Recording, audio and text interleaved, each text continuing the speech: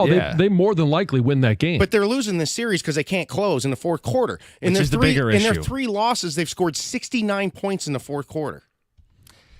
It's a hell of a stat. Let's get back to the phones. 248-539-9797. Scott in Brooklyn, you're on 97.1. Hey, good morning, guys. Good morning. So I was at the game yesterday, and I tell you what, the fans, they brought their lunch pails and hard hats because that place was absolutely electric. But I couldn't agree with you guys most. As Pistons fans, been a Piston fan for a long time, we don't want the games to be given to us.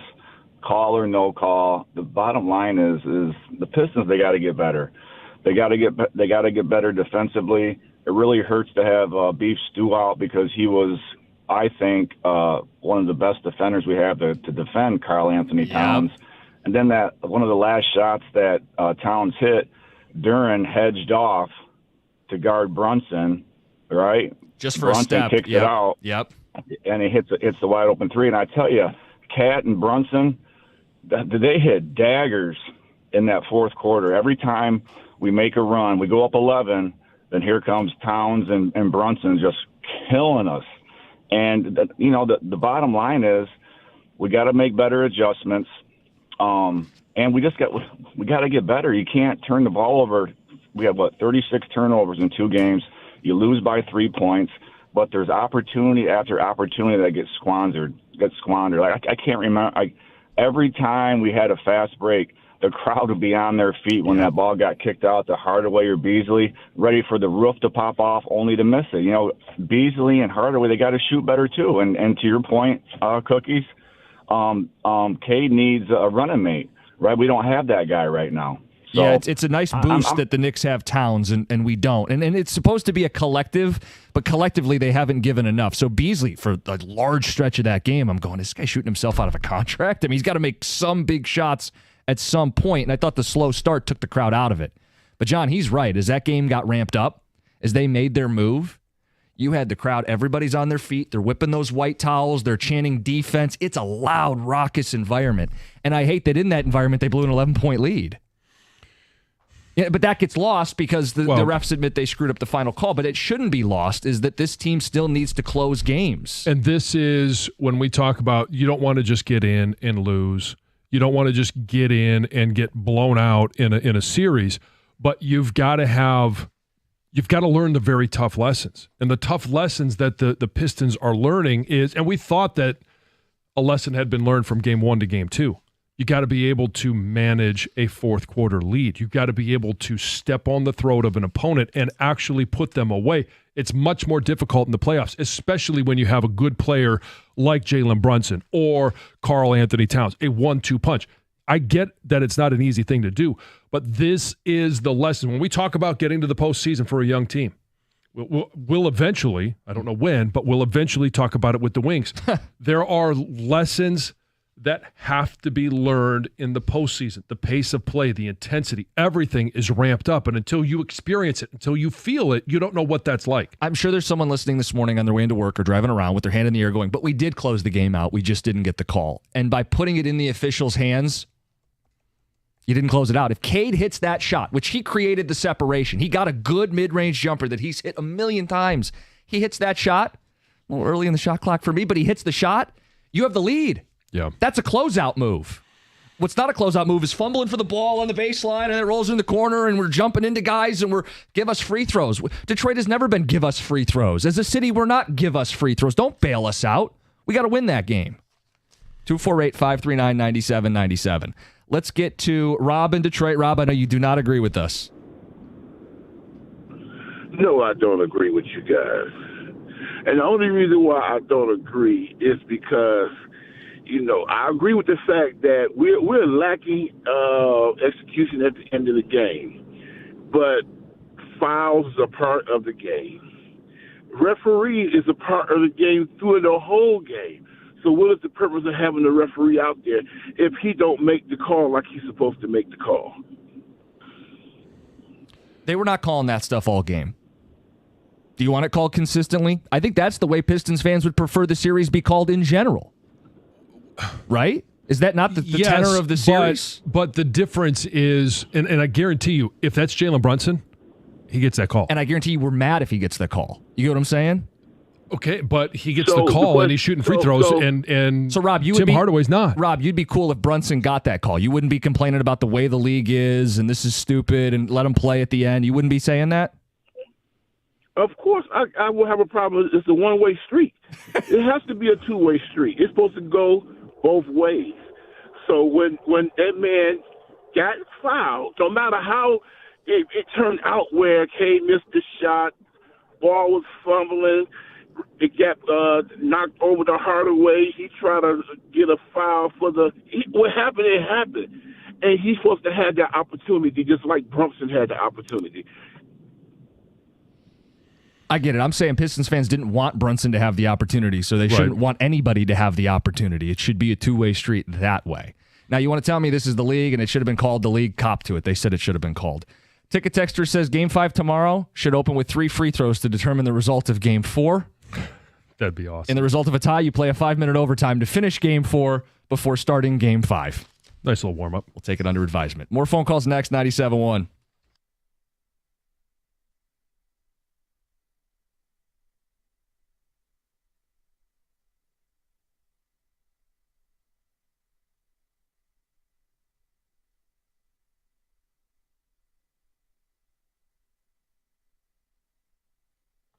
Brought to you by Twin Peaks. The controversial no call is the center of a lot of attention following yesterday's Game 4 Pistons loss to the Knicks. The 94-93 defeat now has the Pistons at a 3-1 deficit in the series as they need to win the final 3 to avoid elimination. Yesterday's controversy coming following what would have been a game-winning shot by Tim Hardaway Jr. Though the shot wasn't made, it appeared Hardaway was fouled in the process. Pistons coach J.B. Bickerstaff on the non-call.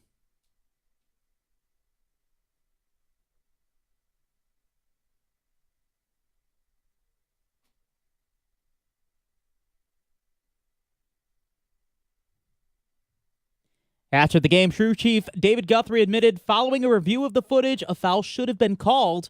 Game 5 from New York will be tomorrow night. Tonight here on The Ticket, you can catch the Tigers go for their 4th straight win. At 7:45, we'll have your pregame. Detroit coming in off of a series sweep of Baltimore, now take on the Astros for 3. Detroit holding the best record in the American League, and a win tonight would have them match the best record in all of baseball. Finally, a pair of NHL playoff games tonight. Tampa looks to even up their series with Florida at 2 apiece. Meanwhile, Dallas playing host to Colorado. That series already at 2 wins each. From the Ticket Update Desk, I'm Dustin Fiocco. For details on these stories and more, you can stay tuned or head to 971theticket.com.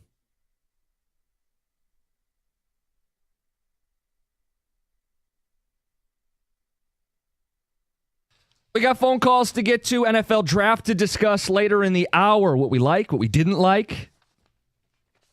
Brad Holmes updating us on his priorities.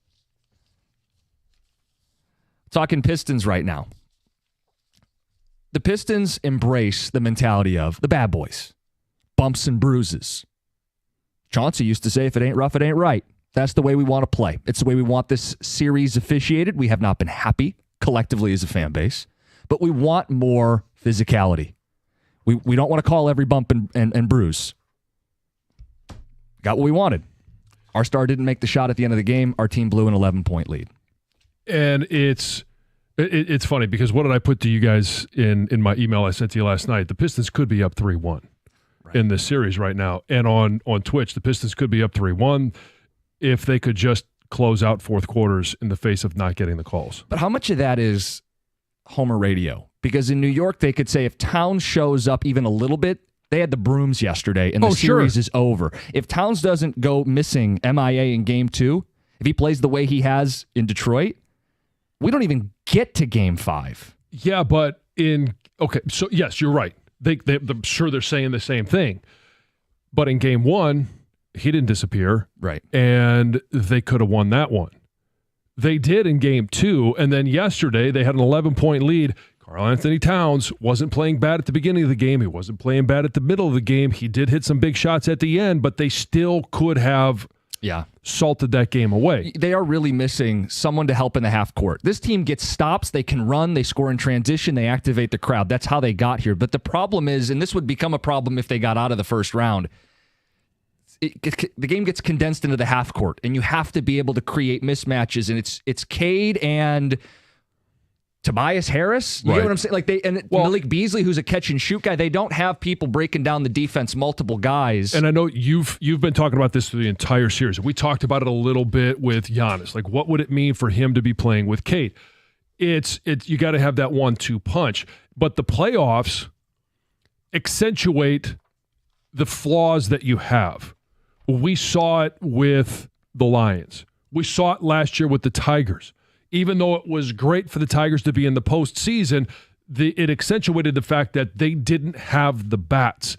And now all of a sudden we're looking at this as the Pistons make the postseason, and it accentuates the fact that they just don't have as much as other teams have. And so, not that Trajan Langdon needed the playoffs to see that. I'm sure he saw it ahead of time, but it does shine a spotlight on the deficiencies that you have. And hopefully this offseason, you address some of those deficiencies. You may not be able to address them all, and we'll talk about the Lions and addressing needs and all those different things, but you're hoping that you can address as many as possible so that you can make it further into the playoffs, that you have a better season, and then in the next offseason you address more, and then eventually you become championship contenders. This is the path that the Pistons are going to have to follow.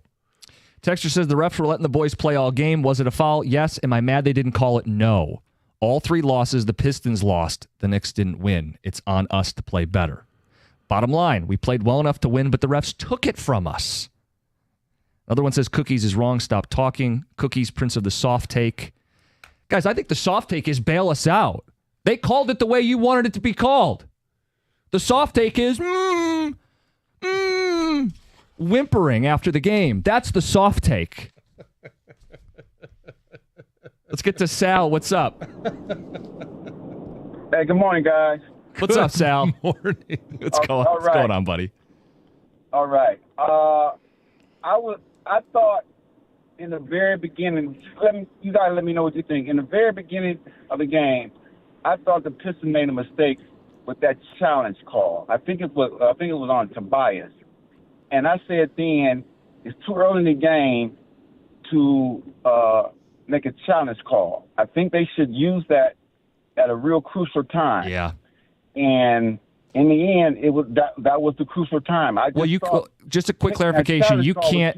My understanding is you can't challenge a no call. Right. If it's called, you can challenge it, but you can't challenge a no call. So if JB kept it, it wouldn't have made a difference. I agree with you though. For the second straight game, they've used their challenge way too early in the game on inconsequential moments, points that don't even determine actual points in the game, like out of bounds and foul calls in the first half.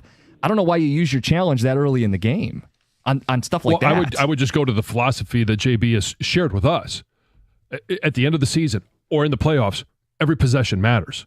And I'm sure that's probably part of his And he's looking to spark process. guys early. Doesn't want, if I can get a win early, it may fire up my guys. I got our Can we back. get the whiny sound again?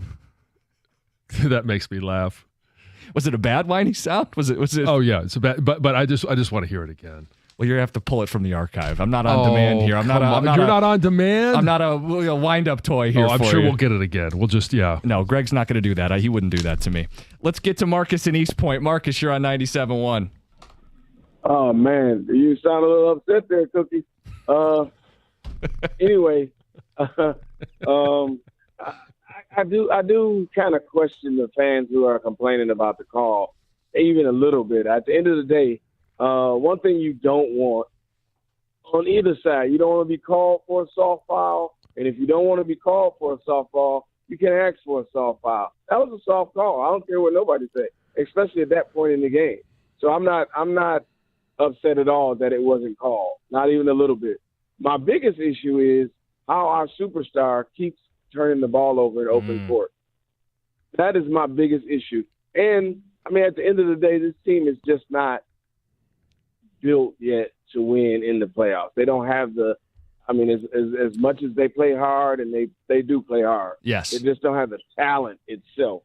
I mean, I watched New York in the first half literally come down 4 possessions in a row where they got 3 offensive rebounds on each possession, just tipping the ball back to each other. We're too little. I mean, everybody on the team is 6'5", 6'6". I mean, it's just – and then without Stewart, you don't have the – I mean, even though he's not that big either. I mean, he's not that tall. But he plays big. Dude, and he plays very strong. Yeah. He plays big. But you just don't have that. And then I heard one caller say that New York didn't win that game. We lost that game. And I don't believe that. When you see a Towns guy made those shots. shots. Yes. When you see a guy hit shots like that, there's no stopping that. That dude hit one of those jumpers from 30, just pulled up like it was a 2-foot jump shot. Yeah, he won that game. They're playing hard. He won that game. Towns had 2 big shots. Cade had a turnover and a missed shot. I mean, that's not to distill it down to 2 plays, but 2 plays a piece at the end of the game. That to me was more indicative than complaining about an officiating call. That baseline jumper he hit, I haven't seen anybody hit that since Larry Bird. That was sick. Marcus, that was sick. You take the Detroit fandom out of it, you're right. You got to give it to him. Like, that's a hell of a shot. Yeah, Marcus over the backboard. Oh yeah, that was. I mean, you got to appreciate that for what it was.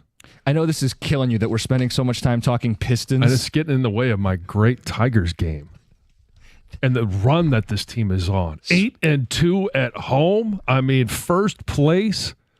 Sweeping the Orioles over the weekend. Man, and just continuing. Going into the weekend, what was it? They were tied. There was actually one point where they were behind the Guardians, and now they got a 2.5 game lead on the Guardians just through the weekend. I mean, come on, let's go. You hate that the Pistons are stealing the show today. I don't hate that the Pistons are stealing the show. I wish they were stealing the show with a win, and I don't want to minimize. I know that I'm not going to say anybody that calls in that wants to complain about that call, it's part of the entirety of the game. If they get that call and Tim Hardaway is at the free throw line, chances are they win. So if you want to call in and bitch and moan about that, I had a coach tell me one time, it's your God-given right to bitch and moan. And it's our right to whether we care or not.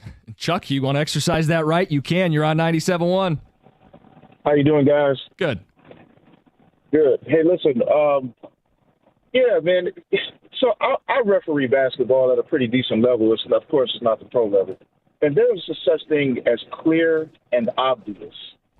It's not a question that was a foul, and that foul has to be called. I don't know what he was looking at, whatever. But here's what I wanted to say. Nobody's talking about the fact that the Pistons came out in the first quarter and a half and got hit directly in the mouth. Mm-hmm. And they had the fortitude, the testosterone fortitude, to fight back and only make it, I think it was a 6-point deficit at the half. And then to fight back and then create an 11-point lead. It takes a lot of energy and a lot of fortitude to do that. And, you know, that's another, and that's a good team that was on the other side of that court. So with that being said, things happen. It's the playoffs. And things like that. So at the end of that game, when that happens, yes, we can with I don't want to curse on the air, be and moan and whatever be it was. No, that's a foul. That's a part of the game. Fouls happen, and they need to be called. And we do have the right to do that. And I don't think anybody that does call this radio station or anywhere else and complain about that particular call shouldn't be belittled, in my opinion. Chuck, I appreciate the passion. I like that you shouted out the comeback because it does get lost in all of this discussion as they were down 16 points in that game at home and they could have gone down in a heap. They roared back. They got the crowd going. They gave themselves a chance at the end. They didn't make the plays. They fell one play short. Texter says, Tom rushed this in before we could get to the break. Just so you guys know, this is a priority ticket text that needed to be read on the air. Everyone's missing the real reason why the Pistons lost yesterday. ... Cookies was in the arena. This dude kills the mojo of all Detroit sports teams. What's your record in the playoffs since the last couple of years here? Didn't you go to Game 4 of the ALDS? And Game 3, which they won. Oh, okay. Oh, wait. Oh, I forgot about that. I've witnessed a playoff win. A win. How many, but your record's not great. What is that, 1-2? Well, I was at the Lions playoff game, too. You know what? Let's none of the Wings. You didn't go to any of the Wings playoffs. The season ender? I've been to 0 Wings playoff games. 1-3. All right, let's talk Lions coming up next, John. How about that? That sounds good. The draft, people have their grades. We'll talk about it. It's 97.1. If your furnace or AC isn't getting the job done, do what I did. Call the team at Mastercraft. Heating, cooling, plumbing, and electrical. Mastercraft has 24/7 emergency service, so you never have to go long without, and they back their work with a 5-year warranty. They've got great deals going on right now for new furnaces or AC units. Make the call, unlike the call that was made at the end of the game. They've got generators in stock as well. Call to schedule your free in-home estimate, or you can check them out online at mastercraftheating.com. That's mastercraftheating.com.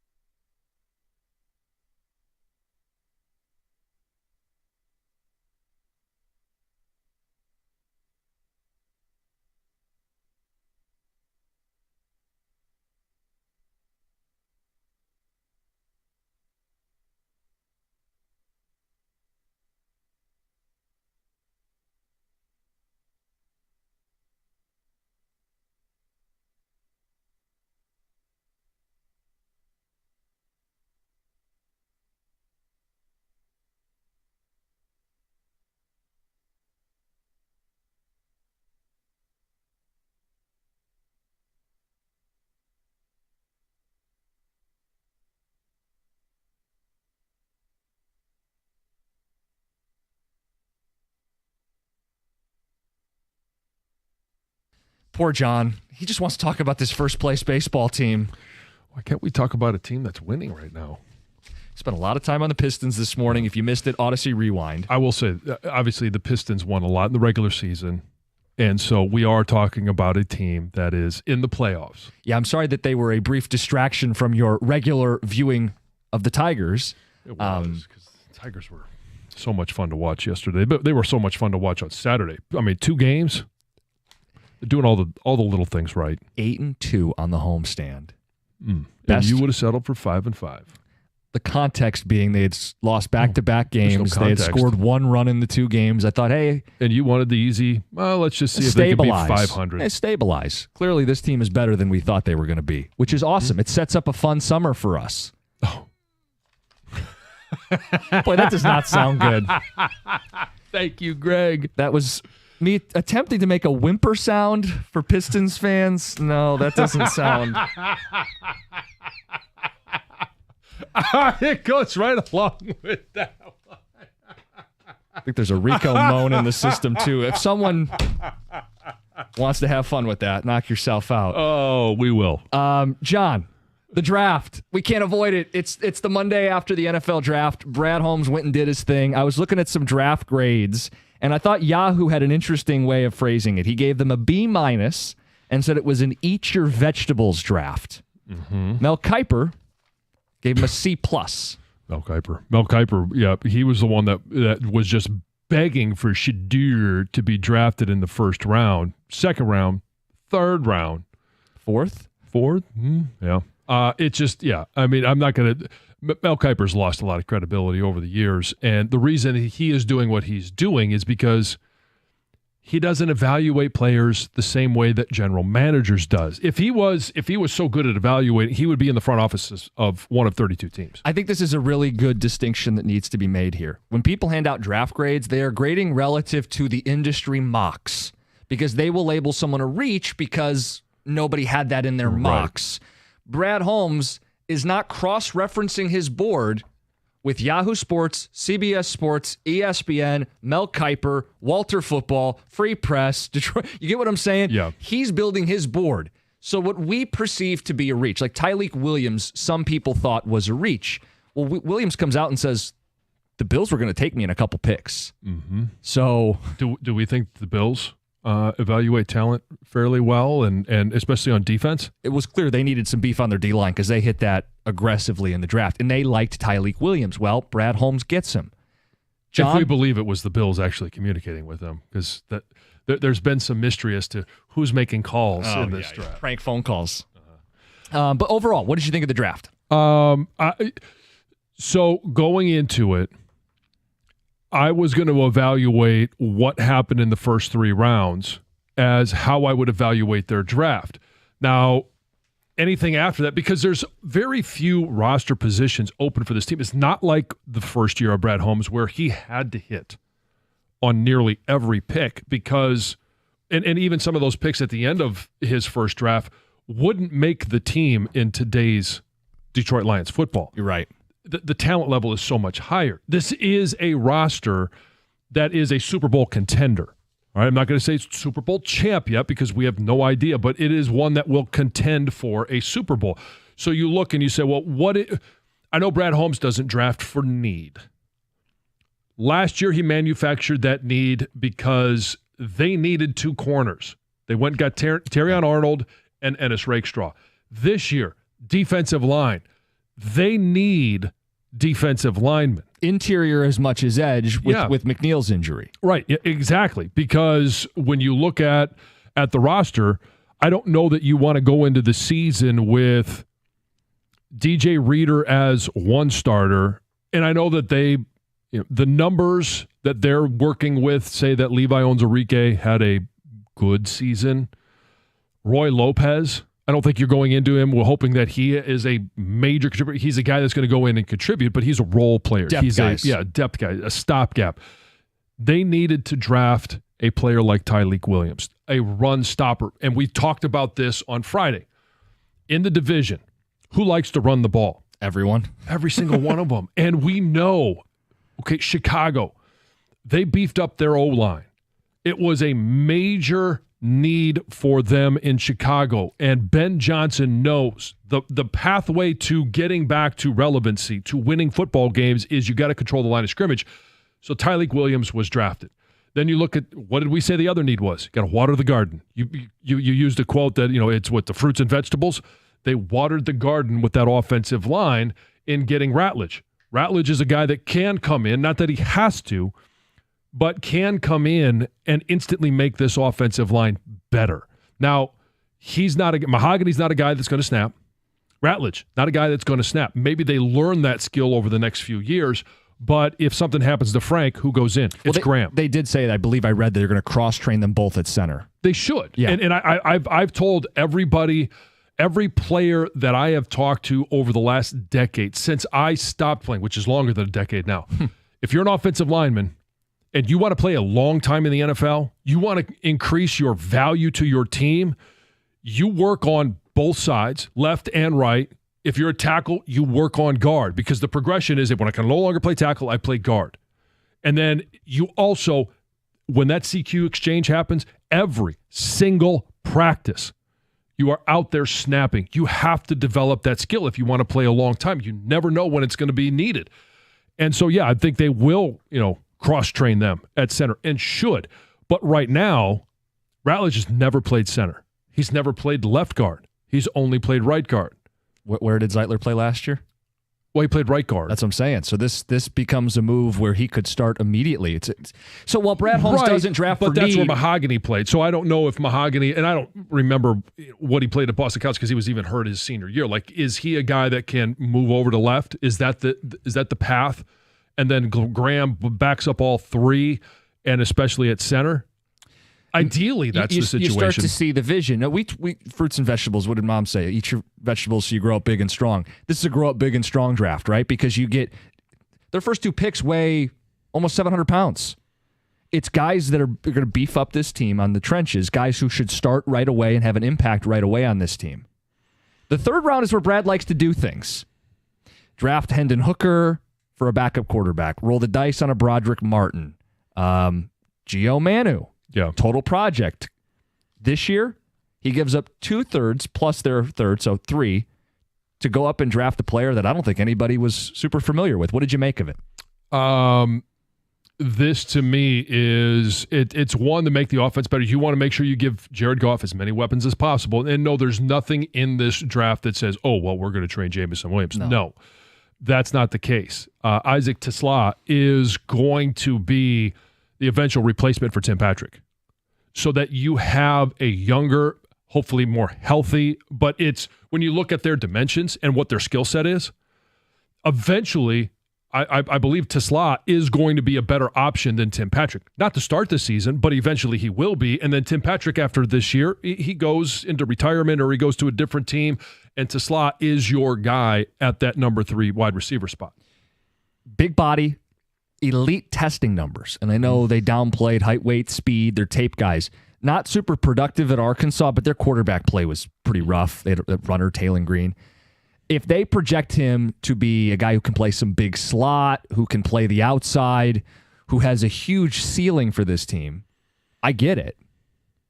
We talked about the need at receiver beyond, the primary needs. A secondary need was making sure you added a receiver in this draft, and they get a guy they really like. If Holmes loves a player, I have no issue burning some capital to go get a guy. You don't have 15 roster spots available. Right. If you really like a guy, go get a guy. But I do think it's noteworthy that they traded up to manufacture some need, though. I don't know that he would admit it that way, but they went up to get need, right? And they'll say we went up to get the player, but it's both. It's a little bit of both, sure. And we thought in the second round, if they went defensive line in the first, offensive line in the second, was going to be the case. And Brad Holmes talks about his buckets. Was Tate Ratledge the last one in that bucket or the best one in that bucket? And if he wasn't there and they picked at 28 in the second round, were they going to get somebody that's not going to help them, or an inferior player at that point, or one that just needed more development? I think we just did 10 minutes on the draft and didn't bring up edge. We'll do that next. It's 97.1. Hey, at First Merchants Bank, they believe that the real value comes from building strong communities and relationships. With their new branch opening in the Fitzgerald neighborhood of Detroit, First Merchants Bank is excited to offer a banking experience that's welcoming, attentive, and dependable. Their easy-to-use, secure, and highly rated app makes everyday banking a breeze, allowing you to manage your accounts on the go, and it's one that I use daily. Their local, attentive bankers are your partners in success. They take the time to get to know you, give sound advice, and provide solutions that work for you, the individual. In fact, it's exactly what they've done for me over the years, and not just me, but my family as well, and why they're my personal financial partner. With a passion for fostering community development, their team is committed to helping you and your neighborhood prosper. Experience the difference of banking with an award-winning bank that truly cares about your financial journey. All you have to do is visit firstmerchants.com/Fitzgerald to learn more about how they can help support you as well. That's firstmerchants.com/Fitzgerald. First Merchants Bank, helping you prosper. Member FDIC.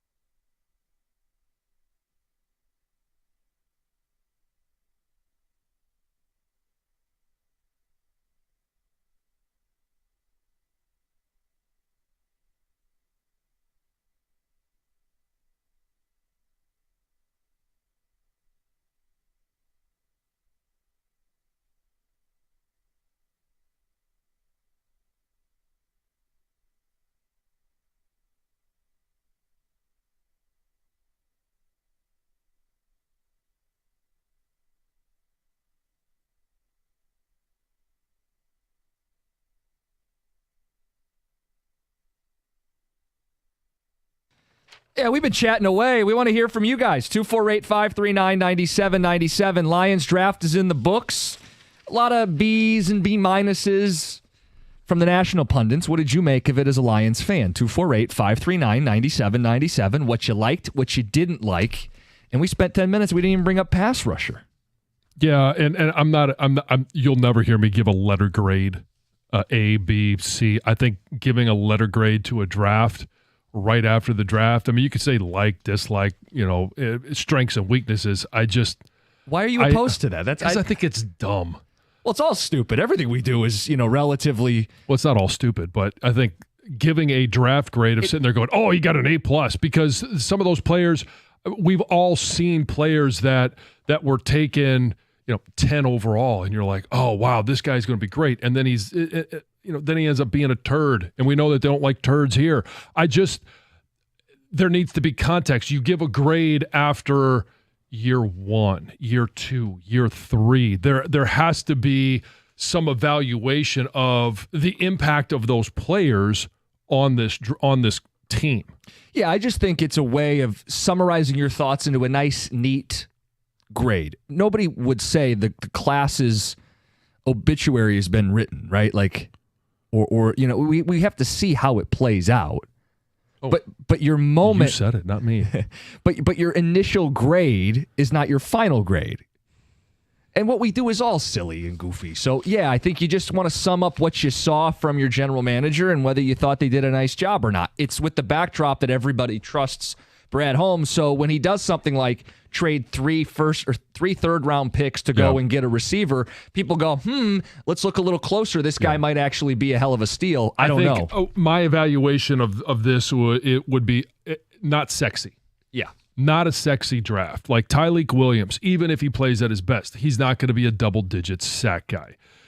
All of the numbers that will describe the production of a defensive tackle are all going to be numbers that I'll nerd out on, and I'll bring them up every once in a while. Same with Tate Ratledge. Like, you're not going to sit there and go, oh, well, he had 14 pancakes today, and he did such and such. It's not a sexy draft, but it's one where you've got to continue to be good up front, offensively and defensively. And if Brad Holmes had the mentality of, I'm just going to take an offensive and a defensive lineman in the first couple rounds for the rest of my career, it's not sexy, but it is going to produce a team that's always going to be good. And now, how do you develop some of those other things that make you great? So the Yahoo report said it was an eat your vegetables draft, right? You eat your vegetables, you grow up big and strong. Definitely not sexy. No.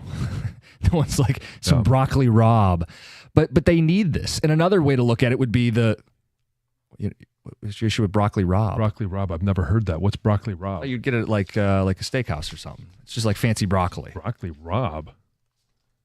Am I like breaking this to you that this is a thing you can order? I've never heard it. I guess you wouldn't order this. Can you serve that me the Rob style? I was going to leave the food area. I know you're very comfortable with food. And make the analogy that it's like a furnace that you have to keep shoveling coal into, right? Coal's dirty. You get it by getting your hands dirty. But if you're not going to continue to put that in the furnace, the train's going to stop. You're not going to advance any further. They very much needed to get more coal in the furnace to keep this train moving. If there's any critique of the draft at all, it would be pass rush. They waited until day 3. The player they got, for the record, I'm intrigued by.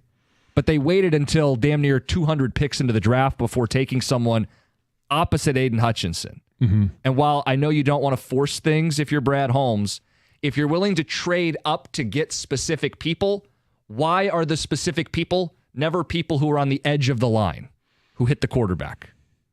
Is that a fair critique or sure. question? You can ask that question. And so you look and you say, they took him at the 25th pick. Who was still on the board? Mike Green was still on the board. So they could have had Mike Green out of Marshall, who was very productive, but what was their evaluation of the off-field issues? And then after that, Josiah Stewart was a guy that I thought would have been a good selection. He was still on the board late into the 3rd round. And, I mean, would I look at that one and say, would I rather have Josiah Stewart than Tesla? and maybe keep a third or two in the process that you could use at next year's trade deadline? Yeah, maybe. I mean, that's all a part of it. So, again, you have to sit there and say, who was still on the board, and would you have liked one of those players more? And for Brad Holmes and his evaluation, did he think Mike Green was going to translate into major production for what the Lions need? Well, that would have been instead of Ratledge. Right? Because Green went like one pick after, I think. Or 2 picks. I think it was 27. Two picks later. 57 to 59. I don't know. I take a step back and I go, maybe I'm just wrong. Like, maybe I'm stupid. Maybe they don't need help at the edge. Can I answer? I don't think I want you to answer. Okay. Maybe I'm just completely wrong, that this team is perfectly set at edge. They have enough bodies to go win the Super Bowl there. I don't know what to believe, because Brad Holmes, who I think is great at this, continues to tell us with his actions, we good. With Green, though, it's clearly off the field why he was dropping and everything. And so I like, for you, I don't really know. Does that stuff matter to you? Like, it has to matter some. Yeah. Okay, because, I mean, I do find it compelling that a team that you're right there with Super Bowl odds, the Baltimore Ravens, they'll roll the dice on them. They'll take them. And this is a franchise that had Ray Rice.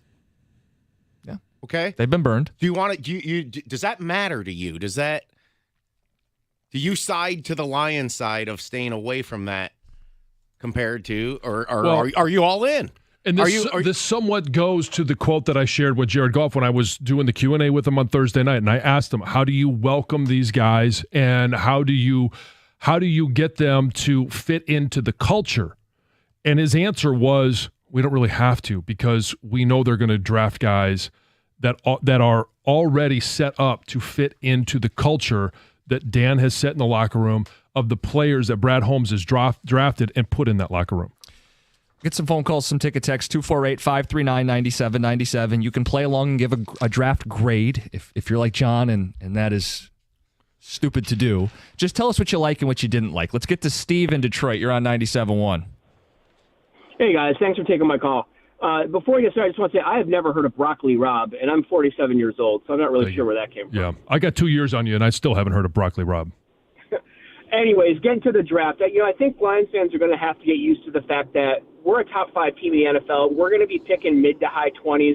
Not a lot of sexy picks at that point in the draft. So I think you guys are exactly right. We got to shore up the lines, take a couple of projects, but the days of picking on the top 10 are long gone, and that's a good thing. Yeah. So if you're not going to give it a grade, I take it.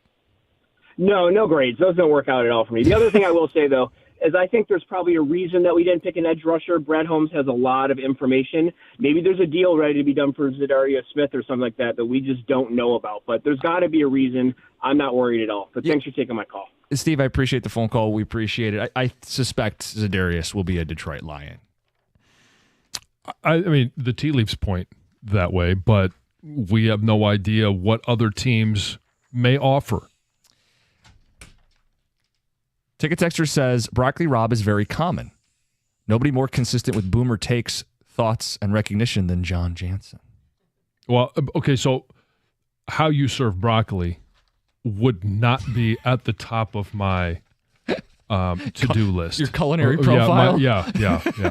Does it go good with a ribeye? Probably not. Yeah. No, it does. You can get it. A lot of steakhouses will get you Broccoli Rob as a side. Yeah, it says, I did look it up. It's an Italian vegetable, reference to the Italian vegetable broccoli Rob, and no. I know 50% of you says, I know all about this. I'll say I'm beating the fake Italian allegations by the minute here.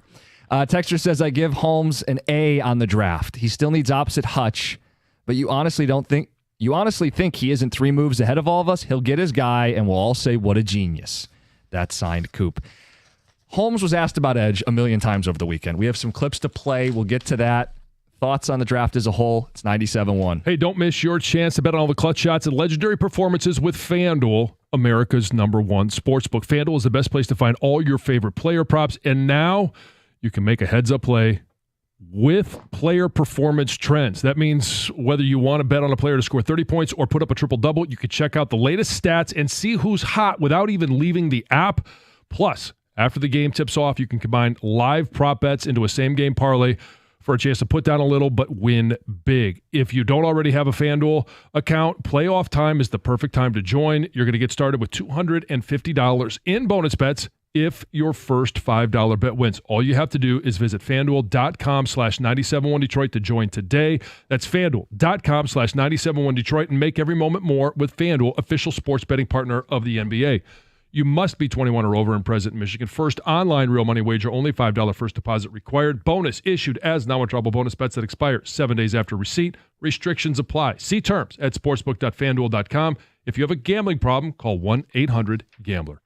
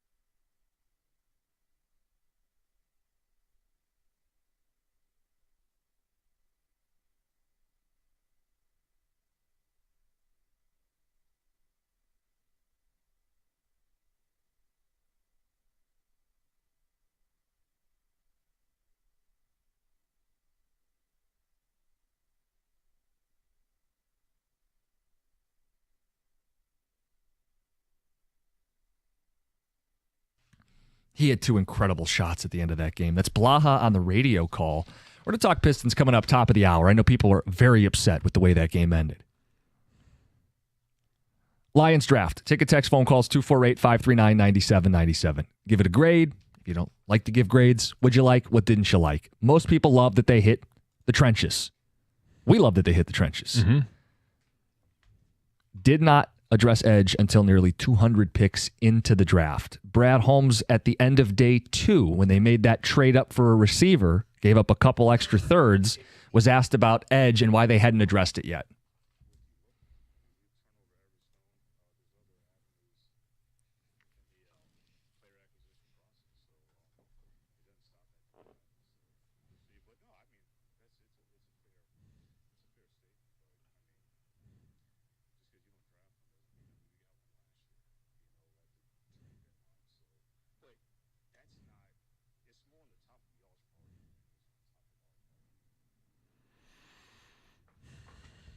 Thoughts?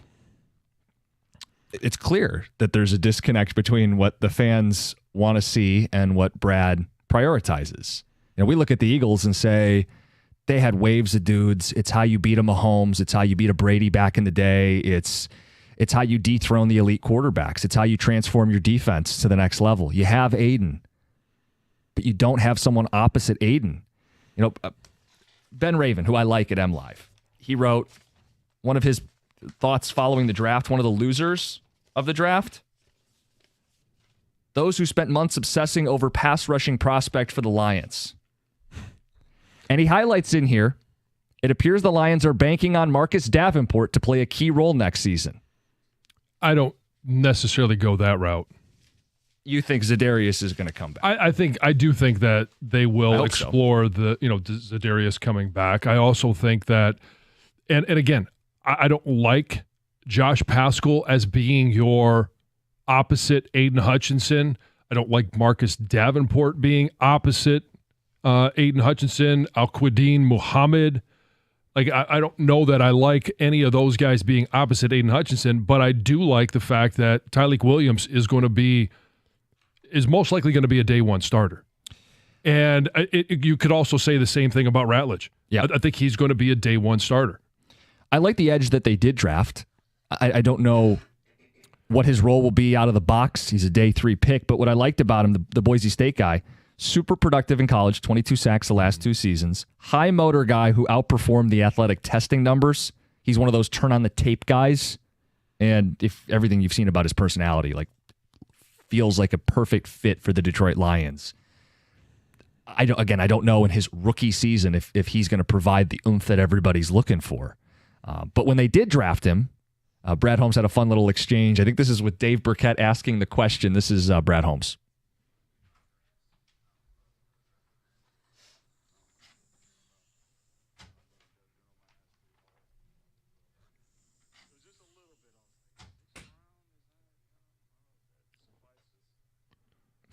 So clearly he's having fun with it.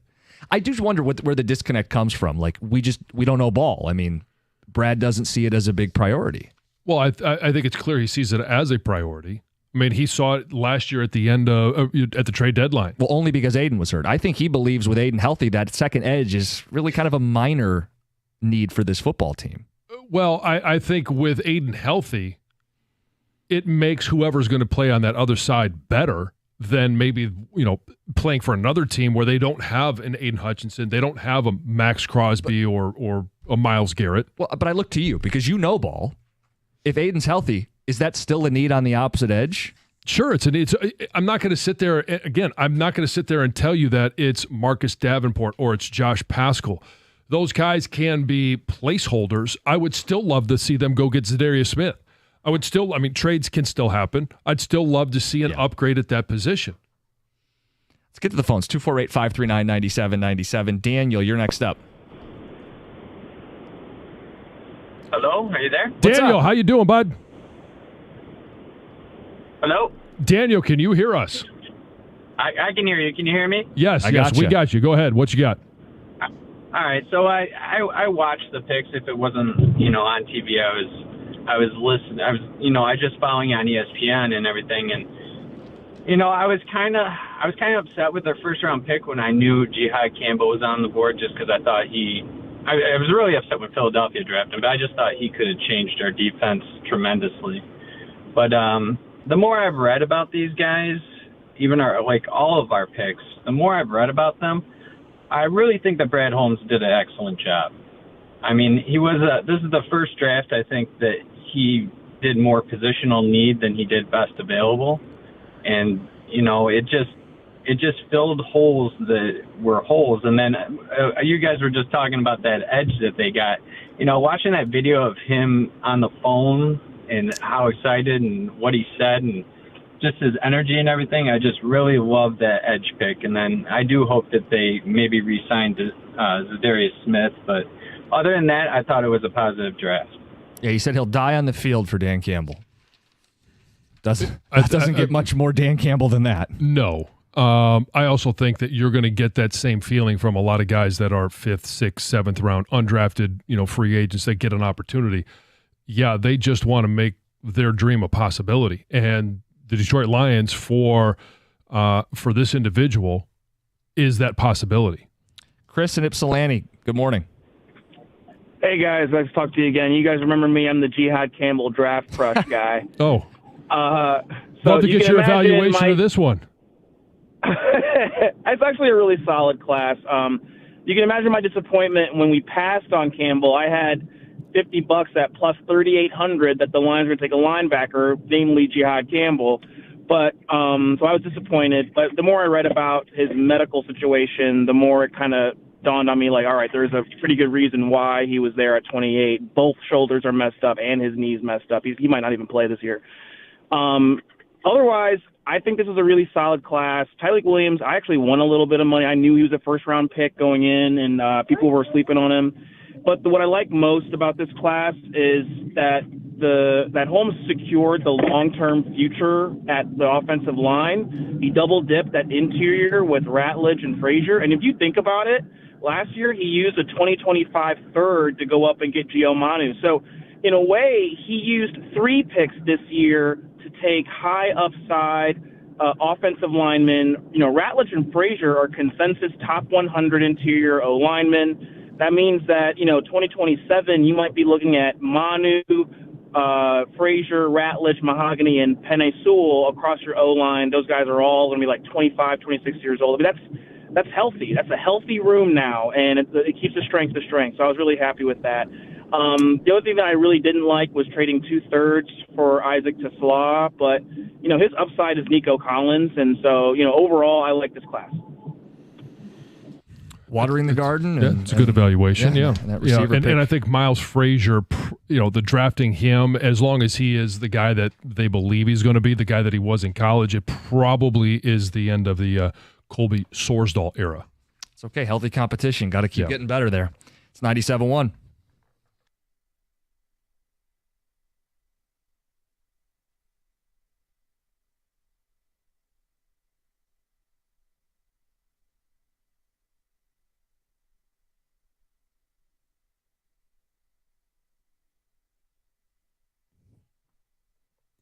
At a record of 18-10, the Tigers hold the best record in the American League.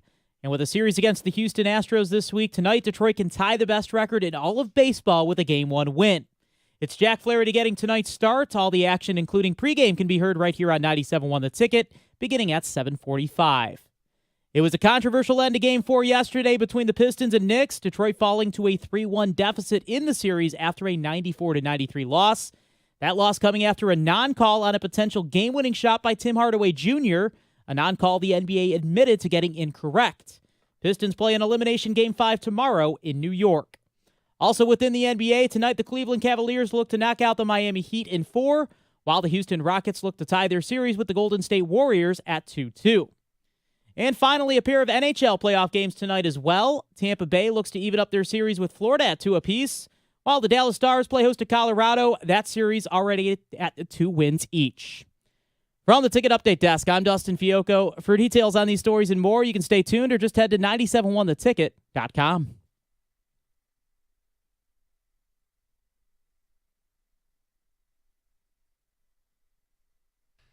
All right, good morning. Let's talk about it. Game 4 ends with a no call. Great crowd. Everybody's in a great mood. They're playing well, and they're down now. 3-1, going back to New York. And I get it if you're frustrated. The league openly admits they got it wrong. Mm-hmm. It doesn't do anybody any good now. You can't walk Tim Hardaway back out to the free throw line and see if he can win it. It's over. They lost. So if you're fired up about it, we've got the open lines, 248-539-9797. I'm not fired up about the call because I think the Pistons got exactly what they wanted. We are bumps and bruises, swallow the whistle, play hard, play tough. We can do this. Well, you had an 11-point fourth quarter lead in front of a great crowd, by the way. White towels whipping and defense chants, and you had an 11-point lead on your home floor. Cade's got the ball with 11 seconds to go. Cade, who I like, missed the shot. And we want to be bailed out by a bump in the corner. We want to have the game decided by free throws. That's not what Pistons fans have been telling us. That's not what the organization preaches. If it ain't rough, it ain't right. Swallow the whistle. We'll play and we'll win it or we won't. So I do not have some outrage today about the call. I'll acknowledge it's a foul like the league did. If you're in your feelings about it, we can talk through it. John, I just don't have that outrage today for it. They got what they wanted. They don't want that called. They want to play physical basketball. Make the shot if you're Cade Cunningham. Don't whimper. Because I'm getting a little of that from Pistons fans today. We're whimpering about, give us the call, please, pretty please, give us the... We've never complained about the call. No, they're not saying give us the call. They're saying that was a foul. We don't give want us anything. We don't want that call. We only want a call when it's our team, and that's hypocritical. Well, I think we don't want Jalen that called. Brunson's getting that call. If it's Brunson, we don't want it called, though. But he's getting that call. But we don't want that called. We got exactly what we wanted. This was a game that was officiated and allowed to be physical. So in that regard, yeah, when it comes down to that, but it was a blatant foul. And I'm not going to sit here and say that it all comes down to that. It appeared because that's the last shot of the game. And if he is called, does Tim Hardaway go and at least sink 2 of the 3 to win the game? Or at least put them up? Yeah. But there were missed shots throughout the course of the game. There were 17 turnovers throughout the course of the game where if it's only 16, do they win? We have no way of knowing, but they had plenty of opportunity throughout the course of that game. You mentioned it. They were up 11 in the fourth quarter. This is a team that has failed to put, even in their one win, they had a big lead. It evaporated, and they had to go to late game heroics to seal it, to win it. Game 1 should have been a win for the Pistons. It wasn't. Why? Because they let a fourth quarter lead evaporate. Same thing in this one. A fourth quarter lead evaporated. These are tough lessons to be learned. So there's more reasons why they lost this game other than a foul that should have been called at the very end. Yeah, I mean, even with Hardaway, the end of the third quarter, he has a play that he dunks if he lays it in. He gets it in before the buzzer, and that's 2 more points for the Pistons, right? I think a common theme in this has been turnovers, rough fourth quarters. Again, the NBA playoffs, you got to be able to score in the half court. This team's a bad half-court offense. Some of that is they don't have a true number 2. The Knicks did, right? Karl Anthony Towns hits a big shot on the baseline over the backboard, right? Mm-hmm. Just a ridiculous shot. And then he hits a step-back 3 over Duren.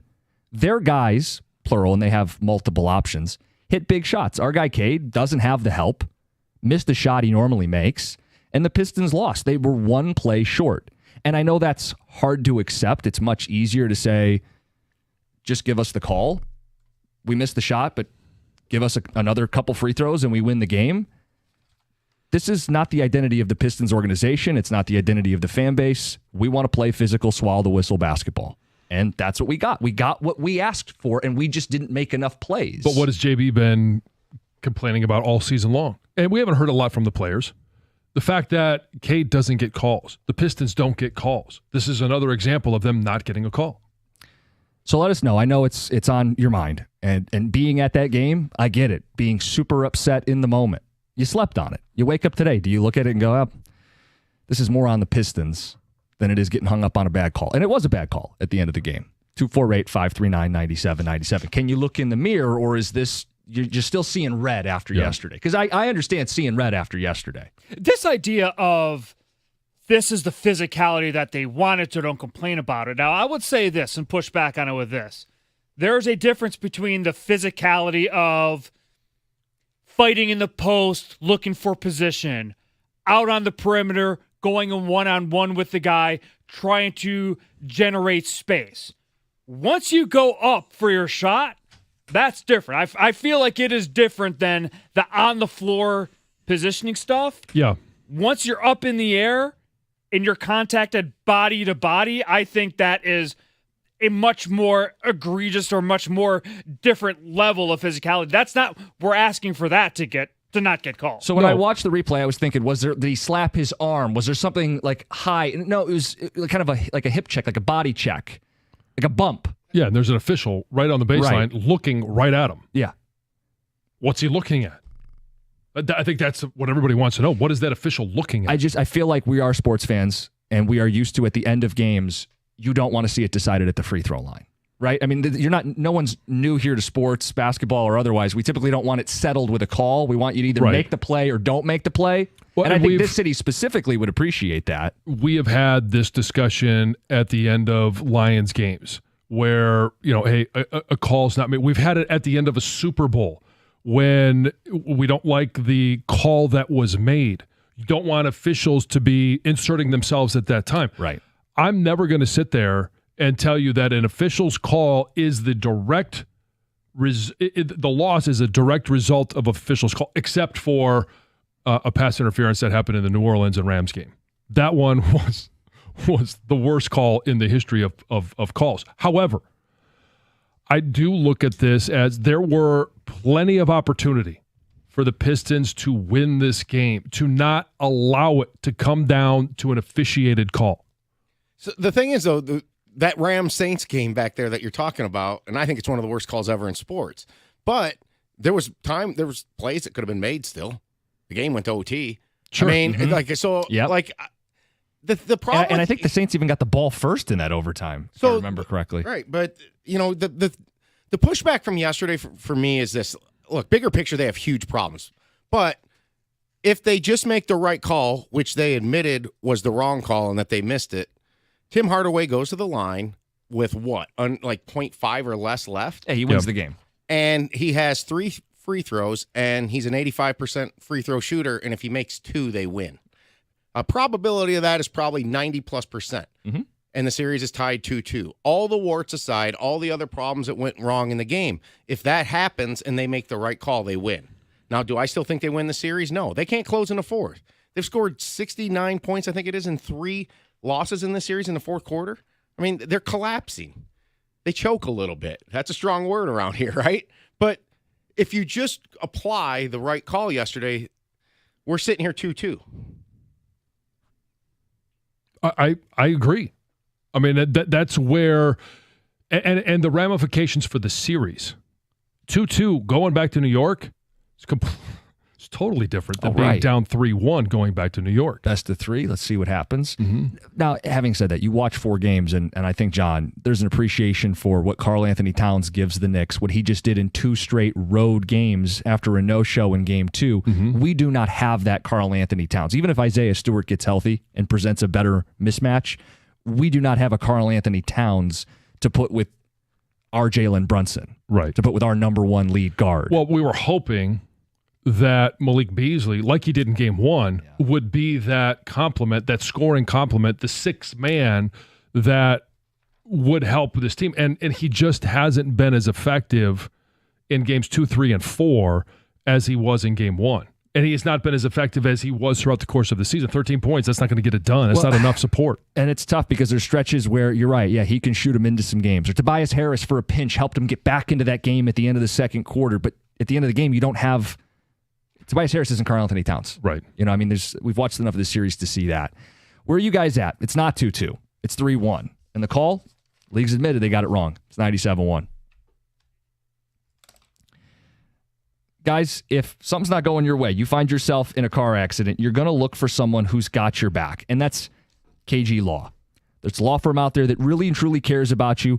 Lawrence KG and his team, it's not just their phone number, 877-KG-CARES. It's how they run their business. They don't cut corners. They've staffed up over 10 lawyers, 35 legal professionals on staff. They don't skimp to save money. Instead, they're equipped with the manpower to get you the biggest settlement possible and keep working your case. You're not going to be left in the dark. If you or a loved one has been injured in a car accident, you need to call KG Law now. Visit kgcares.com. That's KAJY, kgcares.com.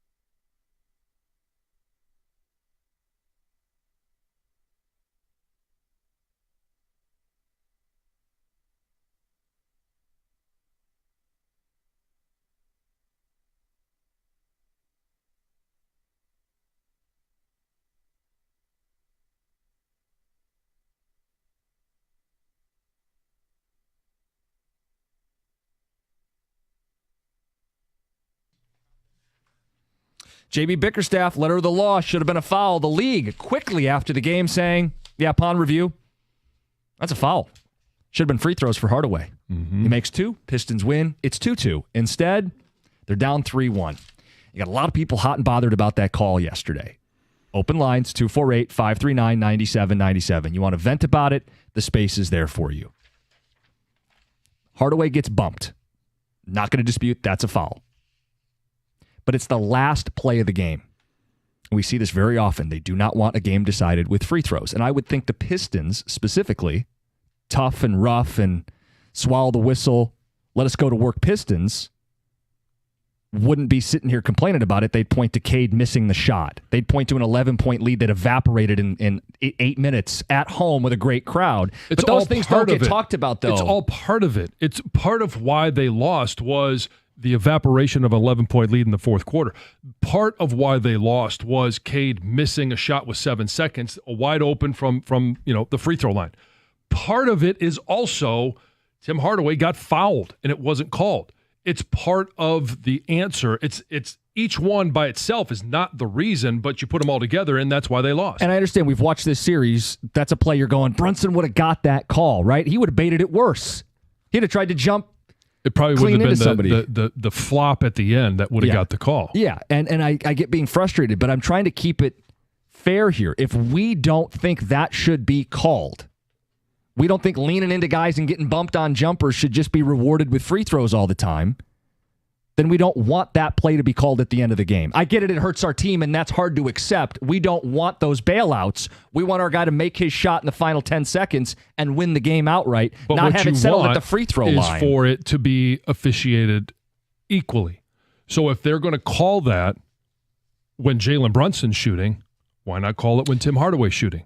The same officials don't ref every game. Game 4 was reffed without a lot of calls. They were letting a lot go in that game. That game was consistently officiated without making those bumps and calls all night long. And with it being more physical, you look to some of the stats that talk about the physicality.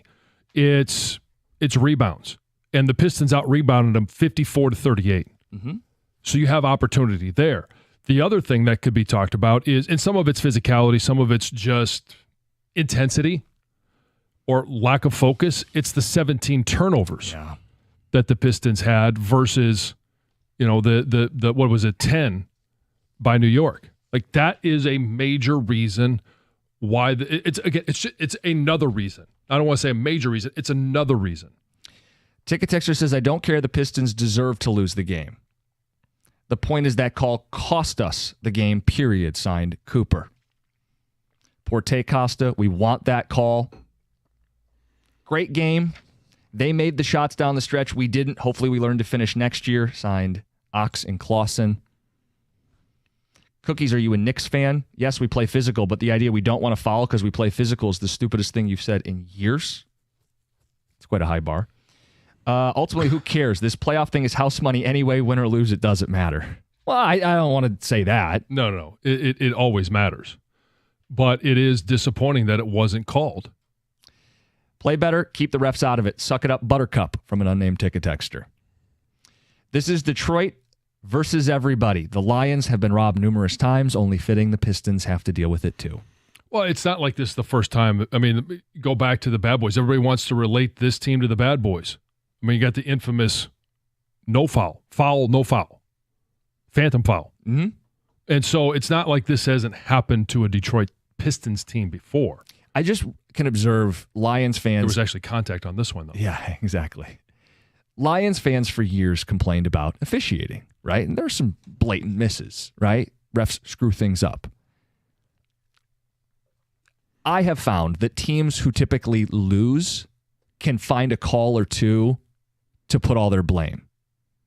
And when you win, we don't look back and go, yeah, that call in the third quarter should have been PI, right? So it really is the behavior of losing teams that dwell on a blown call over the course of the game. I'm not going to paint this team as a losing team. Yes, they lost the game, but they're not teams that lose. Teams that lose have more opportunity to blame officials. JB was right to criticize the call. Sure, the league admitted they got it wrong. But I don't think that he's going to look at the rest of the game and say, That's the only reason we lost the game. No. My point is just take the Pistons out of it, big picture. Typically, the teams that complain about, like teams that win don't look back and complain because they find ways to win through calls that aren't perfect throughout the course of the game. It is the behavior of a losing organization that gets fixated on blown calls.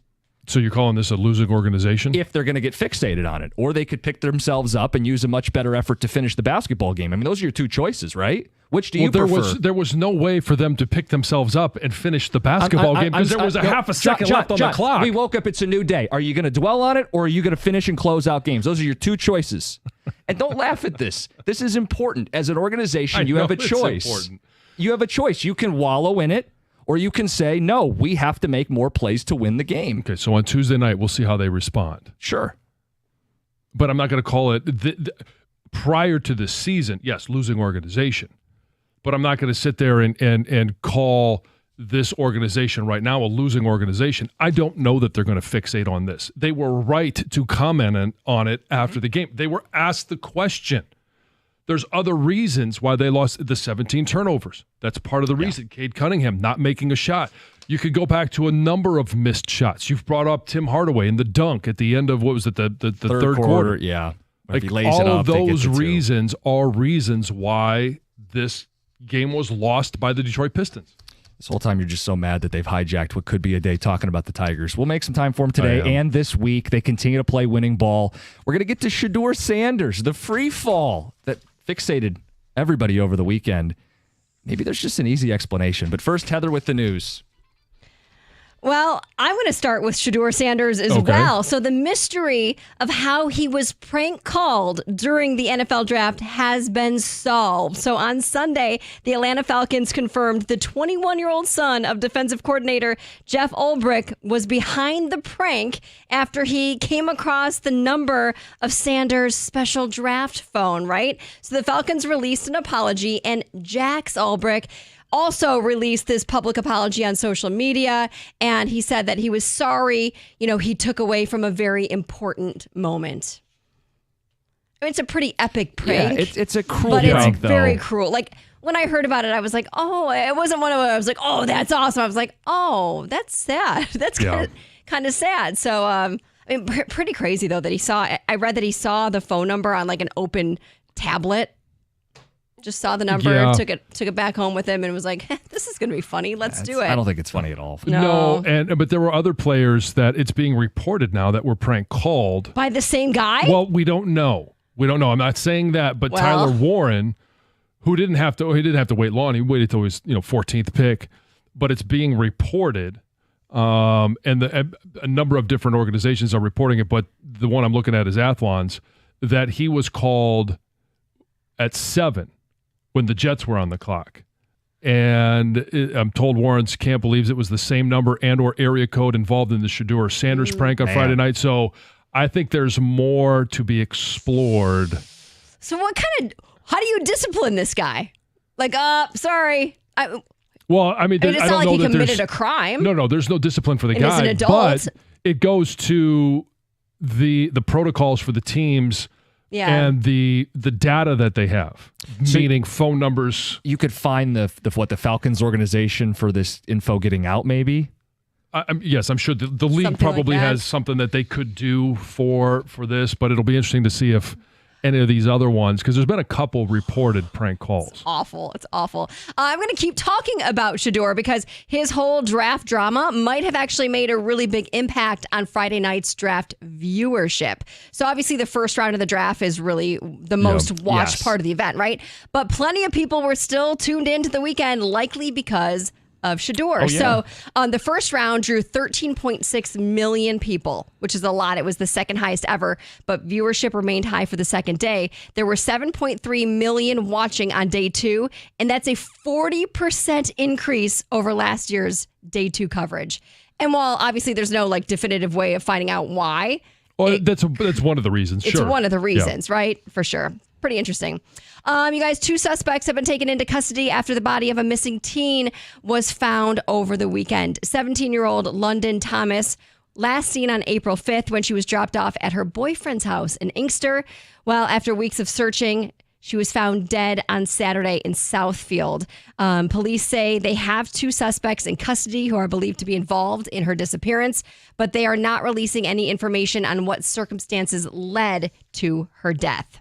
Be on the lookout, because police across Metro Detroit will be cracking down on distracted driving this week, and it's all part of this effort called Operation Ghost Rider. Ooh. So you might not actually be able to be on the lookout, because the CEO of National Transportation Safety Organization says unmarked spotter vehicles are going to be on the lookout for these distracted drivers, and when they see you, they're going to then make that phone call to a fully marked unit, which will then pull you over for that traffic stop. And they say the point is not to hand out ticket after ticket. The point is obviously to change driver behavior. Sure. Yep. Yes. But sweet name for it, though.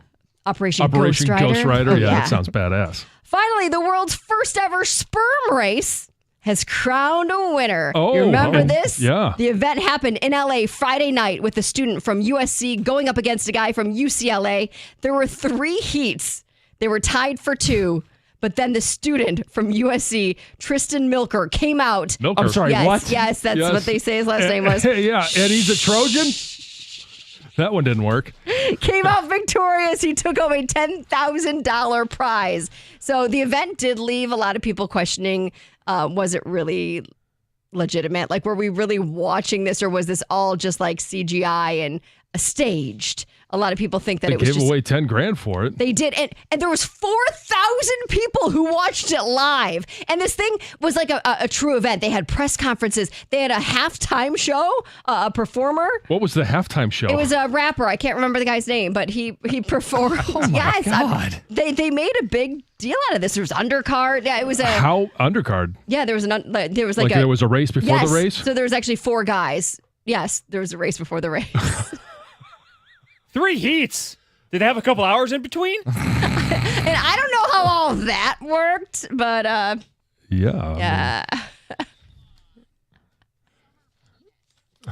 All right then. Yes. Heather with the news. Coming up next. You're right. There was a lot of people fixated on Shedeur Sanders and just how far was he going to fall. He goes in the 5th round, and everybody was looking for reasons.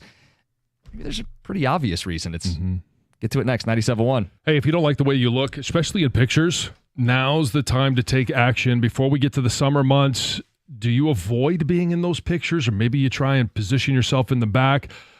You could lose up to 40 pounds in 40 days. That's right. Lose up to 40 pounds in 40 days with Ideal You. I know this program really works because I actually lost 50 in those 40 days with Ideal You. Book today, and Ideal You is going to give you a free body composition analysis. That's a $150 value, absolutely free. Here's what you're going to find out. All the stats. We love stats as sports fans. Everything about your body. How much fat do you have? Obviously, you want to know that. How much water weight, bone mass, muscle mass, all of that stuff. And they're going to assign you a weight loss coach to help you along with the entire process. Design a weight loss program that works for you. Book your free consultation right now at idealu.us. Ideal You is different than other weight loss companies because it works, and it works fast. Lose up to 40 pounds in 40 days and be happy to have your picture taken again. Book your free consultation right now at idealu.us to get your body composition analysis. $150 value, absolutely free.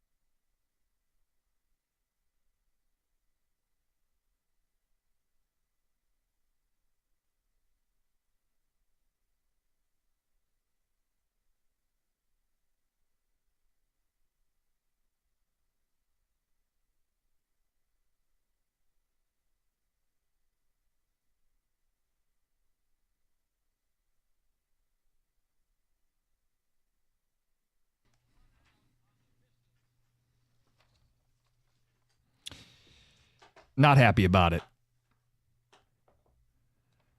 Ticket Texter said there was a basketball game. I was doing my Jansen impression. I was in the backyard smoking some ribs and watching Scooble pitch. Yeah, that's a great Sunday.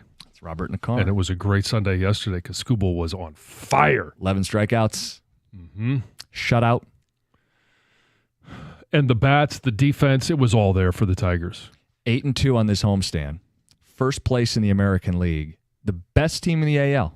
It's a good feeling to wake up to. It is. Not a great feeling if you wake up and saw the Pistons lost. And there's a lot you can point to, and people were pointing to that final call that the league admitted they got wrong. It was the game with the least fouls called in the entire series, which I would argue is what we wanted. Let's get to the phones. Let's get to Tim in Flushing. Tim, you're on 97.1. Morning. So a couple things. One, I disagree with your losing franchise tag that says they don't complain, because there are three coaches that I can point to that complain consistently. One was Phil Jackson, one was Steve Kerr, and the other was Craig Popovich. All three of those guys complained consistently. That's my first thing. My second thing is, one of the most important things about officiating is that you cannot affect the outcome of a game. And the NBA is a game of tenths of seconds, especially going down. I mean, the game doesn't start, in my view, until the last 2 minutes of the game in the NBA. You could be down like 20 and they could come back and win. So, I mean, in my view, those guys, they affected the outcome of a game. They really did. If you see a foul and you've been calling it, call it.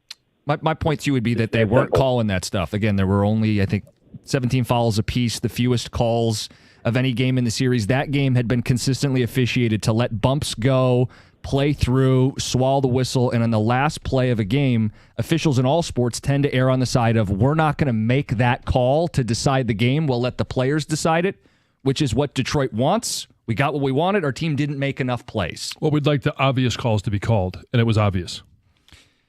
And it was official literally on the baseline, looking right at him. Now, is it the only reason they lost that game? No. And that's where I think people really start to, like the morning after, you could still bitch and moan about it right now. And if you want to call in, we'll listen, and you can work your way through it. It's not the only reason. It's a reason, not the only reason.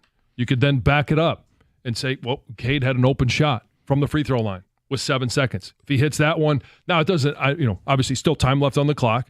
New York could do something. Who knows what happens at that point? It's 17 turnovers. It's missed shots throughout the course of the game. It's missed opportunities. All of those. Yeah, it's starting slow at home, taking the crowd out of it. Now they got the crowd back into it, which is why it's so frustrating to lose, because you're up 11, crowd's whipping the towels, Detroit basketball, defense chants. You got them right where you want them. You just got to close this thing out on your home floor with the wind at your back, right?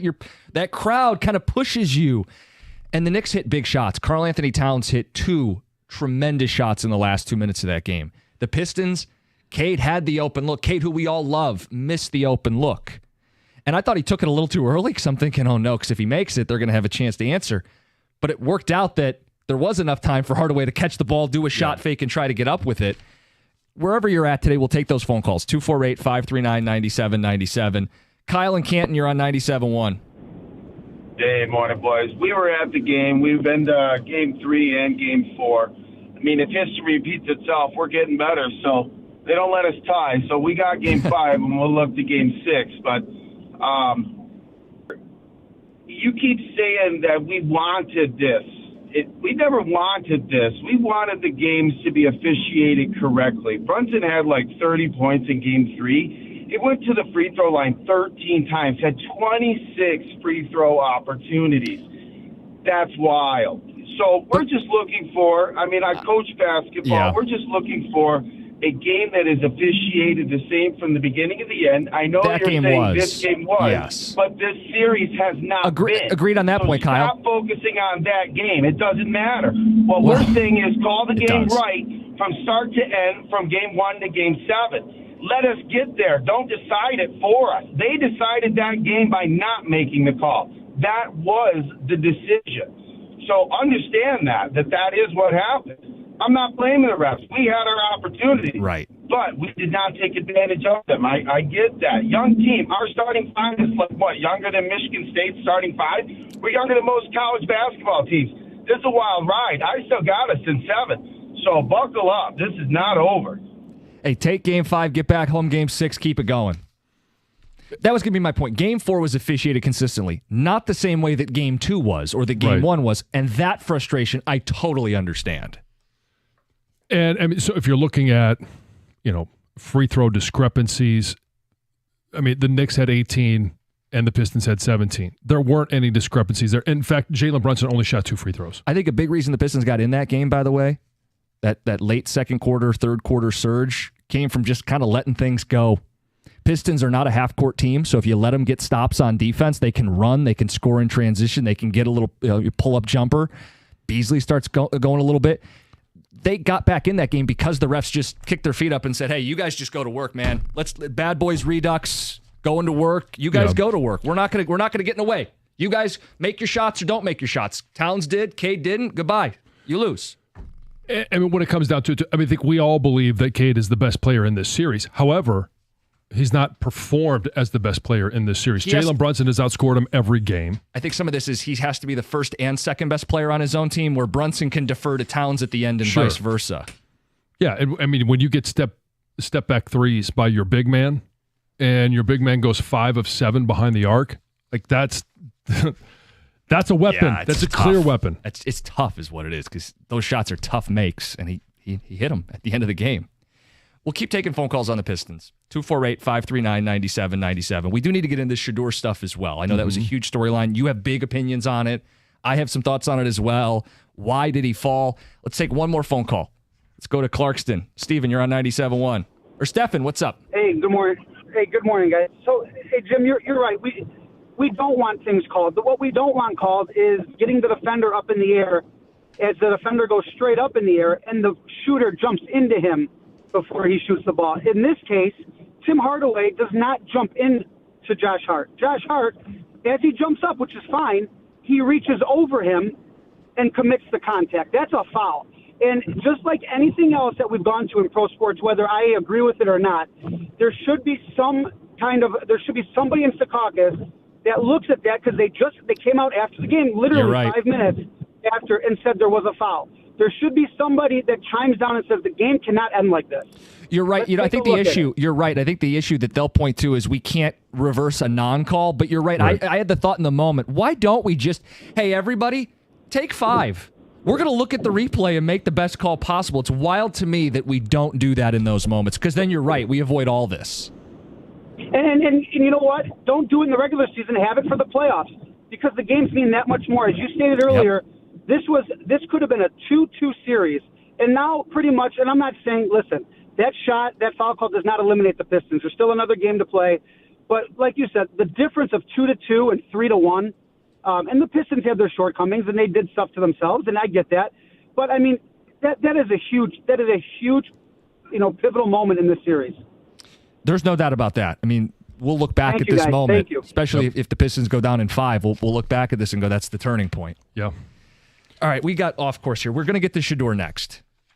John, as he's fallen on draft boards on night 1, and then even day 2, took him almost 150 picks before he heard his name called. We'll get to it next, 97.1. Lawns are greening up. Hummers are mowing. We heard them all weekend. Leaf blowers are going. If you want a great lawn, you got to give Natural Way Lawn and Tree Service a call. 888-GET-GREEN on the phone, naturalwaylawn.com on the web. Purchase a full lawn program right now. You're going to get free grub control, but you got to mention my name along with 97.1 the ticket. And here's why you got to call them now. We've talked about crabgrass for over a month now. It's not too late. You can go ahead and treat for it now. Dandelions, that's the next villain. Dandelions are going to rob your lawn of water and nutrients, and you need to stop them before they go to seed, because as soon as they do, they're going to spread it around the rest of your lawn. And Natural Way Lawn and Tree Service are going to treat for everything. They're not going to give you a runaround, and they're not going to tell you halfway through the year, oh, well, we've got this problem. What do you want to do about it? No, they just fix it. They tailor a solution that's specifically for your yard, your home, using high-quality products and high-quality expertise. It's locally owned and operated for over 35 years. They're involved in local charities, so keep your money local. Go with Natural Way Lawn and Tree Service. 888-GET-GREEN on the phone and on the web. Again, it's naturalwaylawn.com. Natural Way Lawn and Tree Service. Get green, stay green with Natural Way.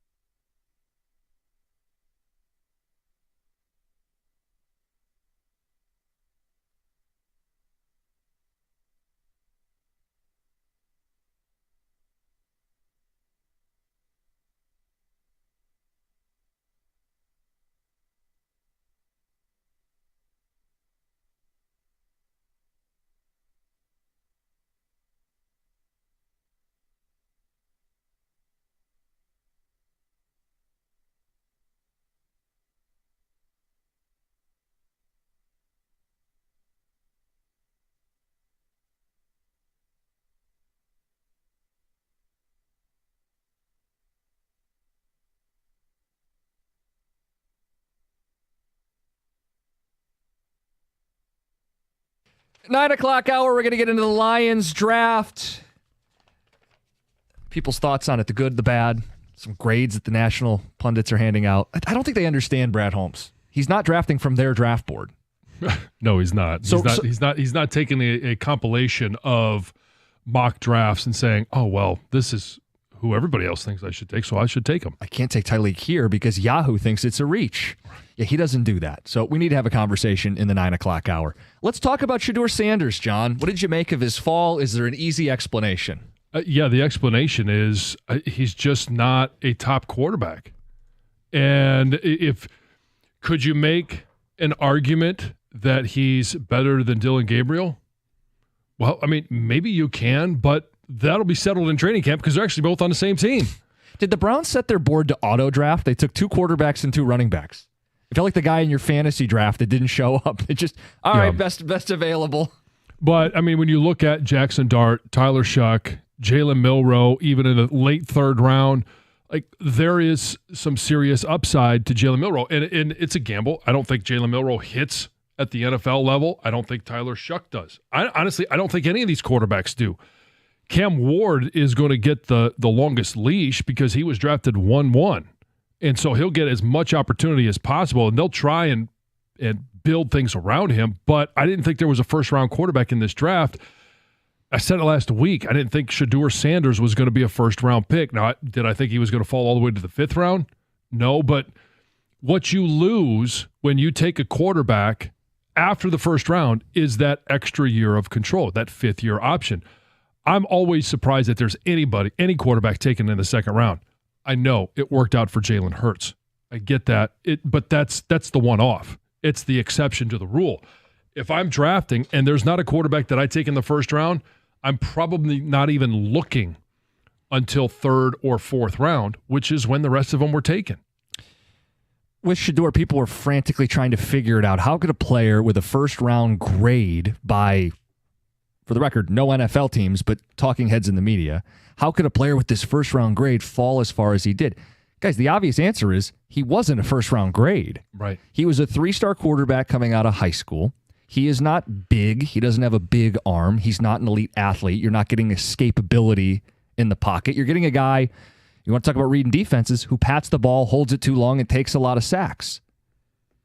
Now, he put up numbers in Daddy's offense, but maybe he's not as good as Daddy thought he was. Well, you get what I'm saying? Like he was maybe overinflated by the media machine, and then watching in real time as Mel Kiper, the face of that media machine, goes through the stages of grief on television, at one point throwing the entire league under the bus because they, quote, don't know how to evaluate quarterbacks. Mel, let's say Shedeur's not a 1st-round talent because of physical limitations and he's not developmentally there. Now I throw in that he's tanking interviews, he's entitled and has an attitude problem. Now a guy who I think might be a 3rd, I'm going to stay away from, because if you don't have the physical gifts and I don't think you have the between the ears, you're off my board entirely. And I think a lot of teams didn't have him on their board. Well, and look at what that position means. And because there's always players that are taken higher than the 5th round that don't interview well, that have off-the-field issues, that have a lot of things going on. Now, Shedeur Sanders, again, I didn't think his film or his skill set, I didn't think he was a 1st-round talent. As soon as you get in the 2nd, and I think there are a lot of teams that just refuse to take quarterback in the 2nd round because they want to take somebody who's going to contribute. A 2nd-round quarterback is not going to contribute in year 1 and probably not even in year 2, maybe never. But when you look at Shedeur Sanders and the quarterback position, do you want in your locker room to draft somebody like that? And I'm talking about everything that is Shedeur Sanders. All of the, and he may have a flair for the dramatic. He may have, the camera he doesn't seek it out. It seeks him out. All of those different things. But do you want that as your backup quarterback? Do you want that media attention on your backup quarterback? Do you want to have that? I mean, look at throughout the course of the NFL, we have seen guys that we think could be NFL quarterbacks or at least backup quarterbacks. But one of the things that has prevented them from being a backup quarterback is the media attention that they draw. it's one thing to have a backup tackle who, they don't draw a whole lot of media attention. Mm-hmm. A backup, wide receivers can because they're a little bit of a diva. Defensive tackle, the spotlight on a quarterback and that position is so much different. There is a point you get to day 3 and he's not taken. And I think the Lions had like 5 day 3 picks before they traded up. And I at least paused and thought, would I want the Lions to take him on day 3? And my immediate reaction was no. Because what I don't need is Goff throws a pick in week 2 or 3 or throws 2 or 3 picks. And Dion is starting a campaign on social media to let Shedeur cook. We're trying to win a Super Bowl here. And I think there's a lot of teams that just wanted to avoid the distraction. They thought talent doesn't outweigh distraction. Oh, you don't want to work out at the combine. You don't want to work out for certain teams. You want to sit in a room that proclaims yourself a legend before you've even been drafted. Teams thought, we don't want any part of this. If we don't think you have the right attitude to overcome some of the issues from a talent standpoint, you're not draftable. If he had a good head on his shoulders and was, didn't tank interviews and was a student of the game and seemed like he really wanted to win people over, I think he could have gone on day 2, John. I do. But I think the combination pushed him to day 3. Yeah, I think it's all a part of it. But again, I go to the media circus surrounding him. And I don't want to get into the politics of any of this, but when Tebow was a quarterback at Denver, and then he was with the Jets, I think people believe that he could be a backup quarterback, maybe not a starter, but it was, as soon as he was on your roster, the conversations were always about Tim Tebow, not your starting quarterback, about the offense, not, and it wasn't about that position. He just draw too much attention. It's been the same thing with Colin Kaepernick. It's all of the attention that surrounds what he would be in your locker room, not whether or not he could be a 2 or a 3, but it's the distraction that your backup quarterback provides the team. I thought the way it was covered was borderline appalling because you had people insinuating league-wide conspiracy, hints of race. What race issue? The number 1 pick was a black quarterback. There's no issue with race here. This is attitude. This was entitlement. I didn't hear much of that. No, my point, people on the fringe, if you've ever been on the internet, people are trying to figure out why is he falling. What's this thing? What? Internet? Yeah. If you've But Stephen A. invoked Kaepernick and talked about league-wide conspiracies. It's like, dude, he's just not that good and he's entitled. That's the answer. We don't need to spend the entirety of our draft coverage fixating on why the league doesn't like Shedeur. Yeah, and I wasn't in those interviews. I don't know if he tanked them. The reports are that he did. Right. Or at least didn't interview well. So specifically, Todd McShay has discussed this, and he's still around while he's not at ESPN. He's still doing draft stuff, and he said he had heard it on good authority that Dable and the Giants gave Shedeur a homework assignment. Shedeur showed up, flunked the assignment, got called out, didn't like that he got called out, and it was contentious. Well, that's a team that needs a quarterback. You start doing that to enough teams, there's not enough that need a quarterback anymore. I mean, how many went just a season ago? Those teams aren't going to draft you, plus the teams that already have bona fide starters, plus the teams that don't want you as a troublesome backup. You start shrinking the pool of the teams that'll even take you. When Pittsburgh passes multiple times, when the Raiders are passing you multiple times and you're close with Tom Brady and Tom Brady's in that organization, it tells me something. It tells me you weren't good enough. Well, I don't think he was good enough to begin with. And that's where, I mean, the decision that he made, because he still had a year of eligibility. Same thing with Quinn Ewers. Well, that's the conversation no one's having today. Right.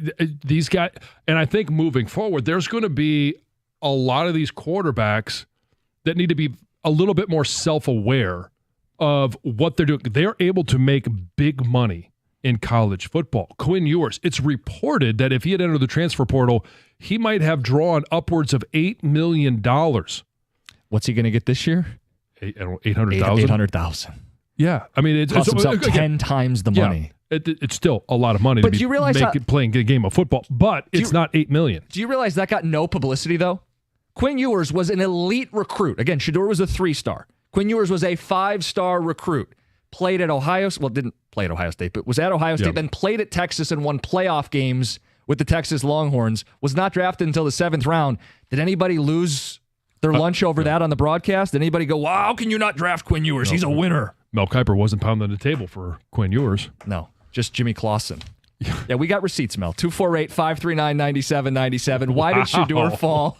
You're going way back. He said he would quit if Jimmy Clausen didn't pan out. Oh, but yet he's still doing it, isn't he? I did appreciate Reese Davis kind of trying to rein in Mel a little bit. He gave him all the chance in the world to just shut up. He's like, what are you going to do? We get it. You've been doing this for 3 days now. What are you going to accomplish by scolding the entire NFL, finger wag every single pick? How many times did he invoke other Hall of Fame quarterbacks with Shedeur? Well, Brett Favre wasn't the first quarterback taken in his draft. Tom Brady wasn't the first. Tom Brady, yeah. Mel. He has the chance.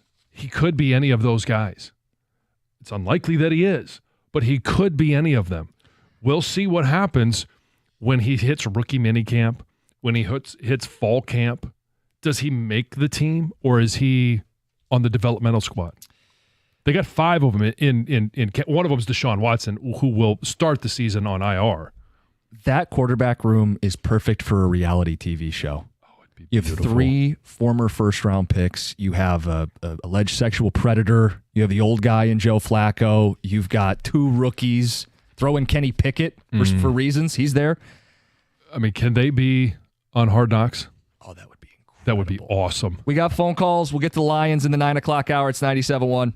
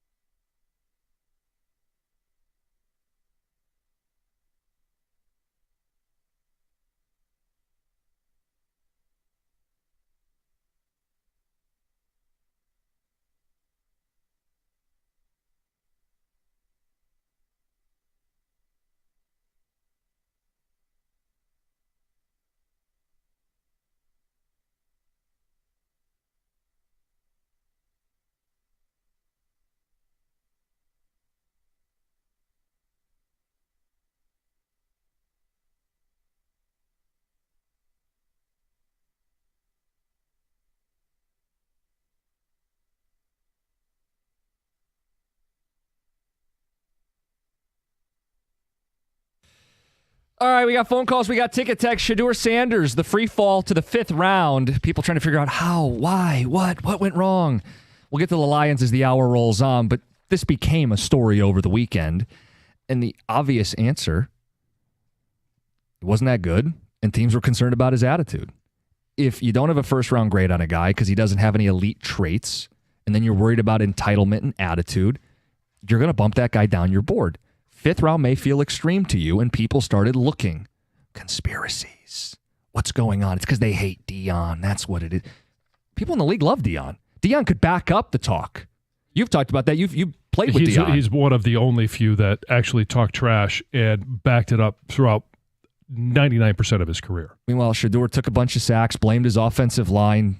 But hey, he got his number retired. I wonder if that was somewhat of a ploy. Well, he's got his number retired. You got to draft him. 248-539-9797. Let's get to Isaac in Oak Park. Isaac, good morning. Hey, good morning, guys. How are you? Good. So I actually wanted to talk about the Pistons, not Shedeur Sanders. Oh, okay. Real quick, guys, the story about this series has been the officiating. It hasn't been about basketball. It's really bogged down. It's been a great competitive series. It's really bogged down the entire series. I agree that there was a missed call last night in Game 4. But you could also point to Game 2, and the Knicks have a gripe there, where Josh Hart went up for a dunk to tie the game, and he got hit by Duren, and they didn't call, an and one on that. So, we could talk about the refs all day long, but at the end of the day, the Pistons were up 11 with 8:30 to go. They had a great opportunity to win that game, and they blew it. And I'm really, really tired of talking about the referees, and I want to talk about, how great Cade has been or how his turnovers have hurt us or, Yeah, you want to talk basketball. Right. Exactly. Yeah. Exactly. It stems to every single sport, too, with this. I hate to bring it to this as well, but the Detroit versus everybody mentality. It's a very victimhood mentality, and it's lame, and it really just it bothers me because we think that everybody is against us, and there's a conspiracy theory, like Mark Ryan was saying. There's a whole conspiracy. We're cursed, and it's tiring. It's tiring because we don't. Guy's been here 5 minutes. Maybe shouldn't be going on about conspiracy theories. Let me just put that out there. Look, we've had bad breaks go against us. If you're a lifelong fan, you could cite them and we could spend an hour talking about them. I understand that. The point of your call is noted. Make the shot at the end of the game. Shot making. They made it. We didn't. I'm sorry to get us off on the tangent. Let's get back. Shedeur phone calls. Chris in Detroit, you're on 97.1. What's going on, Costa? How you doing? What's going on, John? What's up? How's it going?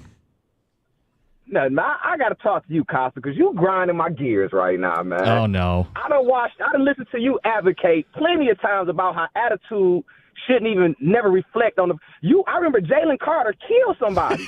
Well, he didn't kill somebody, but and you were saying that we should draft him. It shouldn't matter. It shouldn't matter about his attitude, but here it is, Shedeur, with your own two eyes. You want to tell me that he was 150 picks low?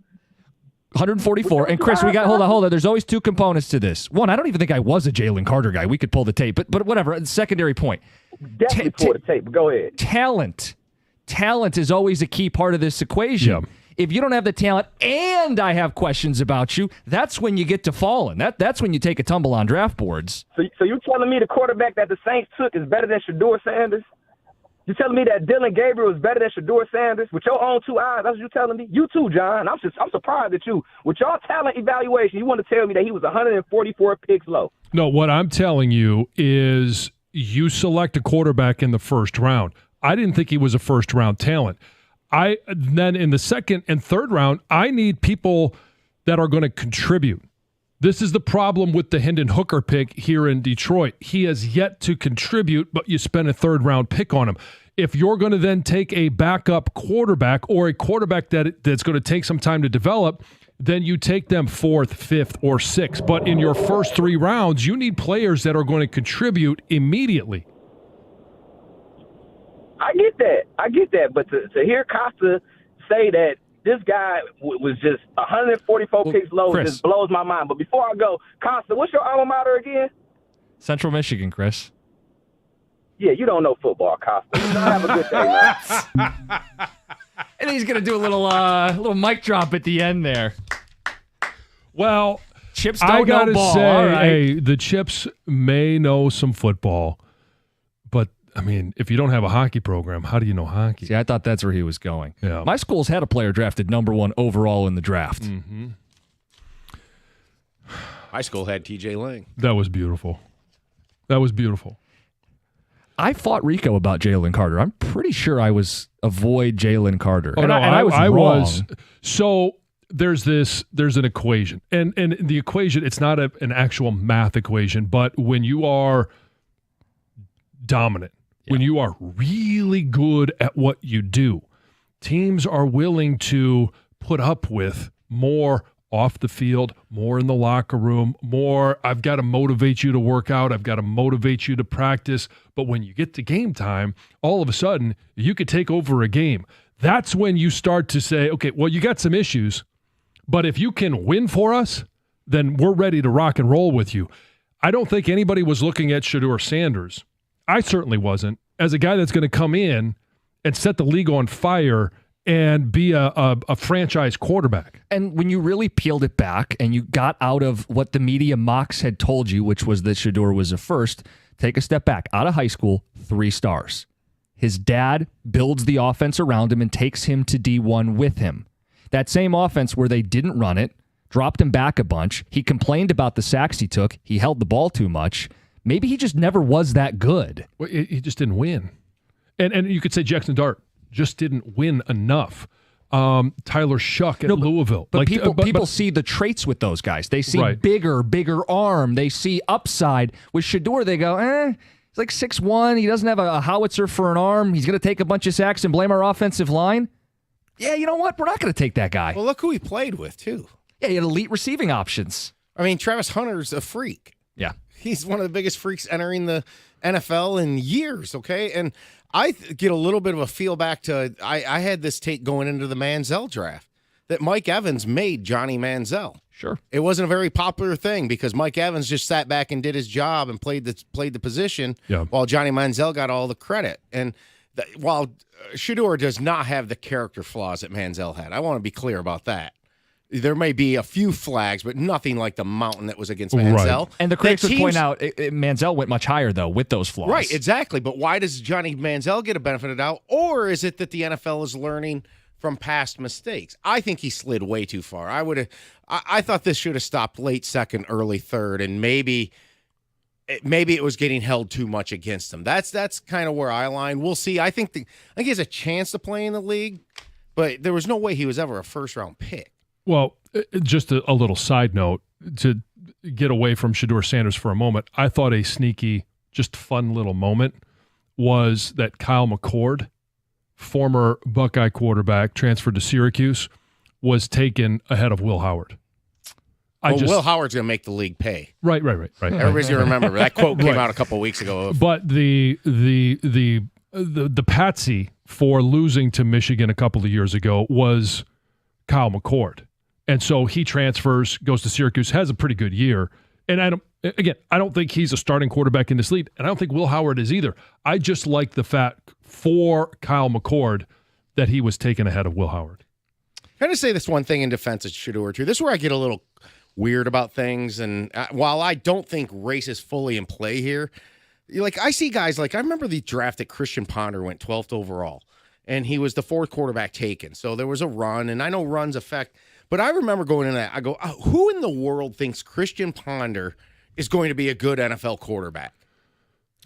And I saw Shedeur Sanders play way better college football in my mind than Christian Ponder ever did. But do we think race is why Milroe went ahead of Sanders? No. You're right about Cam Ward. Cam Ward was a zero-star. The zero-star ended up working his tail off.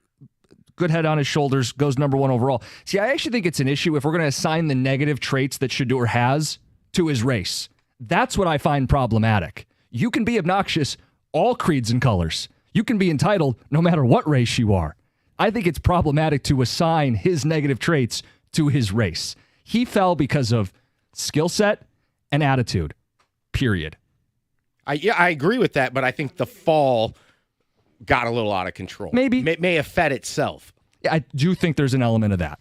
Let's get some phone calls. Let's get the Lions in the mix. It's 97.1. Hey, a personal injury of any sort is, in fact, personal. Injury attorney David Femininio has dedicated his career to securing justice and maximizing recovery for those who have been injured. David is also dedicated to ensuring that you get all the medical care that you need to put your life back together after an accident.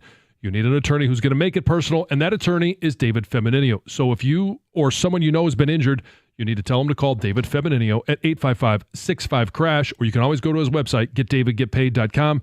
That number again, 855-65-CRASH, or on the web at getdavidgetpaid.com.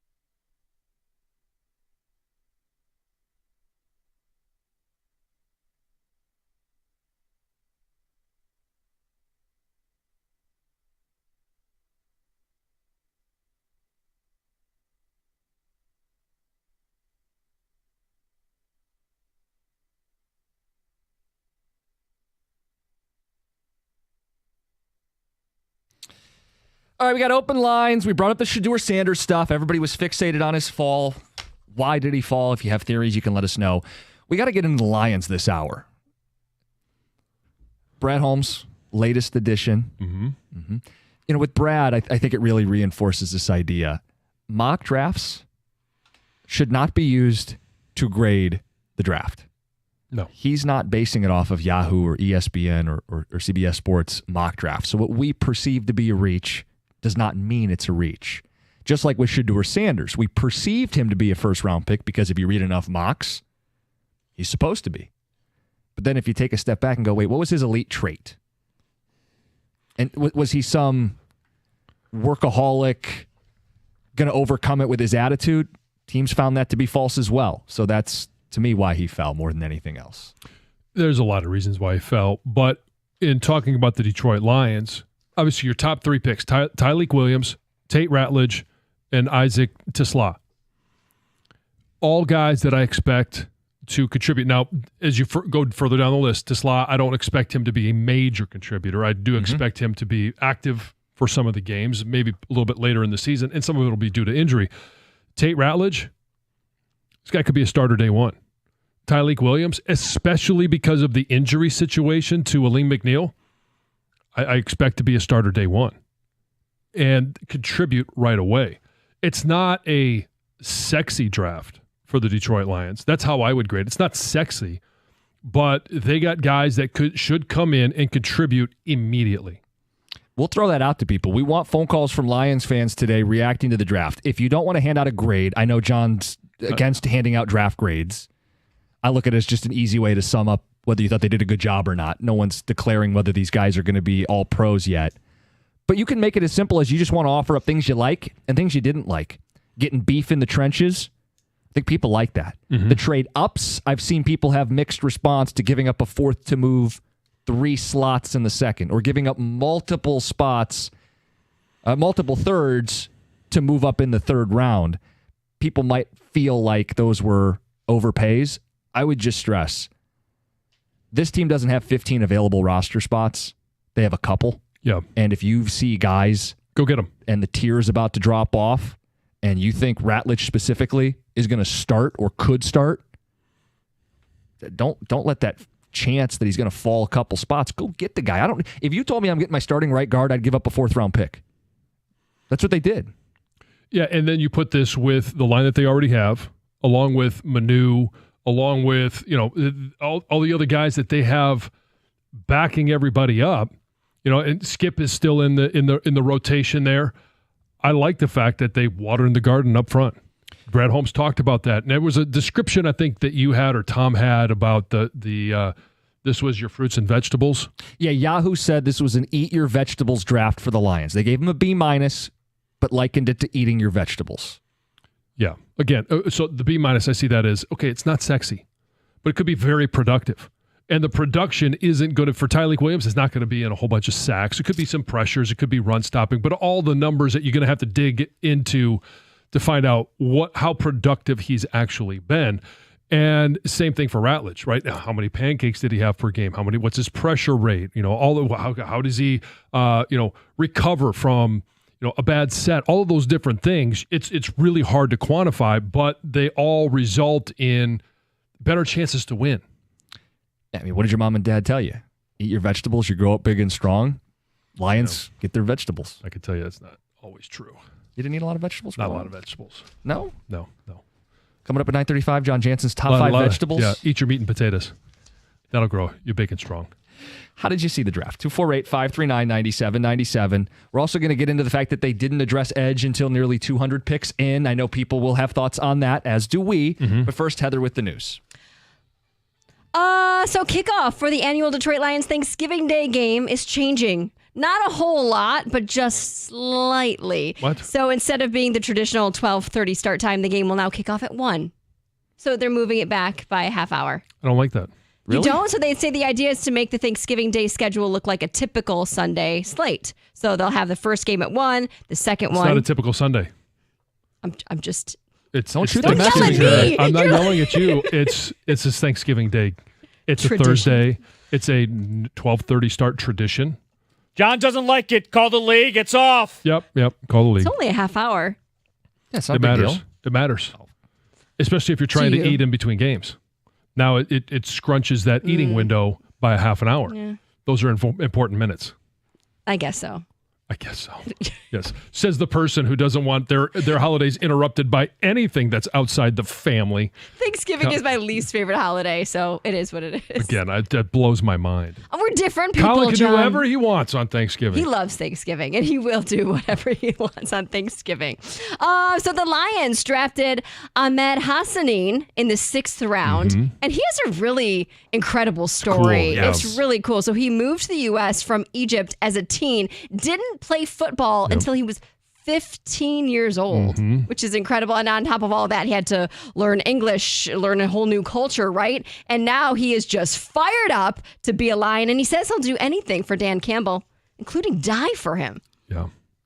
Hey, that's all I'll in. die for that guy, That's he all says. in. He is all in. Just wants his shot at the dream, the Pretty NFL cool. dream. It's pretty cool.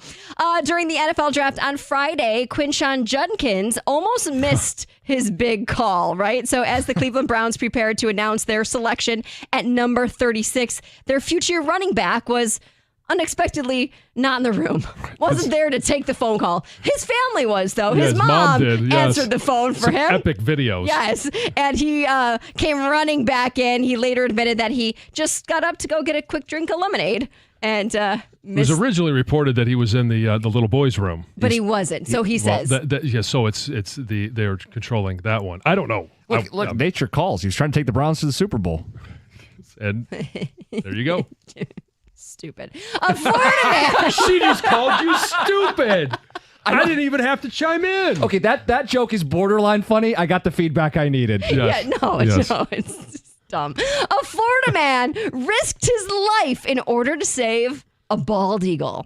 So earlier this month, Doug Hay said he heard a splash in the lake behind his house. So he and his wife went out to investigate, and there was a bald eagle in the center of the lake, and there was another one like circling above it. Oh. So he thought they must have been fighting. One dropped down. So he said, without hesitation, he just jumped into this lake, started swimming towards it, even though he knew there was an alligator that lived in that lake, and he reached the eagle. The eagle grabbed on, its tail ends grabbed onto his arm, and they swam to safety. But he says they barely made it because he was so tired.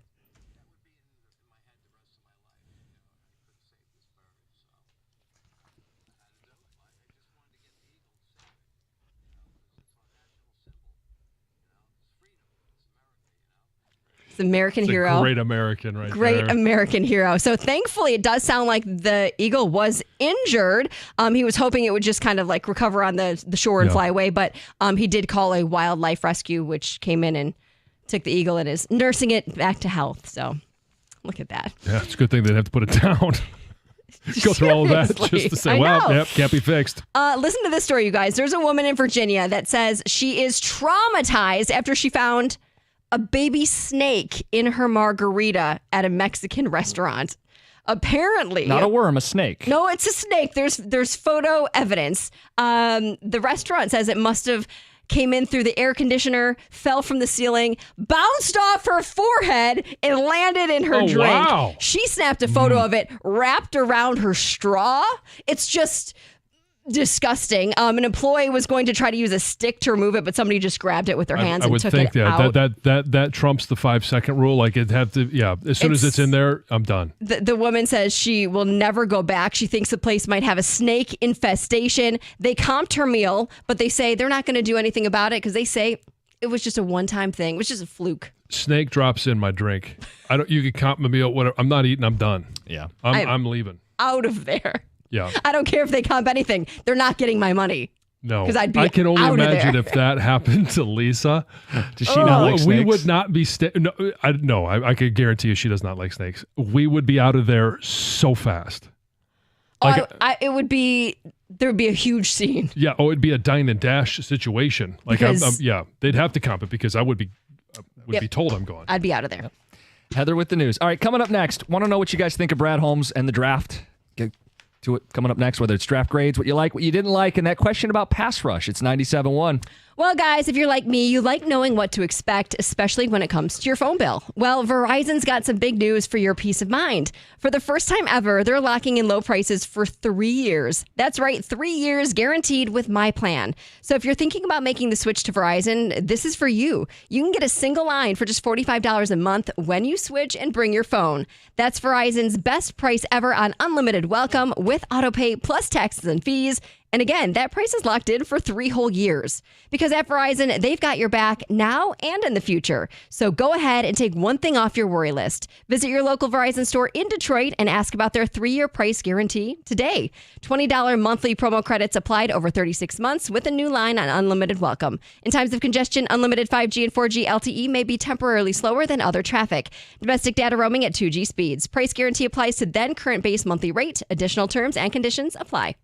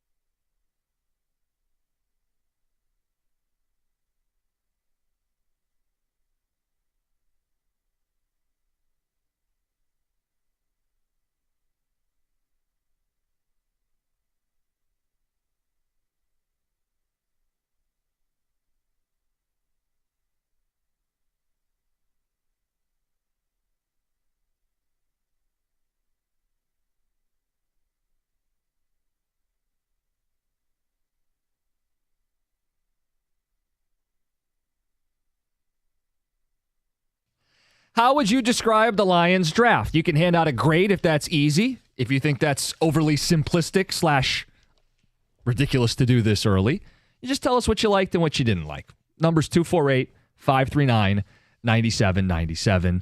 John, what'd you think?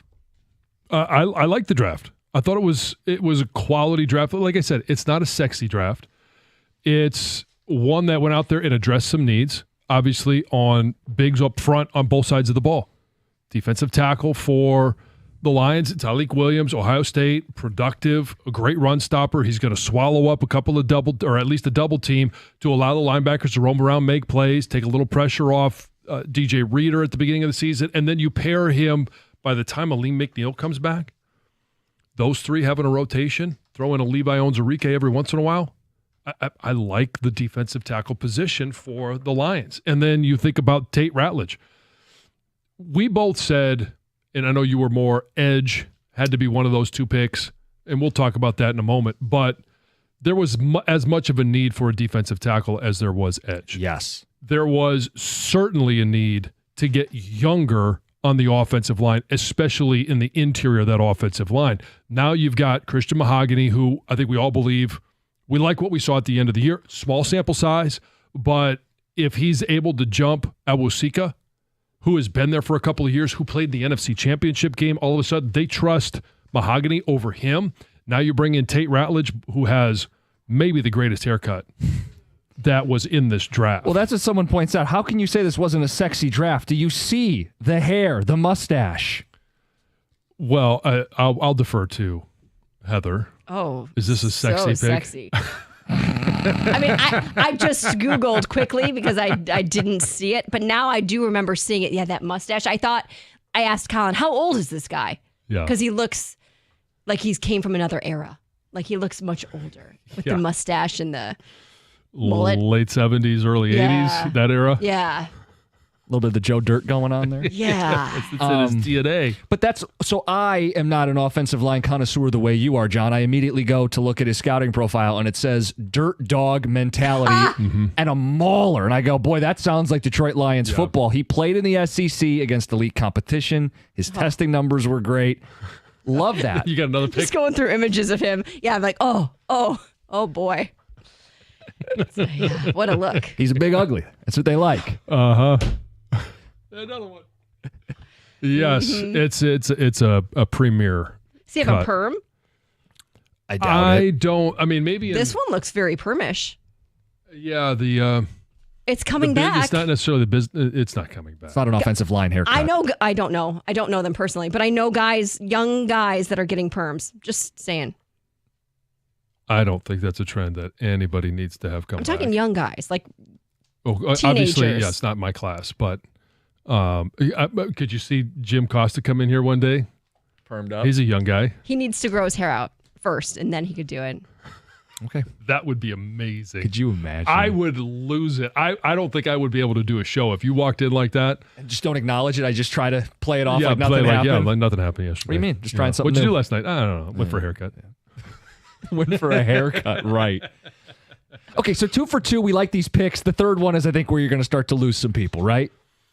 Well, so they bring in Matthew Golden for one of the top 30 visits.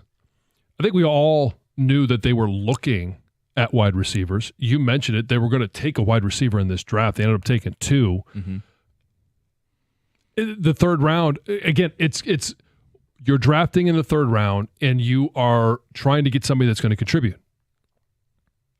And I think if they saw Isaac Tesla as a guy that could be a contributor this year, and I'm not saying on the level of Amon-Ra St. Brown or Jamison Williams, but if they brought him in on the level of Tim Patrick, I could see that.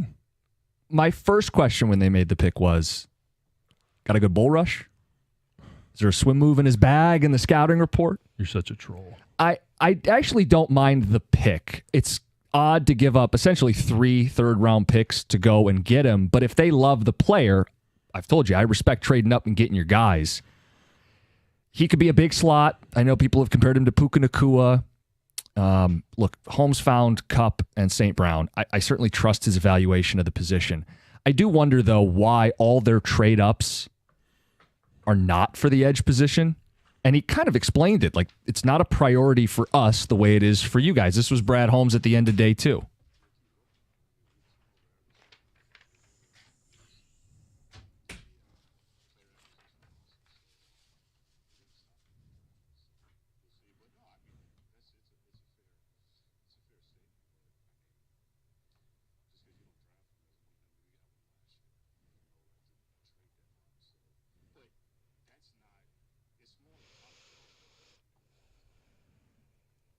So y'all being like a lot of fans, media, the beat writers who he was speaking to, they ask a lot of those questions. We've asked a lot of those questions. Are we all wrong? No, but he also said, he started that off with, player acquisition doesn't end with the draft. And we know Shedeur Smith is still out there.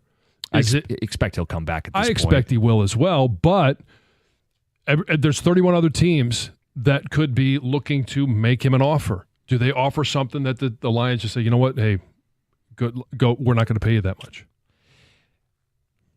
The Eagles won the Super Bowl beefing up the defensive line. It helped them dethrone Patrick Mahomes. We've seen the Giants beef up a defensive line to dethrone Tom Brady. It's how you beat the elite quarterbacks. It's how you get over the hump. It's probably the biggest thing holding the Lions back from winning a Super Bowl as we sit today, the fact that Marcus Davenport is a starting pass rusher.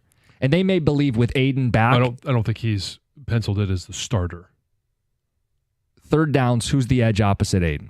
Well, it's probably going to be Josh Pascal more than it will be Marcus Davenport. So, again, I'm not sitting there pronouncing that as, we've got it solved. So let's not get caught in the weeds on it. The point is that edge opposite Aiden is a question. Now, they think because Aiden is Aiden, they need one less. It's not as high a priority to them as it is to the general public. Are we wrong? And they're right. I mean, we'll see how the season plays out. I don't believe you can ever have enough pass rushers. And I know you don't want to force it on draft day, but if you're willing to trade up to ensure you get a guard, trade up to ensure you get a player you like, why is the player they like never that guy? Maybe that guy's just not available.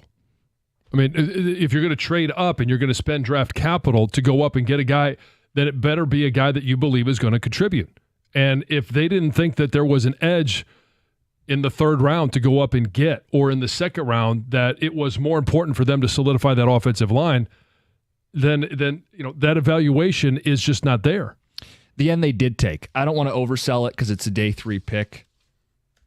Sneaky like that pick. Mm-hmm. I think you got to be careful banking on a day 3 rookie when you're trying to win a Super Bowl, but everything about him screams Detroit Lions. High motor guy, outperforms the testing numbers. He's a classic turn on the tape guy. 22 sacks the last 2 seasons. I just wondered, waiting almost 200 picks to make that trade. And Brad even had some fun with the reporters about that. The fact that it finally happened. They took a pass rusher.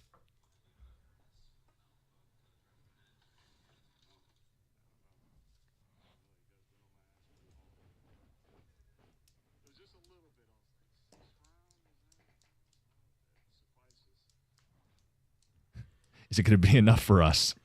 Clearly, he's having some fun with this. Yeah, he's going to have some fun with it, right? It's that time of year where everybody's going to start asking about weaknesses, perceived weaknesses. And I don't think it's a perceived weakness. It is a weakness of this football team. No? Well, it's a deficiency, yeah. Yeah. I think there's a big difference between a deficiency and a weakness, because there are guys that can go out there and they can set the edge. They could be guys that are run stoppers. Are they going to be, is Pascal or Davenport or Muhammad or any of these guys going to effectively rust the passer? Not like Shedeur Smith would, and certainly not like Aiden Hutchinson will. I think it's the biggest question following the draft. Otherwise, I think the draft is another Brad Holmes success story. I look at a lot of what they've done is built on the trenches, taking 2 guards, quality offensive linemen, 1 in the second round. That's promising. Getting some beef up front while Lee McNeil's hurt. Like, to me, it's you're like in a train and you're shoveling more coal into that furnace. Big uglies, right? Coal it's hard work. You got to get this coal and you got to shovel it in there, but it's what keeps propelling you forward, keeping the offensive line intact for years to come, making sure that you win at the point of attack on the defensive line. The best way to get to the quarterback, well, you got to get pressure from all across the front. It can't just be Aiden. They needed guys on the interior too. So the draft as a whole, I'm pleased with, you're pleased with. I think the only question was the thing that, John, you had talked about too. You wanted an edge as well. It's a pretty commonly held belief that we wanted them to address. We would like them to upgrade. Yes. And ideally, it would have been a young player in the draft with a bright future for years to come. There are other ways to do it. Let's get some phone calls in the mix. 248-539-9797. We'll do that next. It's 97.1. Hey, did you wake up this morning, you put your clothes on, and you thought, boy, these just don't fit like I really want them to, and maybe avoid being in pictures? You got to give Ideal You a call right now, and maybe within about 40 days, you could be comfortable being in those clothes, being in those pictures again, because you could lose 40 pounds in 40 days with Ideal You. I know this program really works because I lost 50 pounds in 40 days, and I did it with Ideal You. Book today, and Ideal You is going to give you a free body composition analysis. That's a $150 value, absolutely free. And you're going to find out all you need to know. And with those results, you're going to be assigned a weight loss coach, and they're going to put together a plan that works for you. Book your free consultation right now at idealu.us. Set yourself up for success. Ideal U is different than other weight loss companies. It works, and it works fast. Lose up to 40 pounds in 40 days and be happy getting in those clothes, getting in those pictures yet again. Book your free consultation right now at idealu.us to get your body composition analysis. That's a $150 value, absolutely free.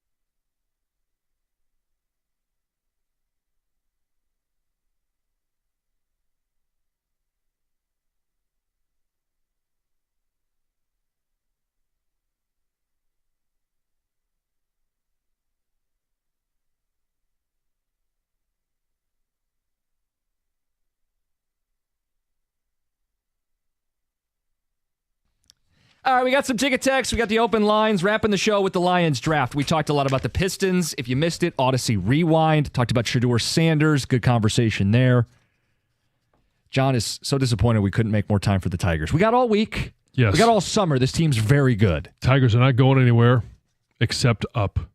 First place in the American League. Mm-hmm. A sweep of Baltimore over the weekend. Tied with the Yankees for the best run differential in all of Major League Baseball. And already played New York and took 2 or 3 against them. I mean, look, John, your 90 wins?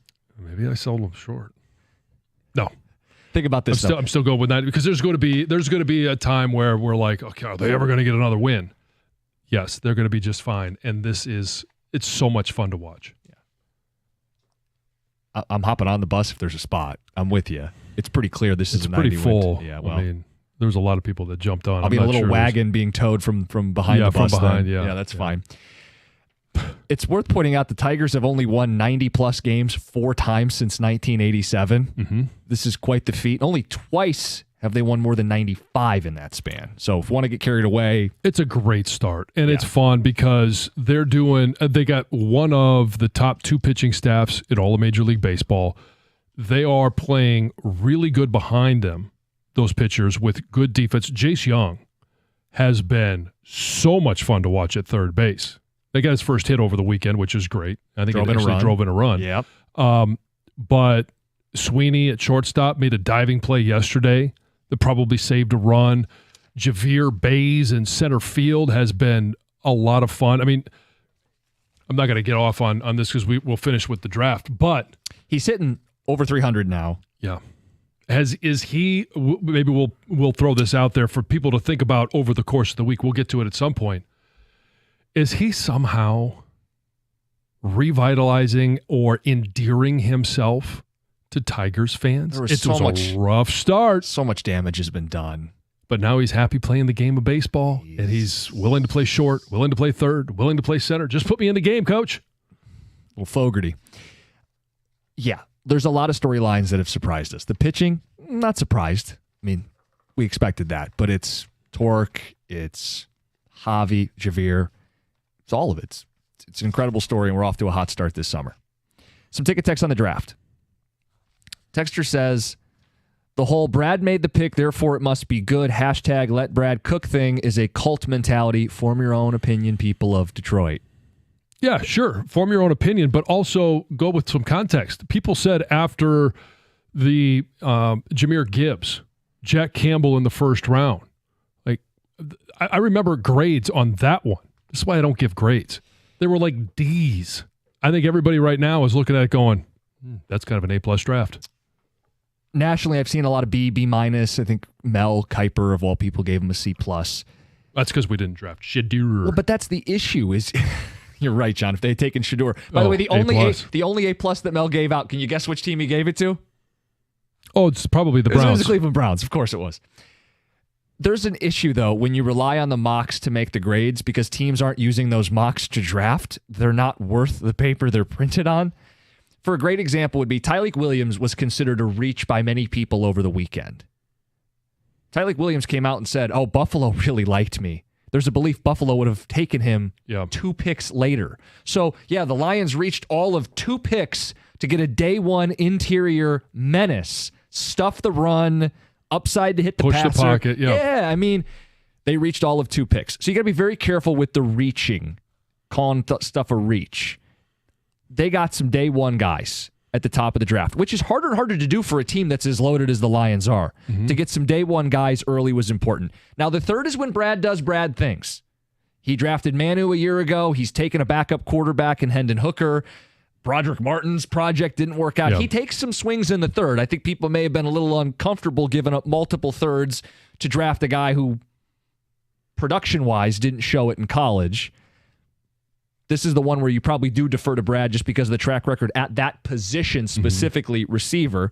The only gripe I have is edge, but they could add Zadarius Smith, and I think that would soften some of the blow there. Sure, and there's plenty of time to do it, and he even mentioned it. We played the audio. Just because the draft is over doesn't mean player acquisition stops. Lions draft, this was a bust replacement draft. Martin out, Tyleik Williams in, Sorsdal out, Ratledge in, Peter in Ann Arbor. Well, Miles Frazier is the Sorsdahl out, Frazier in. I don't see Ratledge as being the. I think he was just an upgrade. He's replacing.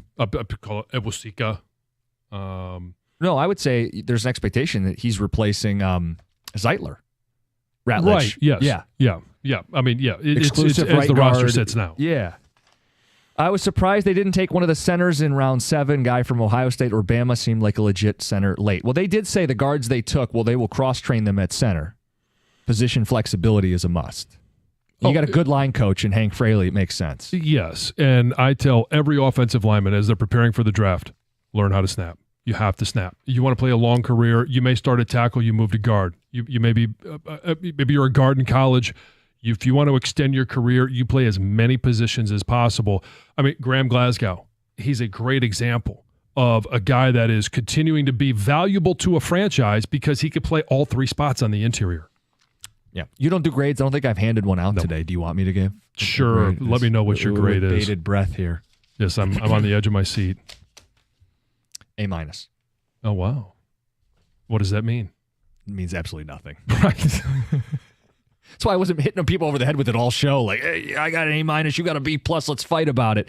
The only issue why it wasn't an A or an A plus is you can fill in the blank. Yeah.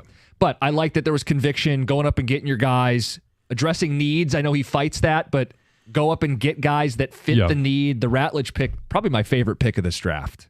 Yeah, I think so. It'll be entertaining too. He'll be a guy that will zero in on during rookie minicamp, during OTAs, and then certainly during training camp, which is going to start a week earlier. Woohoo! Hall of Fame game. Yeah, that's the sneaky thing with the Hall of Fame game is football season starts a week earlier for us. Players are not going to like it at all, at least veteran players. Young players, it's an extra week to show what you can do. It's an extra opportunity of actual game time where they're not going to play any starters. So we will see all of these guys. Yeah, but the veterans, they're not playing. Right. No, the veterans are playing. No, but it's an extra week of practice or something. Oh, well, I guess. Yeah. Yeah, look at the big picture. It'll be made up. Yes. By the way, the most fascinating preseason team now, the Cleveland Browns. Yeah, I don't disagree with that. I thought what they did at the draft was brilliant. Absolutely brilliant. If you knew that why not trade out and get more picks, right? Do whatever you can do. I thought it was a brilliant maneuvering what they did. Not sure I agree with everything that they did draft wise, but no, but just in terms of the trade, now you would have. They got back so much. Like, I don't know what Jacksonville was doing, and I know that they wanted Travis Hunter, and they talked about how much they wanted to have him a part of the organization, offense, defense, all that stuff. But for Cleveland, who we know is in salary, the only salary cap team worse than that probably is New Orleans, and they needed a lot of cheap talent. Yeah. And they got it in the draft. They did well. Yeah, a lot of teams did well. Where are you guys going to start this absolutely loaded Monday? I don't know. TBD. It is TBD. We will start as we'll pay homage to our guy who did it again. We'll get to that right out of the gate. All right, Carson Anderson next, 97.1.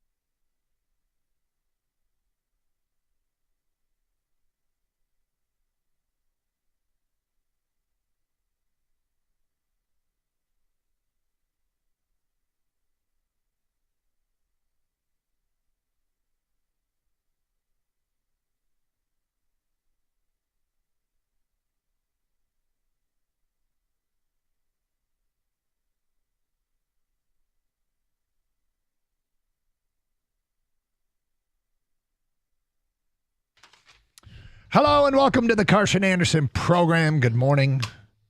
Sun's out and shining on a Monday. I am Doug Karsh. That is Scott the Gator Anderson. Hello, Scott. Hello, Doug. How are you today? I'm doing just fine. It's a gorgeous day. It is. It is. Hopefully we've turned the corner. Hopefully we will have nothing but spring, late spring, and early summer temperatures moving forward. I got actually, I don't hate cold weather, but I've always said by the end of winter, I'm done. I'm good. Mm-hmm. And after having some very nice days last week, Saturday morning, went to watch my kid play baseball, and it was like 40 degrees with 20-mile-per-hour winds. And I was just like, I can't believe as soon as we have a baseball game, it's like the weather turns. And it drove me nuts. I got really mad. Can you be proud of me? I went and sat in the car for like a half an inning to warm up. But all right, let's just start with what happened on Friday night. We did the show Thursday, and Kang picked who the Lions were going to pick in Tyleik Williams, and came back on Friday and gave two names to look out for, using the exact same Brad Holmes logic. And here's how it sounded.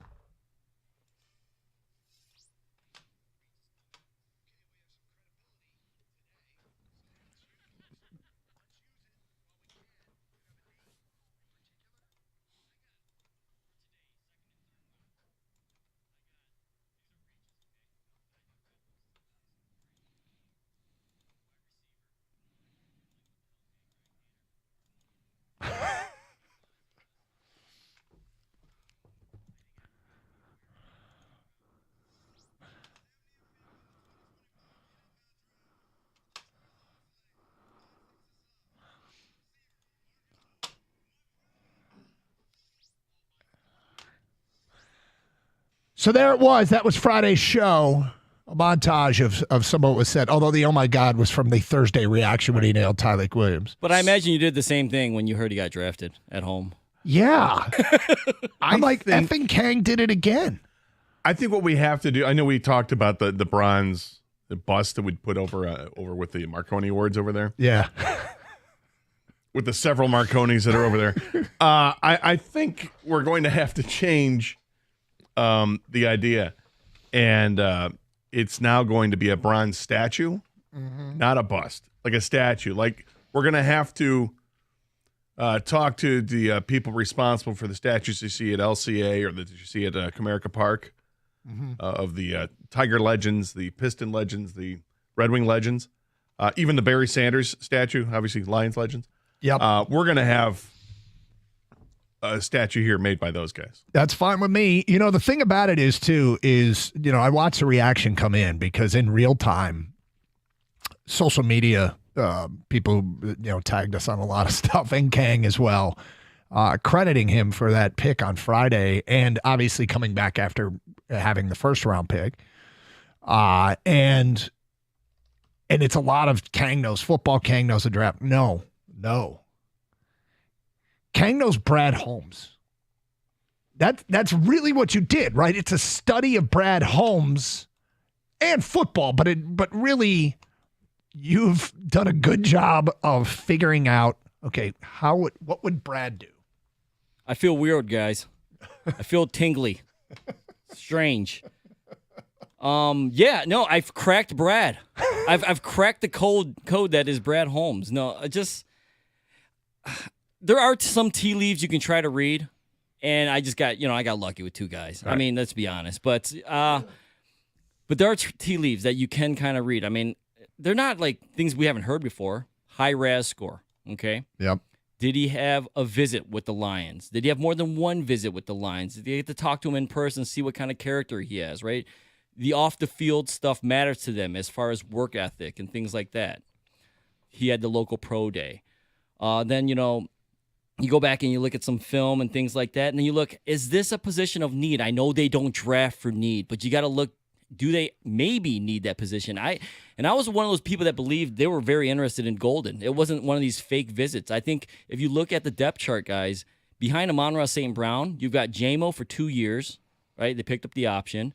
And then Khalif Raymond on 1 year, Tim Patrick on 1 year. Like there's availability there at that position. So I always thought they were interested in receiver. So when I went down the line, I looked, I said, you know what?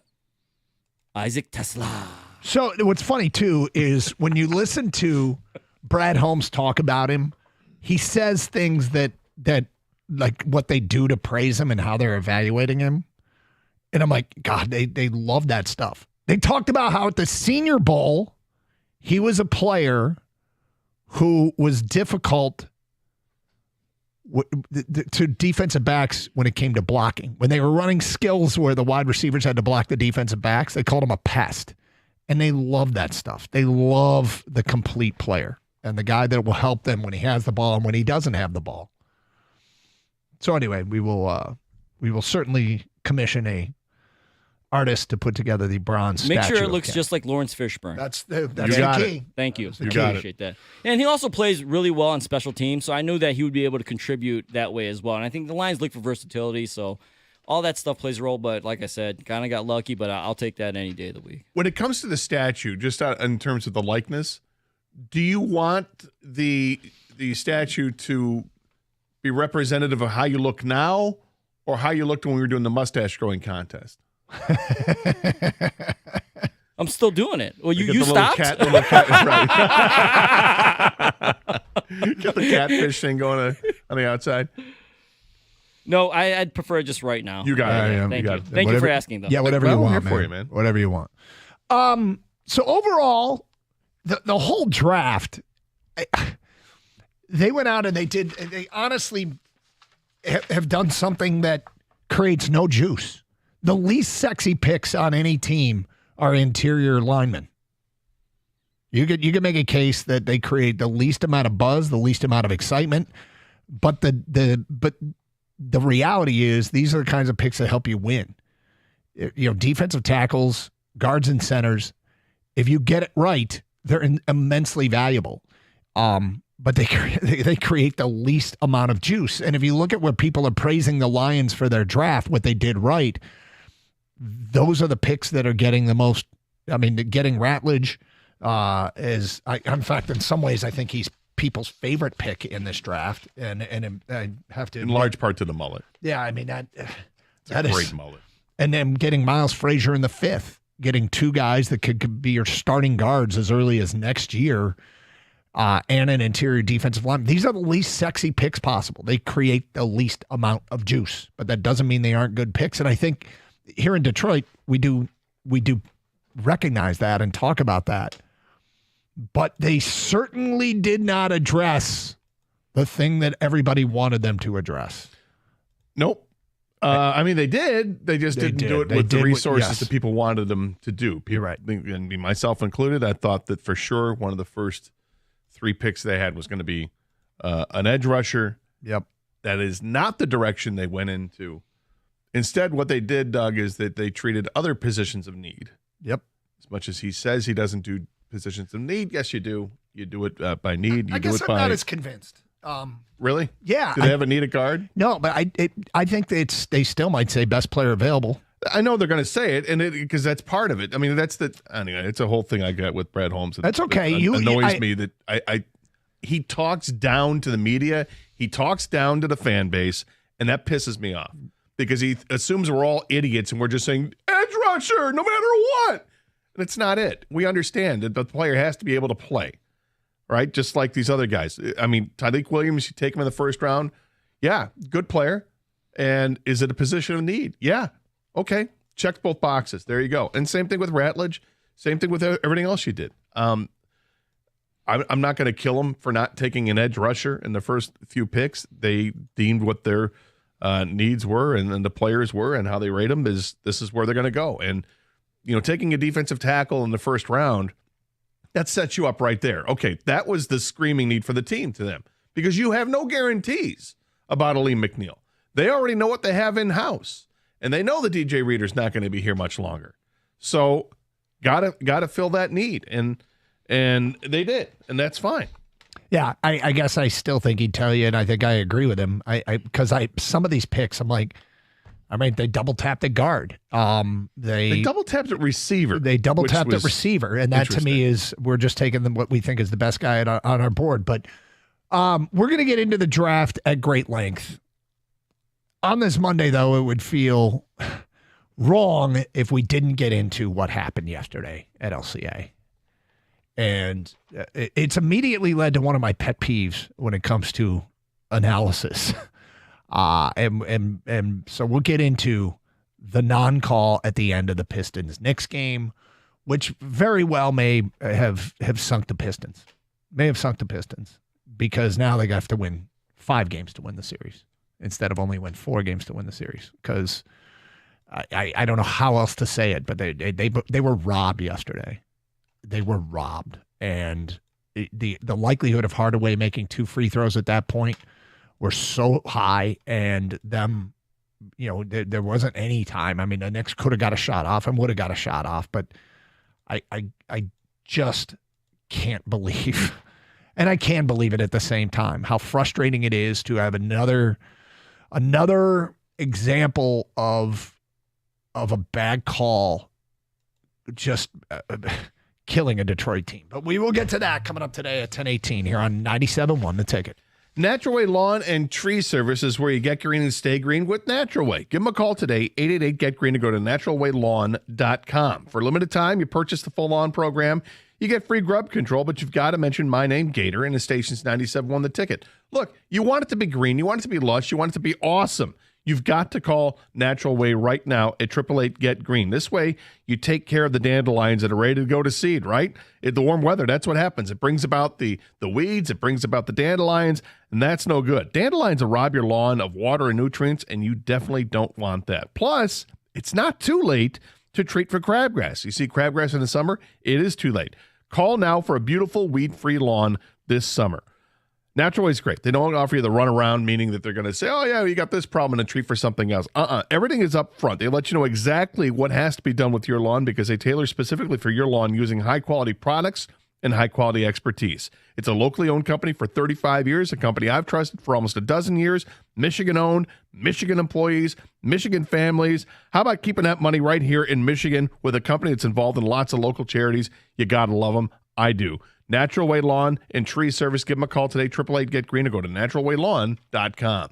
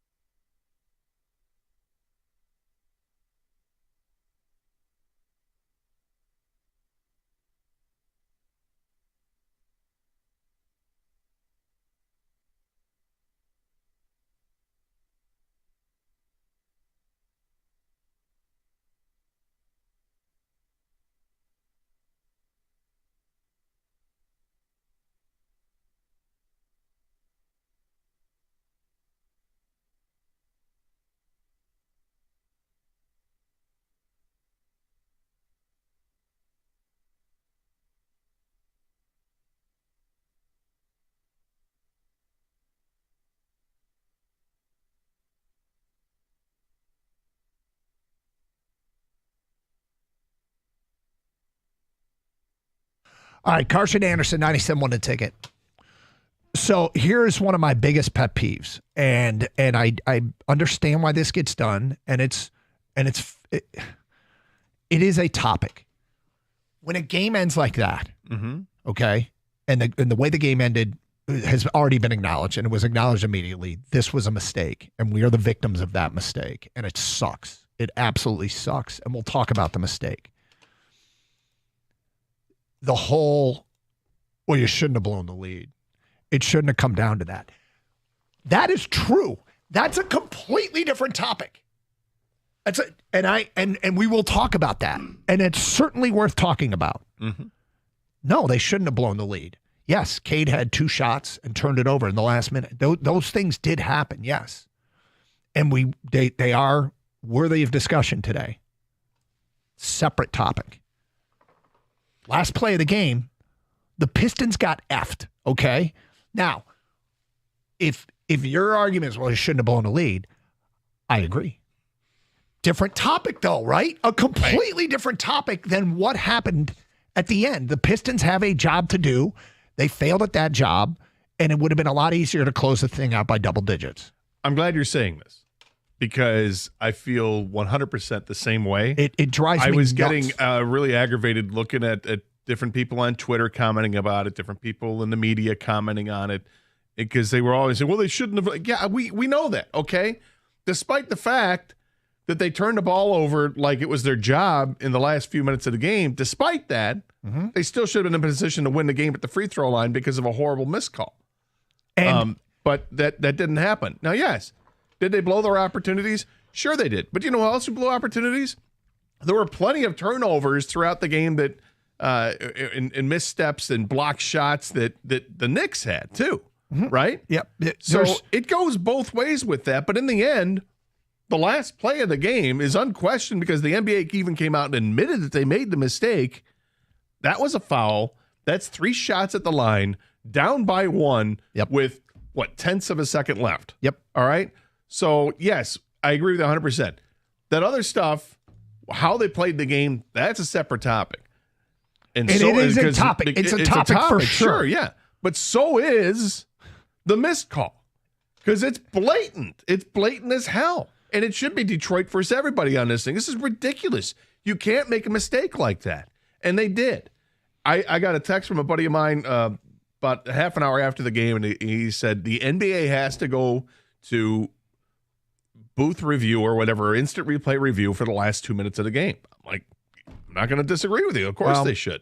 It's in a situation like this, the playoffs. It's highly, highly, highly frustrating because, that scramble and everything that happened, if the whistle had blown, okay, what's not a topic? That foul. Of course. And that's immediately what I wrote down. If this goes the other way and the whistle's blown, you're not having right now on ESPN, it's all about the officials there at the end of the game. That would not be on ESPN. That wouldn't be getting discussion on a Monday on national television that they blew that whistle. It just wouldn't. Most likely not. Now, here's the only thing I'll push back on that is because the way that the officials were calling the game and really letting a lot of that stuff go, that you could argue that was just the pace of the game. That's what they were doing. But from a 3-point shot in that situation, I mean, it was no question they missed the call. It was interesting how they called the game throughout. Now, there are other topics for sure. There are other topics, and they will get ample airtime. But topic number 1 with a bullet, the referees missed the call. When the national media is leading with the officials' call, so we're going to do it too, and we will eventually get to how we ended up in that situation to begin with. But this feels like an all-timer, man. It sucks because I mean they're probably done. They have. I know the immediate job is to just stave off elimination and try and get it back to Detroit. It's staving season, boys. It is staving season here in Detroit. Nice. But the likelihood of them winning 3 in a row are not great, and 2-2 going back is a complete. I mean, it's completely different than this is. I Right mean, now. I'd love to say that home court advantage matters, but they went 0-2 at home. I know. Should they have won the last 2 games? Yeah. They lost them by combined 3 points, and they should have won them both, and they didn't. And now they have to go win another game on the road just to ensure that there's a game 6. It's an uphill battle, but, I mean, they can battle up that hill. You know, before the series started, I asked you guys, do you think we'll be talking about the refs and calls during the series? And I think all three of us said we didn't want to be. But there is that sentiment out there before the series started that the pro-New York, and the anti-Detroit, you combine the two, you're not going to get the calls, at least from this perspective. Yeah, and it's unfortunate. Like, you can talk about the rest of the game and you can talk about this call. Like the whole game, and how we got to this. But they blew it. They absolutely blew that call. I don't care what anyone says. And now they're down 3-1. I do care what everybody says, and I'll tell you why. I care that the NBA admitted it, and it makes it worse. But it's an acknowledgement that one thing that we kind of already knew gets the stamp of credibility that the league says they blew it. And would you rather the league come out and say, nope, that was the right thing to have an on-call in that situation? No, I wouldn't. More distrustful. Well, that's why I think it makes it better, actually. Slightly better. Well, it just gives it supports what everybody in Detroit is feeling.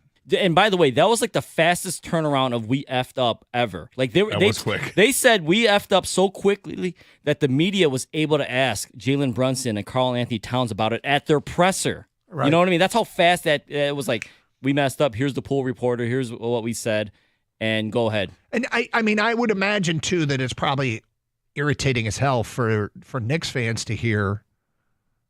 And it implied that they didn't deserve to win that game. I mean, you hate it. I say all the time when it comes to big games, I don't want any controversy.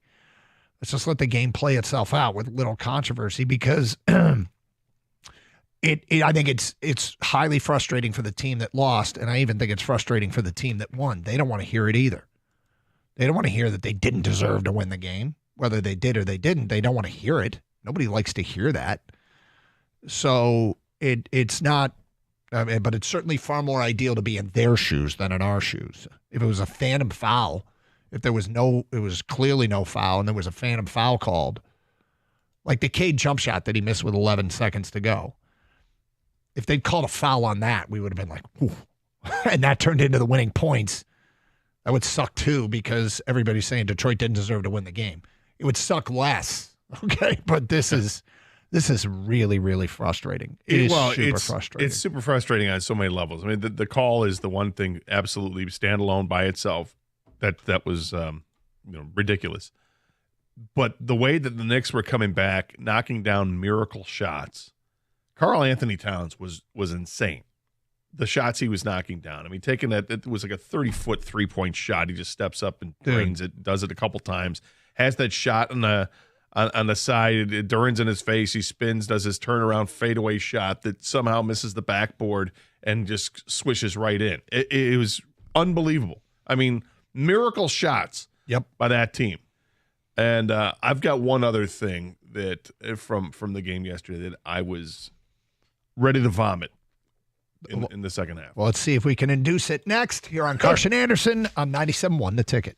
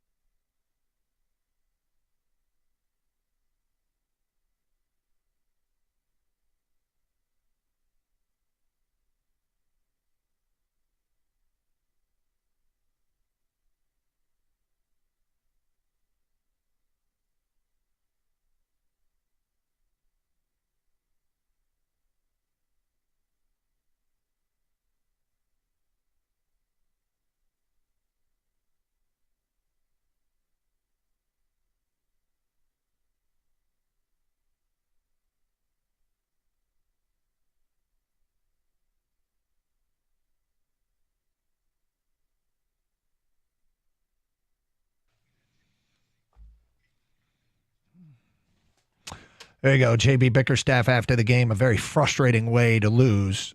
And we will get into the rest of it, but certainly the call at the end, when it's like big part of the national discussion today. So certainly we're going to talk about this call. And I guess, why do you think it didn't get called? Why do you really think they didn't call that foul? Did the refs just choke in the moment? Did they not want to decide the game? Was it an example of a game where they let a lot go and they were going to let this go? Were they influenced by the fact that it was New York, which is the conspiracy theories that come out of everywhere, is they want the Knicks to advance? Did it come down from on high? Was it an NBA directive, which is certainly another conspiracy theory? Was it the veteran team with more superstar power, more star power gets the benefit, and the young team gets screwed here? What is it? Why did it not get called? I think he absolutely choked the ref. I think so too. And this is what bothers people about reffing, and myself included, is I do believe these are the best refs in the world. Whatever professional sport you want to pick, NFL, NHL, Major League Baseball, the NBA. But when they miss obvious calls, it's what really frustrates the fans. You know, like in this case, an entire city, the players and the coaching staff. An obvious call where he's 5 feet away. I do think being on the Knicks bench played a role next to Spike Lee and all the Knicks. I also think that he probably didn't want to decide the game on free throws in his mind subconsciously. But Doug, Gator, you guys know. And in this series, we've seen it a million times, and this is throughout the regular season as well. You get a man in the air, it's an automatic foul. You cannot touch the guy. You come down, that's a foul. They almost call it before you even hit the guy most of the times because they know you're at the mercy of the offensive player. It's a sad state of affairs if Tim Hardaway had opted to jump into Hart to make the contact worse. Brunson style from game one. Brunson hasn't done a lot of it since game one. Or game two, I guess. Was it game two? It was game two. Was the last one. Yeah. So it's a sad state of affairs where Hardaway gets punished for trying to make the shot that he got fouled on rather than try and embellish the call but give himself no shot to make the basket. That's a sad state of affairs. 248-539-9797. Let's get to our Champ and Chump nominations. Who should be singled out for having a great weekend? Who should be called out for having a weekend that stinks? I'm going to champ my nephew, Logan Evans, who is been in the Mariners organization for a couple of years now, has worked his way up the food chain there, and yesterday got called up to the bigs. Actually got the call late Friday night and started yesterday for the Mariners, went 5 innings, 2 hits, 2 earned runs, 3 walks, 3 strikeouts. He got the win. Paid for the MLB package. Now I can watch every MLB game the rest of the year, but we got to see Logan, successfully achieve his dreams. And it's an awesome story of a kid. It's everybody's played in the majors, have their debut story, right? And it's really weird to be on the side of it where they're talking about somebody in your family. And it was a really cool moment for us. And Logan came through, and he's a funny kid, and it came through in the interviews. But to see a network in Roots Northwest turn it over to here's our debut story was really, really fun. My son was able to fly out and be with his cousin. My daughter, unfortunately, has a final exam today, and she wasn't going to be able to make it out. And we got other things that we couldn't make it, but we're able to watch it. And I'm really super proud of him and happy for him. And the Mariners have done a great job tapping into what he had, which is it's the data science people that saw what he had, and it brought the most out in him. And I can't say enough about what the Mariners have done for my nephew, but I'm really super proud of Logan, and he is my champ of the weekend. Way to go, Logan. Yeah, awesome. That is absolutely awesome. I've been following him in the minors as well, and followed him through his college career, and since going to the Mariners organization and been pitching in the minors, he's a different type of pitcher than what he was in college. And it's really cool. He's just gotten better and better in his last couple starts that he made. Was it Tacoma? Is that where the AAA? With the Rainiers. His last couple of games there, his last couple outings there, he really pitched well, and then this injury happens to a guy in the rotation, he gets the opportunity to get called up, and great job. I'm proud of him too. Don't even know him, but been following him for years. I think it's awesome. Yep. My champ's going to be Javi Baez. Let's give him some love. Seriously. 5 of 7 over the weekend, couple of doubles, he had 3 RBIs, a walk, a stolen base. He took the extra base as well, going from first to second on a fly ball to right field. He played well in the field. We've seen his numbers go way up over what happened last year in the last couple of years. He's now hitting 301 on the season. All right, and his OPS is now 716. That's nothing to write home about, but at least it's average. Right? He's brought this thing up and up and up and up, and now it's average because he had the couple of doubles yesterday. Maybe that's going to get him or a couple doubles over the weekend. Maybe that's going to get him in his groove now where he's got his extra base power coming back. He hasn't hit a home run yet, but I feel like that's not too far away. He's just enjoying baseball. He's, AJ Hinch said, he's just a really good baseball player. He knows what he's doing and put him in positions to succeed, and he's doing it this season. Got to give him some love. My chump is the NBA officiating crew at yesterday's game. Full stop.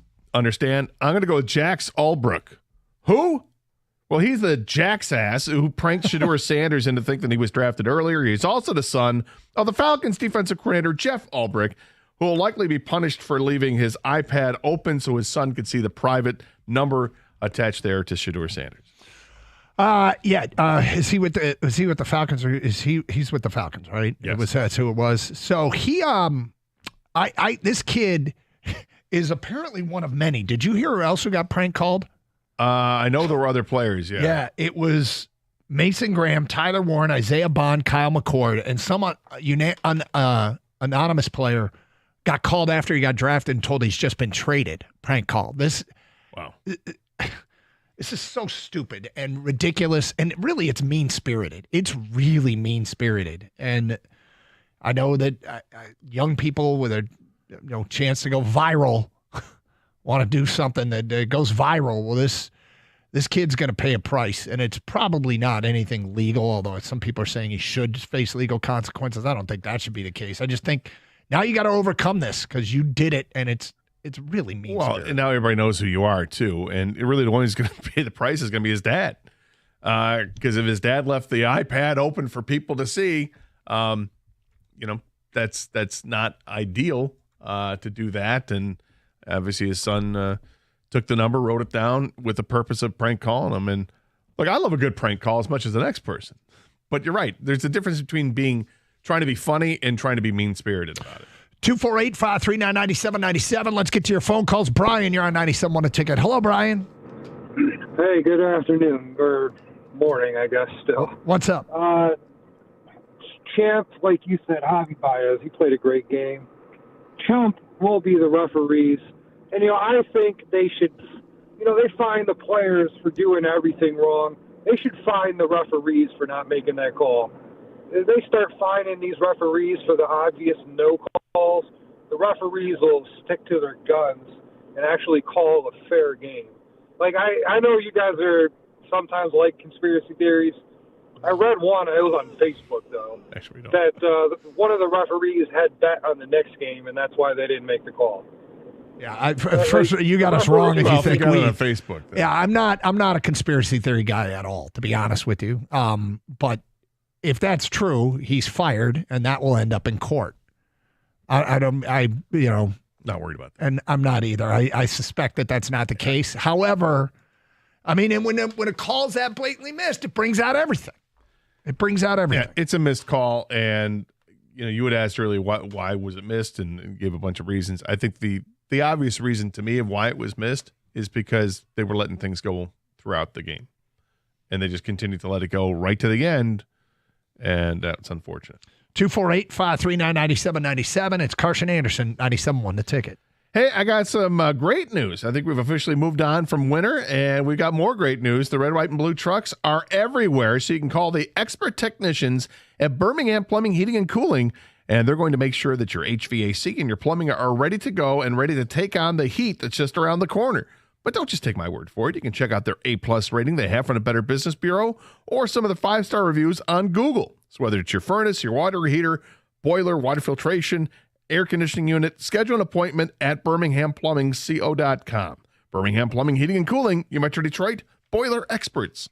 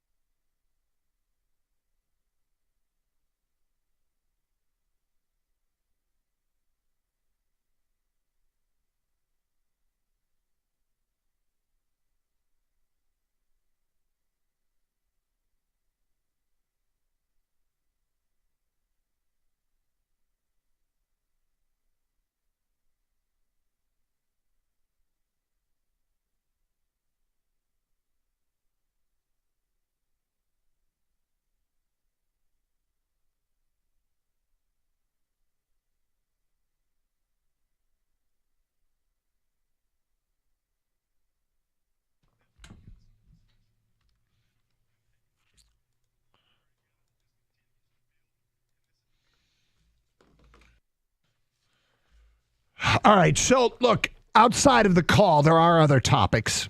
And I have no problem compartmentalizing these two separate topics. Should they have been there in the first place? So I always get back to, all right, was this game expected to be close? Was this series expected to be close? Are the Pistons so far and away better than the Knicks that they should win in a rout? And the answer is no, it's not.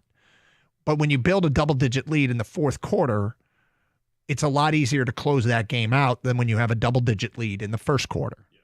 And they had built the double-digit fourth quarter lead. Because they had a double-digit deficit. Yes, earlier they did. They did. It's important to keep in mind that what helped them build the double-digit lead was Brunson was out of the game. And when he came back in the game, the Pistons were up 10.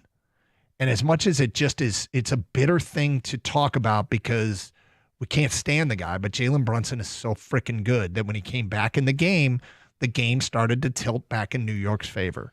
And I hate giving him credit because I find him to be one of the most annoying players in the league.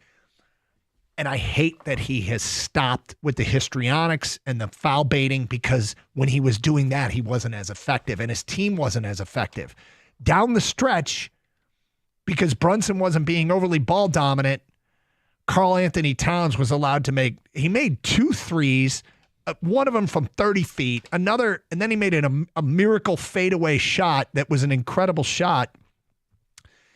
And as much as you hate to see it, the degree of difficulty on Karl Anthony Towns' shots was way higher than the degree of difficulty on Cade's shots. And Karl Anthony Towns made them and Cade didn't. And this is the kind of shot that, while we all acknowledge that Cade is a young star, I feel like I see a future version of Cade talking about learning from this series, learning from the Knicks series the first time they made the playoffs and what it takes and all that. Because Cade he didn't make in the last minute and 10, he missed 2 shots and turned it over.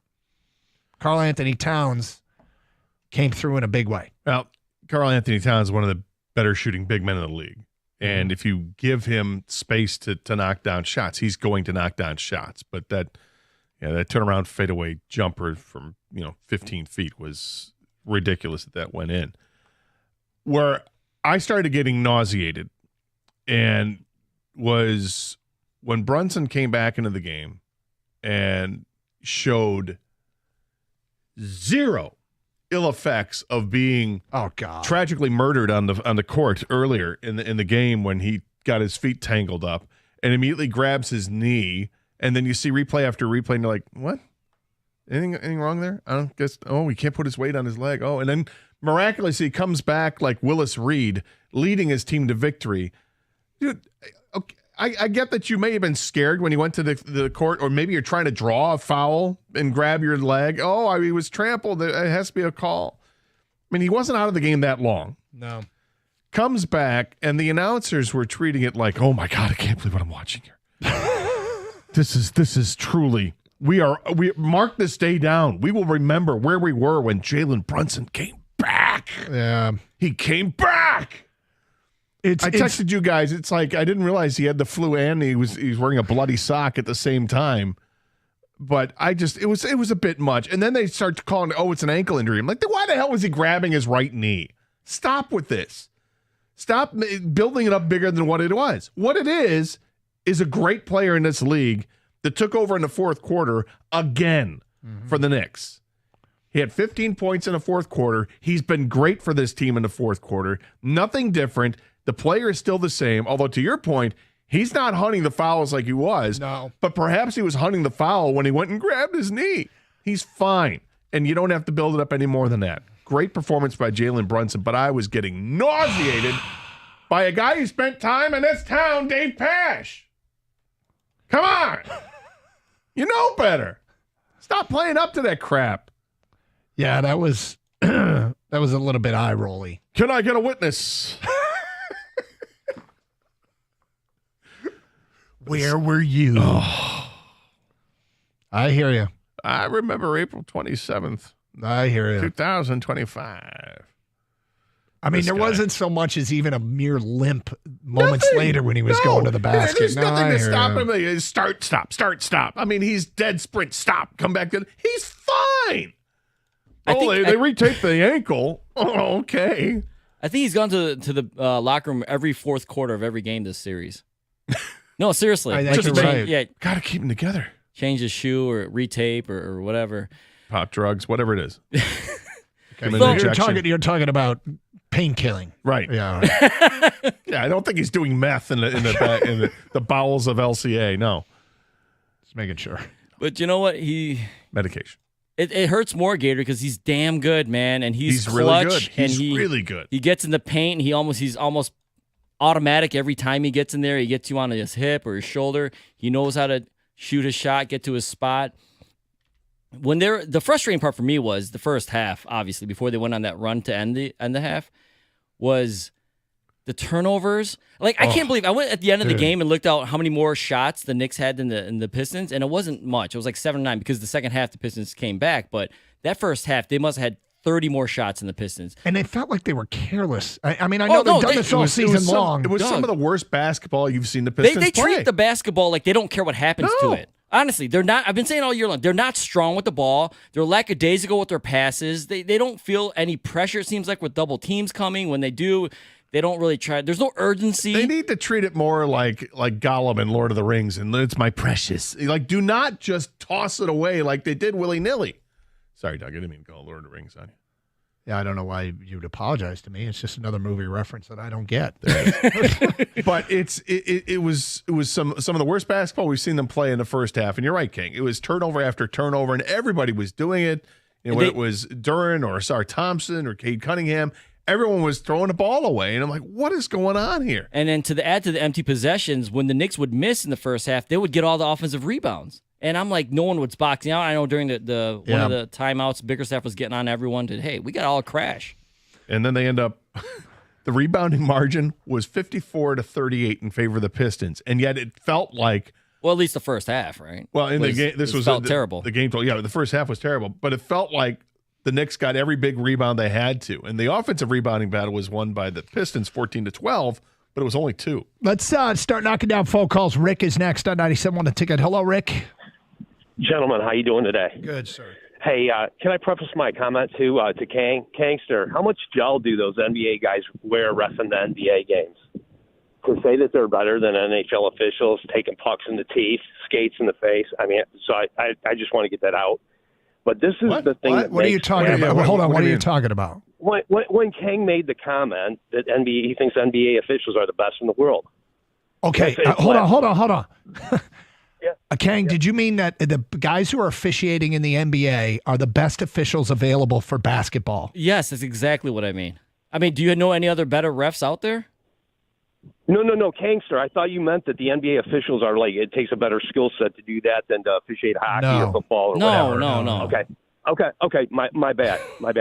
But the comment, guys, is that this is what makes basketball. It's unbearable, honestly. I mean, if you're getting touched, you guys are spending the show talking about a guy getting touched. I mean, go up for the jumper with a tissue. These guys are so soft. I mean, did we not let a guy travel for 20 years? Take steps? That was okay. Nobody bitched about the reffing that much. You know what I'm saying? I don't know. I think people have bitched about reffing forever. Yeah, it just, so soft. The bad boys. Everybody loved the bad boys, fellas, because they were tough, man. If I can't shake you to get open and hit my jumper, and somebody gives me a little, fingernail on my wrist, and I missed the shot, that's on me for not being open to hit my shot. All right, Rick, thanks for the phone call. Dave's in Berkeley and next. Hello, Dave. Hey, how's it going, guys? What's up? Real quick, I'd say champ, Detroit Tigers, while first place. Chump, I'm going to go with everybody who's got a conspiracy about Shedeur. But what I really wanted to talk about was the Pistons. I am not blaming it on a scramble for a loose ball, miracle fadeaway 3 from the corner. We had no business there. The problem is that we stopped running our offense. You don't want Cade for a back down, dribble down brick 5 possessions in a row. Pass the ball around and get a good shot to win the game. Well, I mean, I didn't have a problem with an open elbow, and it was an open elbow jumper. Like, I think that's a good shot. Their offense, though, at times in the series, Dave, is in a general rule, I would agree, has looked terrible. And I credit the Knicks for what they've done defensively, but they've struggled on the offense. They were stuck in the 20s in the second quarter until late in the first half. I couldn't believe their offense bogged down. It was really bad. Agreed. Just move the ball. That's all I'm saying. Great show, guys. Thank you. Thank you for the phone call. Ton of empty possessions in the fourth quarter for the Pistons. Dale is next. Hi, Dale. Hello. Hey, Dale. My champ and chumps are the Lions 57 pick Friday when the fans, they brought that family out and they explained what happened to their 18-year-old son in 2007. and the fans start chanting USA. Yeah, for people who missed it, they announced the fan that heckled Durant yesterday. That was uncalled for. He explained to everybody earlier in the year about his depression, that he almost committed suicide. Yeah, that so he was did brutal. that to help other people and tell them to get help. And this fan did that to him, where it raised even the players of the dugout for the Red. Yeah, that fan's not going to be welcome. He's not going to be welcome to come defend back. him. Oh, okay. Yep.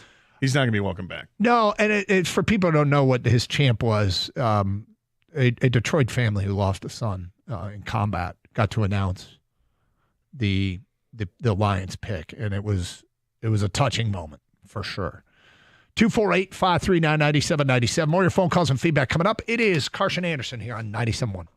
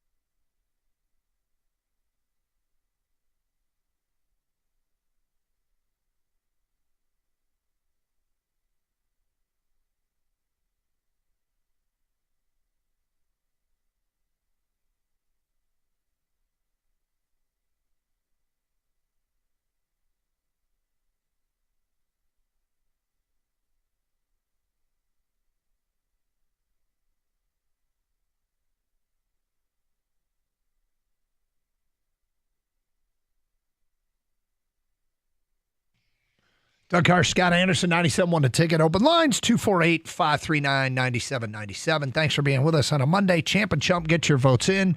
We go to James. You're next on 97.1 The Ticket. Hello, James. Happy Monday, guys. What's up? Hey, Champ, Kang is Nostradamus. That's freaking unbelievable. Cracking Brad is ridiculous. Freaking ridiculous. Yep. I need lottery numbers.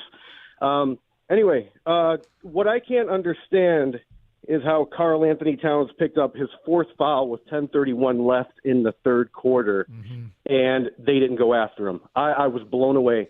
I went back on ESPN's website to look at the play-by-play. He didn't come out of the game until, I think, the fourth minute of the third quarter, so he stayed in an extra 6 and something minutes after picking up his fourth. I was blown away, because, as you're saying, he's hitting these ridiculous shots over the backboard, thinking he's Steph Curry all of a sudden, and that could have been negated way early on. So I was blown away how they didn't call ISOs or what to go right after him to pick up his fifth foul and get him out of the game. They went after him a couple times, but they didn't go after him like every single possession. Could they have made more of an effort to foul him out? I suppose they could have. Watching him play defense after that, and it's part of the reason why I think the Pistons were able to come back, is he just had to be a swinging gate. He matadored a whole bunch of guys going to the basket. He would jump straight up, but kind of fade away. When they did go at him, he kind of I think it was a big part of their comeback was his inability to defend in the paint. And yeah, could they have done it more? They probably could have. Thought they did a few times. I would have appreciated more of an aggression going right at him. Yeah. That's all I thought. James, you might be right. I mean, they might sit down and watch the film of that game, and JB might say, we blew that opportunity to get him out of the game. 248-539-9797. And by the way, you just have to take your hat off to him. The shots that he made, that ugly push set shot is money. And then the fadeaway with Duran in his face, fading out of bounds in the corner was insane. Like that was like when the Pistons are like a stop away from really having the game. Yeah.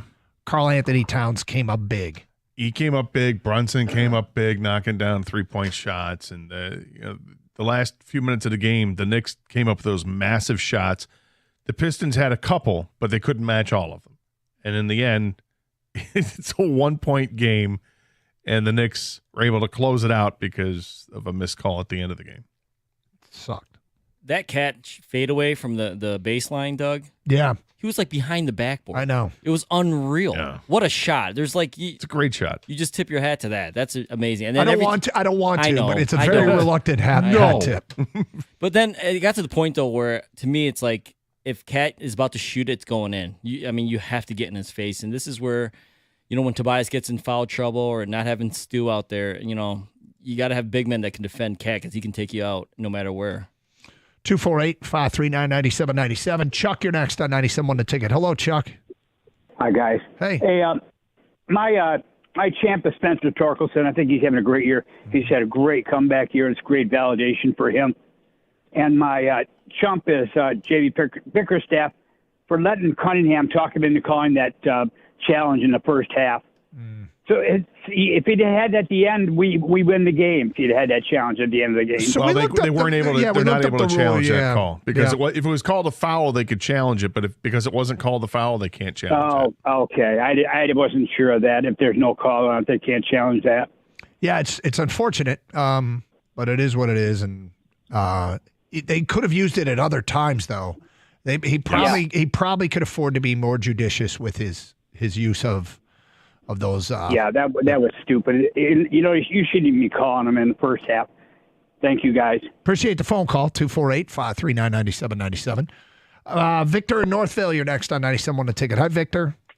Hey, what's going on, guys? How you doing, sir? I'm not trying to defend the referee too much, but if you look at his angle and where he was standing kind of on the left, behind kind of on the left-hand side of Hardaway on that shot, I think he was kind of focused more on where the defender was landing, and he landed on the side of him, but he hip-checked him, obviously, and I don't think he actually saw that, and also he was watching his hands, too, but I don't know, he should have still looked at the whole thing and saw that Hardaway moved. Victor, I'd But, say this: if you're gonna try to defend him because of his positioning, I don't think there's a defense. He's right there. He's 7 feet know, away but from the watch play, and he doesn't. And he watch doesn't it make one the more call. time, though. I know it sounds like I am. No, it's okay. Watch his angle on that. If he was, Watch his angle on me. if he had Go a ahead. bad angle on it, that was his fault. Like we asked, why did that happen? Okay, is the reason that it Right. happened because he was out of position? I think he was out of position a little bit. I don't think he was focusing so much on the guy's hip thing. He was more like where the defender was landing, and the defender landed on the side of him, but he caught his hip. And also he was watching his hands, and he couldn't quite – I didn't see the hip check, honestly, till I saw the replay.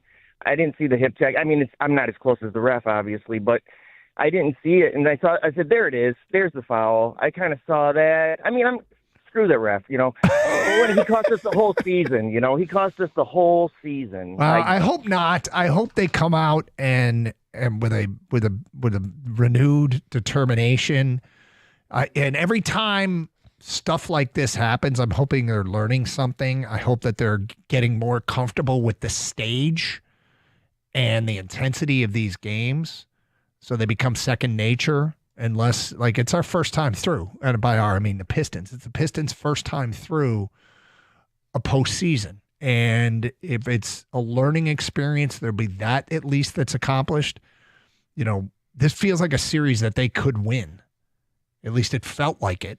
You know, the hard part now is trying to find a way to, I mean, you just got to win the next game. They have to win the next game. Got to and win then the next game. Get it back to Detroit and see if you can win another game. And it's a very uphill battle. It's very steep. Yep. To stave off elimination.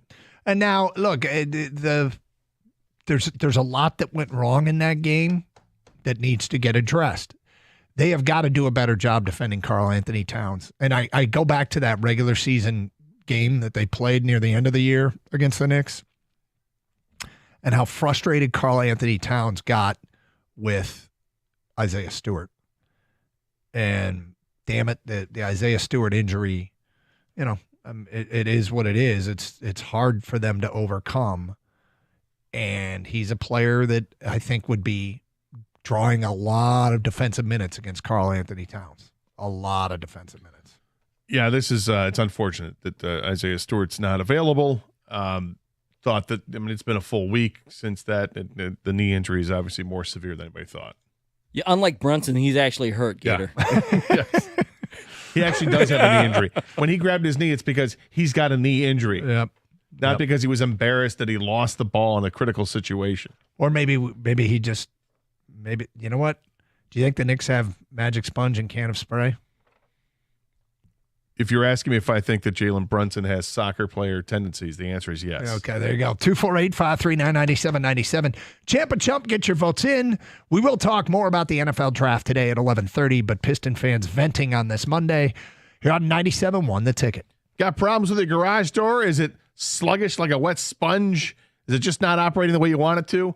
Call the great folks over at Precision Garage Door Service because they will repair your garage doors. They'll come out at the time that works for you because you can just go right to their webpage at precisiondoormi.com and schedule an appointment that works for your schedule. You're not beholden to their schedule. This is what's great about Precision. They're willing to work with you. In fact, they're open on weekends at no extra cost. All calls are answered 24/7. You want to actually call them at 1-800-DOOR-REPAIR.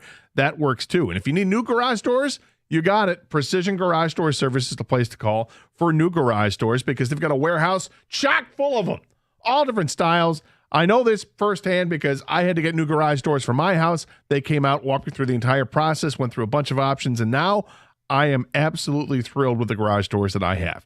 Give them a call today, 1-800-DOOR-REPAIR, or go to precisiondoormi.com and schedule that appointment.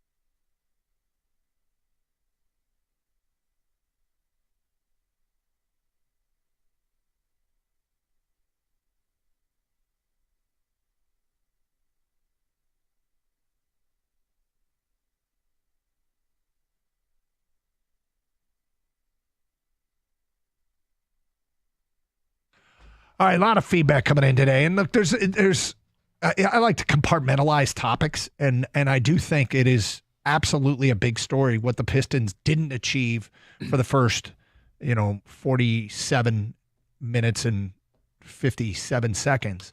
But what happened in the last couple of seconds is a topic in and of itself, and it was a terrible missed call. The league admitted it, and it sucks because, in the end, Tim Hardaway on the free throw line with tenths of a second left, shooting 3, needing 1, hoping to get 2, is a great place to be at. But they didn't make that call. Okay, so the Pistons aren't supposed to blow the Knicks out. The fact that the game's close at the end is them doing their job to give themselves a chance to win. They got to close out games, though, when they have big leads. They can't afford to have offensive droughts like they had in the second quarter. They got to have better answers for Karl Anthony Towns and Jalen Brunson. I don't know if they have an answer for Brunson. I feel like they can do a better job on Cat.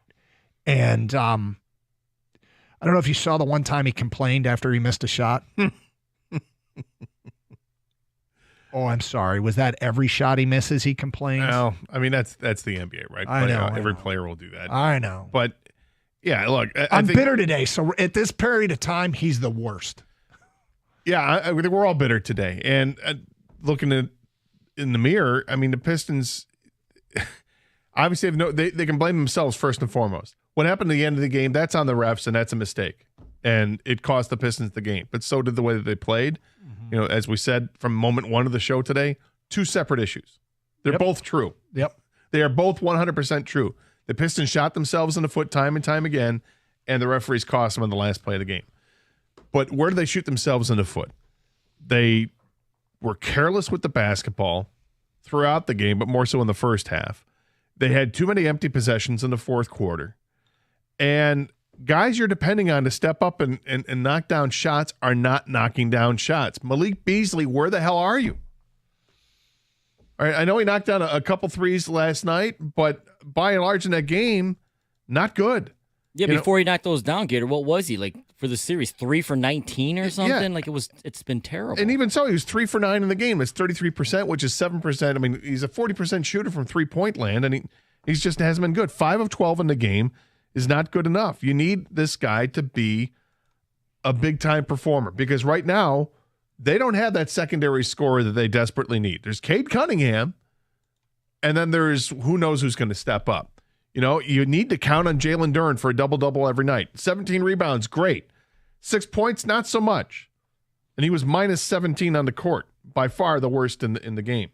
But Malik Beasley is a guy you've been counting on to score 15, 18, 20 points, can even go for 30 if he gets hot. Don't let him get hot. Well, he hasn't yet. But that's still in the toolbox. Let's go. Yep. We need you, big fella. Get hot. The struggles yesterday of Asar Thompson and Malik Beasley early. He got hot later in the game, but and the turnovers by Cade, they just have to. I mean, it's been a problem all season long, yeah. and it reared its ugly head, and it cost them. As a team, they went 7 for 29 from 3. That's 24%. Well, at one point they had I think they missed the first 10. Yeah, they were brutal from 3 for much of the game, and one for their first 14. And what'd they finish? 7 of 29. 7 of 29. So, they got better. 15 afterward. Yeah. The 3 big things I was worried about heading into the series was, turnovers, secondary scoring outside of Cade, and inexperience. And I feel like all 3 have reared their ugly heads during this series. And we all were asked to pick an X Factor player, right? My X Factor player was Asar Thompson. I've been really disappointed in him, but I think he's so green and so young right now. He depends so much on the athleticism, but Jalen Brunson's working him. And I think Asar's got to go back to some fundamentals as, getting down in his defensive stance, anticipating more, because I think Brunson's going to get his no matter what. I think you're right, Doug. But you got to make it at least tougher on him. He's got to work for it. And I think Asar's got that type of defensive capabilities. It's just not showing. He's playing like 20 minutes a game. Feedback coming in. You can't say the Pistons got robbed. Cade had a great look. He just missed it. And the turnovers did us in. You can't win a playoff game that way. Yeah, okay, you can. You can't say they got robbed. They got robbed. We have a fundamental disagreement, whoever sent this in. Yeah, Cade had a great look and missed it. That's true. Turnovers did him in. They hurt. That's true. It's hard to win a playoff game that way. Agree. and they get robbed. It's all true. I mean, it's all true. It's all true. You can totally say. Now, here's where I would say, you can't say that the only singular reason they lost the game is because they missed the foul. They missed the foul call. You can't say that, and I won't say that. It wasn't the singular reason they lost the game. But it was a big reason why they didn't have a great chance to win the game. And all the rest of that stuff is also true. Play never happens if Cade makes that shot. Look, they might have a bigger lead if they don't turn it over. But they're not supposed to blow the Knicks out. Their job is to play, to give themselves a chance to win late in every game. If they're an overwhelming favorite, I might play a little bit more heavy on the Pistons blowing it. But they're not an overwhelming favorite. They're the underdog in this series whose job is to give themselves a chance to win the game. And when you have a chance to win the game, and that chance, you're denied that chance, it's frustrating. I get that nobody wants to talk about that because they'll think it's a loser mentality to blame it on the officials. Yeah, and I think if they dwell on it, I agree. Yeah. It's not their. It's our job, though. It's not our job to not dwell on it. It's their job to not dwell on it. It also cost them a chance to win the game. Yeah, can't deny that. And the other stuff is true too. It's all true. Feedback. JB got out coach. There's no way Asar should only play 22 minutes if he's not in foul trouble. He is our best defender. Put him in the effing game. SMH. I understand. I just thought he was struggling mightily on the offensive end. Well, he had 4 turnovers in the 22 minutes, which is not good. So, but the simple answer to that is you don't put the ball in his hands, I guess. Yeah. You just want him out there to defend, then have him out there to defend. But then it becomes one-dimensional. Unless you use him like Duran and just he's there for the flush, right? And he's obviously incredibly athletic. I think he's got such a bright future ahead of him. But he's there for his defensive prowess, and he needs to exert that more. Tony and Warren says, Doug, why are you surprised? The officiating in the NBA is by far the worst of all the 4 major sports. It's why I can't watch anymore. It's a very difficult game to officiate, and this series is insanely physical. It really is. Regardless of the BS call, I'd like to be the surgeon apologizing for operating on the wrong knee. Oops, sorry, all went good, but the damage is done. That's from Steve. To hell with the Pistons, I'm done with the NBA. I'd walked away from it. These young Pistons brought me back in, and the officials have ruined it. That's from an unnamed texter. NBA doesn't want the Pistons to win. Apologies are a joke. That's another unnamed texter. Well, it's better than no apology. It's better than them coming out and saying, nope, everything was good. Dave in Detroit says, call me crazy. I just expect this as a Detroit fan. To win, Detroit teams need to leave no doubt. They can't just leave it to a referee call. It'll never go our way. Pedro in Memphis says, champ, the Tigers, AJ Hinch. He keeps the train moving down the tracks. Chump Mel Kiper. It's time for Kang to take over his job. Kang is brilliant. But here's one thing to keep in mind, and he really is brilliant. Kang's expertise is not the draft. Kang's expertise is thinking how Brad Holmes thinks. I'm not taking credit away from you. You are doing, when people want to know what the Lions are going to do, you did an unbelievable job. You picked 2 of their first 3 picks, Tyreek Williams and Isaac Tesla. It's incredible. Breaking Brad. It's what I've done. Well done. My champ is Kang. Nailed his predictions with Williams and Tesla, plus his bold prediction, Sanders not getting drafted in the first round. I said he was going to get drafted in the 5th round, guys. No, he didn't do that. No, I didn't. That part I didn't do. You know who did? No one. Yeah. No one. We will talk about that a little bit later on. My champ is the Tigers. They are a joy to watch. My chump is the Pistons. It's tough to watch all the bricks and turnovers. Yeah, I mean, look, they're not playing unopposed. They're playing a really good team that forces a lot of those things, and I want to give them credit. But they must cut back on the turnovers. Some of the turnovers look careless, and it's hard to win that way. And maybe it isn't close in the end if they don't turn it over. You know what I would like to have seen, at least at the end of that game? I know that you can't review it and all that. I would have liked to have seen the officials get together and say, did anybody see anything here? What did you see? What did you see? What did you see? And just do a quick 10-second powwow and then you could wave off. Nope, I'm game's not over. sure you can do that, and it would have been more controversial if they did something they're not allowed to do. I'm not sure that you can get together and say, all right, did anybody see a foul? They will get together. One guy will overrule another one on an out-of-bounds call or something like that, but I don't know that I've ever seen any official, if nobody blew the whistle, I don't know.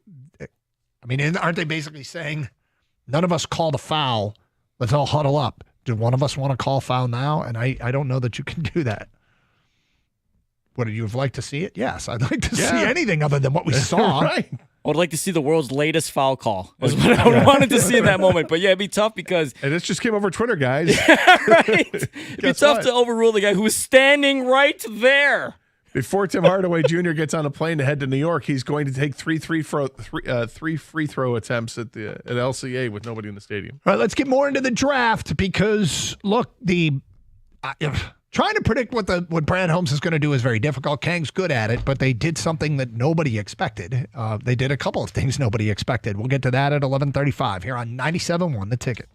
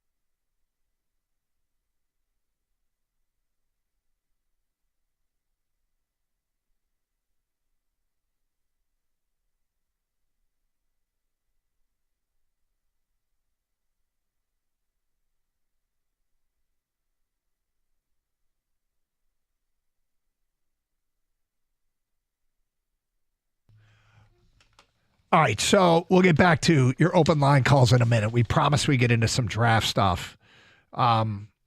Look, they helped themselves on the interior of the offensive and defensive lines, and quite frankly, those are the types of picks that give no juice to a town. They are the least sexy picks of all time, but that doesn't mean they're not good picks, and I think everybody's excited about the offensive line youth that they brought in and the depth that they have now, and there's, between Mahogany, Glasgow, and the two kids they drafted, there is legitimate competition at guard, but you can sort of see the next offensive line coming together. Mm-hmm. And it is the foundation for which all offensive success is built upon. Defensively, don't think they didn't address the pass rush by taking a defensive tackle. When there's edge pressure and a quarterback has the opportunity to climb in the pocket because there's no pocket collapsing going on, this is something that, Tyleik Williams is known as a run stuffer. He should be able to help collapse the pocket a little bit. And, at a time where that's a guy that I would normally say is not a probable starter, he might get himself into at least heavy snap rotation early in his career because of the injury to Lee McNeil. But I got to admit, the idea of them not taking an edge rusher in an edge-heavy draft is pretty amazing. It was a deep draft of edge rushers. And when the Lions were on the clock in the first round, Azaraka was there, Mike Green was there, Scorton was there, JT was on the board, and they picked the defensive tackle, which, again, I buy into. That was also a position of need, but I think they took the most talented player at a position of need. In the second round, Mike Green was still there. In the third round, Landon Jackson was there. Princely Emmanuel was there. Josiah Stewart was there. Jordan Birch was there. And they didn't take a edge rusher an off season where the focus of the fans and media, and we have been included in that group, is who's going to play opposite of Aiden Hutchinson. They haven't definitively answered that question. And you could make the case that they've gotten worse by losing Zadarius Smith. They are bringing back Marcus Davenport. And I think that leads to a collective eye roll from Detroit because he's always hurt. And, having faith in him feels like a risky proposition. They did add a 6th-rounder who's a talented kid who put up some big numbers at Boise State. And what I actually like about him is something I've always done with small college guys, and sometimes it's indicative of them having breakthrough success, is in some of their biggest games against their biggest opponents, he made plays. And if you look at the Oregon game, he had a sack and 5 tackles in the Oregon game. He had 2 sacks against Washington State. And then the college football playoff against Penn State, he had a sack and 2 more TFLs, 6 tackles total. Those are good numbers against the power. I mean, I guess Oregon State or Washington State's no longer a Power 5 team, but they are a bigger program. This wasn't against Utah State and UNLV. And so there's some reason to think that, this guy might be a diamond in the rough, but I don't know that he answers the bell as to what they're going to do at the edge opposite of Aiden Hutchinson. Is it flawed thinking for them to do what they have done? I don't know that this is a lead story as it pertains to the Lions 2025 season is some sort of malpractice not addressing the edge rusher opposite of Aiden Hutchinson. It's curious, but I don't know that people are going to say, well, they were a Super Bowl contender before, but they're not now. Because last year they went 15-2 with a worse group of edge rushers than they'll start this coming season with Aiden Hutchinson in the fold. And, they were trending to be a top 10 team in sacks with Aiden Hutchinson, and now they lost him, and they still went 15-2. Well, there are things I didn't like about the draft, and one of them is, I like the receiver Tesla just fine. Mm-hmm. I question where they drafted him with the resources they gave up to move up that high. Understandable. I don't think. Because by all accounts, this guy was rated way lower on board. But what matters is what's on their board. Yep. I totally get that, and he's got great size, decent speed, and is Brad Holmes kept saying, when you watch him, he didn't get targeted much, but when he was targeted, he made plays. And okay, I can get on board with that. But again, moving up that high to get him. That's and Kane called it. That was the reach, and it really was a reach, because you had guys like Landon Jackson or Princely Emmanuel or Jordan Birch at the edge position that you could have taken that they passed on. I do like the edge rusher they got from Boise State, Hassanen. When you look at what he has done in a short amount of time of playing football, he picked up football when he was 15. Came over from Egypt. It's a great story with him. But the last couple of years at Boise State, straight out of Egypt, he had like 99 pressures or something like that. It's crazy how effective he was in that program with, I think, over 20 sacks in those 2 years combined. I think he had 12 and a half 1 year and 9, I think, this year, 9.5 this year, whatever it was. But and he had like 33 tackles for loss over the last 2 years. This guy's a productive player, and he's heavier, I think, than you would expect him to be in the 260 range for only being 6'2", but he gets after it. He's got the high motor, and you watch his highlights, and it's a collision when he hits you. So I'm excited about that pick. It's a 6th rounder. Maybe I shouldn't get too excited, but I do like what's there. My big question is why was there so much maneuvering that they did to get the players that they got? They maneuvered a lot. They only have so many roster spots, and it feels like they walked away with a lot of players anyway. And right, But the thing about the draft picks is they are cheaper alternatives to veterans you have to sign if you run into cap issues, which they very well may. It will take some cap gymnastics to hang on to their star players as is, and they may be able to pull some of it off, but they also are prepared to kind of let some guys go if they need to and go with cheaper alternatives. Well, I get the funny... It's a good problem to have. I guess, yeah. I have a funny feeling that they're going to end up with Shedeur Smith again. Everybody's saying it. He's going to come back, and they're going to find a way, because it's not that difficult to find a way to fit him on this team in the cap, under the cap. I think that's what's going to happen. When they didn't address edge rusher, one of those first few picks, I think they know what they're going to do. They're going to get the veteran, the guy who was here last year, knows what it's about, the guy who could probably really flourish with a healthy Hutchinson on the other side. Never got a chance to see that because, that's really the reason why they went and got him, because they lost Hutch. So if they can bring him back, which I think they can, then all will kind of be forgiven with what's happened here, and you just get on the business of developing these players. But like you said earlier, with the guards, it's clear that they're building this offensive line of the future. They've got the good offensive line right now with some competition at the guard spot. But when guys are ready to move on, they think that they've drafted some guys. Now this offers up the opportunity for Giovanni Manu to just focus on being a tackle and not work at guard like he did last year. The Shedeur Smith thing, it feels, this is going to sound weird, but it feels almost too obvious for it to be a Brad Holmes move. Like, too many people think that's going to happen, which leads me to believe there's no way in hell it's going to happen. Well, nobody else has signed him. Nobody else has signed him, and that's what we can hope for. Doug, don't try to crack Brad. That's my job. Okay, fair enough. Do you think they're bringing back Shedeur Smith? I don't think it's a definite like a lot of fans do. Yeah. I this is what I think. They literally told us that they couldn't keep him because of money, so they cut him, right? Mm-hmm. So the best I'm thinking the Lions can offer Shedeur Smith is a 1-year incentive-laden deal. That's the best they can do.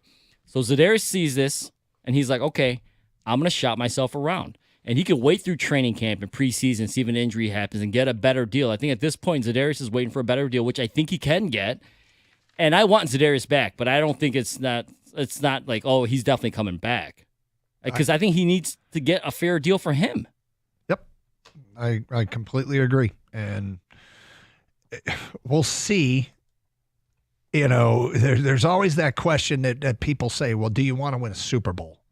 Because if Shedeur Smith is opposite of Aiden Hutchinson, but he's also at a point in his career where he probably doesn't have too many more contracts coming, so he's probably thinking, all right, this last contract, I'd like it to be as big as possible because it is a business. It is the end of his, we all think of professional contracts as like money cannon, so it might be his last money cannon deal. I don't know what he does, if he has a business venture outside of this, but so you can understand why a 32-year-old defensive lineman, whatever he is, says, I got to try and milk this last contract.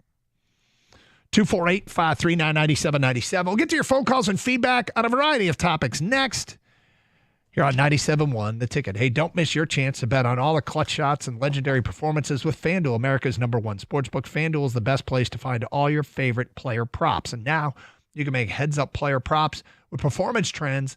And that means you can check on, if you want to bet on a player to score 30, you can check on what they're doing during the game and get in on the action with who's hot, who's not, without leaving the app. Plus, after the game tips off, you can combine live bets and the same-game parlays for a chance at a bigger win. I'm not a big same-game parlay guy, but here's what I would be if I hadn't joined FanDuel yet.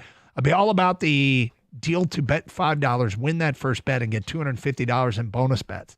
Visit FanDuel.com/Doug to join today. FanDuel is the official sports betting partner of the NBA. So what do you do there? You join, you find a prop bet, something like Cade over 10 points, and you bet it with your $5. You'll probably win. No guarantees, of course. Then you get the $250 in bonus bets. Must be 21 or over and present in Michigan. First online real money wager, only $5 first deposit required. Bonus issued is non-withdrawable bonus bets, which expire 7 days after receipt. Restrictions apply. See terms at sportsbook.fanduel.com. Gambling problem? Call 1-800-GAMBLER.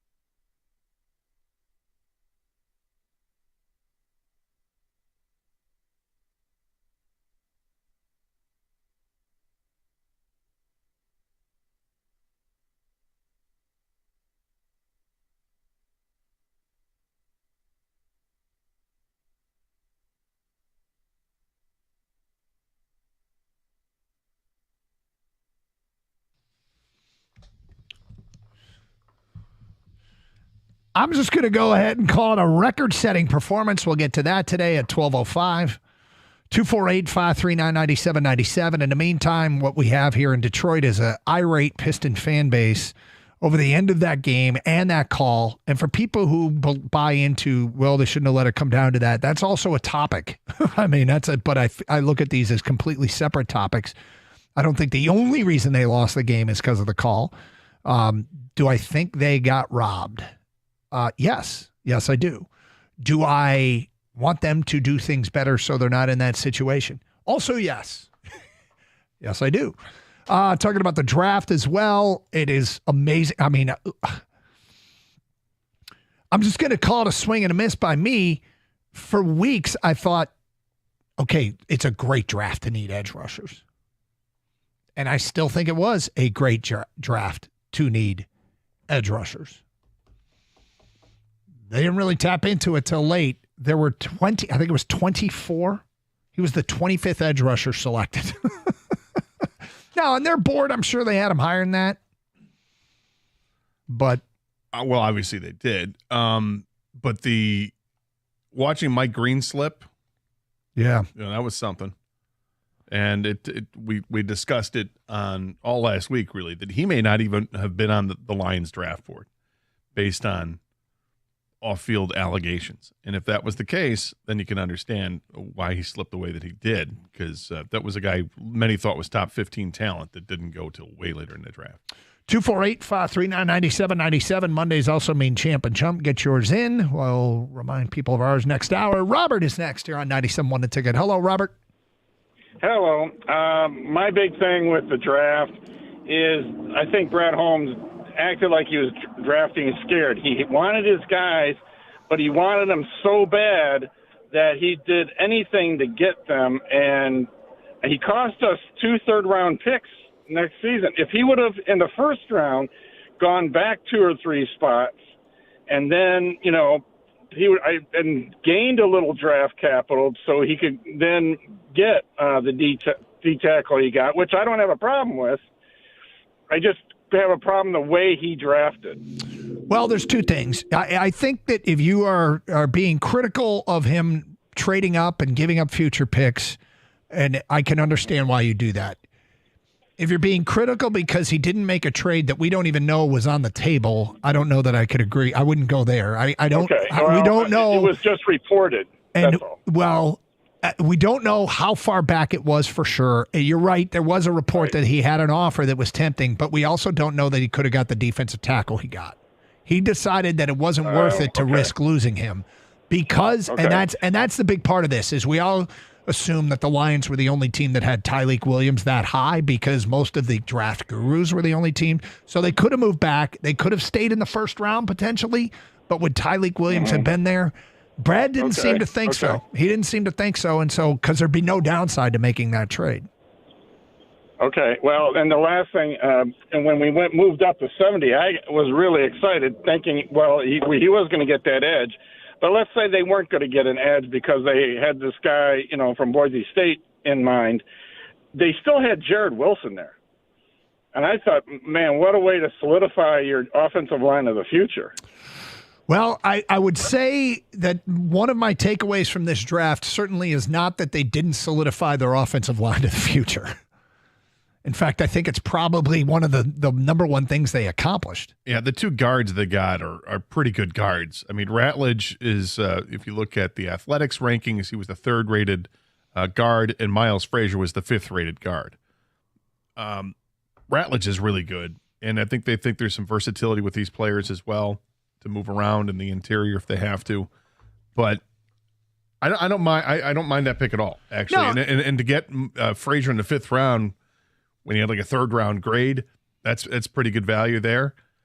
But as far as the giving up all the draft capital to move around the draft, I think what's clear is that the Lions are in a different position now than what they were 4 years ago. 4 years ago, you're probably looking for as much draft capital as you can. You're going to turn over the roster. You're going to try to find gems all over the place. Now you're an established team. You've built up the depth where the floor of this team is pretty high. Mm-hmm. To compete for a spot on this team, it's not an easy thing to do. So what they're going to do is look at quality over quantity, and picks be damned at this point. They're just going to move around and get the guys that they identify. We really like this guy. Well, we don't pick for another 30 picks. Well, it doesn't matter. Let's just go get him. Now, if, the one thing the caller said, if he simply likes Jared Wilson, who's the center from Georgia, better than Miles Frazier or Tate Ratledge, then that's fine. I mean, I would understand your frustration with that. But I will say I am not that concerned about the future of the offensive line at this point. No, I'm not. I'm not either. But they definitely passed on a lot of players that can rush the passer. 248-539-9797. Phil is in Southgate, and next, hello, Phil. Hey guys, how you doing today? What's up? Oh, sorry, my bad. Oh man, that's totally not on me. much. Just I'm kind of in agreement, or I guess with both you guys, more so kind of how Gator seems to be with the whole pass rushing, kind of not lack of, but the moves that we made kind of seemed like at the time that maybe that we were making those moves to get some of those names that were kind of seemed to be falling in the second and the third rounds to trade up for a receiver. I just feel like that guy, could have or may have been available later in the draft. And with the way the running kind of quarterback and like especially in our division and teams that we would potentially meet in the playoffs, you got to get after those quarterbacks before they can make those plays. And I don't know. I like some of the guys we got, first, second, and then at the end of the draft. But in like the middling picks, it's I guess it's wait and see approach, but just kind of how I feel, I guess. No, I get it. If they don't really have any other answers at edge rusher, and they go into next season with this crew, is it complete malpractice? I don't think it's complete malpractice. They have one of the best guys in the league at the position. Last year, without him, they were middle of the pack in terms of sacks. Now, QB pressures are a real thing, too. Tackles for loss are a real thing. Run support are a real thing. Effectiveness of an edge rusher and pass defense isn't measured solely upon sacks. Are they going to be better in the secondary than they were? I think they are going to be better in the secondary than they were. That helps the pass defense. It feels like there's a ton riding on the faith of Marcus Davenport staying healthy. Feels like there's a lot riding on that, because if he does stay healthy and can, recapture some of his better form in this league, but that feels like a risky proposition. I think they're counting on several things. I think they're counting on Levi Onwuzurike being more of a pass rusher. I think they're counting on Josh Paschal and developing a little bit more than what we've seen out of him. And as I mentioned before, I really think they're going to end up signing Shedeur Smith. Yeah, I hope so. Because you can't possibly rely on a Marcus Davenport. You can enjoy him while he's healthy, but he's just not going to be healthy. I mean, his best season, he had 9 sacks in only 11 games. I mean, but he's got the size, the strength, the speed. He's got all of it. He just can't stay healthy. 9 sacks, Gator, in only 11 games. Oh, it was only 11, you say? Because it was another season where he got hurt. Like, it's just, there's a lot riding on that over there. And then again, 15-2, and they're getting Hutch back. So I don't know. I'm shocked they didn't do more. I shouldn't be. 248-539-9797. Feedback to the Carson Anderson inbox. Champ Kang, Chump, Doug, and Gator. Nothing that happened before the last play of the game matters because the Pistons fought back. Refs cost them the win, nothing more. Why does that make us the chump? Because he thinks we're just ignoring what happened prior to that. We opened rather the than show. Understanding what we said, which is that all things can be true, and they're two separate topics. One, the way they played, which they took themselves out of really giving them that chance to win because they played so poorly, turning the ball over down the stretch and all that, which we've talked about. But also, that being said, that last play of the game, they're down by a point. Yeah. Tim Hardaway Jr. launches a 3. He gets fouled. They don't call it. And he would have had 3 free throws to make 2 to give them the lead with tenths of a second left on the clock. Whatever the point of emphasis is, I think it's fair to say that the Pistons, I would prefer they stop turning it over. I'd prefer that they make some shots in the last minute and a half, specifically Cade, who had 2 shots, and also had a turnover. And I'd also prefer that the refs call the game. 248-539-9797. I'd call it record-setting. We'll get to that at 12:05 here on 97.1 The Ticket.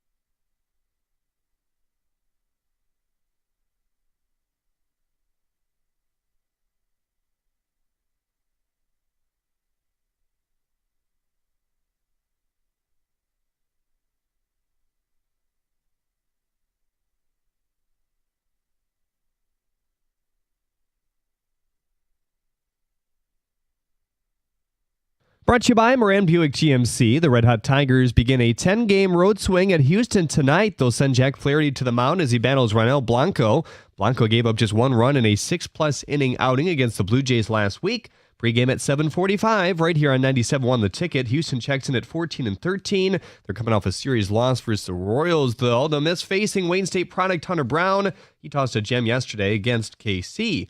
The Michigan Sports Hall of Fame has opened their public voting. There are various categories. A few of the nominees include broadcaster Gus Johnson, former Red Wing Chris Chelios, and former Piston Rasheed Wallace. Milwaukee Bucks star Damian Lillard is set to have an MRI today to take a look at a lower leg injury, which lifted him early in the first quarter from a loss to the Pacers. Doc Rivers said after the game that did not look promising. Milwaukee now down 3-1 in the series as well.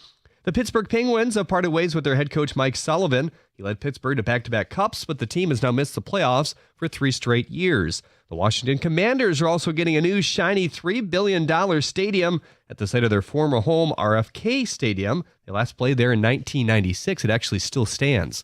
At the Corwell Health Sports Desk, I'm Jeremy Otto. For more, go to 97.1 The Ticket or Odyssey.com.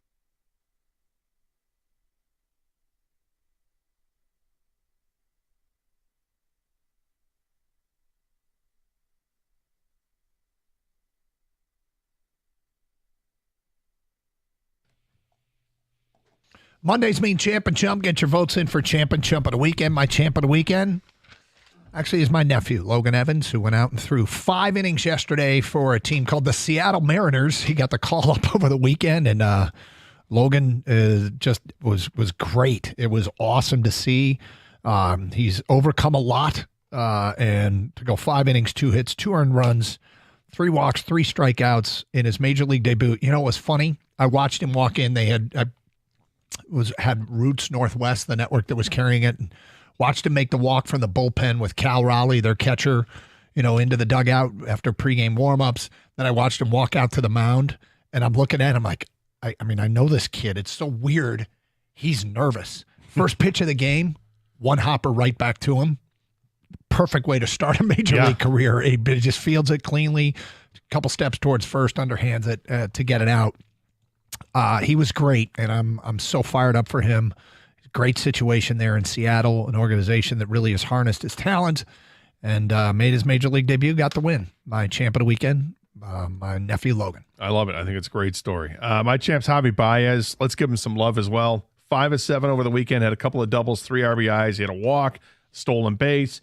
He took the extra base from first to second on a fly ball to right, and he's really pushing the envelope there. And he's just a great base runner. And he's a good baseball player. He's had a horrible time here with the Tigers over the last 2.5 years. But this season, it's different. He's now hitting .301 on the season, and he's got his OPS up to a respectable league average-ish at .716. But that number is going up and up and up because he's starting to get that extra base power back with the couple doubles he hit over the weekend. Let's hope he continues to hit and starts pumping it over the fence. My chump of the weekend is NBA officiating, specifically at the end of that Detroit Knicks game. I don't know if I need to say much more. I'm going to go with Jax Ulbrich, who is the son of the defensive coordinator, Jeff Ulbrich, from the Falcons. Jax is the guy who went out and started prank calling Shedeur Sanders and telling him that he was drafted, and then pranked him and hung up on him. And the reason he got the phone number to the private number for Shedeur is because his dad, unfortunately, had his iPad out, and who thought that his son was going to go over and copy the number and start prank calling him when his son is, I think, 21 years old. Like, you should know better than that. And it was just a bad look all around. It really is, and I can't believe the stories that are coming out today that not only was Shedeur prank called, Tyler Warren was, Penn State tight end, Mason Graham from Michigan, Isaiah Bond from Texas, Kyle McCord from Syracuse, all got prank calls telling them they've been drafted, and one unnamed draft prospect, he got called and told he was traded after he was drafted. The whole thing is weird to me. It's mean-spirited. I think the trying to go viral or be famous is kind of a disease.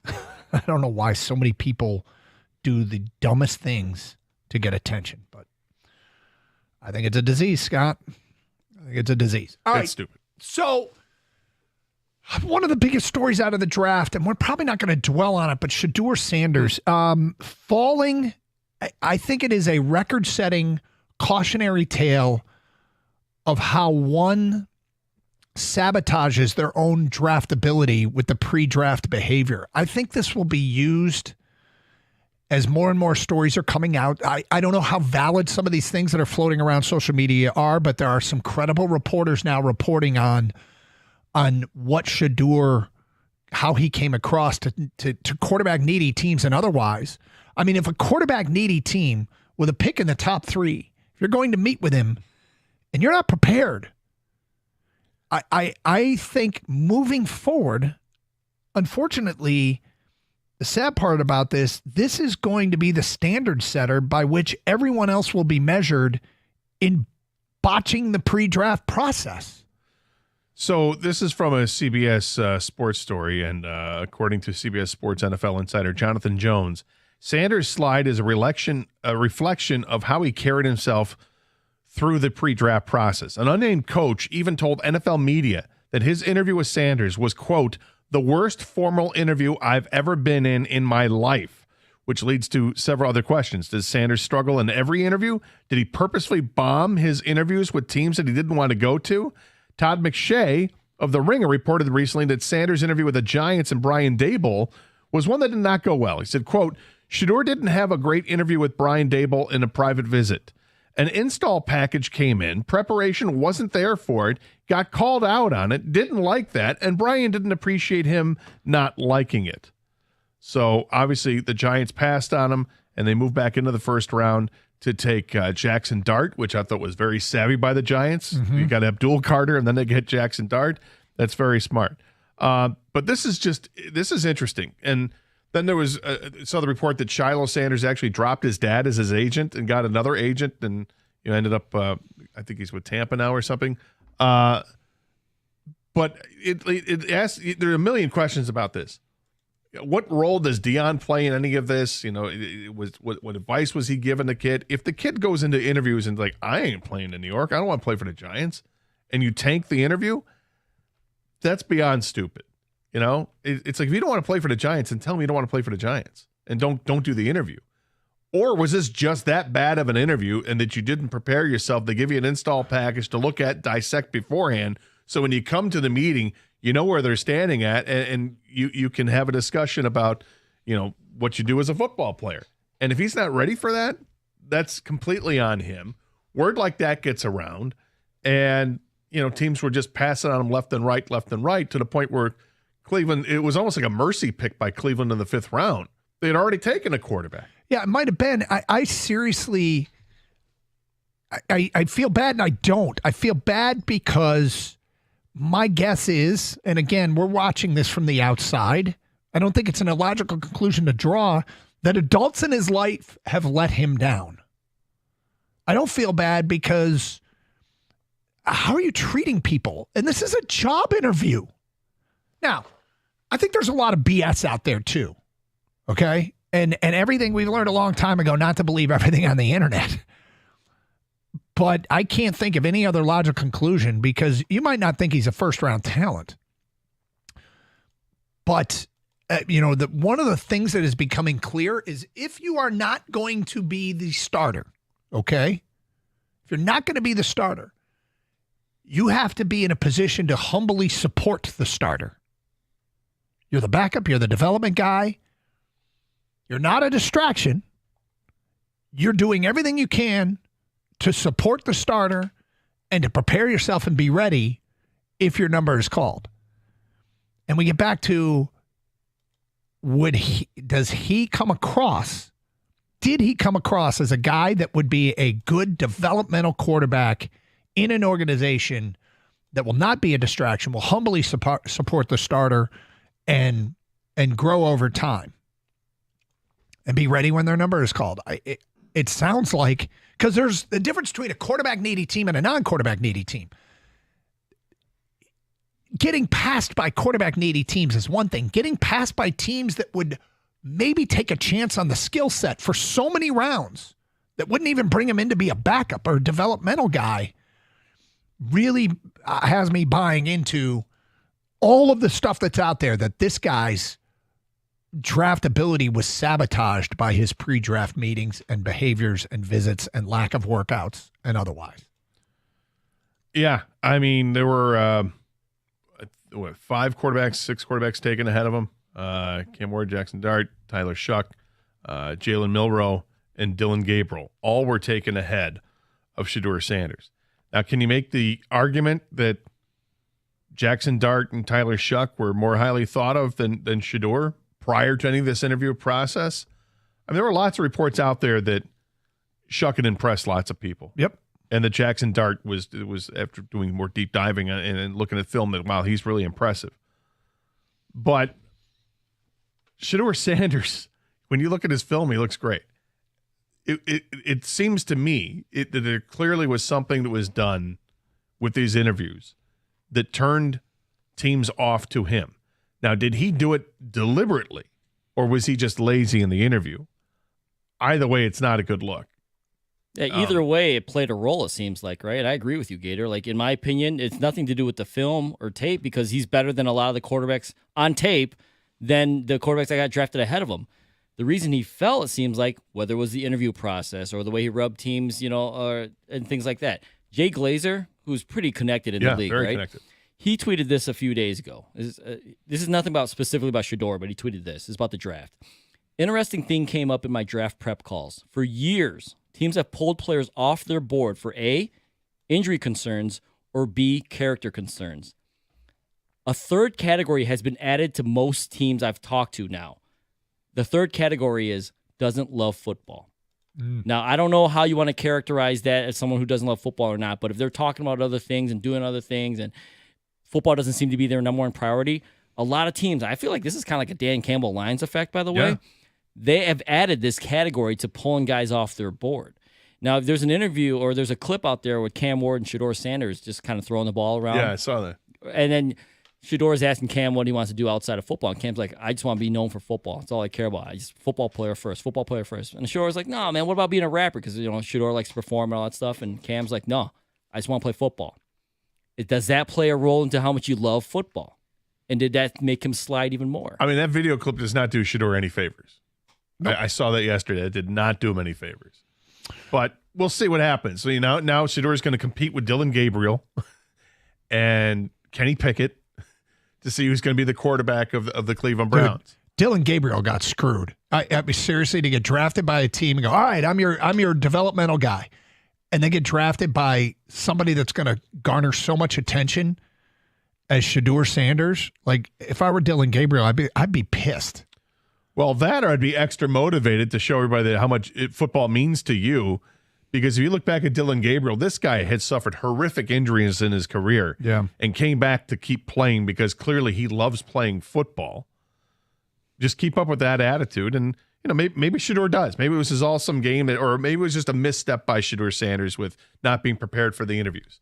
And we'll see how he is going forward. But it just a weird, strange vibe throughout the draft when he wasn't taken on the first night. And I thought for sure, he's going to go on the first couple picks in the second night. And that didn't happen. And now you're all in day 3 in the 5th round. 248-539-9797. It's Carson Anderson. We'll get to your phone calls and feedback. Get those champ and chump votes in. Hey, let's talk about the Pistons and that loss yesterday. That's a tough one, man, for so many reasons. People are mad today. They are mad, and justifiably so. That at 12:20 here on 97.1 The Ticket. Hey, a great lawn is like a great sports team. It takes expertise and a little extra care to really stand out. That's where True Green comes in. They are the local experts in Detroit and the official lawn care treatment provider of the PGA Tour. So they know a thing or two about keeping your grass looking like a fairway. And here's the best part. It's more affordable than you think. They'll even match any competitor's price. Plus, True Green backs it all up with a satisfaction guarantee. Are you not happy? They'll come back between visits to make it right. Don't wait. Head to truegreen.com today. Let the pros do the work while you sit back and enjoy the results.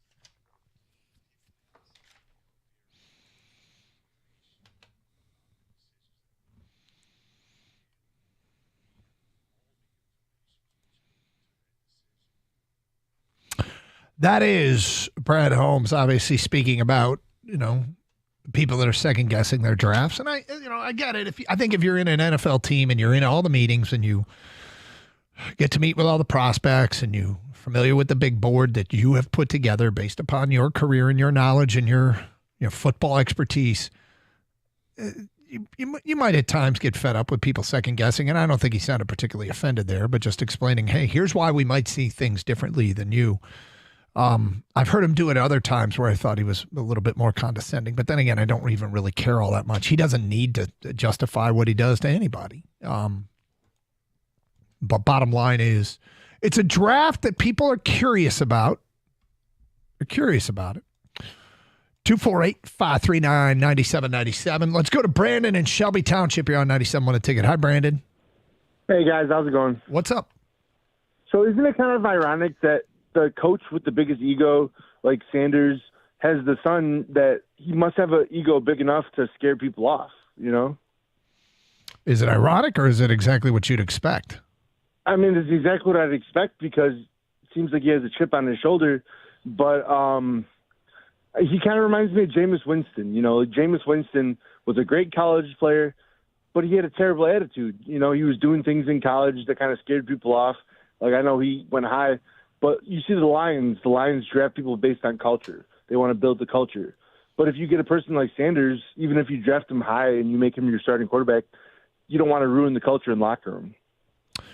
Well, they seriously emphasize culture and fit and football character in Detroit, right? I mean, this is nothing that is done here. Brad Holmes says it's all the time. It's intentional. And I can't even imagine if the Lions were a quarterback-needy team. And if any of this Shedeur Sanders stuff that's floating around, and some of it is coming from credible reporters now, if true, it could be. Can you imagine him having an interview with the Lions and not being prepared? No. He'd be off the board. I can't imagine him in the locker room because even though he might be a backup or he's a starter, I feel like he's going to come into the locker room. He's just going to want to be the number one guy. He's going to want to get all the attention. It's hard not to, Brandon, it's hard not to see that as that being an issue. And that's why the whole idea of being a backup probably didn't appeal to teams that would otherwise have taken him. Would he be a good backup quarterback? And all that comes with being a backup quarterback. When all of a sudden done, there were 13 quarterbacks drafted by 12 different teams because Cleveland obviously took the 2. But you look at like some teams you thought were going to go early for a quarterback. Yep. Like Cleveland. And they waited to the third round, the end of the third round, before they went with Dylan Gabriel. Pittsburgh. Everybody thought Pittsburgh's going to draft a quarterback. They did. In the 6th round, with the 9th pick, Will Howard from Ohio State. The Raiders. Thought the Raiders going to draft one. They did. In the 6th round, it was Cam Miller from North Dakota State. Well, here's what I found interesting. The last quarterback taken in the draft, in the 7th round, 15th pick overall in the 7th round, Quinn Ewers from Texas. Now, I mean, this goes back to what we did years ago. Brad Kaya, before the season began, was going to be thought of as one of the top quarterbacks in the draft, and then the Lions selected him in the 7th round or whatever it was. Yep. It's what a difference the season makes. But this one was crazy because Shedeur had a great season. And it clearly seems like it's what he said in interviews or how he prepared in interviews that knocked him off that pedestal of being a guy who was going to be taken in the 1st round, where he wasn't taken until the 5th round. And the quarterbacks ahead of him, interesting quarterbacks. All right, so TV talking heads nationally were talking about what happened in Detroit yesterday at the end of the game, the non-foul call. It is awfully frustrating. Awfully frustrating. Let me be clear on this. The only reason the Pistons lost the game is not the not foul call. However, that is a call, a not call, that hurt Detroit maybe irreparably in this series. If that call is made, the odds of winning that game improve dramatically. And when the league comes out and admits that they blew the call, nobody's a winner here. It doesn't help Detroit in any way. certainly the Knicks probably don't want to hear that they could have not deserved to win the game, and their fans don't want to hear it. The refs doesn't help them. It's a brutal situation. And I hate controversial calls and no calls because it takes away from the fun part of sports, which is the games. How officials can not altogether collectively miss a call like that when the contact was so obviously there is a frustrating thing. And I don't mind talking about it at great length. It was a classic NBA last-second Detroit screw job. And it feels like we have been on the losing end of calls more often than not in Detroit. And it leads to Detroit versus everybody kind of attitudes. The bottom line here is that call hurt Detroit's chances of winning. Separate topic. So did missing some shots. Cade missed 2 in the last minute 10. So did turnovers. Pistons had too many and too many careless ones. So did their inability to slow down and stop, specifically Karl Anthony Towns. Like at the end of that game, Karl Anthony Towns made shots and Cade Cunningham didn't. And I still love Cade. I see a future Cade Cunningham talking about what he learned in the Knicks series years from now. Yeah, but in fairness, those shots that Karl Anthony Towns knocked down were not high percentage shots. No, but he knocked them down like that's what he does all the time. And obviously it hurts the Pistons to not have Isaiah Stewart out there. But looking at it from the other perspective, from the Knicks' perspective, as they're flying out of Detroit to head back to New York, they are breathing a giant sigh of relief. Not only because of the missed call at the end, the non-call at the end of the game, but the Knicks played poorly.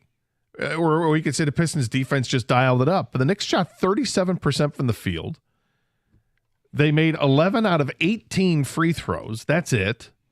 And they got hammered on the boards 54-38. They did not play a good basketball game. And somehow they walk out of it winners. Now why?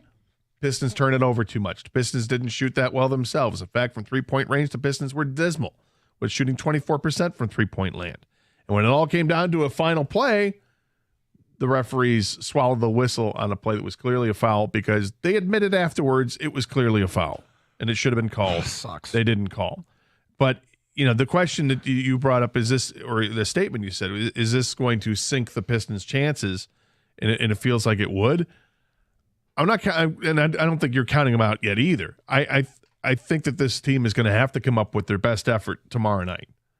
I mean, it literally is must win. I don't think they're going to win this series now. It's hard to win a series when you're down 3-1.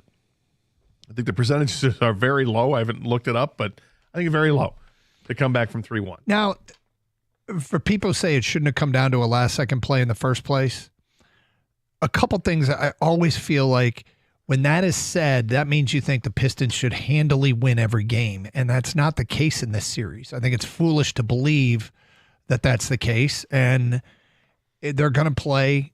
When you're the underdog, I think you're doing a hell of a job when you're the underdog of giving yourself a chance to win at the end. Now, if you're talking about blowing a 10-point lead, the double-digit lead in the fourth quarter. Yeah, don't be fooled, though. It coincided with Brunson coming back in the game, which unfortunately is like the bitterest of realities. Is that guy with a prosthetic leg? I don't know if you saw that. Yeah, I was with a prosthetic leg.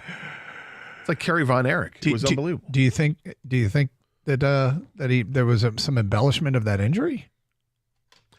Yes. Okay, 248-539-9797. It's Carson Anderson, 97.1 The Ticket. Hey, if you have any problems with your garage doors, there's one place to call. It's Precision Garage Door Service. You can give them a call at 1-800-DOOR-REPAIR or visit the web at precisiondoormi.com, and you're going to want to. I've used them in the past, needed some repairs done in my garage doors. I went to the phone, called them, and they came out immediately, diagnosed all the issues, and they fixed all the problems. They're awesome. In fact, all calls are answered 24/7 by a live person. They offer the industry's leading warranty. It's called the Precision Promise. This company's great, a locally owned company in Southeast Michigan since 2001. And if you need new garage doors, this is who you call as well. In fact, they've got worry-free financing available. Give them a call today at 1-800-DOOR-REPAIR, or again, you can schedule an appointment online at your convenience at precisiondoormi.com.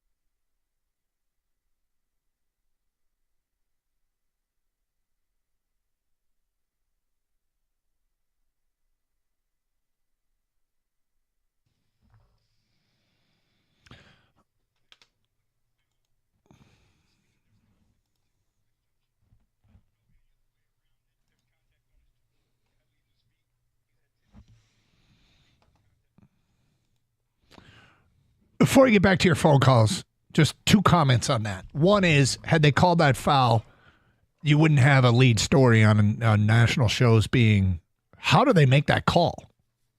How is it possible they called that foul? That wouldn't have been a story. Two is, it's a sad state of affairs where you're better off, once he's in the air, it's a sad state of affairs. You're better off just simply jumping into the guy to get the foul call and giving yourself no shot to make the basket than what Tim Hardaway tried to do, which is shoot and make the shot. So the term ethical scorer that gets used here on the show all the time, if he had been an unethical scorer and jumped into him, he would have got the 3 free throws, one would imagine. But alas, Gator, that did not happen, and it's a big part of the game 4 storyline and the third win for the Knicks. Yeah, it's unfortunate. Down 3-1. It's not going to be easy. You would expect the Pistons to come back with their best effort tomorrow night, but part of that's going to have to be in the form of Malik Beasley. He's got to be a scorer in this game. They need additional scoring outside of Cade Cunningham. Cade's done a lot. Had a triple-double in the game yesterday. Some say he hasn't done enough. I disagree. I think he's been great in this series, and he's got his limitations and he's got his things he's got to work on. Clearly in an offseason, you've got to work on taking better care of the basketball, making better decisions, because he had way too many turnovers in the game yesterday. They got to try to control that as best they can. I don't know what the answer to that is in the short term, is if it's you just let somebody else handle the ball, and then eventually you get it into his hands when he's ready to drive and score. But they've got to find a better way to take care of the basketball. They got to find a better way to share the basketball, and they need other players to step up and score. I think you need to get that guaranteed double-double from Jalen Duren. It wasn't there last night. Yeah, 17 rebounds is huge, but 6 points isn't. Got to be more involved with the offense. And the same thing goes for Sarr Thompson, but really I think it comes down to Malik Beasley. He's the guy you absolutely count on to knock down big-time three-point shots, and he just hasn't been a big-time shooter in this series. Certainly nowhere near what he was in the regular season. So, yeah, there's a bunch of things that led up to that final possession for the Pistons, and I'll get to that one first. Tim Hardaway Jr. said it best. It was blatant. It was a blatant foul call. It was so blatant that within 60 seconds of the game ending, the refs admitted they got the call wrong.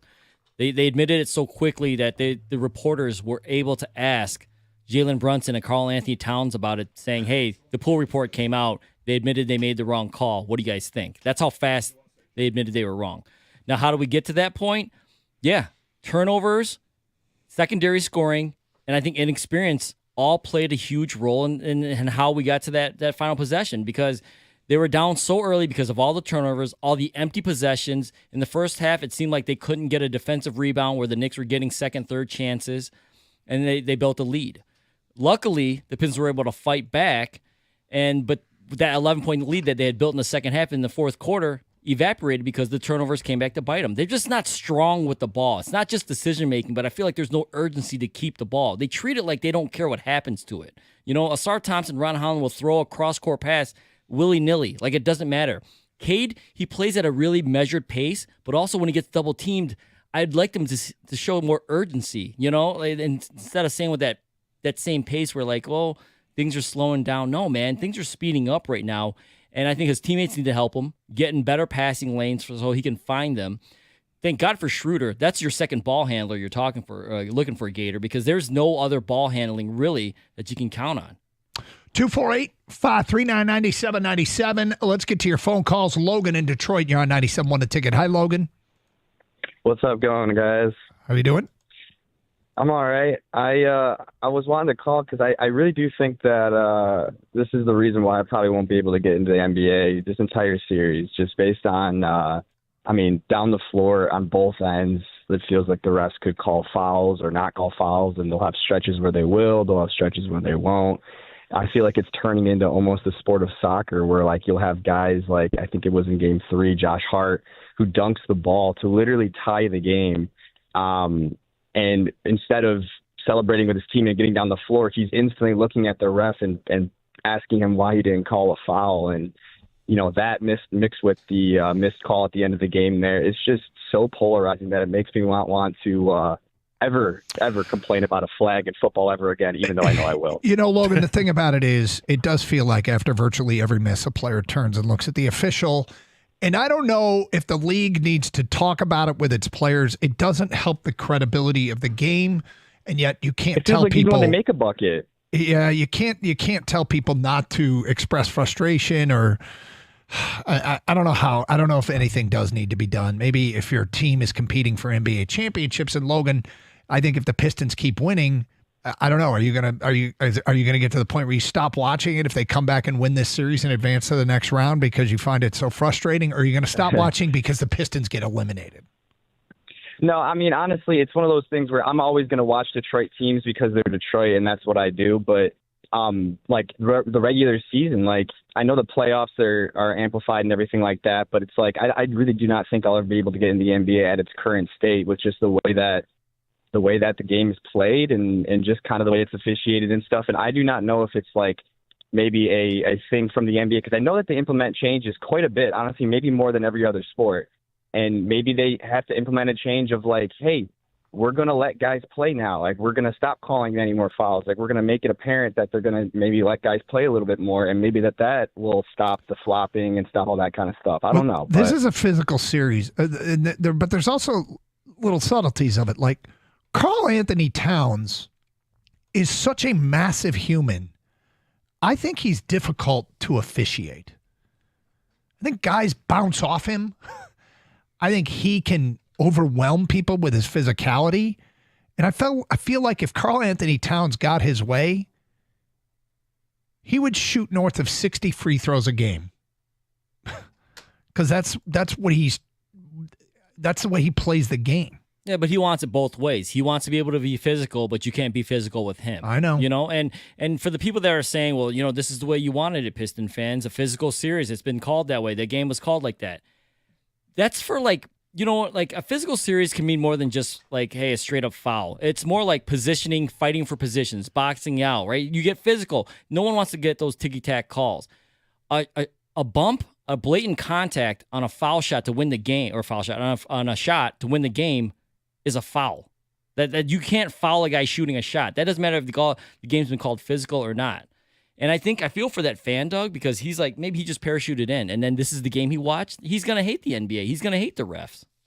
248-539-9797. You guys hear me talk about Twin Peaks a lot, usually about how they offer up the best game day atmosphere in the state, how they serve up the coldest draft beer you've ever had. They have the beautiful and hospitable Twin Peaks girls serving it all up. And, of course, that Scratch Kitchen. Well, Twin Peaks is offering up something new, catering. That food you crave, well, it can now be yours at work, at your house party, even your tailgate. They offer up a wide variety of party packs featuring favorites like their chicken fried chicken, street tacos, char-grilled salmon, steak salads, and so much more. There isn't a better sports bar in the world that can compete with their food. And now, if you can't make it to their favorite lodge or for lunch, you can have it at work. Their wing packs are perfect for tailgates. Call the store and speak to a manager for details or check them out on ezcater.com. That's ezcater.com.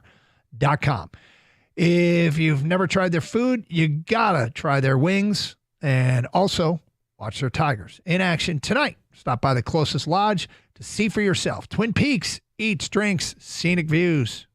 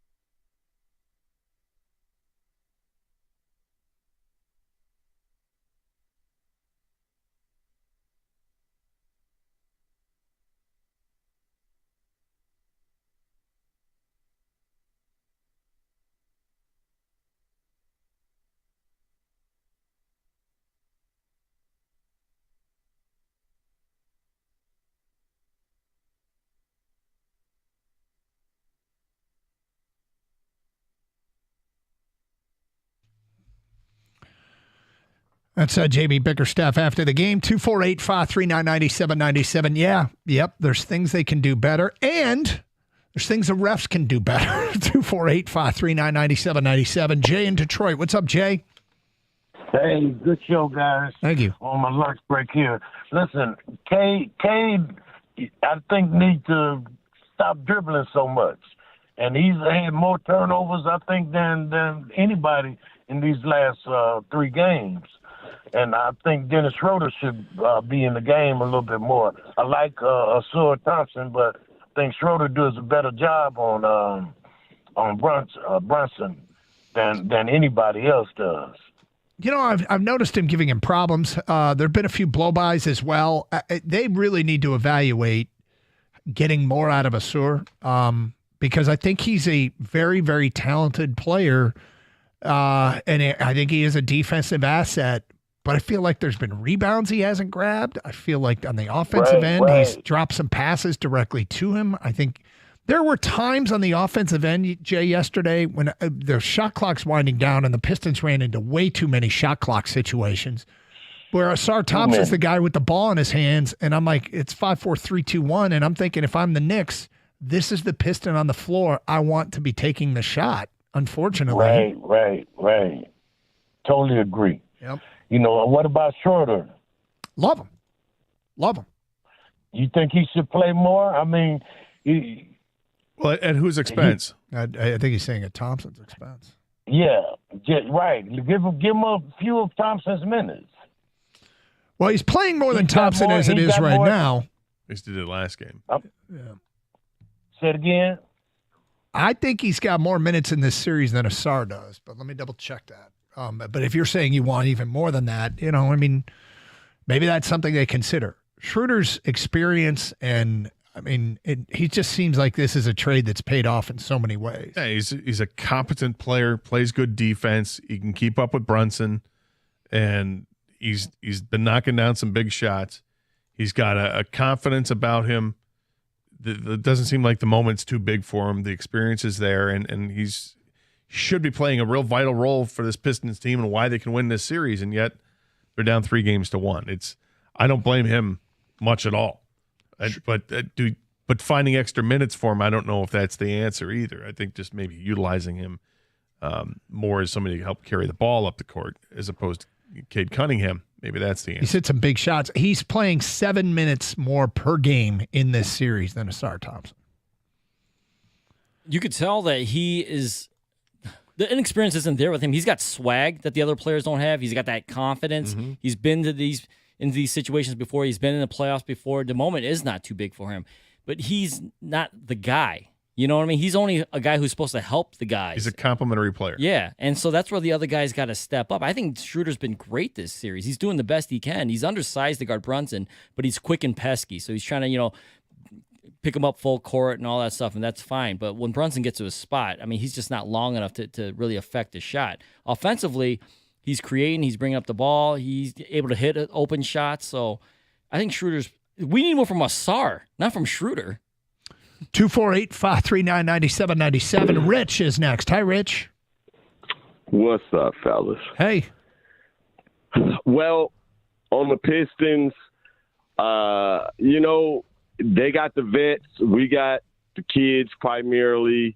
Our vets, to me, are not doing enough. We got the injuries, and yet all that being said, all these games have been close. We've been right there. We were robbed yesterday. Mm-hmm. And, I don't even know what to say. That was a devastating loss. It would have meant so much to them to go back 2-2 and have a chance really to win this. And I'm a little disappointed that all this year between Bickerstaff, who's done a great job, and between Cade, who has shown like almost a robotic tendency to improve every 15, 20 games, that neither one of them have been able to fix this turnover thing at all this season. And in the end, I think that's what's really getting them. And that's what they got to work on in the off season, besides getting a number 2 guy in here. They no got doubt. to fix this turnover thing. Rich, the weird thing with Cade's turnovers, and I don't know if it's a strength issue or not, it feels like when he takes the ball to the basket, it gets batted away from him more than it should. And there's look, I make a bad pass, somebody makes a great defensive play, they jump a passing lane, they get a knockaway. There's those. The number of times that Cade starts a drive to the basket and the ball gets poked out of his hands, is it strength? Is it hand size? What is it? Why is it happening so much to Cade? And how do you cut I know back? they've also got to address when the doubles or triple teams, when it comes, he's got to make better and quicker decisions when the doubles come, because when you become that star player, that's what you're going to get. That's just the bottom line. That's what the star players get. You're going to get double team. You're going to get blitz. You're going to get pressure coming up the court. So that has to be addressed. But I just want to say this in regards to the Pistons and the Lions. One thing, as you get older and you're watching sports, you learn the things that you can't control that are going to keep happening. You learn, if you're a smart fan, not to – it just is what it is. Like, the referees do not like Detroit teams. We're always crashing the party, especially the Pistons. Like, the Lions won over some people this year. The Pistons, because of style of play, like, our style of play developed because of how we're treated. And because of how we're treated, our style of play kicks back to that rugged, we don't give a F style. And I think they should keep that and just come in knowing the refs aren't going to like us. That's just the way it's going to be. We're going to have to beat the other teams and the refs the same way Isaiah and them did. Well, Rich, the same way. I don't know that the evidence would suggest you're correct. If you look at the best Piston teams that really competed for championships, party crashers, and were always the physical team. Yeah, they were, and then the league didn't like that, and they certainly didn't like that with the bad boys, and then with the going to work Pistons slowing down the game. The NBA doesn't like seeing games where you get point totals in the 80s. They don't like that, and they change rules and they change how they call things. And now the Pistons are going at it again. They've got finally back in the playoffs. They've got a good basketball team, not a great basketball team. It's a good competitive basketball team. And they play physical. They let them play yesterday. I mean, the referees let them play is the bottom line, even to the point of the last call of the game. They didn't call it because, hey, we've been letting them play physical the entire round. But I think the simple solution, all things being equal, if you could fix one thing, it's Cade's turnovers. He's turning the ball over more than he did in the regular season. Regular season, he averaged 4.5 turnovers per game. It's up to 6 in the playoffs. All his other numbers are basically the same. Still averaging 26 points a game, 9 assists per game. He's averaging more rebounds per game by almost 3 than he did in the regular season. But his three-point percentage is way down by 10%, and he's turned the ball over more, way more. Let's go to James in Westland. You're next. Hi, James. How you doing, sir? Just to speak on your previous caller, and you're wondering about the Cade and his turnover issue. I don't so much worry about that simply because it's his first run in the playoffs. It's part of his maturation as a player. If you remember, 2-3 years ago, Jaylen Brown, I think, set an NBA record for the most turnovers during a playoff run. And now Jaylen Brown is a top-flight player who has a tight handle, is just getting used to that physicality, from regular season to the playoffs. So I don't worry about Cade with that. My issue is these officials and they're messing up the administrative part of the game. I mean, it's just a simple fact that when I watch NBA games now, people shoot free throws and the shooter steps over the line before the ball hits the rim. Weird. It's so weird how many lane violations there are. That is a lane violation. That's been a lane violation since Moby Dick was a minnow. And I mean, I'm not to try to toot a horn. I played 4 years of college basketball. Here we go. I've never in my life heard of legal contact with a shooter. That's a new term.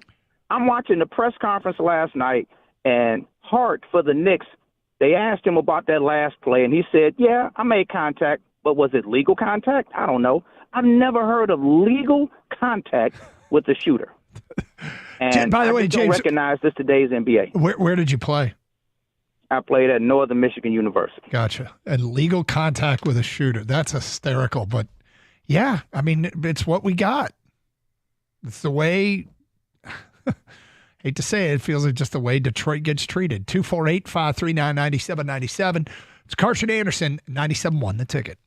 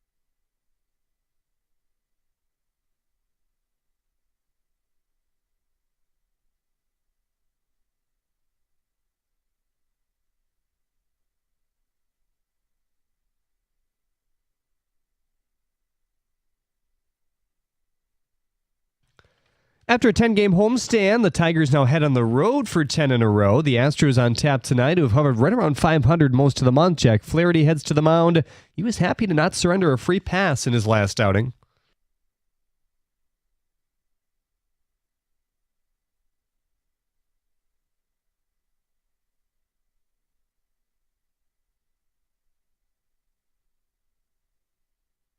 Flaherty will face Ronel Blanco as a 5 ERA to start the year. He's coming up a 1-run outing against the last time out he pitched. First pitch at 8:10 right here on 97.1 The Ticket. Michigan Panthers player Samson Nakua slapped a fan in St. Louis yesterday following their 32-27 loss to the Battlehawks. The UFL is investigating the situation according to reports.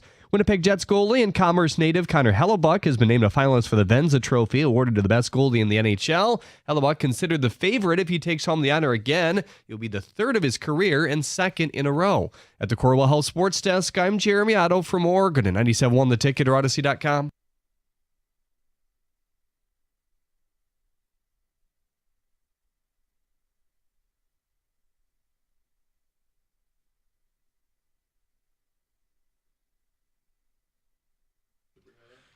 You know, I was thinking about Shedeur Sanders in the fall in the draft.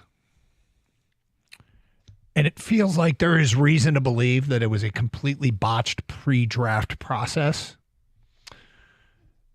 The crazy thing about it is the easiest part is the pre-draft interviews. You start thinking about, all the questions you're going to get asked. Mm-hmm. You're supposed to say, I would bleed out if it helped my team win. Right. You know you're supposed to say, nobody works harder than me. You actually probably know the questions that are going to be asked of you because just about everybody posts online interviews now of what the pre-draft questions are like. Like, didn't Ahmad Hassan and the Detroit Lions draft pick didn't say he'd die for Dan Campbell? Yes. You know exactly what teams emphasize. You can see their interviews from the past. You can ask previous people who interviewed with teams, what did they ask you? The answers are out there.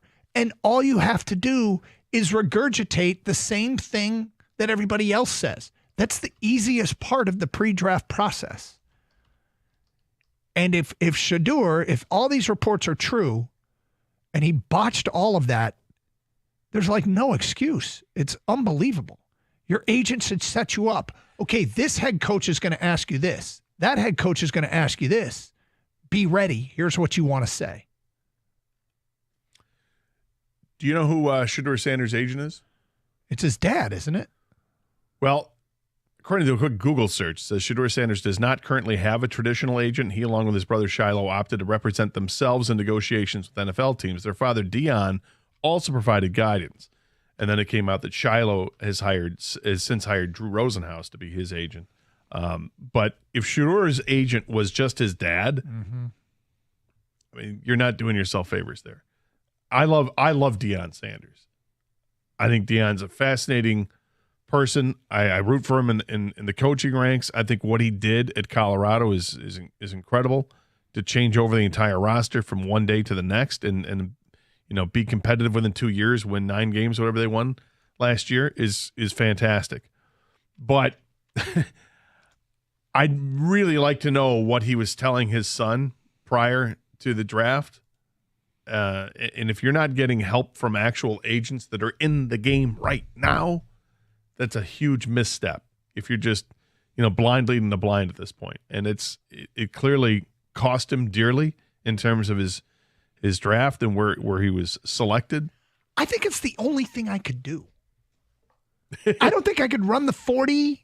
I mean, I could run 40 yards, but I'd be embarrassing. Right. I don't. My shoulder. I don't think I could bench press anymore. I can't do any. I could do the interview process. You can help somebody prepare for the interview. You give me the answers, I'll give them to you. Like, you tell me what to say, I'll say it.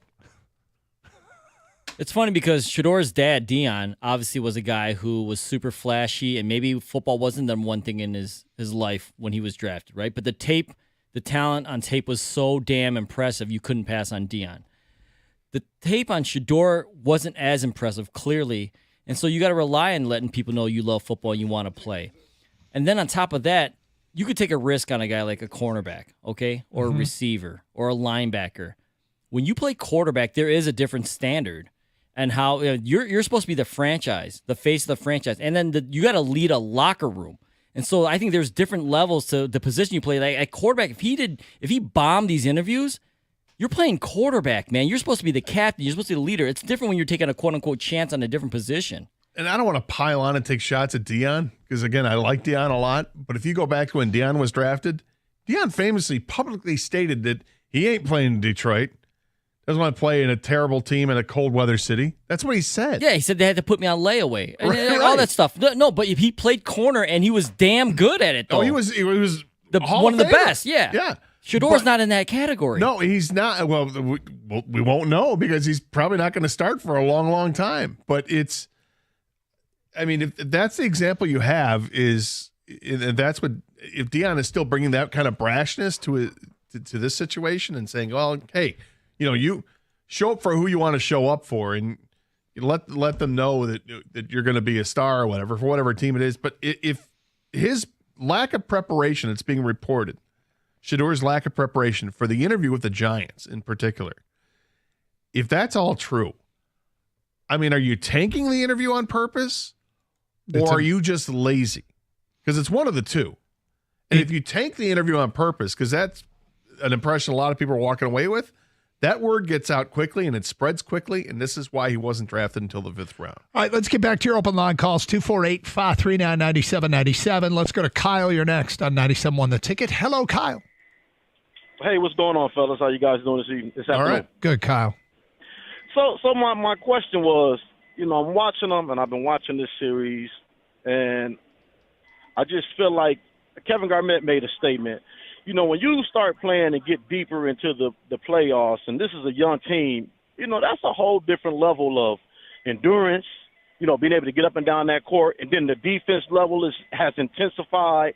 And I just think at certain moments, we come out, our engine is roaring, we play hard, but when it's time to really lock in and focus on those key pivotal moments, we lose it. And it's not like our focus isn't always there, but it's like we don't have the energy to keep up with these guys. And I just, that's my question. Like, what do you guys think about that? I don't know. I have no idea if they don't have the energy. I guess I've never heard that or noticed it or think about it. I do think that there is a certain type of experience winning in the playoffs, and I think we're kind of seeing it, and I'm not sure that they have it, and it's frustrating. Right. I fully, in the future, Kyle, I swear I can hear Cade Cunningham talking about how much the Knicks series helped him. That's a future version of Cade Cunningham I expect to see. And one more question. What did you guys think? You made a comment last week about us being able to have more than just two stars show up at one time. Mm-hmm. Sometimes it's Cade and Durant, sometimes it's maybe Cade and Tobias. I think yesterday we kind of got, we got over 10 from about 4 different players yesterday. Maybe 15 from about 3 or 4 different players yesterday. Did you guys think that we kind of, the offensive output was there, but it was just maybe, something else that was missing? Well, I don't know that the offensive output was there. They turned it over way too much. They were stuck in the 20s for much of the second quarter. They definitely got it going in the second half. Without question, they started to look like themselves the second half. If I'm going to try and build a winning game plan going into the next game, it's going to be based on the Pistons outscoring the Knicks in the second half of that game, 50-44, I guess it was. They doubled them up in the third quarter, 28-14. And then got outscored by 8 points in the fourth quarter. Yeah, well, no, they didn't. Well, at least 8. At the most, 8 points. At the most, if Hardaway misses all 3 free throws. Right. Let's go to James in Detroit. You're on 97.1 The Ticket. Hi, James. Hey, how you doing, guys? Hey. Hey, just to echo what the previous caller was saying about Cade Cunningham. Cade, all he got to do basically is make quicker decisions to get rid of the ball so when he get trapped, because like you say, he is a superstar of our team. But basically the problem is when Ivy comes back from his injury, be it next year, they'll be a better team. They'll be all right because he's the one that actually need to control the ball, and that way the pressure be off Cade. But the Pistons done a phenomenal job this year. They're a good team. For them to come from 14 wins up to 42, 43 wins, they've done a good job. And if they can possibly get past the Knicks in this first round, it's going to be hard to win 3 straight. But right now, my hat's off to them. They're going to be all right when that guard comes back. What do you think? It could be. It'll be intriguing to see. I think that's one of the challenges is integrating Ivy back into the regular rotation. You hope they're going to be better. It's a weird thing that happened at the beginning of the year when he got hurt and they started playing better. Because they were playing well, and then he got hurt. And I don't think he's disruptive. He seems like a team guy. It seems like it will only help them. I mean, let's face it. 2 of the regulars are Isaiah Stewart and Jaden Ivey, and they're not in this series. And it's unfortunate because especially in the case of Stewart, I think back to the frustration of Karl Anthony Towns, who has been incredible. Okay, what he did at the end of the game yesterday was incredible. Give him credit. I really wish they had Isaiah. They don't. They haven't. Isaiah Stewart matching up on him would be the preferred matchup because they haven't slowed down Cat. And some of the shots he hit yesterday, I mean, like they guard him out to the arc, and he's like, yeah, I'll just back up another 5 feet. Okay, I'll back up another 5 feet. The last 3 he made was ridiculous. Yeah. I mean, it was like, 30 feet? I mean, Steph Curry, and you just don't expect that out of a 7-footer who's that, like he doesn't, it's a set shot. It's incredible. Mm-hmm. Yeah, I mean, just a whole different ball game that he provides. And he's answering questions, too. People were questioning his toughness and whether or not he can handle the rigors of playoff basketball, and would he be a guy that can step up? And he has stepped up. He's been great for him. He's been a definite difference maker. Carson Anderson, 97.1 The Ticket.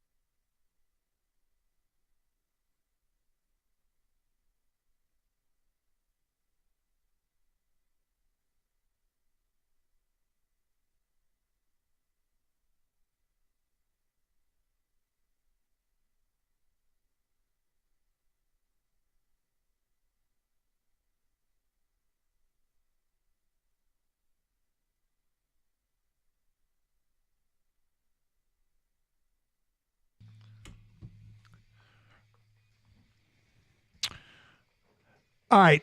Lions in the draft. Interesting feedback. Here's some text we got. Text. Brad is decisive. I applaud him for going after the guys they have identified as fits and coachable. Most talented is secondary for this front office. To date, it has worked so far, aside from a couple like Broderick Martin. Okay. Next text. It almost seems like Brad intentionally didn't pick any touted edge rushers out of stubbornness.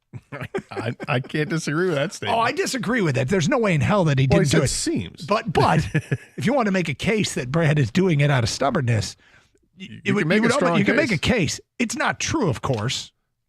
No, I think he knows what he's doing with building this team, and he's built a monster. Won 15 games last year, despite losing all these players on defense to injuries throughout various points of the season. I think really what it comes down to is they expect these guys to get back healthy and compete again for another big season. Can they stay healthy? That's the thing they have to do. They've got to keep these guys healthy. In the meantime, what do? Fortifying defensive tackle with Talik Williams. Is that a position of need? Yep. Is that a pretty good player to get? Yep. Did they add some offensive linemen to try to rebuild for the future and compete at guard? You betcha. They got 2 really good guards in this draft. That's impressive. To go and did they reach to get Isaac Tesla? Probably reach to get him, but I think that the logic behind what Brad Holmes did in trading up to get him was that at this point they've already built this team up really well. Now they're just getting the players they want. So if it means that they give up future draft capital, it's okay, because they're not looking to have a 10-person draft class anymore. They're looking to have the most potent draft class that they can, and they want to take the big guy, 6'4", 210 pounds, who runs really well and catches everything that's thrown to him, and just go get him, get that guy. They brought him in for an interview. They liked him. They had the personal workout. I don't know if it's necessarily a position of need, but it's a player they like. And that goes to Brad's thing about, I don't care about position. I don't care about need. We just want football players. They got themselves a football player. 248-539-9797. Ken, you're on 97.1 The Ticket. Hi, Ken. Hey, guys. Thanks for taking my call. Sure. I get to do Champ and Chump. I've never done that. Let's go. Let's see. Champ is in Brad We Trust. Okay. So going for all the Lions picks. I have no reason to down him. I don't know any more about football than he does. So go Brad. And then my chump is the reason I called Mr. Sanders. I followed him quite a bit more this year after last year, how well they did. And I saw a bunch of interviews, maybe half a dozen with him. And I swear, this draft, I don't know how anybody wasn't surprised, but if you watched any of his interviews, it was a classic case of, don't you know who I am? I mean, his attitude, humility, I don't even think is a word that he could even say, because he totally, I'm sure, was like, well, my dad, and the fact that he didn't even have I found out you guys said he didn't have an agent. It was totally like, I'm going off my dad's name or whatever, and that's great for college and high school, and I'm sure he was coddled, and, you're great, and you're this, and you're that. And then he got to the draft, and guess what? It's like being 21 and going off to school. Got to put your big boy pants on. And I wonder what it's going to be like when he has a chance to talk with the media in front of cameras and microphones, what he says about the experience. Did he learn anything? Does he want to dispel anything? Is he going to be humble? I think it's one thing to be flashy in front of the cameras and the media and say some brash things, but if you're doing the same thing behind the scenes with the coaching staff, that's the time where you tone things down and you just lock into being, okay, here's the player I am. Yes, I'm confident in what I can do, but let's get to work and do this and that. I would just say that if I were advising him, it would be turn down a bunch of media requests, keep your mouth shut, and if you do end up at a podium, just say, it was a humbling experience. I'm out to change the narrative about my career, but I will be behind the scenes working hard. Nobody's going to work harder to help this organization, and hopefully I can help in some way. And that's all I have to say. I would be quiet, humble, stress that I'm trying to help the team, and that is it. This is my job to help this team. And if that's being a backup, that's being a backup. But, he probably will get in front of the cameras, and I hope for his sake he's humble. I don't think the Lions were a Super Bowl team before the free agency and draft, and I don't think they are now. Malpractice. It's from an unnamed texter. So why weren't they a Super Bowl? I mean, technically, I guess if you didn't make it to the Super Bowl, you're not. But do you think that they are a Super Bowl contender? Are they a Super Bowl contending team? Because I don't know how you could argue they aren't and weren't. Well, it was tough to be that going into the playoffs because of the injuries that they had. And yet made a valiant effort, fell way short against the Commanders. Mm-hmm. Injuries mounted, and the quarterback didn't have a good game. Nope. Quarterback had a horrible game. But the regular season, going 15-2, with the roster that they had halfway through the season, when you lose your top edge rusher, who's one of the best in the game, and then a couple games later you lose Aleem McNeil and all the other players they lost, which are just, it feels like it's countless. There's like 10 guys they lost during the course of the year to injury. And even into the playoffs, in the second play, the second defensive snap, you lose Amik Robertson, who was playing on the outside because Carlton Davis was out. Yep. I don't know what to tell you, man. I mean, that was a ballsy effort by that Lions team that epitomized the word grit the entire way because of what they were playing without. Next man up mentality. It struck a chord with these guys, and they went out and won 15 games. Do I expect them to win 15 this year? No. I didn't expect them to win 15 last year. 15's a big, big, big total. But if this team can stay healthy, even before what you drafted, this team should be a contending team.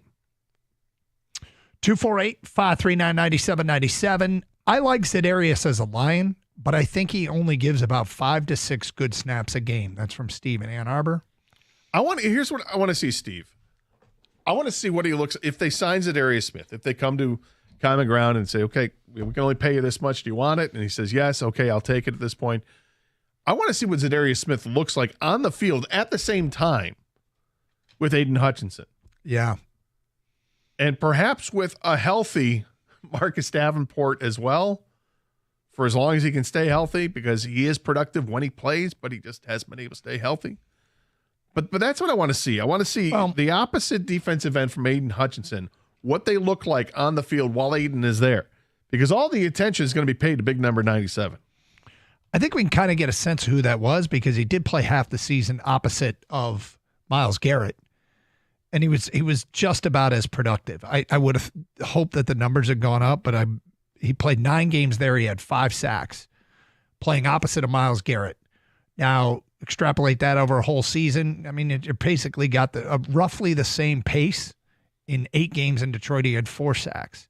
So I'm not sure it's going to be any different, but if you start thinking about if opposite of your elite edge rusher, you have a player that's giving you 9 sacks, that's not the end of the world. Well, he had 23 tackles. Actually pretty decent. He had 23 tackles with Cleveland. And sacks aren't the be-all, end-all. They're a big part of the measurement of your rushing, but pressures, run support. But he had 12 with the Lions. 12 what? 12 tackles total with the Lions. He had 23 total with Cleveland last season. He played 9 games with Cleveland, 8 with Detroit. So he was, the sack total is different, or is it right about the same anyway? Yep. But he made more of an impact tackling with Cleveland than he did with Detroit while playing with Myles Garrett. So you now play him with Aiden Hutchinson for a full season. Would you expect him to be more of a force making tackles? Yes and no. I would, in that it would help. I also, Gator, we're hanging another year on him. So you know how this works. This is true. Before the season last year, I think a lot of people had the Lions going to the Super Bowl, if not winning it, right? Yep. This is the same group going into last season as far as the defensive front four. Yes. So why would it change that much? But you know why it did? They saw what happened when those guys aren't around when they do get hurt. And that playoff game still resonates with a lot of people where the defense, obviously Goff had a bunch of turnovers and things like that, but the defense wasn't stopping Jaden Daniels either at all. And so throwing the Hutch injury, and people are kind of a little panicked that Brad didn't do anything with the defensive end spot. Well, in the draft. Yes. Is that what you're saying? Well, also free agency. Who did they bring in? They didn't do anything. Right. I'm just saying that I wanted to make clear because he did the trade deadline. He did last year. Yeah, but you're talking after in this after the playoffs. offseason. Yeah. In This this offseason, offseason, they've added a 6th-round pick. Yep. Who has?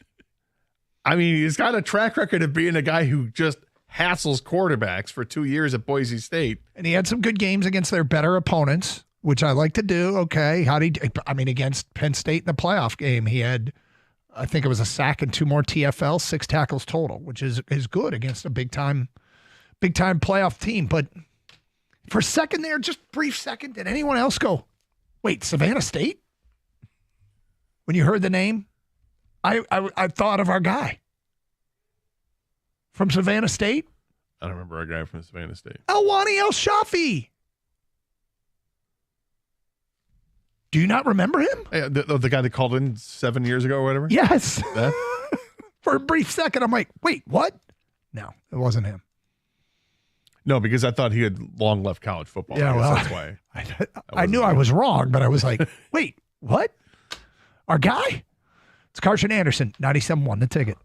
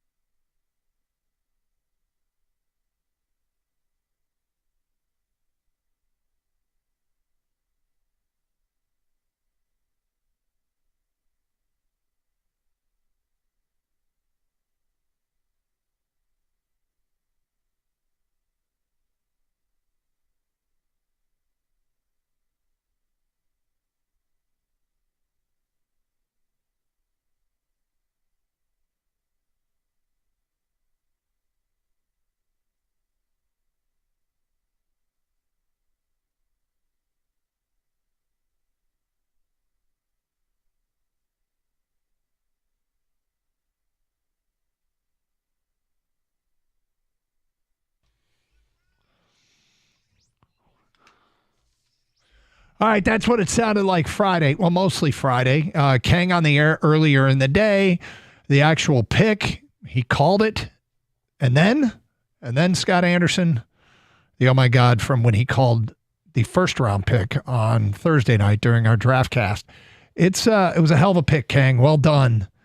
Although people think like they want lottery numbers from you and all that. Oh, is that right? Yeah. Well, that's not the same. No, that's not the same thing. He's not even like a football guru, although you know your stuff. What you are is a Brad Holmes guru. You are good at reading Brad Holmes' decision making. And we also threw out the name Tate Ratledge. So I feel like you are on some kind of heater, man. You guys have always wanted to be that fly on the wall. Yeah. I am that fly. I am that fly. Kang's a fly, There it people. is. That's right. Be homie. We're on the same page, me and him. Yeah. Tesla, though, honestly, local kid, great story. Big, strong, right? RAS score, very good. Yep. Plays special teams, likes to block as a receiver. We mentioned earlier, hey, man, Amon-Ra St. Brown, then JMO on 2 years. They got 1 year contracts behind him. So wide receiver was kind of a need here. You know what's funny about it is I almost feel like the Lions overemphasize certain things and it works for them. I think it's almost like they'd rather have a wide receiver that's an elite blocker than an elite pass catcher. Like they love that stuff. They love it. And it's worked well for them. It's worked well. Gator, what'd you think when you heard the pick?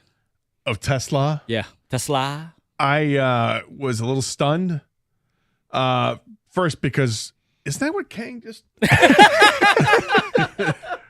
Like, didn't he say that Did that yesterday? bastard do it again? That's kind of nuts. But really, I was stunned because of what they gave up to move up to take him. I'm like, they don't have to give up anything. They can get this guy if they want him now in the third round, or if they wanted to wait later. I felt like this is a guy they could have later. But there was a sense of urgency. Brad Holmes doesn't care about the picks at this point. Just move up, get his guys, and he got his guys.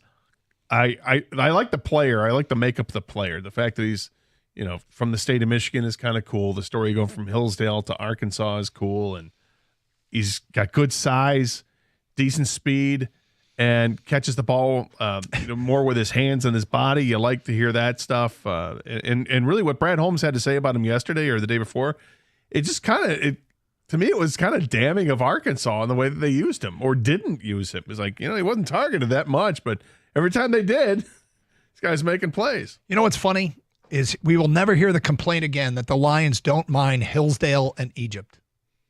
Right. Yeah.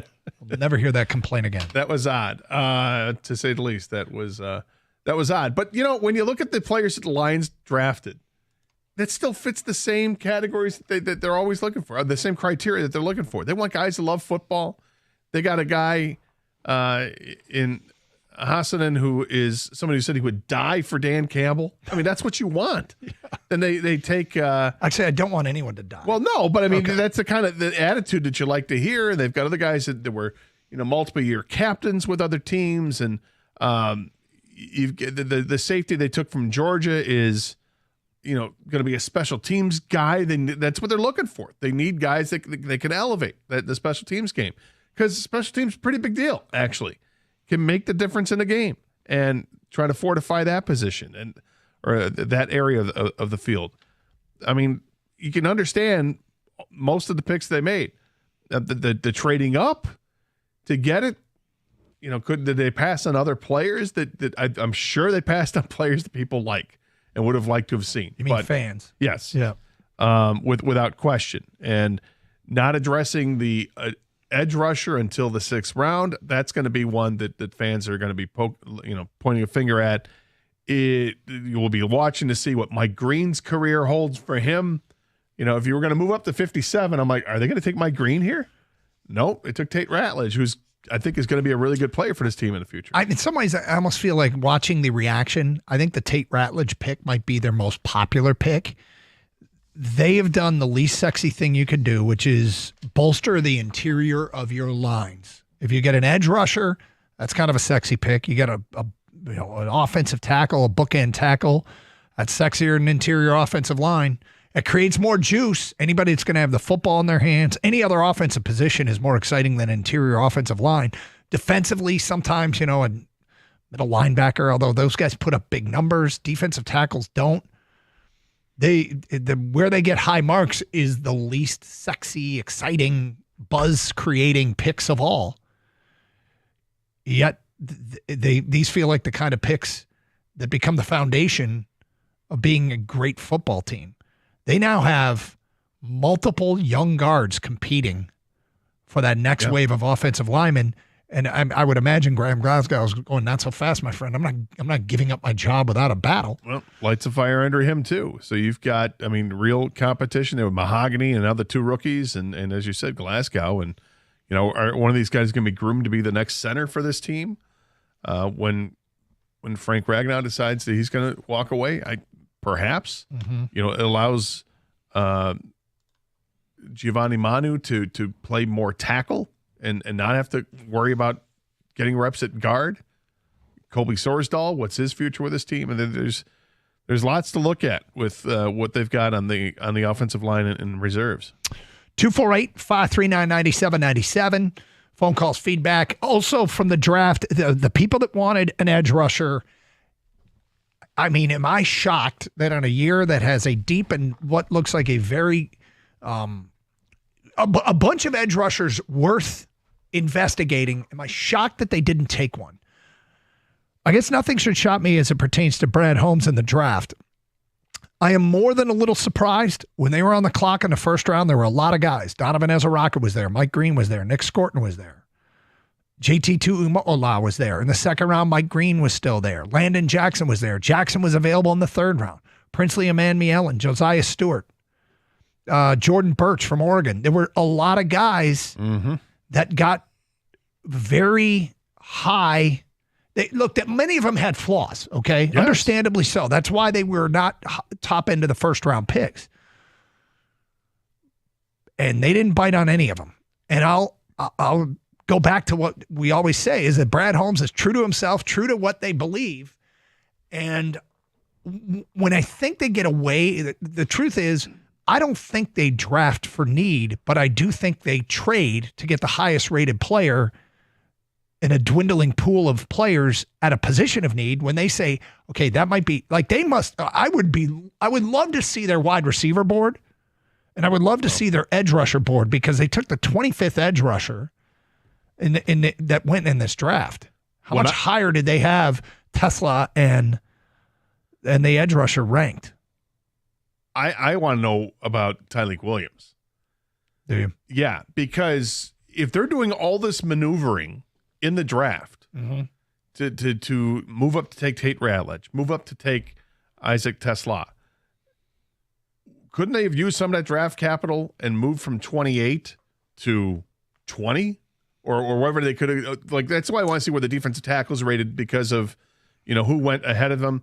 Obviously, the big four went, and the Lions got Tyleik Williams as being the fifth defensive tackle taken in the draft. But where do they have him rated with Kenneth Grant, rated with Derek Harmon, rated with Walter Nolan? Well, remember the quote about the most instinctual? There was one other defensive tackle they thought was as instinctive, which is funny because, that doesn't mean he was the second defensive tackle. It just means there were two that they thought played with great instincts. Tyleik Williams was one of them. The other thing I'll say about Tyleik Williams, for those of you who want more of a pass rush, don't forget that this guy could absolutely impact the pass rush in a very positive way. When a defensive tackle collapses the pocket and makes it harder for a quarterback to climb up in the pocket, to step up in the pocket, they've got nowhere to go, right? You got your edge rusher coming off the edge, and that's Aiden Hutchinson. Then you got somebody else that's got to hold their own and provide no escape route. And then you got a collapsing pocket from the inside if Tyleik Williams lives up to their billing. It lives up to the billing, excuse me. This could be a very effective draft pick in terms of helping out the pass rush. I don't know if he's going to do it from day one. That's a tough position to break in. I think he's going to get every opportunity, though, with a Lee McNeil out. Yeah, he should. He'll get opportunities to be in that rotation right away. But look at Ohio State, what they did last year, because that's a pretty good defensive football team, national championship team. JT Tuimaola led the team with 12.5 sacks. Jack Sawyer had 9 sacks. That's coming from your edge. Cody Simon, the linebacker, had 7. Then the safety had 6. Then to get down to Tyleek Williams, a couple more players down at 2.5. So he's already he was playing on a pretty good defensive team. Do those guys benefit from him being in the middle? Sure. I'm sure they did.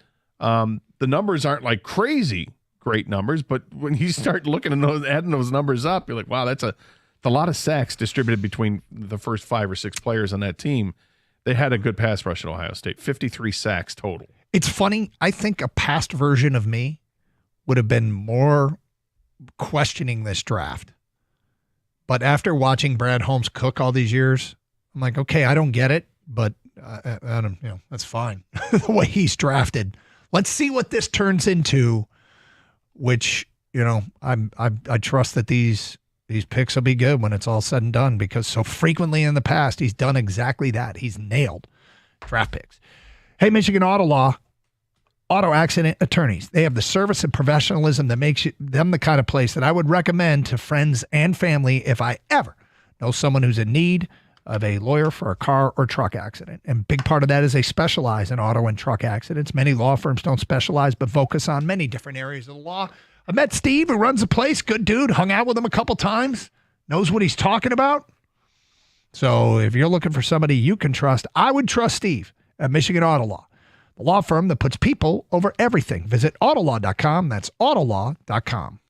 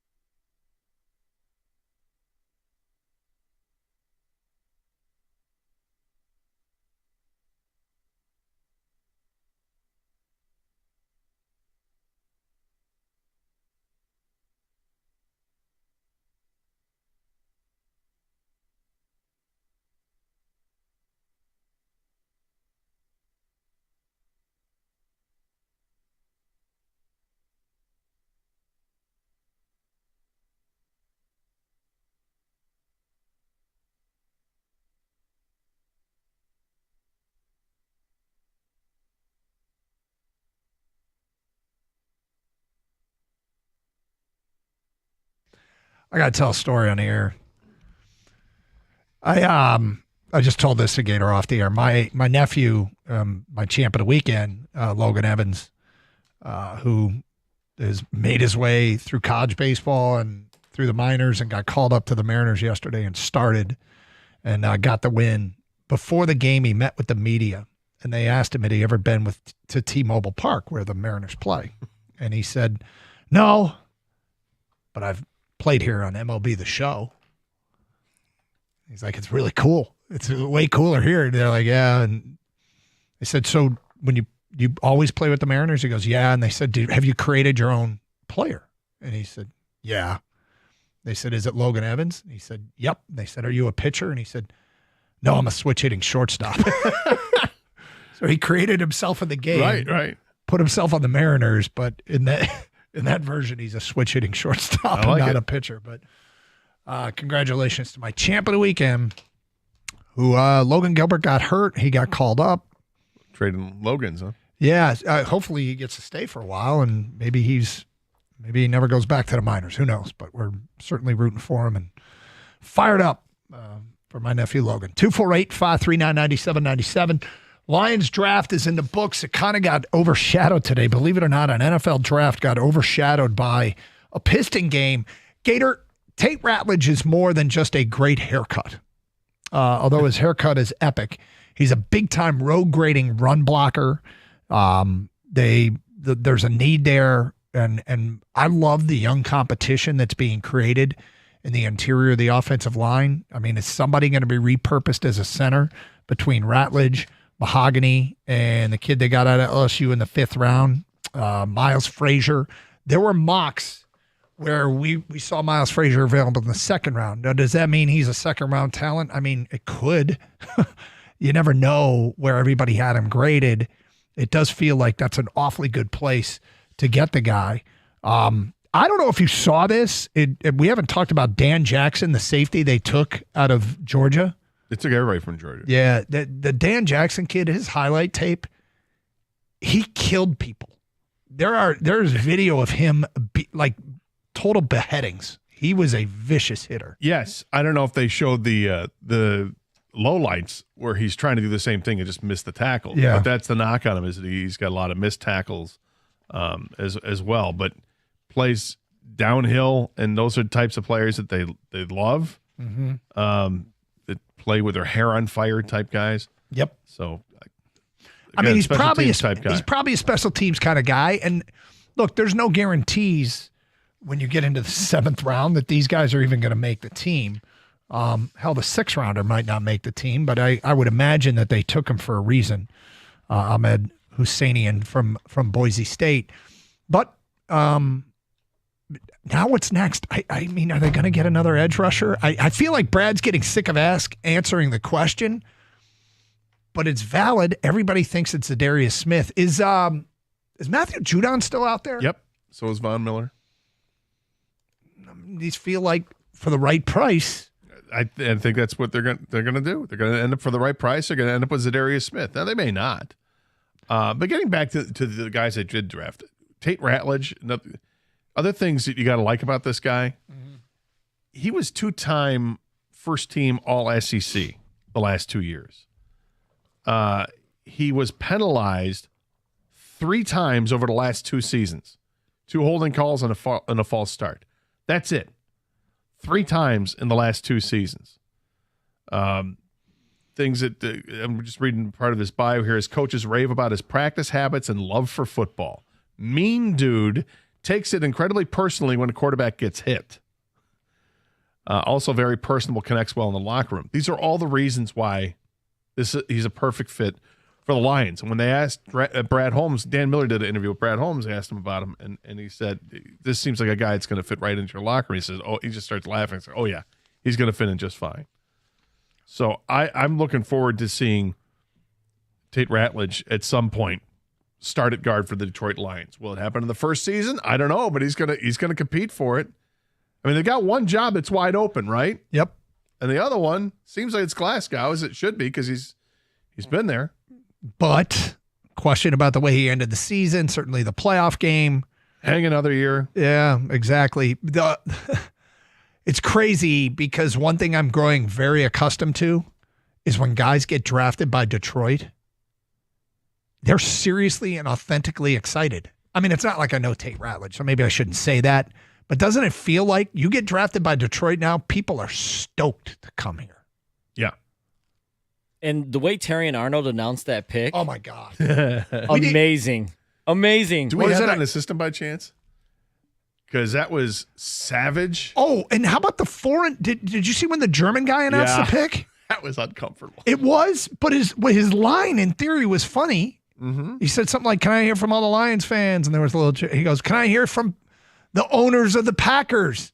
Which, of course, because the city owns the team, basically. They have shareholders. And then it kind of fell what he said next. But what he said next was, "I only expected to hear from Jared Goff," which was just like on paper. Yeah, but when you have to pronounce it. I thought he said Pecker fans. And I was like, what? Easy. Yeah, what's happening here? Do we have Terry on? Yeah. All right, let's hear it.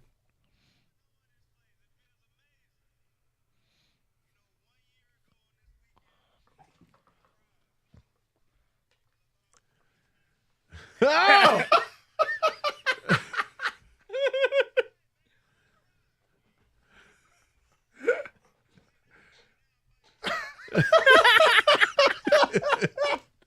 People were taking shots at Green Bay all day long, all weekend long. It was So awesome. it just so happened, I later in the draft, I had to listen to a little bit. I had it on ESPN radio.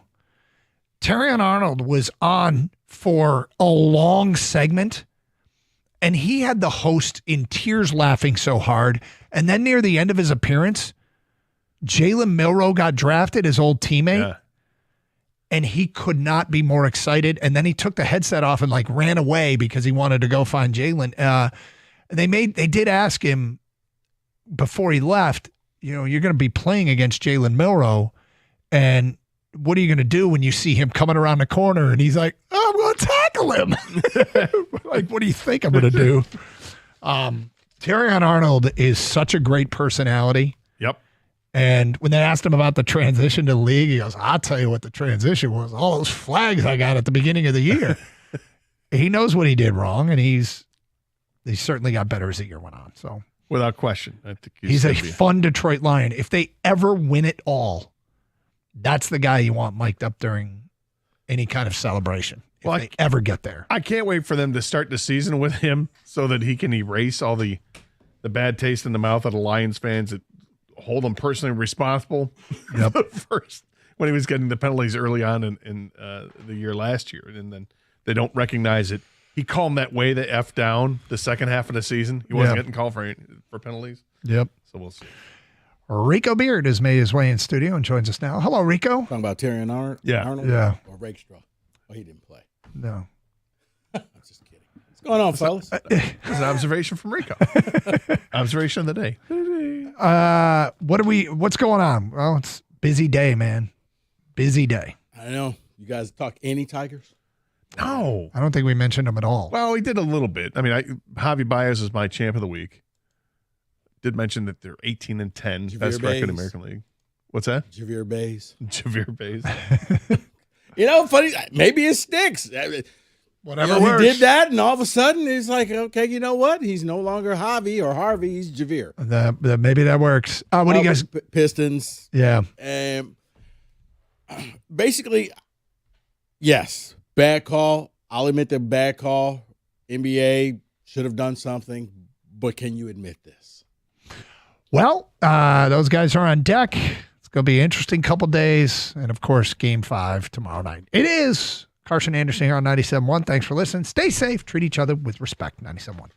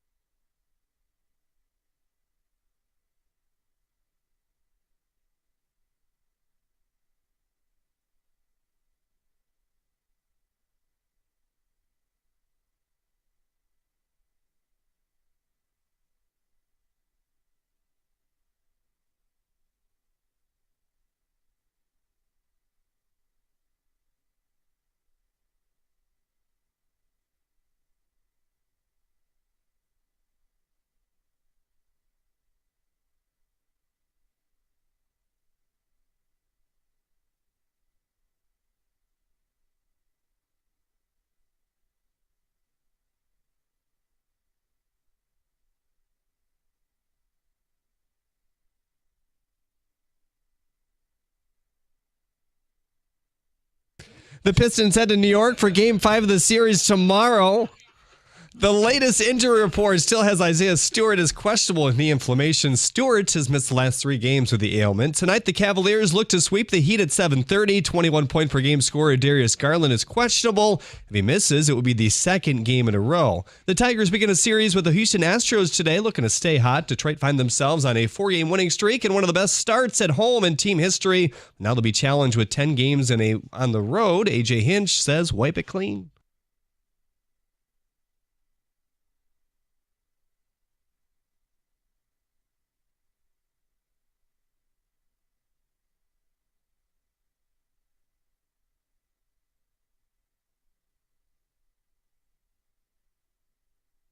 Your Jack Flaherty start right here on 97.1 The Ticket at 8:10. Tarek Skubal's strikeout numbers a bit down this year, but Fangraphs believes he'll rise soon again based off what other metrics read this season. His Stuff Plus on each of his pitches has risen, which measures velocity, movement, spin, and release point. They note that his fastball is grading out particularly well in that category. He did have 11 Ks yesterday compared to no walks. At the Corwell Health Sports Desk, I'm Jeremy Otto. For more... You just missed me being here. For more, go to 97.1 The Ticket or Odyssey.com.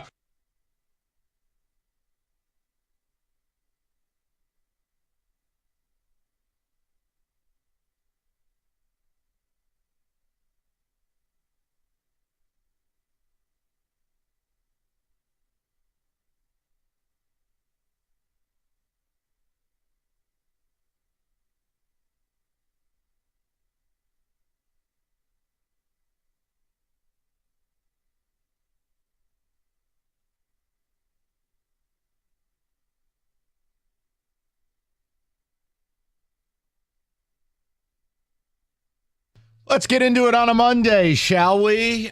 Draft review at 3 o'clock. We've got a number of kind of news and notes to get to today out of the draft, including 90% of the media making complete fools of themselves about Shedeur Sanders. But we open with the Pistons. Rico, how about this? Why don't we do this? This guy is shot out of a cannon today, honestly. He might look like a delicate flower. He's actually a Brahmer bull today. Rico, you are just bursting at the seams. And we're not talking about, you being a little excited at a booby bar. We're talking about sports takes. Okay. You really want to get into Pistons. So damn it, that's what we're going to do. What would you like to say to the people? Well, very simple, Mike. And you know what? Yes. Thank you for the intro. You're very excited. A lot of excitement. I think. People, all I can tell you is Kenny no longer exists. All he does is his Trump imitation to communicate all day. Very excited. A lot of excitement. Maybe too much excitement. Yeah, but not in the office. You can't talk. I'm sorry. You're not even talking like yourself anymore. It's like a disease. Like I can't turn it off. It keeps happening. I don't know what's going on. And then we just keep feeding him more and more lines. A lot of lines. Okay. Maybe too many lines. I don't know. Please. They say the lines, Pistons. For the Pistons, it's very simple. Can we just admit the refs made a bad call? They came out and said, yeah, we screwed the pooch. We should have called the call. Tim Hardaway Jr. should have got a foul called on him. Maybe he shoots 3 free throws, you win the game. But can we also admit other things? That is not the only reason why the Pistons lost that game. Because I know everybody is hell-bent on saying, well, Detroit versus everybody, and this is what goes on in this city, and the refs and the NBA, and everybody hates you. Okay, maybe.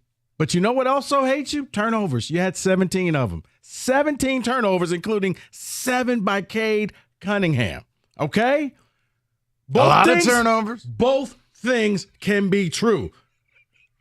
Detroit, can we just say, yes, you got screwed at the end of the game, but the Pistons also screwed themselves all throughout the game, including late in the fourth quarter.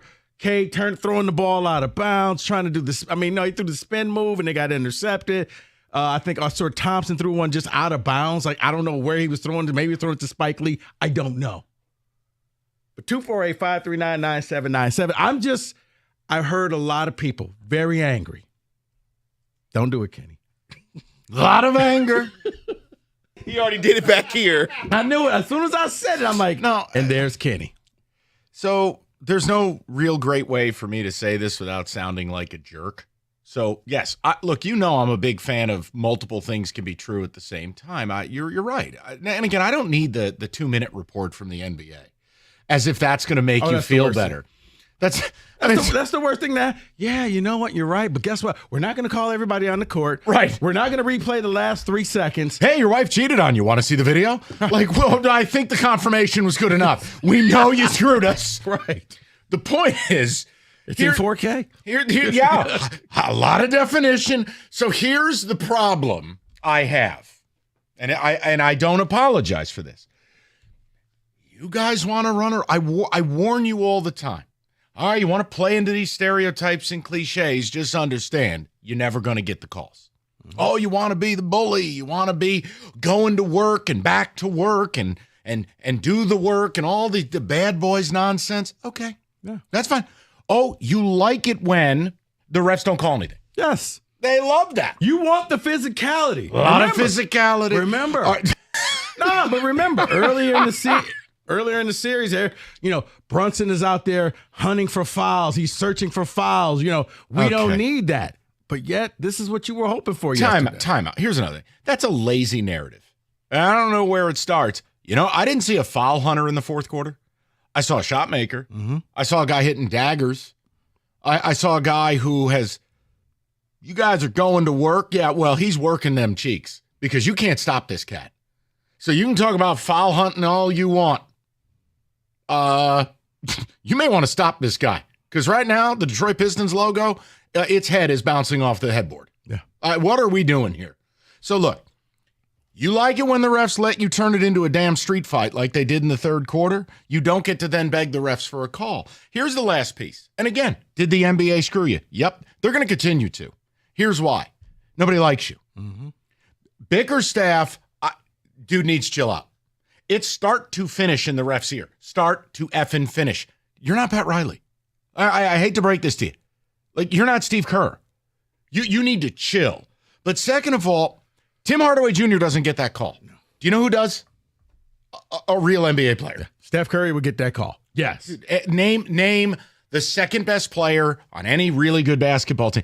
Guys, it's why this day part has begged, begs now, and will beg this summer. If you never want to see what took place in Game 4, get a star this summer. Put him with Cade, and instead of kicking it out to journeyman Tim Hardaway, you kick it out to somebody. If Devin Booker was standing in the corner right there, you're getting that call. Yeah. Because here's the thing. You need the second star. You know why? Because you're not good enough. Brunson goes out of the game because he rolls his ankle, Karl Anthony Towns steps up and says, I got you until you get back. And they can play off of each other. So, okay, you want to send 3 people at Brunson? Fine. That means that Cat's going to be one-on-one and abuse who's ever guarding him. I'm not – look, the reason there's no anger is it's predictable that the league would bone you. But I'm with Rico in this regard. I'd love to have a good argument, kind of spicy on a Monday, but I'm not. I think I'm with you on this. You lost that game. First of all, don't fall down by 16. Don't blow another fourth quarter lead. Don't turn it over nonstop. Hey, you had a great game-winning shot, damn near free throw line and in. Cade misses it.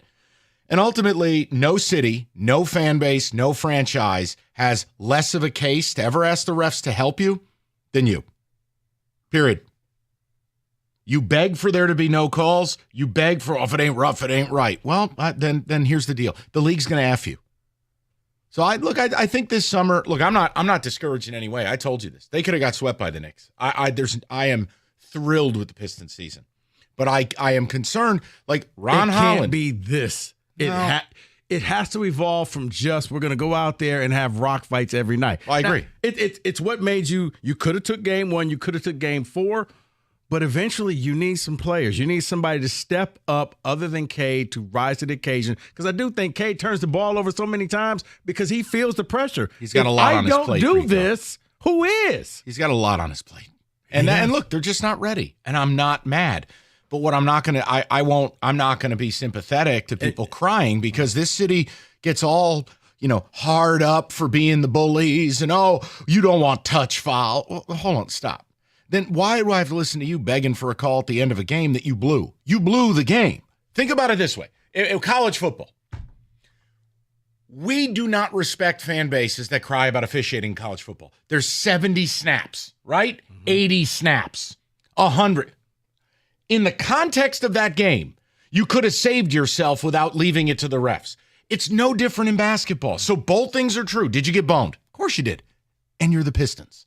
They don't respect you. You have to take the respect. But when you openly don't respect the way the game is played and you flaunt it, look at Ron Holland. What? And I was so happy. Cade Cunningham showed the best leadership you're ever going to see when he threw Ron Holland across the court. Ron Holland is standing over the top of Cat. Son, what are you doing? You're not Rick Mahorn. What are you doing? You're no Tobias Harris. Right, a guy who was run out of Philly for being a Cat enthusiast. Like, come on, man. I saw a different side of Tobias. Like, wow. Yeah, but see, that's fake. That ain't real. Tobias has a rep of being a soft player. What, you come here, drink the water, and all of a sudden you're Ivan Drago? They got to lose that crap. Play ball. See, but Cade throwing Ron Holland across the court, that was beautiful. That was leadership. I loved it. I don't have any anger in my heart about the Pistons. I can't. Yes, you got screwed, but you screwed yourself. Right. Look at this. Another fourth quarter. The refs allowed you to turn this into SummerSlam, and you still couldn't find a way out. That fourth quarter, the possessions, look at the last, Rico, what would you say? 8, 10 possessions. Where was all the drive into the basket? Look, like I love how many Piston fans will never acknowledge this team straight up runs Frank Ragnow screens on the perimeter. Penei Sewell screens. They don't get called. Do you understand? Yeah. You are getting away with murder. And yet you stopped doing that. No. That's just good basketball. No, it's actually no. It's not. I'm with you. You can't have it both ways, and that's what you wanted. That's why I can't feel sorry that you didn't get the call, because there was plenty of calls that the refs just said, hey, guys, this is what you wanted. Go out there and play. Don't complain. Don't look at us. We're not bailing you out. And they didn't bail you out. You know who didn't get calls either? Brunson. No, he just hit daggers. Like, so that, and there was one where Cade came right across both arms, and he just looked at the ref. Ref was like, didn't say anything, keep going. Yeah, keep it moving. But look, I know my approach is different than your guys. I know I said before the series started, there's no negativity for me. This has been an unbelievable year. I'm just telling you, it's a friendly warning. If you don't change course and kind of modernize the approach here, you're going to make winning 10 times harder. Mm-hmm. Because if you think this whole 3-1-3, Detroit versus everybody, you want to tap into age-old, stale cliche, guys, no, I don't think the league will ever embrace that. Now, you don't have to, and maybe you break through. Maybe we get a parade at some point. I'll just tell you, this summer will be less rhetoric, more talent if I'm running this team. Yeah. You've established we're not playing kitty cat ball here. Respect. Yeah. But the nonsense, and for God's sake, we don't need to use our review 2 minutes into the game. Well, that was, not ideal. What was it, 10-8 when and you can't review the last play. And again, NBA officiating's been a disaster. Hey, I know you guys aren't following the other series unless you're a bit of a junkie like we are. Go watch Celtics and Magic. The Celtics have gone public. Jaylen Brown is basically like, look, if the refs are calling it, this ain't basketball. The Magic are a lot like you guys. Yeah, every game there's been an injury from a player on the Boston Celtics because the Magic are going after him. They are. A gash on Porzingis' head. It's happening. Tatum gets thrown to the ground. Yeah. He hurts his wrist. Holiday's banged up. Yeah, look, bottom line, I don't think the league is ever going to look favorably on it. You got to decide, do you care? And that comes with grabbing that second player, a second star. Now you've entered the chat. You grab a second star, I immediately put you into contention for the East. That's not hyperbole. That's respect. I'm showing you respect. If you go out and make that type of deal. But what I don't think is going to turn you into a threat is this junkyard dog nonsense. Yeah. Guys, I'm sorry, but it's not 2004, and it sure as hell ain't 1990. No, because, Mike, if you ask 5 different people who's the second best player on the Pistons team, you may get 5 different answers. Oh, just wait for Kohler Lewis. He'll tell me Duran's the top 5 center. And Cat is soft. Okay. No, look. I'm thrilled with this season, but I can't do it with that last call thing. When you wanted, I've already said it. What am I doing? I'm here till 6. I apologize. I want to apologize to you. It's a lovely cyan, or I don't know what color that would be. Magenta. What is that? Magenta. Coral. Wow. Coral green. Let's get you some glasses. No, what is it? It's like teal. You're close to teal than magenta. I don't know. I didn't memorize the Crayola box. Look at David's shirt. That's red. That's close to magenta. Okay, my bad. Cyan. Remember when you could get a dozen eggs for a couple of bucks? Nothing costs what it used to, including keeping your home comfortable. Your furnace or AC isn't working right? Get it fixed with Mastercraft. Heating, cooling, plumbing, and electrical. And Mastercraft has Generac and Honeywell generators in stock and ready to roll. This month, you buy a generator, you get half off the installation of a furnace or AC, plus an extended 10-year parts warranty on that generator. Schedule that free in-home estimate today at mastercraftheating.com. That's mastercraftheating.com.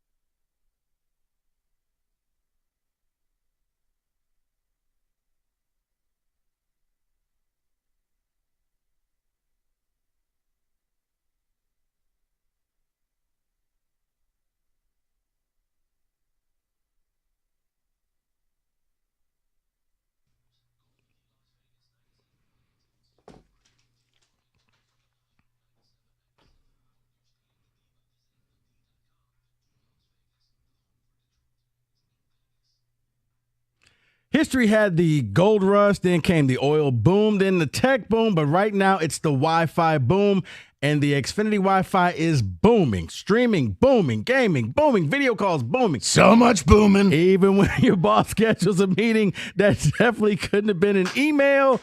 Yeah, now when you get Xfinity Internet and mobile together, you get all-in-one plan. It's the ultimate power couple. Wi-Fi Power Boost from Xfinity Mobile gives you faster, secure Wi-Fi speeds at home and on the go, so your Wi-Fi is booming wherever you are. Now through June 23rd, new customers can get a 400 megabit Xfinity Internet with with free equipment and unlimited data, internet data, and get a free 5G mobile line included, all in one plan, all for $40 a month for 1 year. So whether you're working, watching, or panning for Wi-Fi gold, one thing's for sure, Xfinity Wi-Fi is booming. Visit Xfinity.com to learn more. Requires paperless billing and auto pay with a stored bank account. Restrictions apply. Taxes and fees extra. Xfinity Mobile requires Xfinity Internet. Reduced speeds after 30 gigabits of data usage. Data thresholds vary. After 1 year, regular rates to $110 a month. After 2 years, regular rates apply to all services up to $143 a month. Actual speeds vary.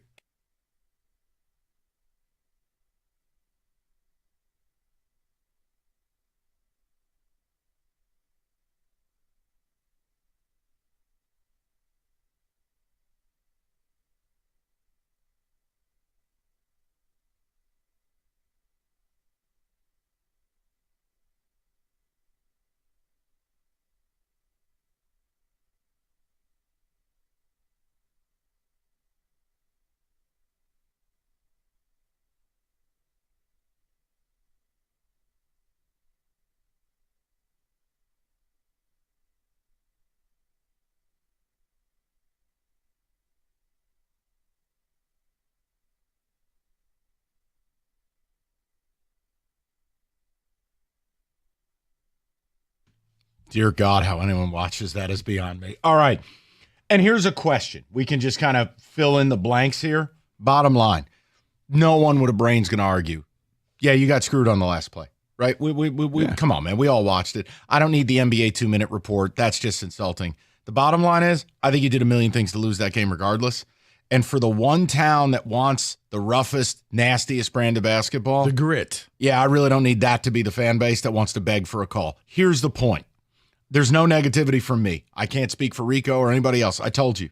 This team, the fact they're in the playoffs, this team, the fact they're competitive, a.k.a. not the Memphis Grizzlies, this team not being in the play-in, that is an unbelievable franchise act of God. I'm good.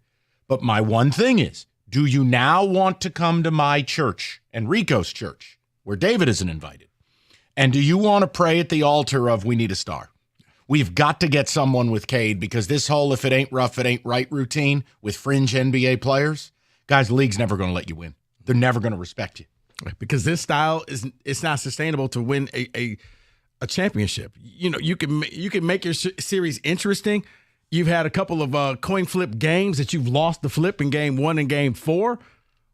But this isn't a style that could take you all the way to the Larry O'Brien trophy. By the way, David, I've narrowed it down. It depends how much money you want to spend, but the correct color of Rico's shirt, you would need to buy the 96 count. It would be the Shamrock.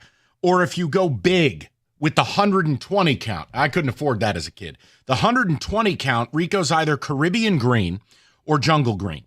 I think Caribbean, it's a little lighter. I got to be jungle green. We're leaving that alone, and I'm just going to go. You know what? Cameron in Sterling Heights, 97.1. Cam, what's going on? I just want to say something first. Thank you for, having common sense and everything. And regarding that, as you always say, both things can be true, unlike like a certain someone from the station, but I'll digress. Okay. Anyways, yes, I think this shows a problem with Detroit sports fans in general. They always want to deflect blame, and they never want to acquire anyone that could be very good, at least. Like, I have people telling me, oh, Asur Thompson is the true Robin. And I'm just like, really? I quit. You know what? Both things can be true. You turn the ball over twice as much, and in the end of the day, you can only really blame yourself. Well, the other thing is you shot damn near 22% from three. I mean, you were terrible from three-point land. That's not how your team can function. Meanwhile, the Knicks hit damn near 50%. Like, hey, again, both things are true. I'm thrilled. This team has not embarrassed itself. They've been competitive. But I think this summer, your franchise better make a decision on what you want to be. Do you want to be the grit and grind Grizzlies? You think you're going to bully your way into something? Or do you want to get with the times here and go, okay, look, we're always going to have a little bit of an edge. We'll always play with a little bit of physicality, but we do need to kind of go, okay, foundation's been set now. Bickerstaff's got to chill. Long term, I don't think that's going to play because he's in the ref's ear from start to finish. Rico, 2 minutes into the game, he's looking over at the refs, and it's like you can't do that all 48 minutes. Every morning he wakes up, chooses violence. Right. As David put in the pre-show meeting, I don't know how sustainable that is before you just burn yourself out and you burn your team out because now you just think that everybody's against you. And guess what happens after you MF people for so long? They say, okay, you want to treat me like that? Actually, yeah.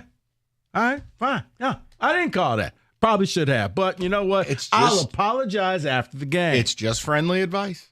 It's not negativity. And this summer, we'll do the shows. And look, I know what's going to happen. This town is going to shoot down every suggestion because it's not Michael Jordan in his prime. And I'm probably going to smash a chair. You know what? You apparently you were listening to some of my phone calls. I'll bring up a name. No. Okay, well then who? Okay, well then who? Because here's the thing. Let me tell you, I got a power forward out of Texas A&M. I don't know if you've ever heard of this guy, Jesus Christ. Guy's unbelievable. Guy's absolute great hip turn, drop down. Right. I can't wait for you to bring up names. No, it is. Because it's like, well, no, not good enough. No, not good enough. No, not good enough. Well, then who is good enough? Well, I don't want to give up beef stew. I don't want to give up this person. Then you're not going to win. You don't want to give up beef. Whoever you were talking to, whoa. Maybe not call them again. You may have to give up Duran. You may have to give up beef stew. Yes. You're going to have to. If in order to get a star, it's going to hurt. You're going to lose somebody that it may be a fan favorite, but down the line, you'll win. Because this whole, we got to do it the hard way, we got to do it the Detroit way, it doesn't work that way. Even if you go back to the going to work Pistons, okay, they actually had people who can score. You had Rip Hamilton. You had Chauncey. You had Rasheed. That every night they will go out there and contribute. The problem is the way they played, they wouldn't get to 70. They play defense. A little bit. Defense. A lot of defense. You know nothing about this. No, it just, look, I think, you know what part of my problem is?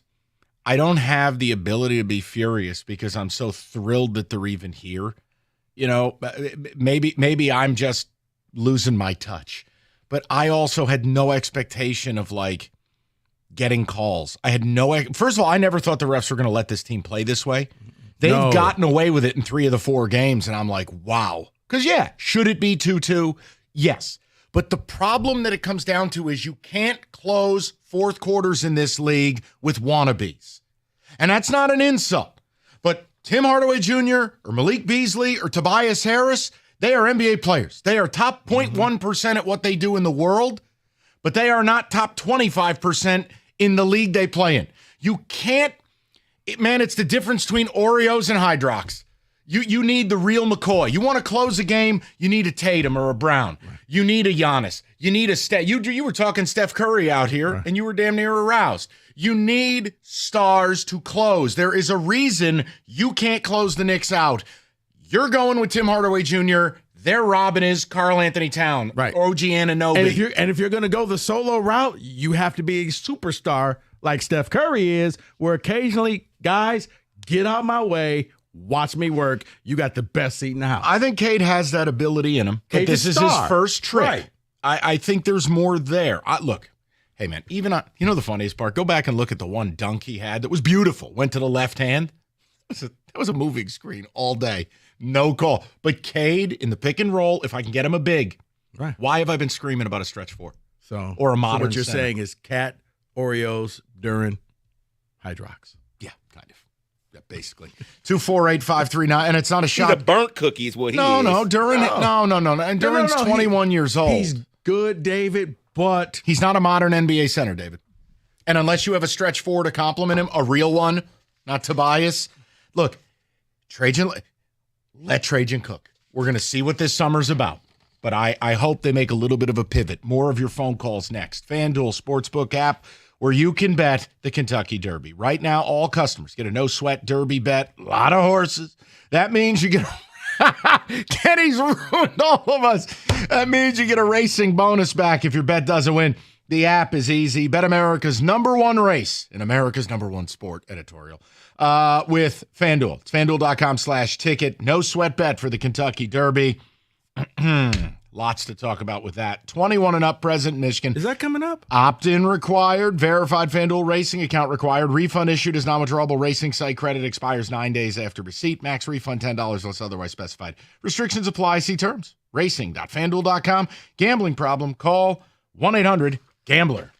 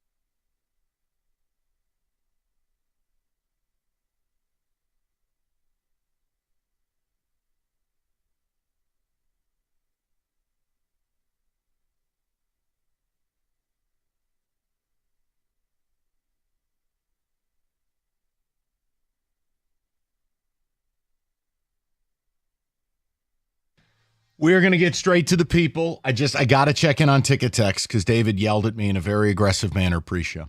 And you're in a bad mood again. So listen, just Ticket Text and straight to the callers. NFL draft coming up in 20 minutes.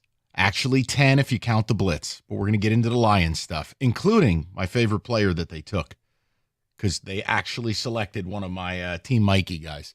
David, go ahead. Yes, Rico, both things can be true, but come on, if that's in New York, no matter who's shooting it, they call the foul. It's so soul-crushing, he said. That is from Ryan. That was not the reason. It was the last reason we lost. Yes. That is Tim in Ypsilanti. Agree, Tim. I think the way we've always approached the game is look at the game in totality, and there are just very rare moments you get to blame one thing. When you go into the fourth quarter up 11 and the other team's best player seemingly got injured again, you got to close that game out. And instead, your offense, you played scared. I thought you were playing too much shot clock too early. It's almost like you had Tom Izzo coaching your team, and you had an open look. You didn't hit it. You let Jalen Brunson clap you up again and again and again and again and again. That ain't foul hunting. He was just out there killing people. Like, there's so many reasons. Here's an idea. Why are you down 16 in your own house? But yes, both things are true. I don't argue it. I'm not gonna let you have it both ways. All right? This ain't Burger King. You don't get it your way. You want it to be physical and don't ever call a foul, and we want street fights, then you can't go to the very people you want to impugn and say, don't blow the whistle, and then go, this one time. Come on now. This is a foul. I just can't do that. Right. Give Tim Hardaway Jr. the superstar call. Then get a superstar. Oh. I'm sorry. And that doesn't mean Tim Hardaway's a bad player. See, and I said this last segment for the people. Brown pullover. Caribbean green. All right, David, one more, and I'm going to the callers. Dana White said it best. Don't leave it up to the judges. Finish the fight. That's it. And they will. In time, they will learn. It's a process. John, 97.1. Johnny, what's up, pal? Fellas, I think that I have not, I'll be very honest with you, I have not followed a lot of NBA during the season. I watch it primarily when we get to the playoffs. So sure, I'm not familiar with all the players and all, but there's a few things that I'm an old school guy. I've been around. I saw Walt Frazier play. I saw Earl Monroe, Dave DeBusschere, Havlicek. The things that I don't see today in the NBA that I think is really lacking, number one, especially for the Pistons, is they need a true big man. They don't have a big man. Tobias is not a big man, in my mind. Robert Parrish, Kevin McHale, those are big men. Porzingis right now, that's a big man. They've got to get a big man. It would change the whole dynamics of that team. It would allow more activity to be directed towards the big man, giving other of their. And they have some nice other players, but unfortunately, I just don't think they didn't have an answer for Cat at all. I mean, no. That's kind of ridiculous. Well, very few people do. I mean, that's a player that's, 24 and 13 a night. He's got all NBA offensive ability. He is, all jokes aside, one of the 10 best big man shooters I've ever seen. And John, look, to your point, it's yes and no. You're never going to acquire a Robert Parrish or Kevin McHale in today's game, meaning those players just don't exist. But a modern version of them, yes, I agree with you. And John, look, the tenets of the pick and roll are still there.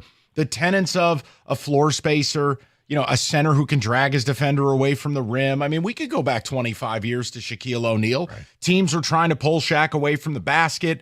It just, basketball hadn't modernized enough. But yeah, they do. You're not going to get anywhere with Jalen Duren and Tobias Harris. But again, unlike the Iser failure, this is year one. This isn't year 6. Funny when you put it that way. That's all. I'm just, and that's why there is so much room to grow. The foundation is set. Now you have to add pieces. You're going to have to subtract some, but I think you're going to be pleased with the outcome. Yes. Go to Tony, 97.1. Tone, what's going on, bud? Mike Rico, how we doing? Good, man. What's going on? Not much. I got a few points to make. I'll try to be concise. And First thing is first, so I do not get characterized as a slappy. Yes, the Pistons choked the game away. Up 11 in the fourth, got to close it out. Yeah. It's not just the refs. There's no doubt. However, not all calls are created equal, right? Fair. I mean, the most important play of the game is the last one in a one-point game. And the league flat out said, sorry, not sorry, it should be 2.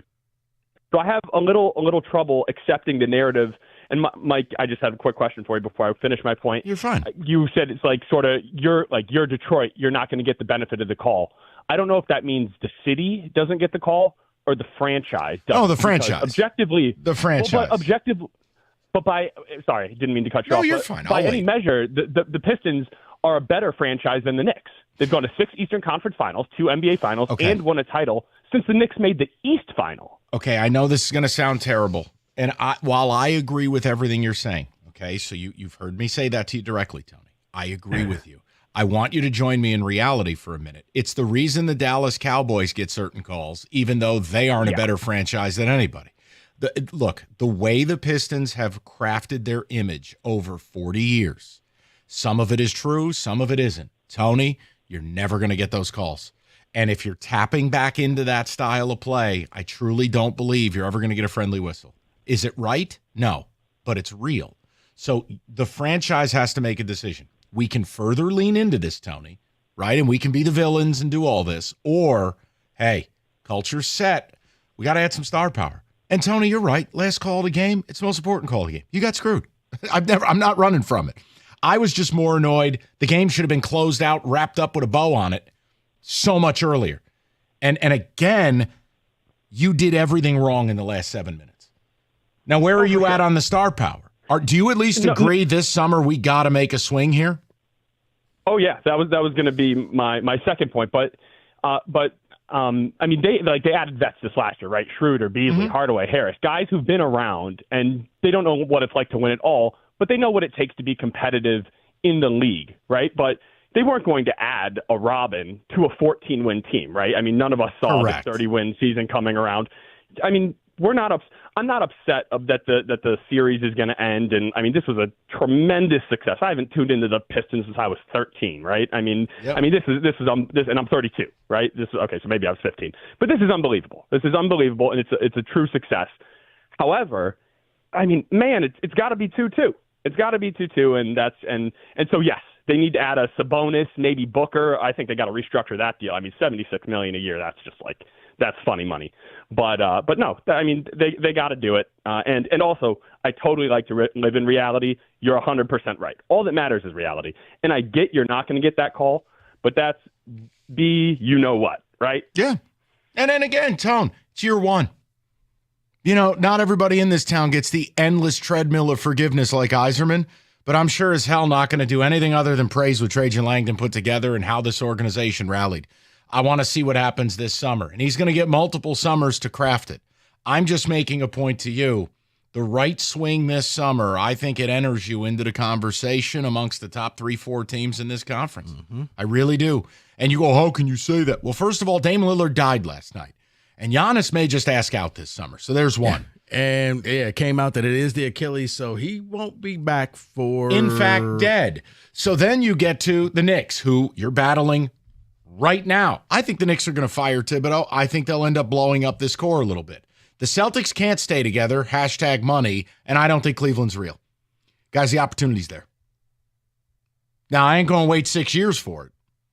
But the fact is, Trajan Langdon in 1 year has accomplished more than Iserman in 6. I'm going to pay the man his respect.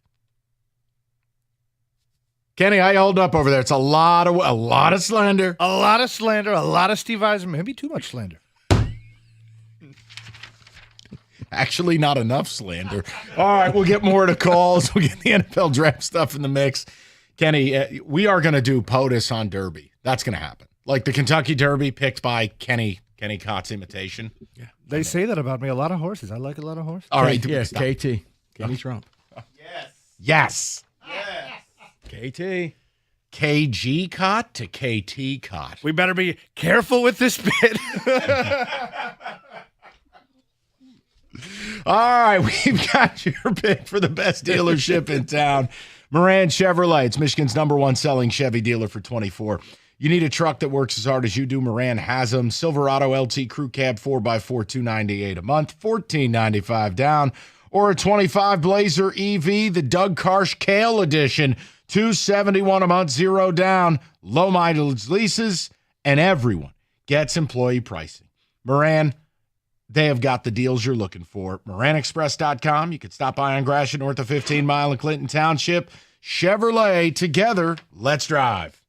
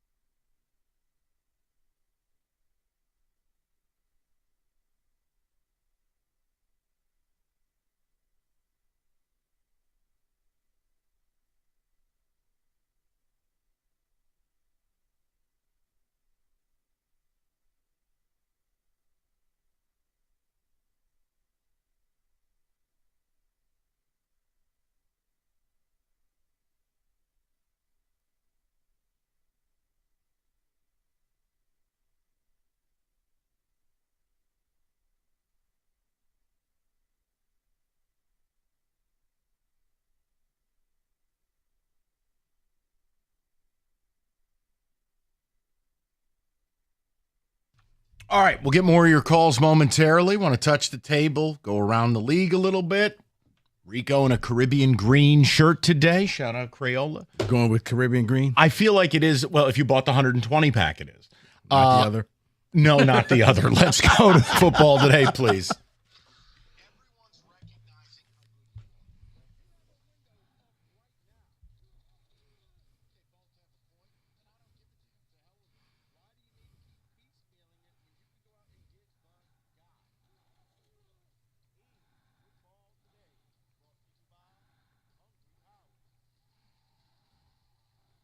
So let's start at the draft.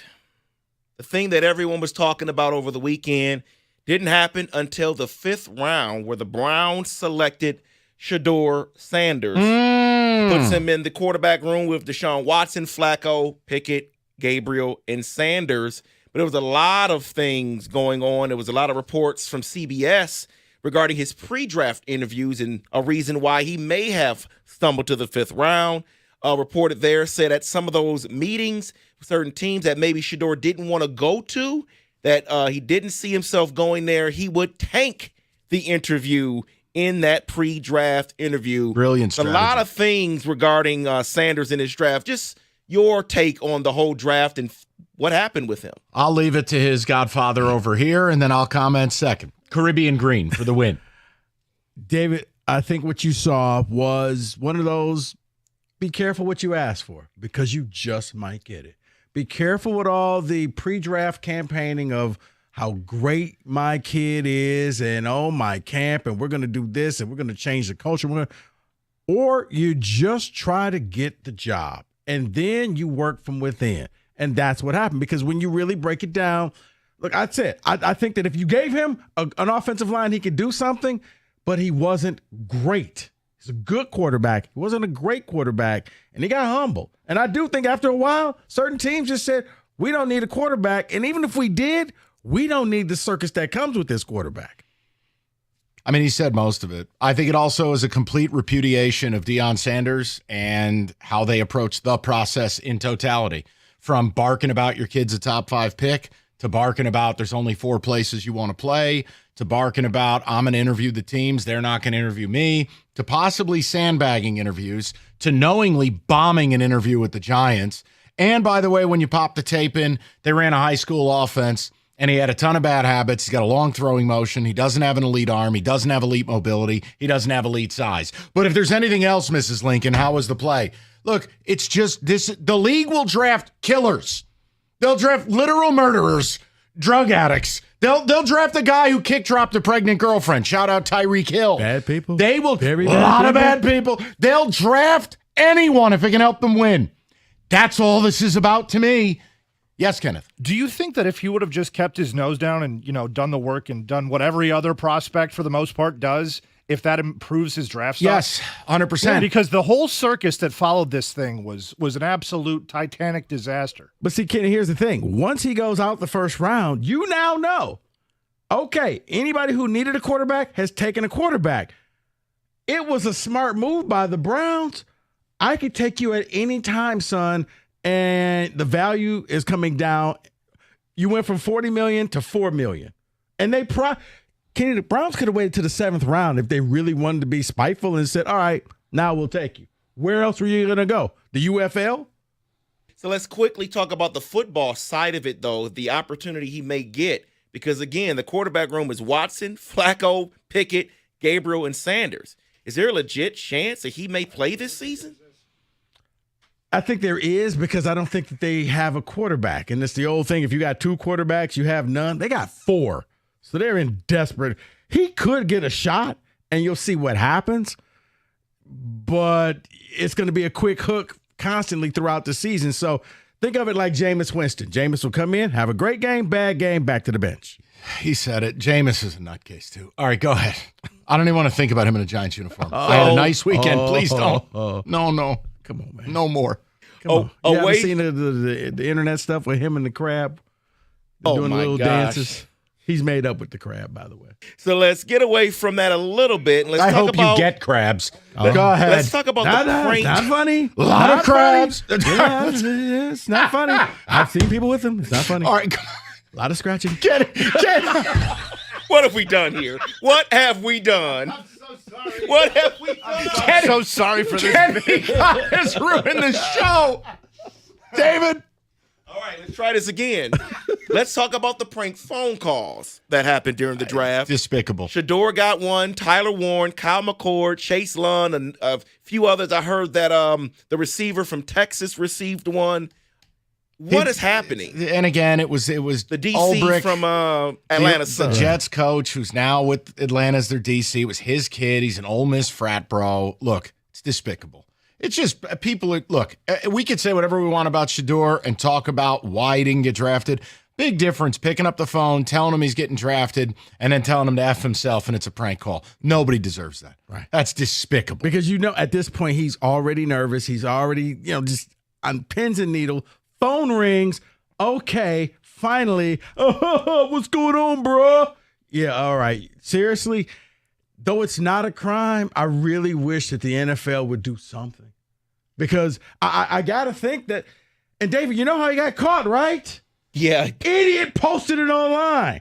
We would have, because with Shedeur, that number only went out to the NFL teams. His family didn't have the number. No one, because he didn't want anybody calling but the NFL. So when the phone rings, you're thinking it's legit. These clowns posted it. So dad, real proud dad, said, yeah, that's my boy right there. Oh, boy. Nah, I'm in trouble. My father would have murdered me. Yeah. Arthur, yeah. Hey, Mr. Blanks, how much trouble am I in? Why don't you get to my office and we'll talk? Yeah. I mean, seriously, you embarrassed and then the apology, it was forced. That apology looked like I got my dad in so much trouble, I have to come out here, hat in hand, and just beg for forgiveness. But you thought it was all funny when you was yucking it up on the couch with your bro. I tell you what, do you want to go to 6 with this? I'm sorry. This guy is on one about that. Please, don't tell me more. A lot of conversation. Let's get to Abdul Carter and the number 56. I hate you. Quote here, he wanted to have see, I could have kept going, but yeah, I wish you would. Quote from Carter says, I don't know, but 56 sounds real good, but we got to have a conversation. Well, Lawrence Taylor says, I know he would love to wear the number, but hey, I think it's retired. Get another number. I don't care if it's 00, and then make it famous. It's embarrassing is what it is. But it shows you most of these kids are bleep holes anyways. They come out of college with all the money in the world now. They think they got all the answers. The hubris, the delusion. Yeah, you're right. I'm going to call up the greatest pass rusher in the history of the sport and ask for the number. Mike, all he could say was no.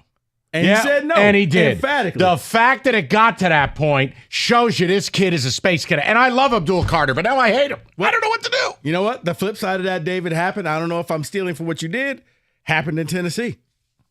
Yes. Cam Ward wanted to get the number 1. He wanted the number 1, but he was like, the number's retired. So you know how when you get there and they hold up the 1 jersey, well, Warren Moon came out and said, son, if you want to wear number 1, you can wear number 1. So he gets to get Warren Moon's jersey. I think that these kids should just get their own number. Why try to get a number that's retired? Lawrence Taylor's number! First ballot Hall of Famer, 6-time All-Pro, and redefined what he created the left tackle. Bill Walsh created the left tackle position and prioritized it because of that guy. Yeah, but you glossing over his biggest contribution to society. Cracking hookers. No. You cut a car in half. Offense. Defense. You need both sides, son. The delusion of some of these kids. Okay, number 1 was his number. I get that. It's like, hey, is it possible? And Warren Moon blessed it. The 56, you know what? I can't be mad that somebody shot their shot. Have somebody go to the Niners and ask for 16. Come on. You're at the club, man. Come to the Lions and ask for 20. There's Margot Robbie. I'm never going to see. I'm going to shoot my shot. There's certain numbers in organizations, like 88 in Dallas. They pass it out to the guys that should deserve it, right? Right. It's like the 7 jersey at LSU. Thank you. Here, do me a favor. Here, this will go over real well, David. Just come here, ask for 20. Ask to wear 19 as a Red Wing. Do that for me. I mean, maybe they were giant Billy Sims fans. Okay. All righty, then. On that note, that is in football today.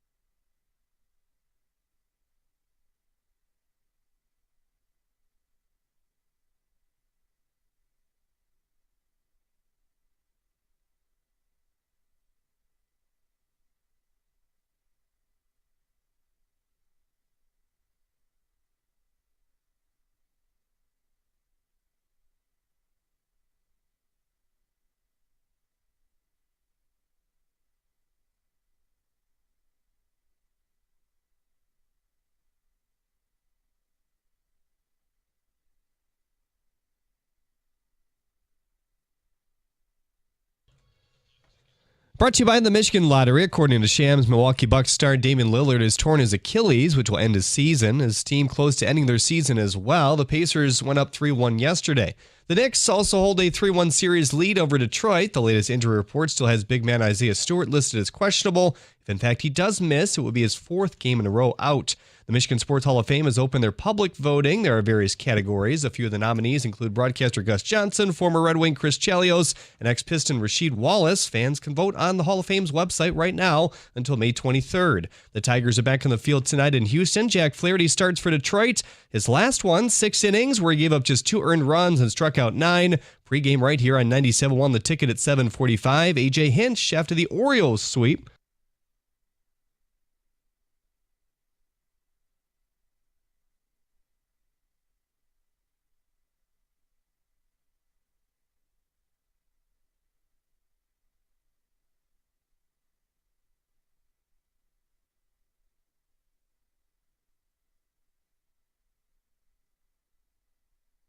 The Penguins have parted ways with their head coach Mike Sullivan. He led Pittsburgh to back-to-back cups, but the team has now missed the playoffs for 3 straight years. At the Corwell Health Sports Desk, I'm Jeremy Otto for more. Go to 97.1 The Ticket or Odyssey.com.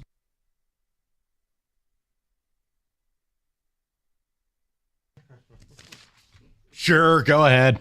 All right, listen, we're going to get to your calls. I want to invite Lions fans in as we continue to talk to Piston fans. If you missed the open, Odyssey.com rewind. It's simple. Yep, you got screwed on the last play of the game, but you also spent the previous 11 minutes and 58 seconds screwing yourselves. So it's both. And I think what I'd like to see is if everybody could now join us in our church, you need star power. You're not going to win with filler. If it's Devin Booker in the corner and not Tim Hardaway Jr., you get that call. And if you concern yourself less with being B.A. Baraka from the A team and join the NBA in 2025, you probably get a friendlier whistle. I think the Pistons need to level set this summer. I love the foundation they built. I got no problem with defensive culture. The Celtics play great defense. They're your NBA champion, but they do it with stars. They have firepower.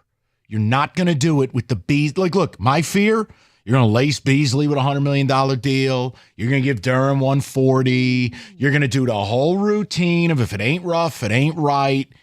I ain't interested. I just, to me, you've got a window here where the East is going to open up.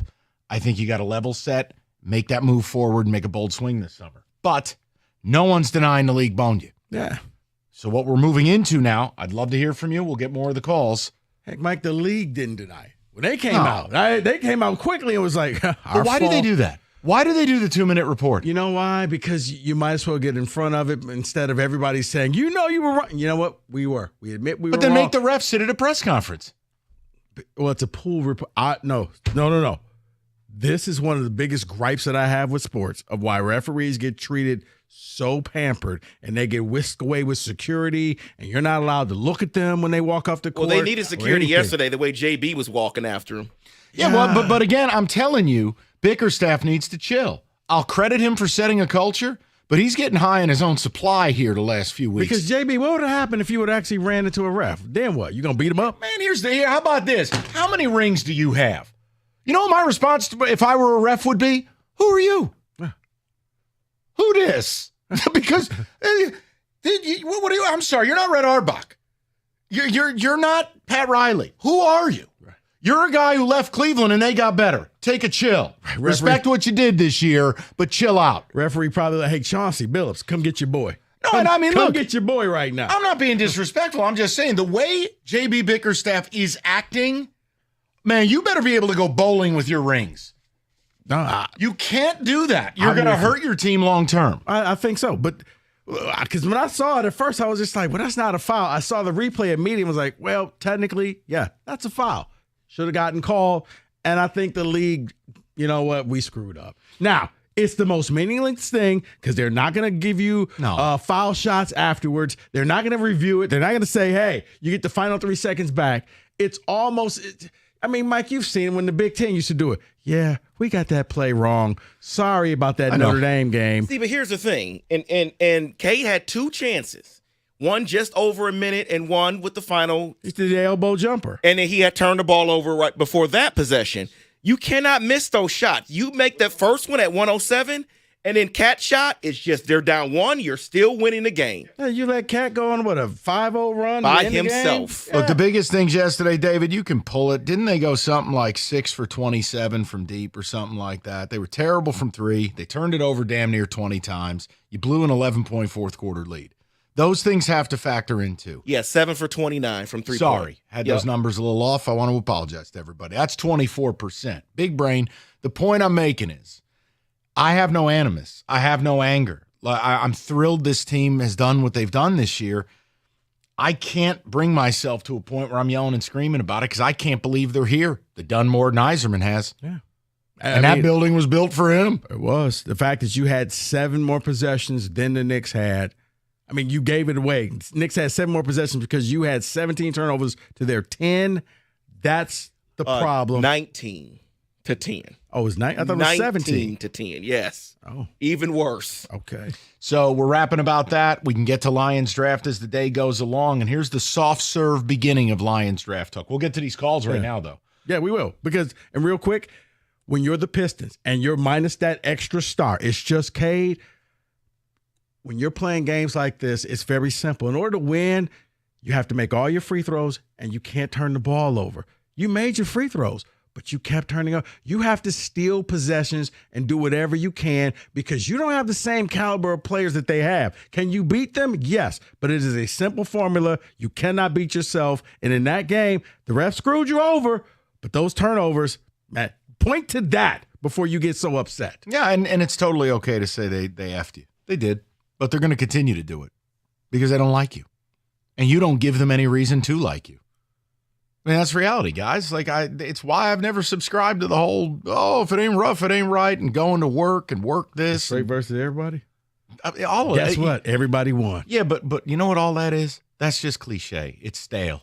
Cade is good enough. You don't need to do that. And look, the Celtics play defense. Yes, they do. The Celtics are also very comfortable in a race to 130.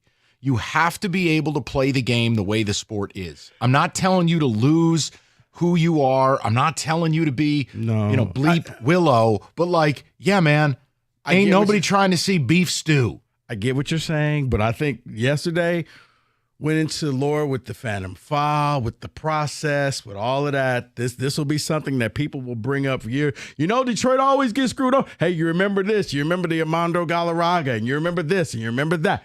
This one, we just added a new member to the keep Hall being a of Fame. victim. Then do that. You know what? The hardest city in the world likes to be a victim, apparently. Good. Do that. The Disrespect Hall of Fame had a new member yesterday. No, that's all this town does.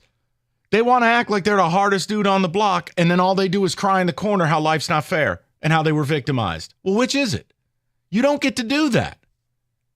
Oh, you want to be Ron Holland? You're not even old enough to buy a beer, and you're chewing out Karl Anthony Towns? I thought the best moment of that game was Cade Cunningham saying, "This is my team," and you're acting like a fool ass, and he threw him across the floor. Now, see, I actually thought the best moment in the game was Tobias Harris when he got into Karl Anthony Towns' face because it was laughable. No. He had just picked up that 4th foul. He was hoping that he responded, get to tech. Now he has 5 fouls in the 3rd quarter. So at that one, I was just like, okay, you're playing a little bit of chess here, or maybe I'm giving Tobias too much credit. I don't know. I honestly, I think this team, it's like delusional. It's like they drink the Kool-Aid, and even guys like Tobias Harris, who's viewed as universally a soft player in this league, thinks he's Mr. T. It's an absurdity. It's an absolute absurdity. He was run out of Philadelphia for being soft. Oh, but you're here, John. You're John, an all-NBA player. Yeah, well, guess what? Cutscene. Just busted your ass. Well, he had to represent in front of the Detroit celebrities. Yeah, okay. See, but that's why I'm upset with JB Bickerstaff the way I am. It's because you're supposed to be above it. Let the players be the players, but you got to control the situation. You're acting like a player, being emotional. Oh, we're going to do this, or I'm going after the refs. You got to stop that. You got to be a leader. But players basically take the vibe of their coach. I mean, Monty took the money. They didn't want to be here. Yeah, you're right. The team played like they were dead. Right. Well, okay. When's payday? I'll just go out there and play. Look, Bickerstaff is the coach of the year. He did a wonderful job, but that he has to evolve. This cannot be long-term. No. Not like this. So, look, we can rap about it. The soft open for Lions draft is simple. What'd you like? What didn't you like? And we'll give you our thoughts as we go along. But apparently, look, people are super hopped up to talk about the Pistons. We're here for it. But I apologize. If you were tuning in to hear me yell and scream, I told you, there's no outcome I was going to be upset about. The fact that they're here is amazing. The fact that they've competed, fantastic. The fact that they easily could be up 3-1 going back to New York to close it out tomorrow is what I'm like, wow, this team wasn't that far. They're up 3-1, but it hasn't been blowout games where you're just like, yeah, you're not even close. This ain't the grit. You ain't playing like Memphis.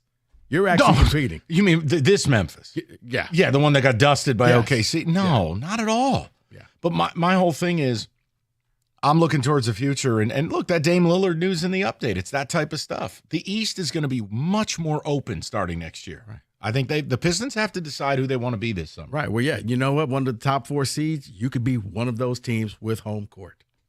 If you do the right stuff. Yeah, you make the right moves, you could easily get there. All right, we'll get with the people. 248-539-9797. You guys have spoken, so we'll roll with it. And we'll get to Draft Talk momentarily. We're here till 6. What? It's a lovely shirt. Thank you. All right. Victor's Home Solutions. Very, very simple. Choosing the right roofer is a pain in the ass, right? So let's talk about why you should pick Victor's. I mean, for one, you get a customer concierge team. So quick follow-up. They answer all your questions, keep you in the loop. It means installers that install a perfect roof the first time. It means you get new windows for your home and you'll save money on your energy bills. It means a 50-year leak-free guarantee is offered on every roof they install. Guys, they get it. Choosing the right roofer can be stressful. They take the stress out of it. And right now, you get $500 off a new roof or a home full of windows. Great financing options. Guys, what excuse do you have? Call, get the 21-point roof inspection or window estimate today, 734-773-1100, or you can go online anytime at victors.com.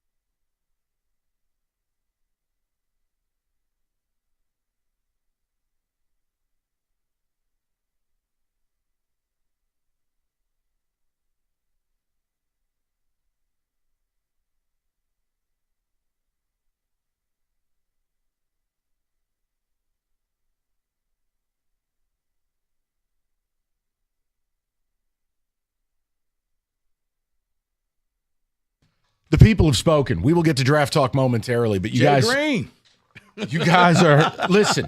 That's only if you bought 120 pack Crayola. You never had that? No. 64 is where we maxed out. I thought it was. What is it? We weren't living big at fake Lutheran Tech in Southwest Detroit. I didn't need crayons for high school. I didn't have crayon. I had the off-brand. Okay. Wow. Dayola? What were those called? The dollar store, whatever they were called. For real?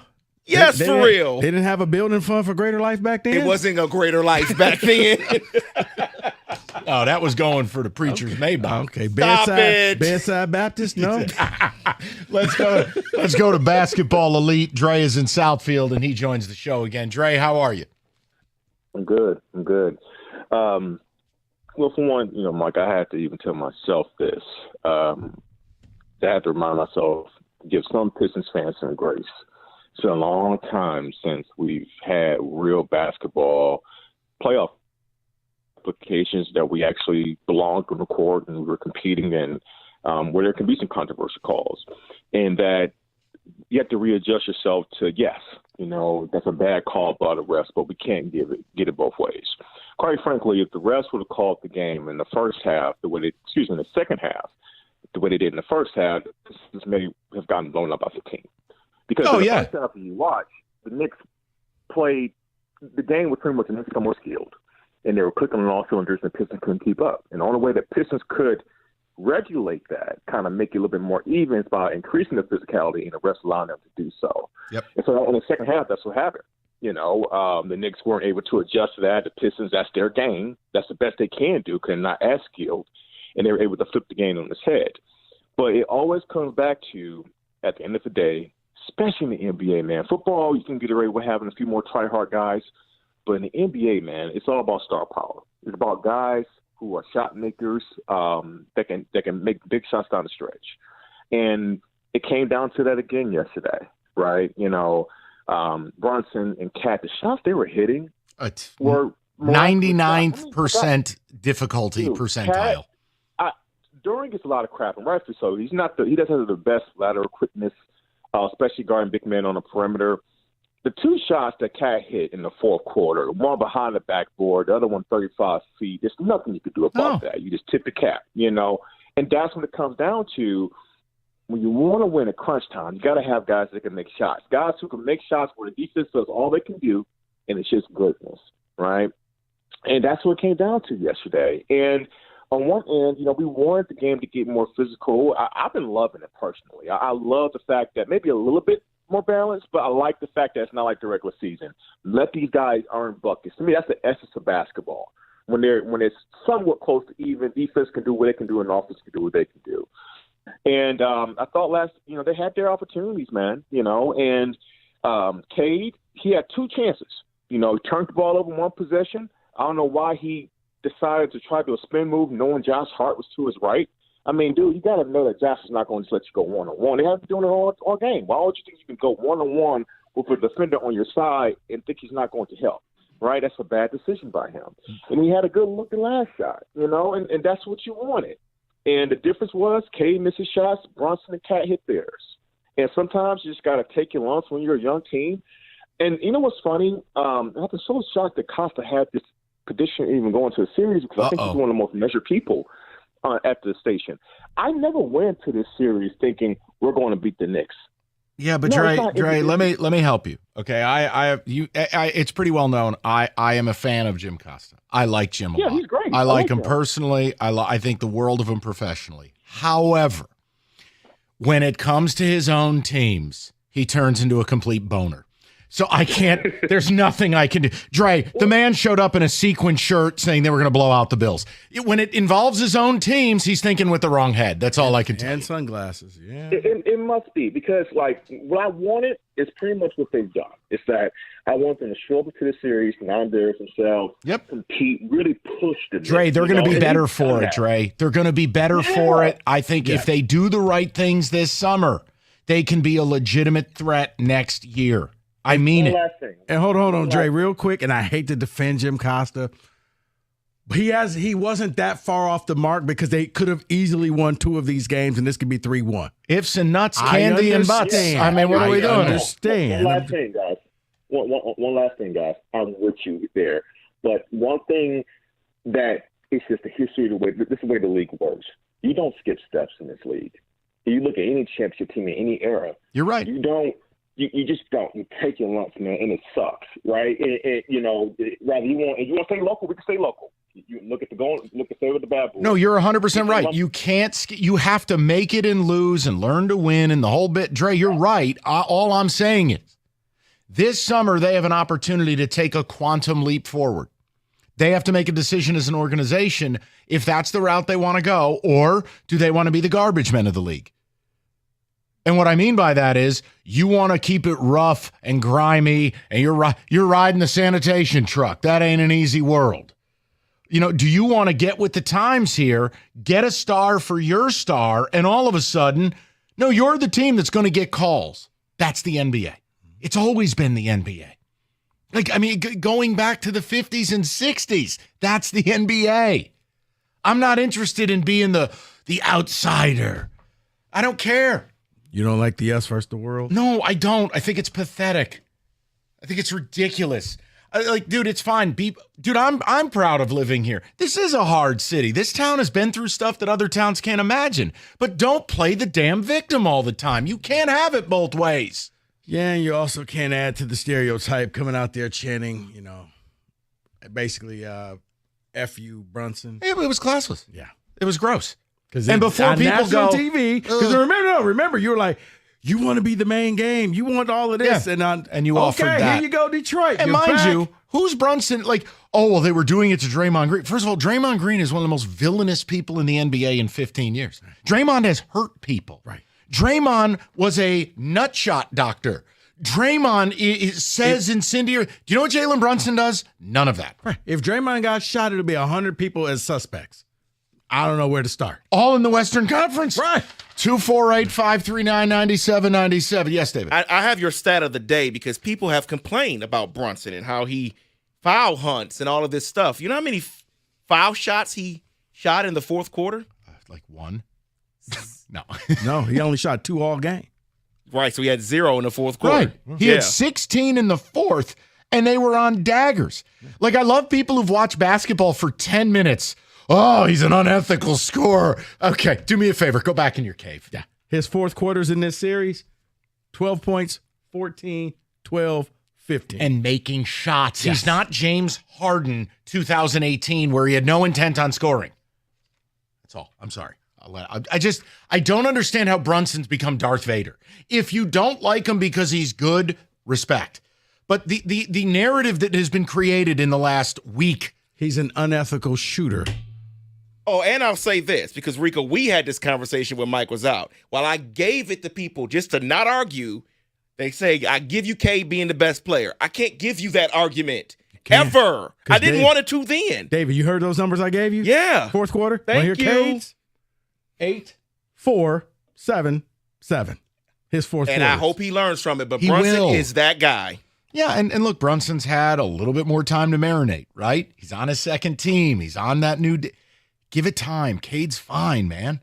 I just want to put someone with him that isn't roster filler on a real championship team. Because ask yourself, does Beasley, Harris, Hardaway, do any of these people start for any remotely serious team in this league? I was about to say, would any of them start for the Knicks? No.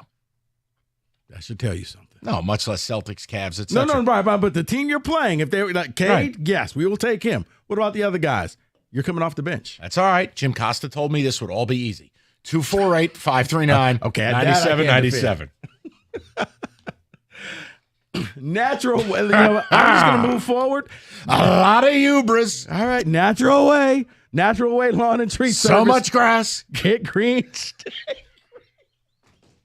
Get green, stay green with Natural Way. Call 888-GET-GREEN right now for a limited time. Purchase the full lawn program like I did, and you'll get free grub control. But you have to mention my name. Tell them Rico from 97.1 said to give you a call at 888-GET-GREEN. Warm weather, it is here, folks, but guess what? So are the weeds. Dandelions will rob your lawn of water and nutrients. You can stop dandelions before they go to seed. Plus, it's not too late to treat for crabgrass, but you got to call my guys at Natural Way Lawn and Tree Service right now to get them out there. They will look at your lawn. They will come up with a plan for your lawn, and then they will treat your lawn. Call 888-GET-GREEN right now. That's 888-GET-GREEN, or you can just go online at naturalwaylawn.com.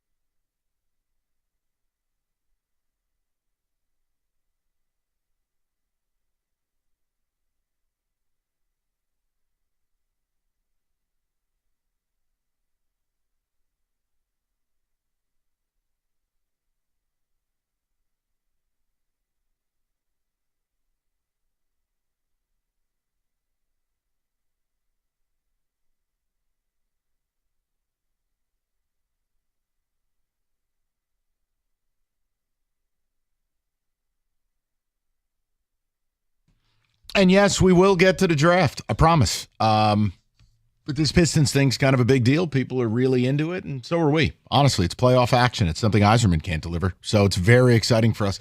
But David, some ticket text, and we'll go right back to the callers. Cade is killing Brunson. Hatchet waiting to luckily get a 3-1 lead to say Brunson somehow is better. The Knicks would trade 2 number ones right now for Cade. Okay, what is wrong with people? Hold on. Wait, real quick. No, hold on. Watch this. And here's Rico. Say that one more time in my good ear. Cade is killing Brunson. Hatchet waited for a lucky 3-1 lead to say Brunson somehow is better. How is he killing Brunson? Because here's the thing. In the fourth quarter is where your legacy is made. That's where people look at the Steph Currys of the world and say, hey, they're going to hit that shot. There are certain guys you already know. You could double team me, triple team me. I don't care. I'm going to make this shot. Once again, here's Cade's numbers for the 4 games. In the fourth quarter, 8 points, 4 points, 7 points, 7 points. Here's Brunson, 12, 14, 12, 15. Okay? He's taking over, and he's almost doubling Cade's point production. He's also doing it on it's either at or just a shade below 50% from the field. He's also top 30 in all 4 games of the series, which no one does in the playoffs. I think he scored 133 points. 140, whatever. What are you talking about? It's okay to just tip your hat and give somebody their flowers and say, you know what? They're doing a damn good job. It doesn't make Cade any less of a player to just say Brunson is out here balling. And guess what? Cade is younger. He has his opportunity to be that guy one day, but it ain't right now. Sorry. Yes, David. My biggest issue is JB keeps taking Asar off the floor, who defends him well in the fourth. I'm sick of seeing him sacrifice defense for Beasley and Schroeder. Yeah, well, the problem is Asar can't score. Mm-hmm. Okay? Like, it's not January. That layup he missed, or it was like a 5-foot shot, and he just missed everything. But this is the point. You cannot, if you have Duren and you have Asar on the floor at the same time, you're playing 3-on-5. And yes, Facts. You're right. There are alley-oop opportunities or putback opportunities, but you're not, those guys are literally no threat to anyone. It's why the Knicks leave Thompson open. Whenever he's nope, don't you dare run over there. Let him shoot that 3 because he'll miss it. One more, David. I'll go to the callers. Speaking of missing, someone text, Malik Beasley has made 4 out of 27 3-point attempts over the last 3 games. Unacceptable in the playoffs. Well, Frank at work. Once again, it's not a Tuesday night in February. Be careful, because I'll tell you what's going to happen this summer. They're going to hand him a lot of money. You really think so? I'd be real careful about. Oh, yeah, he fits the culture. He's tough like we are. Rough and right. Okay. Watch. 4 to 100 downloading. I'm just telling you. This is who they are. I'm begging them not to. And listen, I'll be unequivocal. There's a place for Malik Beasley on my team as a 7th or 8th guy off the bench. At this stage of his career, that's where I would have him. He ain't going to be one of the faces of my franchise, and he's not going to be one of my highest paid guys. Right. Now, if he was out there lighting up for the 3-pointer, that's a difficult decision I got to make this summer. But sure it is. Malik, let's just put the tape on, baby. And you tell me, you really 4 for 1? Aren't you already paying your backup center $15 a year? Be careful. You need stars, man. Let's go to Joshua 97.1. Josh, what's going on, buddy? Hey, how you doing, guys? Good, man. What's going on? Hey, I was just watching the game, and, I mean, it became so apparent we need another star. I mean, I was watching some of these other teams in the playoffs. Like, I caught the Minnesota game right after.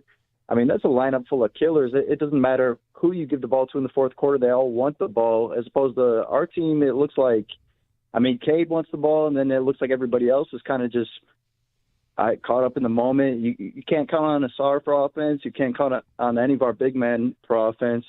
And you look at someone like them, they got Ant-Man, Randall, Naz Reid is knocking down big shots. So, yeah, I just think I'm proud of our season, but we're not ready yet. No, work in progress. Another star. Work in progress. Listen, to me, Josh, this summer they can make a big change. They can get where they got to go. I'm not mad in the least. But it's okay to talk about your team and the things that are needed. And I know what's coming. This summer we'll have conversations, and I'm going to get yelled at nonstop because any player I bring up isn't perfect. Well, there are no perfect players. I mean, I could tell you right now, a guy who would fit really well here, and it's risk it biscuit. If it works, you're a championship contender. If it doesn't work, you got enough assets that you can go back into the trade market and fix it. But it's Zion. You can laugh, snicker, do whatever you like. He'd be on a 3-year deal. He'd be about 20% of your salary cap. He can play on ball where you can ISO and he can just be a downhill freight train. He can be a pick and roll player. He can play multiple positions. He has one of the highest player efficiency ratings when he's healthy. He needs a change of scenery, clearly. The point I'm making is you can get him discounted. You know, if you have that type of guy in the fourth quarter, let me tell you something. That's someone where now I could have Cade off the ball in action, and I've got Zion isolated against an undersized player guarding him, and I'm going to the free throw line. Let me just go ahead and do the bingo card of Ticket Texas. Already going to be rolling in.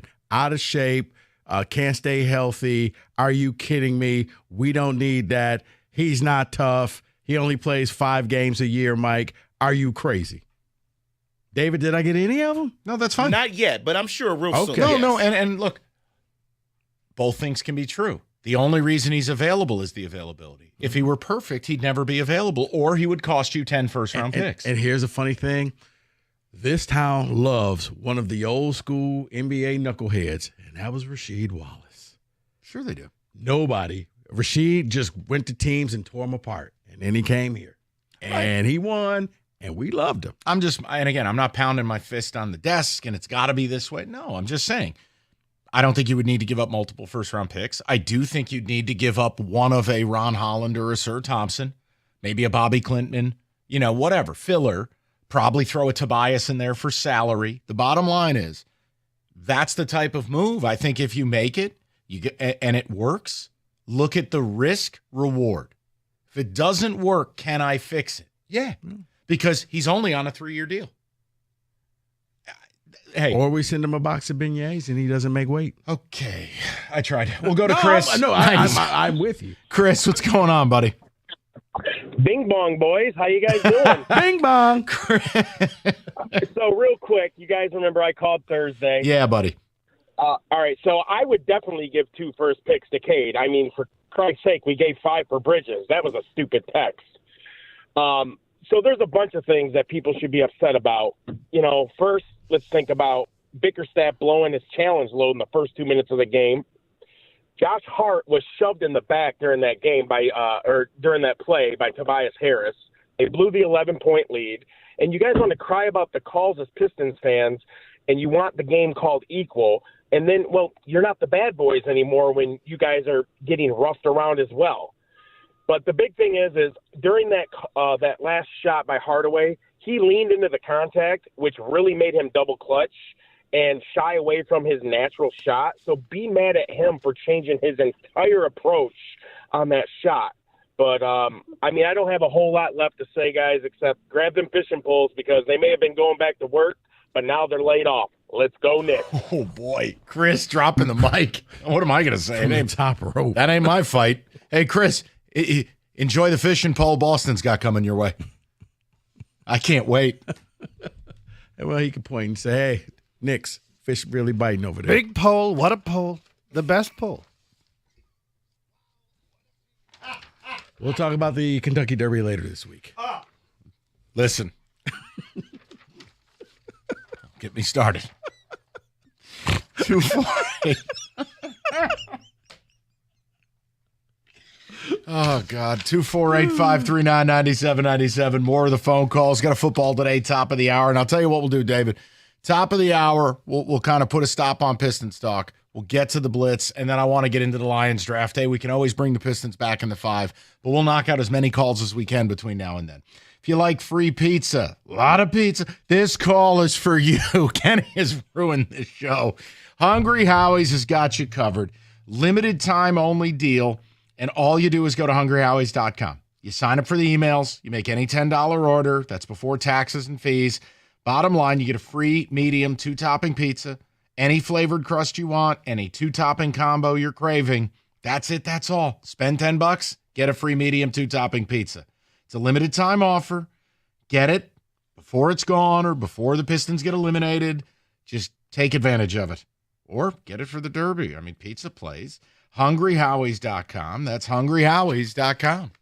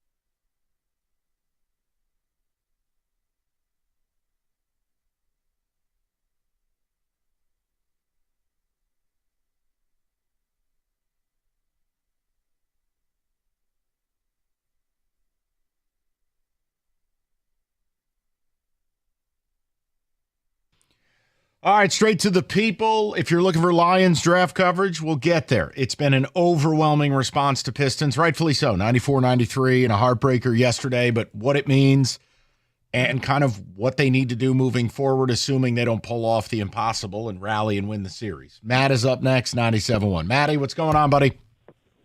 Yeah, good afternoon, guys. Afternoon, Matt. What's up?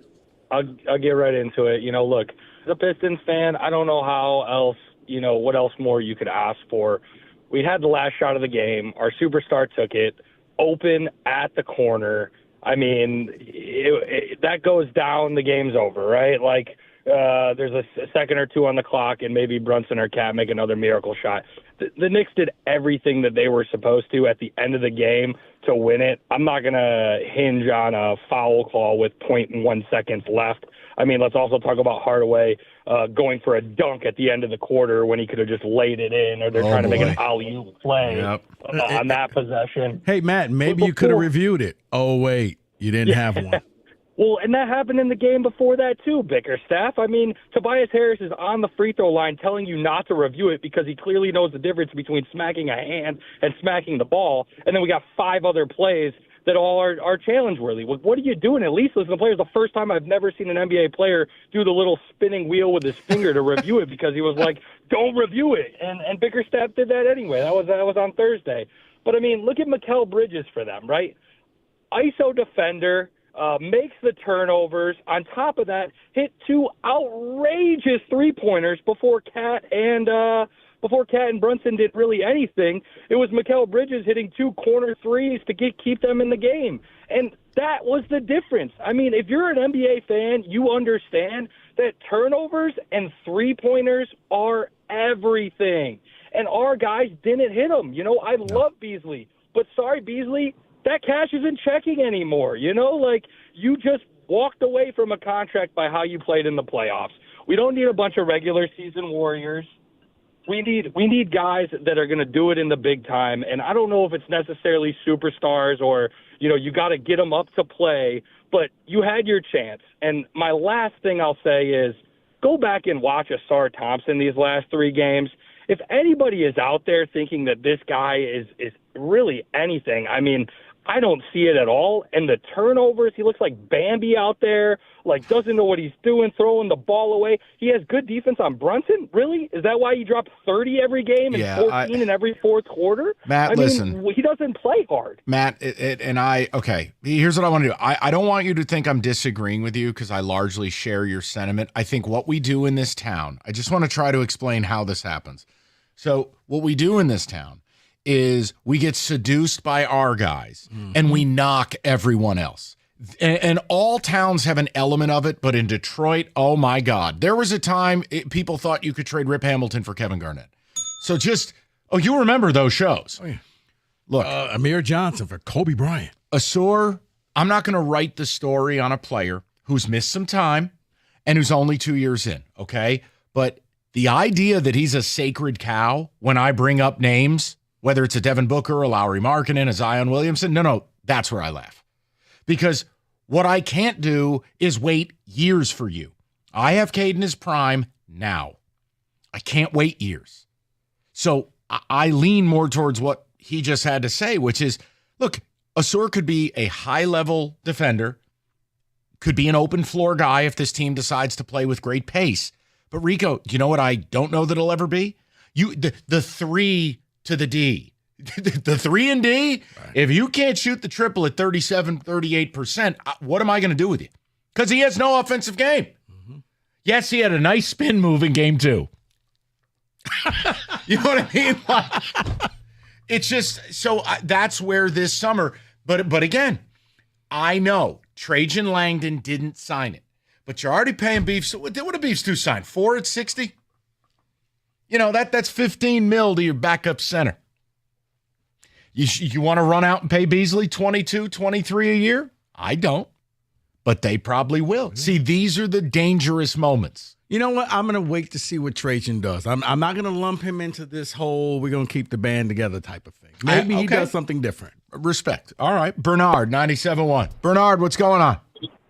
Hey, what's happening, fellas? I'm just enjoying the conversations. You know, we're having fun, man. You know, the Pistons are, as we know, they're a young team.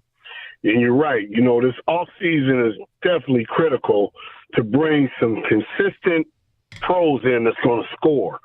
And, you know, and to heighten the talent on the floor that will give us, you know, the potential, you know, for a real championship run, similar to the Indiana Pacers. That's the pace that we're on right now. But I'm going to say this, you know, being a referee, I'm going to take you inside the last few seconds of a conversation that all referees on every level has. And the conversation is this.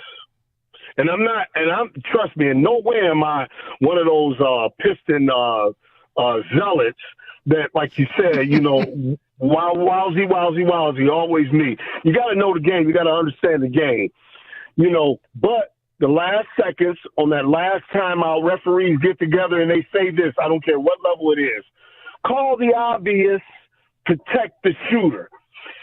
They did not do either or. They didn't do either or. There should have been a foul call, as we all know. Guthrie came on, and he said it, but yet and still, you were the crew chief that was standing 5 feet away, and you did nothing. You did nothing in what you were obligated to do as an official. So whether we won or lost at this point, it really don't matter. It'll never happen again as far as that game's concerned. And we lost. Whether, he came out and said it, who cares if the NBA came out with a 2-minute report? The only thing that did was to help cover their butt on that terrible no call that Guthrie did not make, that really, in truth, it did cost the Pistons the game. Thanks, guys. Yeah, no, Bernard, I think you put it right. And look, I just don't have the anger because I'm thrilled they're here. And yeah, it could be 2-2. I hate saying stuff like that, but it could very easily. But the margin, what do we talk about at the start? The playoffs are all about margins. Mm-hmm. And you don't have any margin.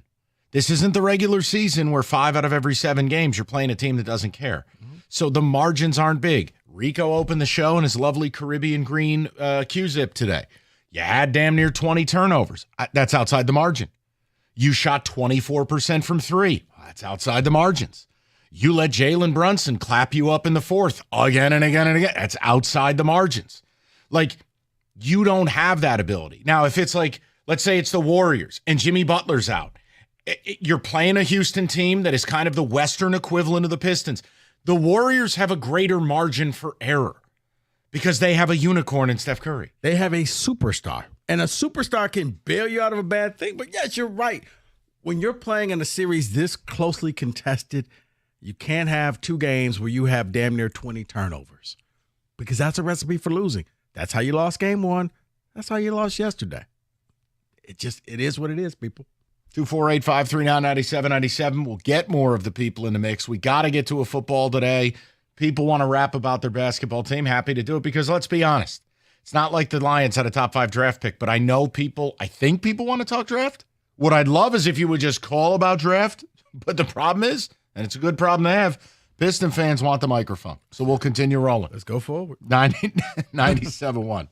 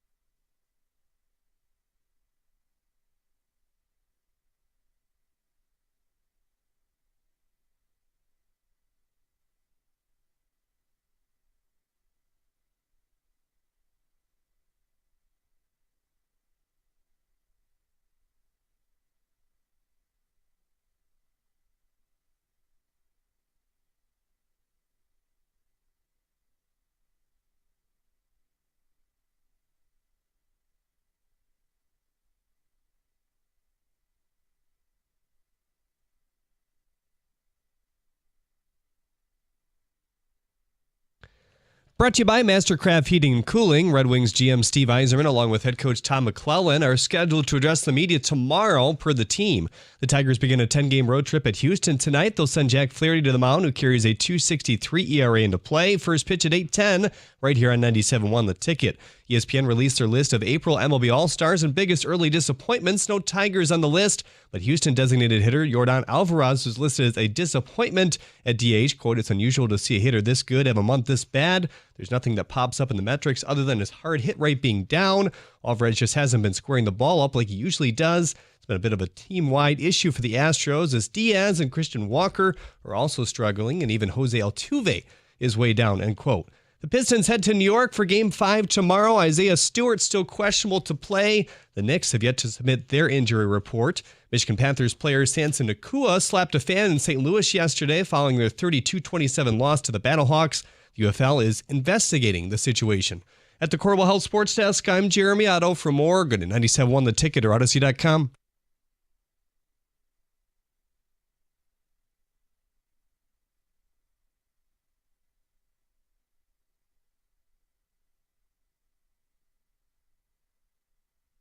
All right, to the people we go. We'll get to Lions draft momentarily. We'll get to the rest of everything momentarily. A little football today, please.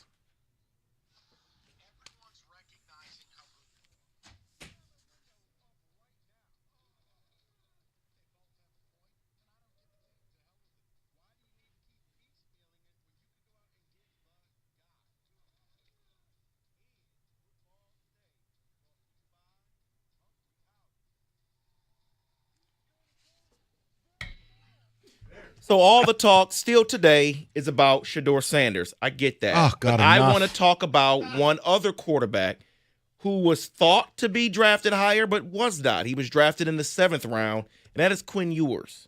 He was drafted in the 7th round. His guy. To the Miami Dolphins. Paul Feinbaum came out today and basically said that his ego is what got in his way when it came to not being drafted higher. Your thoughts, Rico, because you thought he would be higher. They didn't see the Dr. Pepper commercials? Like, where did he go? Oh, hold on. Before you speak, NIL projections, if he would have stayed, had him getting at least $6 million. You know what? Here's the thing, though. I can never get mad at somebody who bets on themselves, because you know what happens when you bet on yourself? Sometimes you lose. And that's what happened to him. He lost out on some money. He'll have an opportunity. I thought that he would get drafted in, at least 4th round. Yeah, but my point is, here was my point all along. If you don't have a 1st or 2nd round projection, you're not getting the guaranteed money necessary to go. It is a bad financial decision to, quote, bet on yourself. Now, Rico, you're right, except no one was giving him a good grade. So you're saying he should stay, go into the portal, and do NIL. 100%. All the things that you hate. All the things I hate. Okay. You don't hate the player, you hate the game. It's just like, he could have gone back, made $4 or $5 million. Now he gets $4 or $5 and gets cut in training camp. Yeah, if he would have waited long enough, he could have been the starting quarterback at Tennessee. Punchable face, shoulder problems, limited mobility. Punchable face. Yeah, the dead arm at the end of the season probably hurt him. Yes. David, go ahead. Next on my list, and I know I really don't like draft grades. We don't know what these players are going to end up being here. But there's a draft here that kind of reminds me of the very first draft for Brad Holmes, and that's the New England Patriots draft. Getting Will Campbell, Travion Henderson, Kyle Williams, who will probably fight for a starting job there. And I know I'm a nerd. I watch California football. Craig Woodson, I think, is a really good safety. He can play in the box. He can cover as well. It just seems to me like they are really starting well there in New England. Will Campbell impressed the hell out of me just from the human being he is. Vrabel wants culture, guys. I mean, look, I'm good with it. I don't overreact to most stuff. It takes a lot for me to say a team did something pretty dumb. And some of these teams, I like what they did on paper, but I don't do draft grades. But no, it felt like a culture draft. And Henderson's going to add some juice to that backfield that is needed. I'm good with it. I mean, yeah, the reason why I felt like a culture draft, they got their quarterback. So, you know what? We're going to try to get the best people. First, you invested in your quarterback. You took the offensive lineman, and now you got to get pieces around them.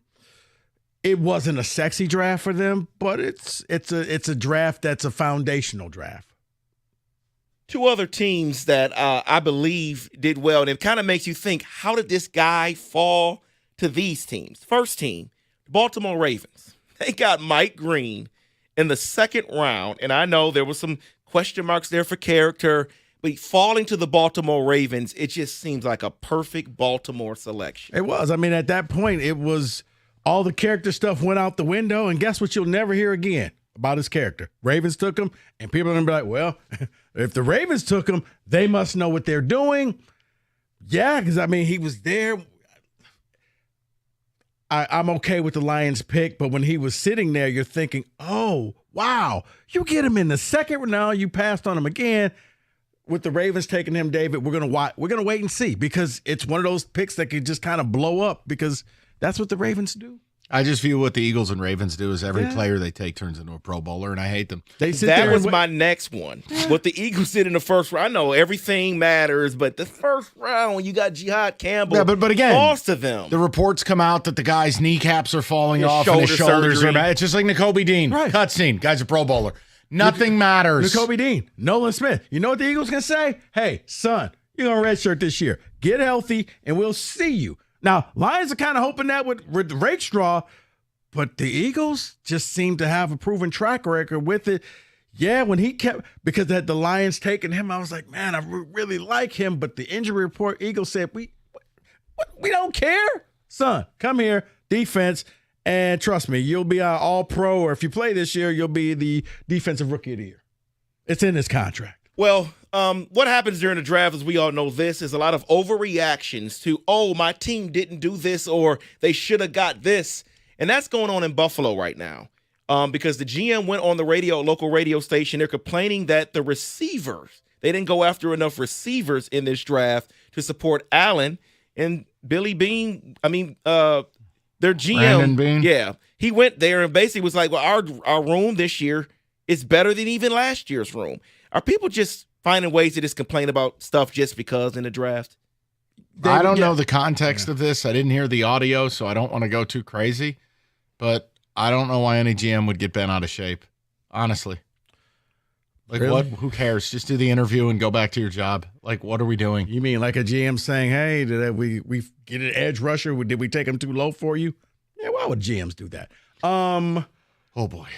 David, because here's what happens.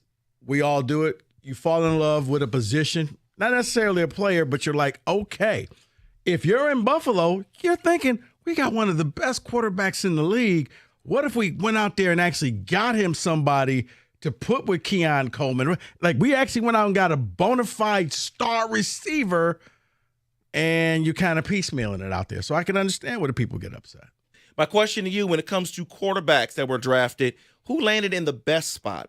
Jalen Milroe in Seattle or Will Howard in Pittsburgh? I think, leave me out of this. I would say Milroe in Seattle, because if Darnold works out or doesn't work out, I think he's temporary, and I think that he will get handed the ball. If Milroe goes out there and just does, you know what, he's pretty good, and we see a lot of upside, you may see what happened with them. Seattle's done it before with Russell Wilson back in the day. Took a guy later on and they had no problem handing him the keys, saying, I know we paid this high-priced quarterback, but you're on the bench. We're going with the rookie. Pittsburgh, David, I got to leave that to you. How about Will Howard blows? Anyone just want to say that? At least Milroe's got his legs that can save him from any situation. Will Howard sucks. He's got a championship ring, man. That's what people kept saying on TV. I hate these analysts. Oh, he won a championship to go this late. That's a value. He's not good. He isn't.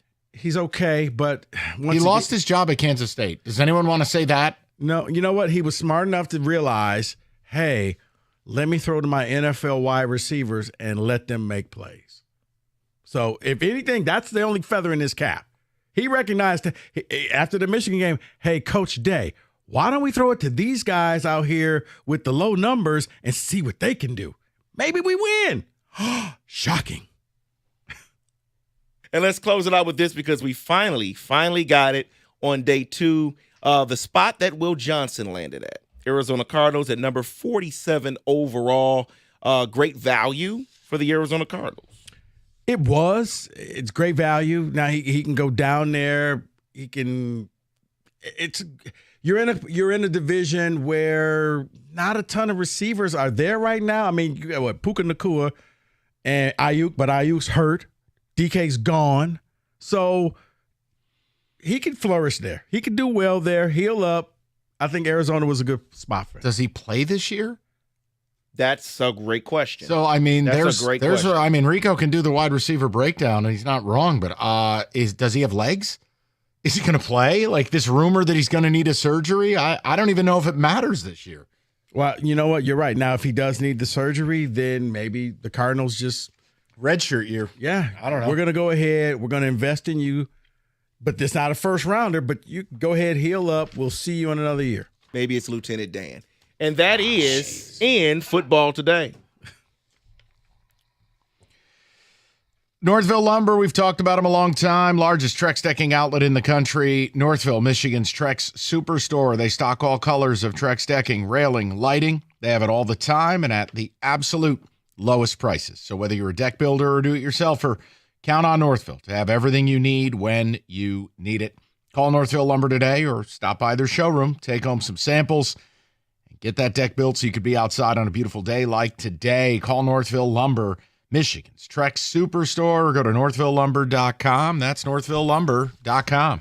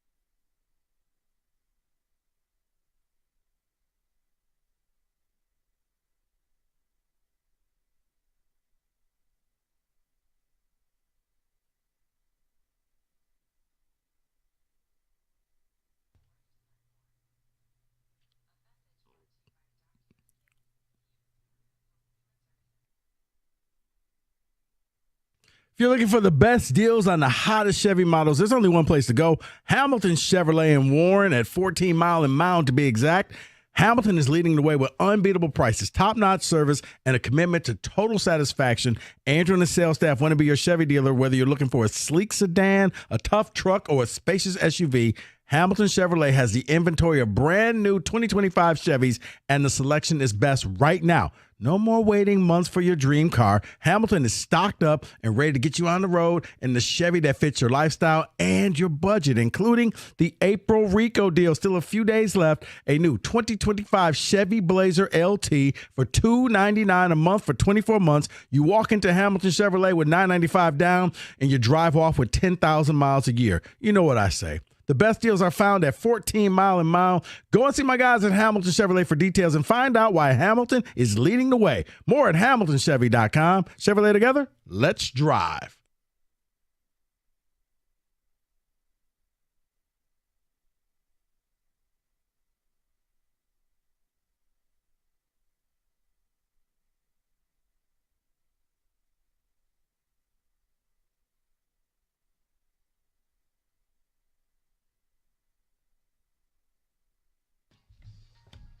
Good to have everybody.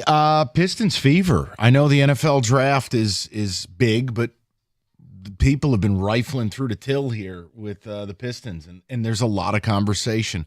Lions draft, look, I'll give you a couple minutes here, and if you want it, call in. But it's simple. They drafted big people. They solidified both fronts. I know that they didn't get the edge many of you clamored for. I just don't have anger anymore because ultimately it's not my job on the line. Brad Holmes is either going to be right and have the receipts and bring us a Super Bowl and it all worked, or they're going to get aced out again and people are going to start asking questions of why this guy refuses to make legitimate investment in edge rushers. That's really just the only two outcomes. I told you. Hell, I predicted Tyleik Williams was one of a couple names for me at 28. I like the pick. It's not sexy. Taking Miles Frazier out of LSU. Taking Tate Ratledge out of Georgia. Guards, not sexy. You know what I like? Big people. Yeah. And I love it. And they're brand names. When you hack it at LSU and you hack it at Georgia, hey, if that's confirmation bias by me, fine. I like guys who have played on the big stage. Now, the only question would be, all right, Elite Raz, they essentially gave up 3 third-round picks to take Tesla. And you're like, why did I need to do that for a receiver? But let me just remind you of one thing before people start to slander. Okay, hold on. Work with me now. These are the same people who found Cooper Kupp and they found Amon-Ra St. Brown. And I want to give them credit for something else. Found Josh Reynolds off the scrap heap. Found Tim Patrick, who had basically been dead for 2 years. The point I'm making is you don't find a lot of 6'4", 220-pound receivers who run a 4.43 40 with, what is it? What is it, Rico? Elite Raz. Bang. So look, I don't know. I'm just saying overall, I'm not bent out of shape. And the kid you took from Boise, Al-Hassamin or whatever the hell is the Egyptian kid, I'm a loser. I've watched him a number of times because Cash the Ticket loves Boise State football. The kid didn't even play high school football. He didn't even understand what football was. It was like the Mahomes commercial. Football? All this guy does is worked his way into being a high-level college football player at mid-level range. Rico, the kid plays with his hair on fire. I don't know if he makes the team. I don't know if he'll turn into the next, superstar or a cut. But I love the kid.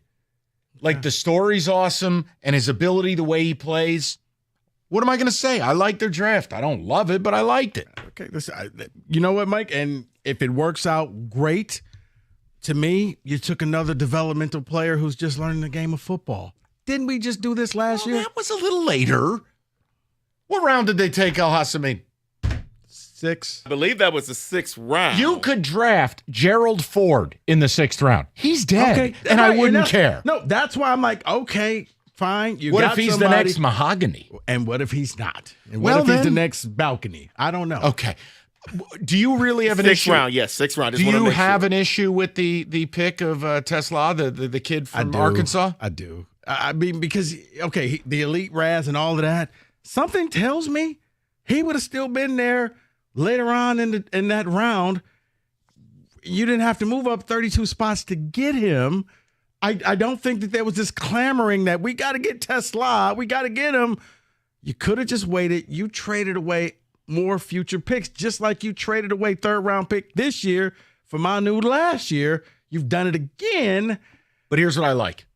That's Brad Holmes' ass in the jackpot. Okay. Because if it doesn't work, here's our receipts. So, just like the Broderick Martin experiment. That's dead. Right. But if you told me, okay, that he moved up to get a certain, like, you said you're not moving J-Mo, but you drafted a receiver. Like, did you just draft Tim Patrick's replacement? Yes. You had to give up extra picks to get Tim Patrick's replacement. You don't remember what a certain somebody told you before the draft started. You just don't remember. I told you, this dude's roster building. Okay. He don't care about what you want. He don't care about what Kenny's mommy wants. He don't give an F. Right. He's roster building. So what did they do? Yes, D-tackle was a need, but let's be clear. They had people on the roster. They built the depth. Mm-hmm. Offensive line. Did they need to draft 2 guards? Probably next year. What did they do? Year ahead of it. Roster building. You just nailed it. Right. Tim Patrick's replacement? Yeah. He's roster. No. I'm okay. Did you have to give up so much to get Tim Patrick? Not Amon-Ra. He has to be right. Freaking Patrick. I know. The 6th option on the team. He has to be right or he faces the wrath. I mean, that's Rico, I get everything you're saying. It's just this is Brad Holmes being the smartest guy in the room. He's going to get it right or it's going to look really stupid. I don't know. And that's what I like about this whole thing too, by the way, is he's either going to look great or he's going to look he's going to look like that. That's you're right. Ass in the jackpot. That's exactly what I was going to say. So just to me, overall, if you have thoughts on the Lions draft, go ahead. I want to get to our Pistons callers. There's not I don't even think Rico was upset. It was more, what? Did we really need to do that in the third round? For this guy to replace this guy. But here's where not Laporta. But here's where I think ultimately, if you're going to be upset, it's a personality thing. Like, I don't need the pithy remarks in his little jersey at the press conference. I don't need any of that. Right. Well, it's because Edge is your priority. It's not ours. Oh, okay. And here's my thing. If you can't question something, then you're a part of a cult. Sorry. I didn't agree with everything. It is turning into that. You got to let Brad. He knows more about football then that's a cult. Like, I can think for myself. That was one pick that I was just like, you probably could have got. I don't think that 32 other teams were like, man, I really hope Tesla lands to us. I can't speak to it. Look, I just can't. I mean, it's like I don't know that answer. You have a right to believe it. I'm not going to go there because, man, when you get in the third round of the draft, I can't act like I know these teams' value boards. Maybe somebody was all bricked up to draft this kid and they needed to do it. Maybe they had a score that they thought he was a first-round pick. Rico, it's his draft board. The other Texas receiver didn't even get drafted. I got to think that he would have been there. Well, Isaiah Bond? Yeah. Well, the guy's up on a sexual assault charge. But as you said, Mike, doesn't matter in the NFL. If you can help me win, don't care. Hey, well, the case is kind of currently going, so I think teams are like, let's wait and see. Yeah, also, too, is the teams have more information than we do. When your heads of security are former FBI, CIA, detective, I'm leaving it to them. If the kid didn't get drafted, something's up. To quote a man smarter than me, hey, the NFL will take killers. Exactly. Rico, I'm making a point to you that it's saying something that he didn't get drafted. Okay. That's all. Hey, I hope I'm wrong. I don't want to see anybody. I don't know. And he wasn't very good this year on the field. 248-539-9797. Okay, people. Trevor next. 97.1. Trev, what's up? Hey, what's up, fellas? So first and foremost, let me just get straight to it. With everything that y'all just broke down and explained, I think it's safe to say that we have a lot more questions than we have answers, especially on the defensive line. Specifically, first of all, I like the Tyleik Williams pick, right? But did you really have to draft defensive interior when you burned the third round pick 2 years ago on Broderick Martin? Or what about the fifth round pick that you burned to trade Darius Smith just to cut him and want him to come back on a cheaper deal, which at this point, why the hell should he? Oh, yeah, and Trevor, by the way, you gave up extra picks to get Martin, but go ahead. Oh, thank you. So more draft capital that you're burning that you could have used to get a quality edge, like maybe a Trey Hendrickson or some of these other edges outside of, Max Crosby or Myles Garrett that we never really had a chance of getting in the first place. But I digress. The 2 third-rounders or the 3 third-rounders that you burned for Tesla, did you really have to get him when you could have gotten a Josiah Stewart, a Landon Jackson, or somebody else that was just as quality as a James Pierce Jr. or a Mike Green? And then for you to come out in your press conference and being all snarky and arrogant, saying, "Oh, well, edge rush is more of your priority than it is ours." Okay, like you didn't just see the Eagles just completely dismantle and had Mahomes running for his life in this past Super Bowl. Or let's go back to the Super Bowl where the damn Seahawks played the Broncos and had Peyton Manning on life support. Like, the more of the story, you need a good pass rush to win championships. Period. Okay, Trevor, I just want to say this because I don't think you're wrong, but I think you're either ignoring the reality or you don't understand it. Look, I agree with you, but Trevor, he's basically saying we have everything we need. You don't know. Okay, show me. Because if they go out there this year and they don't win a playoff game, guess what? Instead of being up there in their cute little matching jerseys, they'll be up there in clown wigs. Right. So Trevor, you just got to let it roll. I'm not mad at you at all, T. It's just I don't know what else to say. I'm not going to yell about it anymore. I've seen the 15-2. Now show me what else you can do. That's the whole point. Yeah. Oh, it's not your fine. You've got all the answers. Then I expect show me. Right. At least get to the NFC title game, or God help us get to a Super Bowl. Because if you don't, you can play dress up a different way next year. Because you can mock people all you want about, the edge runner. That's you guys think. Okay. Yeah, I also love how that's being viewed like somehow, only casuals. No, actually, Earth believes the pass rush is the only way to stop anyone in this league. Funny, I guess I missed the receipts press conference after they lost to the Commanders. I guess I missed that one this year. I was on vacation. See, now you're being mean. No, that's factual. Facts are mean. Kenny.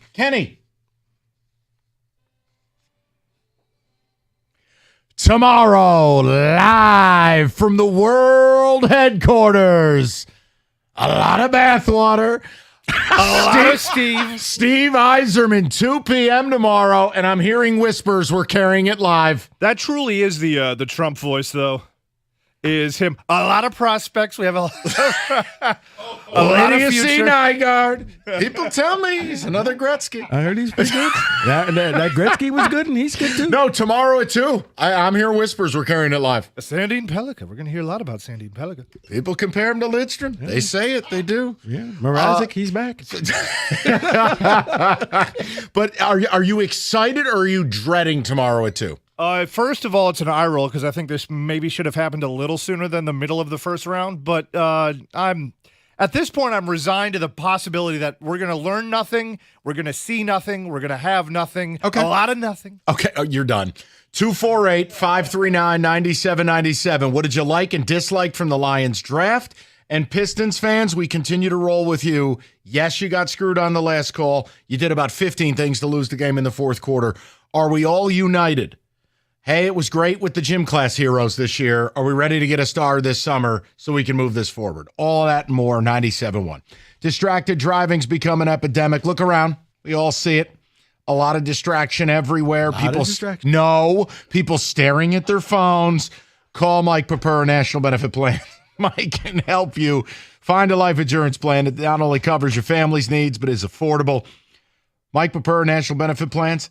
They'll shop over 70 different life insurance carriers nationwide. They'll guarantee you the best possible rate. And they got over 30 years in the game. So let Mike save you the time and headache. NBPhealth.com. That's NBPhealth.com. National Benefit Plans wants to be your health and life insurance agency for a lifetime.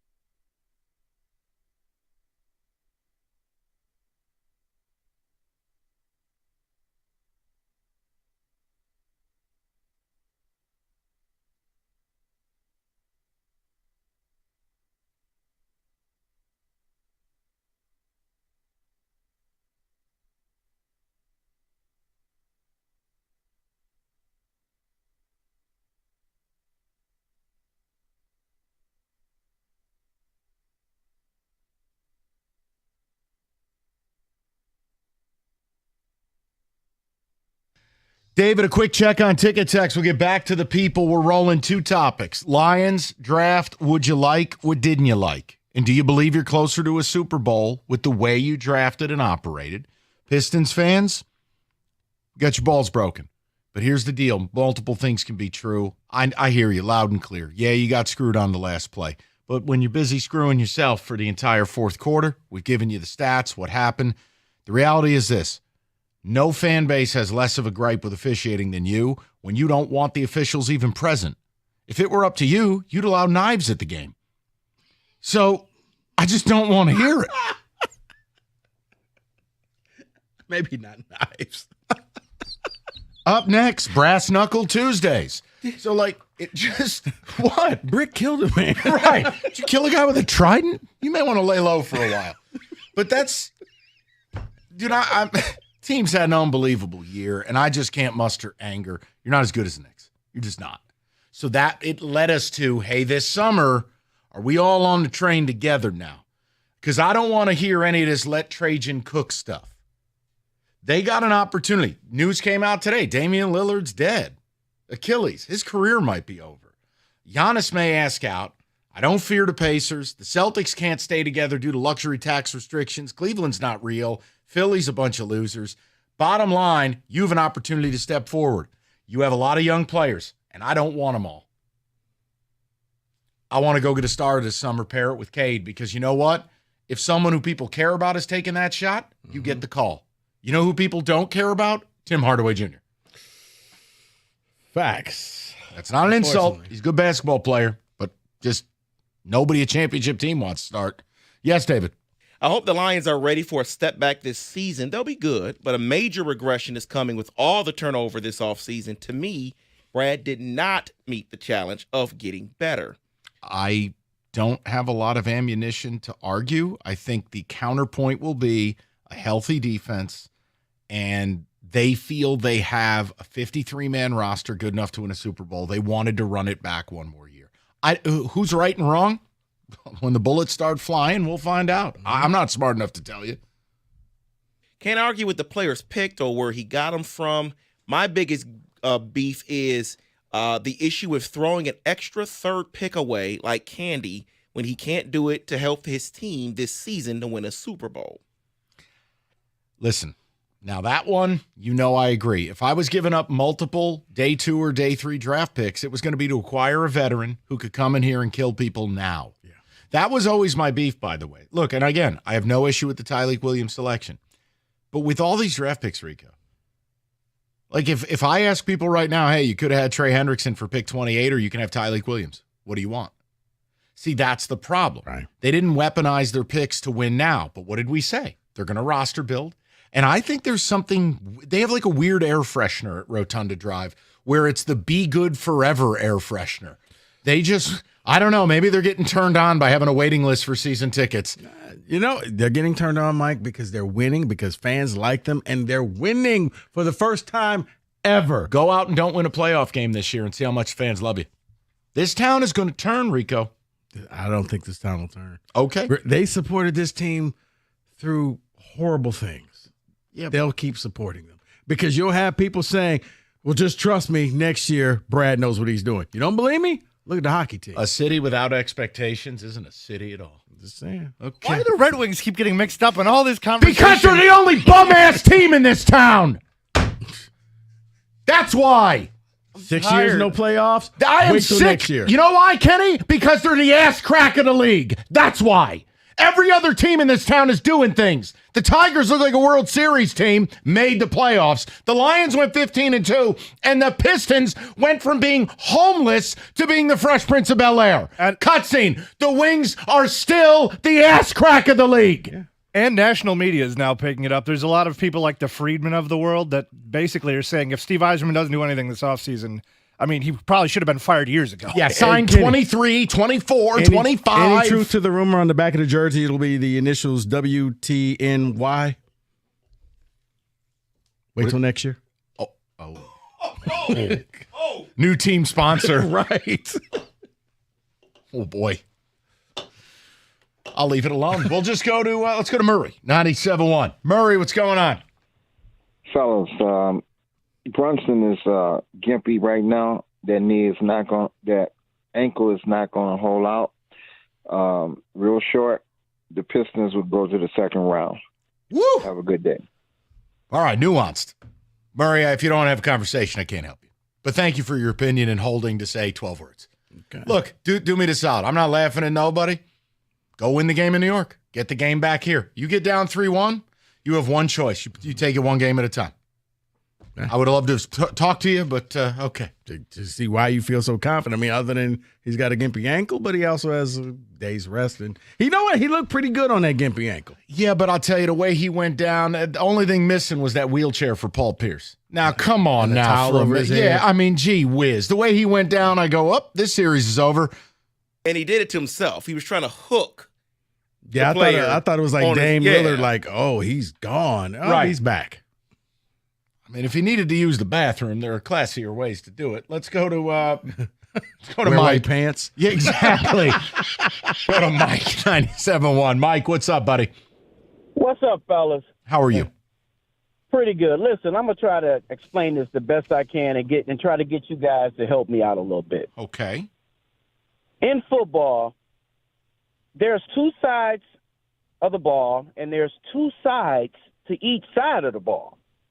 Now, since they started drafting, we had Decker. He drafted the other tackle. We had two tackles.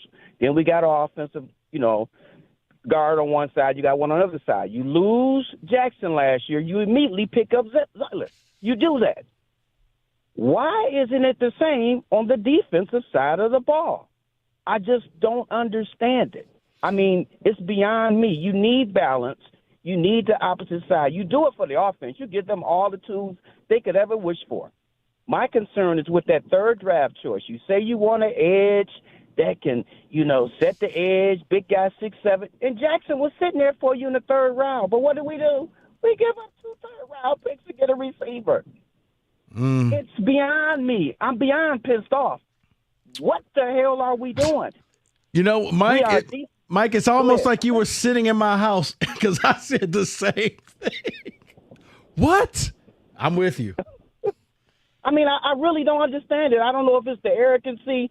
I know better, but everybody and their mama knows that we needed an edge. Okay, the first pick, I didn't want it, but okay, it works out. The second pick, okay, that's a good one too.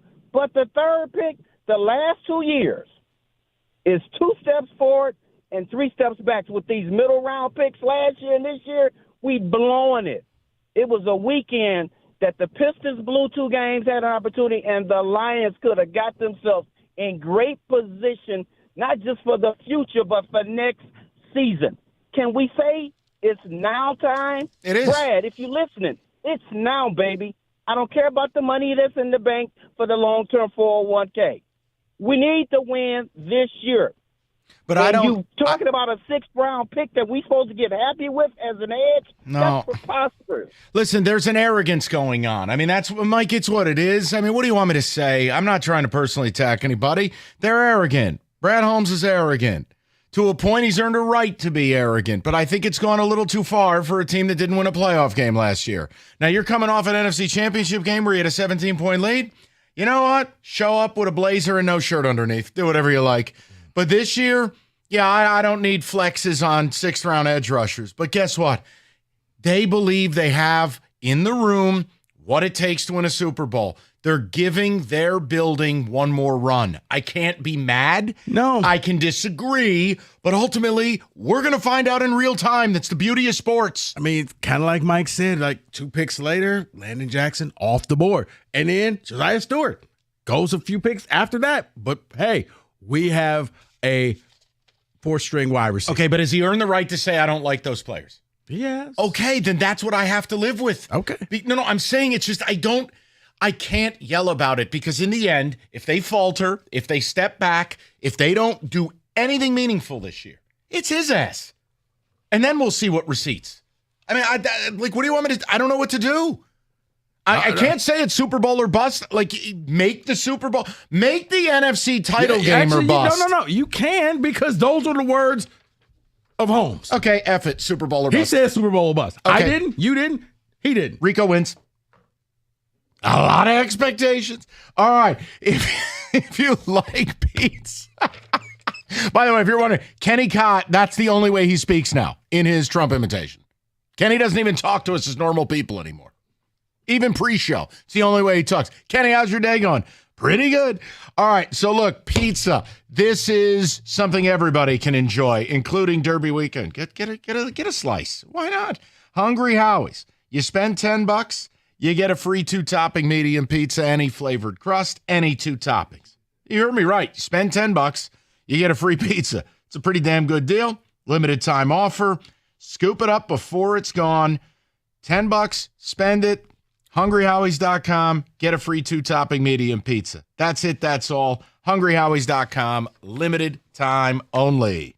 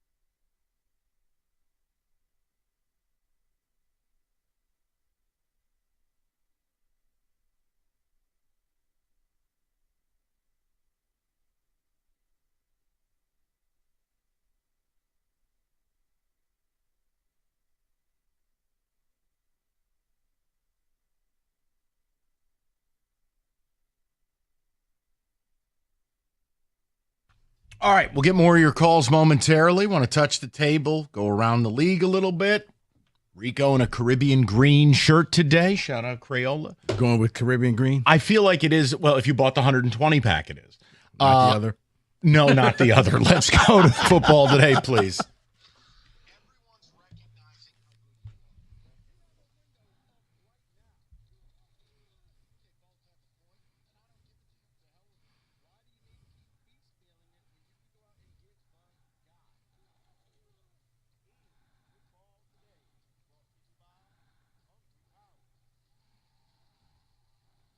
So let's start at the draft. The thing that everyone was talking about over the weekend didn't happen until the 5th round, where the Browns selected Shedeur Sanders. Puts him in the quarterback room with Deshaun Watson, Flacco, Pickett, Gabriel, and Sanders. But there was a lot of things going on. There was a lot of reports from CBS regarding his pre-draft interviews and a reason why he may have stumbled to the 5th round.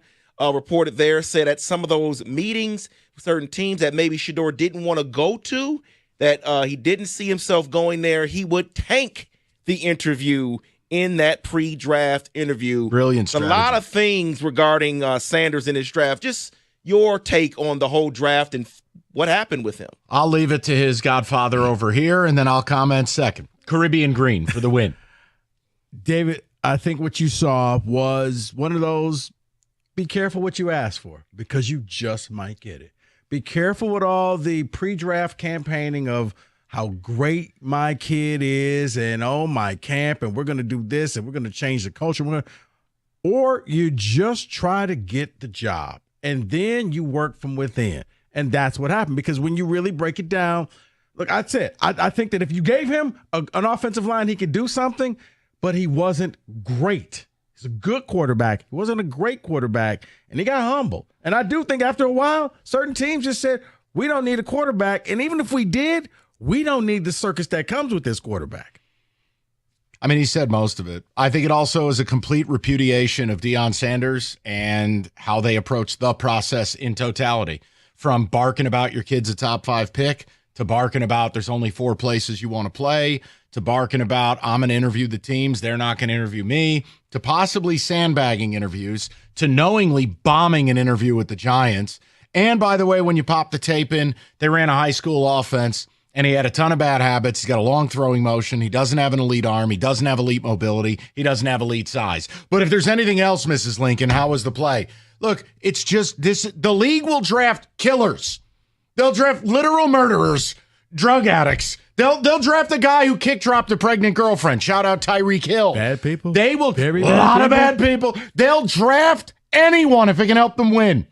That's all this is about to me.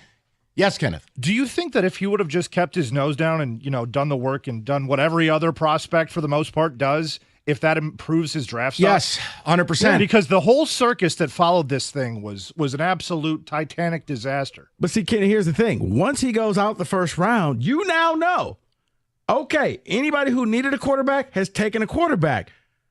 It was a smart move by the Browns. I could take you at any time, son, and the value is coming down. You went from $40 million to $4 million. And Kenny, the Browns could have waited to the 7th round if they really wanted to be spiteful and said, all right, now we'll take you. Where else were you going to go? The UFL? So let's quickly talk about the football side of it, though, the opportunity he may get. Because, again, the quarterback room is Watson, Flacco, Pickett, Gabriel, and Sanders. Is there a legit chance that he may play this season? I think there is, because I don't think that they have a quarterback. And it's the old thing. If you got 2 quarterbacks, you have none. They got 4. So they're in desperate. He could get a shot, and you'll see what happens. But it's going to be a quick hook constantly throughout the season. So think of it like Jameis Winston. Jameis will come in, have a great game, bad game, back to the bench. He said it. Jameis is a nutcase, too. All right, go ahead. I don't even want to think about him in a Giants uniform. I had a nice weekend. Please don't. No. Come on, man. No more. Come on. You haven't seen the internet stuff with him and the crab? They're doing little dances. He's made up with the crab, by the way. So let's get away from that a little bit. And let's I talk hope about, you get crabs. Go ahead. Let's talk about the prank. Not funny. A lot of crabs. Yeah, it's not funny. I've seen people with them. It's not funny. All right. A lot of scratching. Get it. What have we done here? What have we done? I'm so sorry. What have we done? I'm so sorry for this. Kenny has ruined the show. David. All right, let's try this again. Let's talk about the prank phone calls that happened during the draft. Despicable. Shedeur got one, Tyler Warren, Kyle McCord, Chase Lunn, and a few others. I heard that the receiver from Texas received one. What is happening? And again, it was The DC Ulbrich, from Atlanta. the Jets coach, who's now with Atlanta as their DC. It was his kid. He's an Ole Miss frat bro. Look, it's despicable. It's just people. Look, we could say whatever we want about Shedeur and talk about why he didn't get drafted. Big difference picking up the phone, telling him he's getting drafted, and then telling him to F himself, and it's a prank call. Nobody deserves that. Right. That's despicable. Because at this point, he's already nervous. He's already, just on pins and needles. Phone rings. Okay, finally. Oh, what's going on, bro? Yeah, all right. Seriously, though it's not a crime, I really wish that the NFL would do something. Because I got to think that, and David, you know how he got caught, right? Yeah. Idiot posted it online. We would have, because with Shedeur, that number only went out to the NFL teams. His family didn't have the number. No one, because he didn't want anybody calling but the NFL. So when the phone rings, you're thinking it's legit. These clowns posted it. So dad, real proud dad, said, yeah, that's my boy right there. Oh, boy. Nah, I'm in trouble. My father would have murdered me. Yeah. Arthur, yeah. Hey, Mr. Blanks, how much trouble am I in? Why don't you get to my office and we'll talk? Yeah. I mean, seriously, you embarrassed and then the apology, it was forced. That apology looked like I got my dad in so much trouble, I have to come out here hat in hand and just beg for forgiveness. But you thought it was all funny when you was yucking it up on the couch with your bro. I tell you what, do you want to go to 6 with this? I'm sorry. This guy is on one about that. Please, don't tell me more. A lot of conversation. Let's get to Abdul Carter and the number 56. I hate you. Quote here. He wanted to have see, I could have kept going, but yeah, I wish you would. Quote from Carter says, I don't know, but 56 sounds real good, but we got to have a conversation. Well, Lawrence Taylor says, I know he would love to wear the number, but hey, I think it's retired. Get another number. I don't care if it's 00, and then make it famous. It's embarrassing is what it is. But it shows you most of these kids are bleep holes anyways. They come out of college with all the money in the world now. They think they got all the answers. The hubris, the delusion. Yeah, you're right. I'm going to call up the greatest pass rusher in the history of the sport and ask for the number. Mike, all he could say was no. And yeah, he said no. And he did. Emphatically. The fact that it got to that point shows you this kid is a space cadet. And I love Abdul Carter, but now I hate him. I don't know what to do. You know what? The flip side of that, David, happened. I don't know if I'm stealing for what you did. Happened in Tennessee. Yes. Cam Ward wanted to get the number 1. He wanted the number 1, but he was like, the number's retired. So you know how when you get there and they hold up the 1 jersey, well, Warren Moon came out and said, son, if you want to wear number 1, you can wear number 1. So he gets to get Warren Moon's jersey. I think that these kids should just get their own number. Why try to get a number that's retired? Lawrence Taylor's number! First ballot Hall of Famer, 6-time All-Pro, and redefined what he created the left tackle. Bill Walsh created the left tackle position and prioritized it because of that guy. Yeah, but you're glossing over his biggest contribution to society. Cracking hookers. No. You cut a car in half. Offense. Defense. You need both sides, son. The delusion of some of these kids. Okay, number 1 was his number. I get that. It's like, hey, is it possible? And Warren Moon blessed it. The 56, you know what? I can't be mad that somebody shot their shot. Have somebody go to the Niners and ask for 16. Come on. You're at the club, man. Come to the Lions and ask for 20. There's Margot Robbie. I'm never going to see. I'm going to shoot my shot. There's certain numbers in organizations, like 88 in Dallas. They pass it out to the guys that should deserve it, right? Right. It's like the 7 jersey at LSU. Thank you. Here, do me a favor. Here, this will go over real well, David. Just come here, ask for 20. Ask to wear 19 as a Red Wing. Do that for me. I mean, maybe they were giant Billy Sims fans. Okay. All righty then. On that note, that is in Football Today.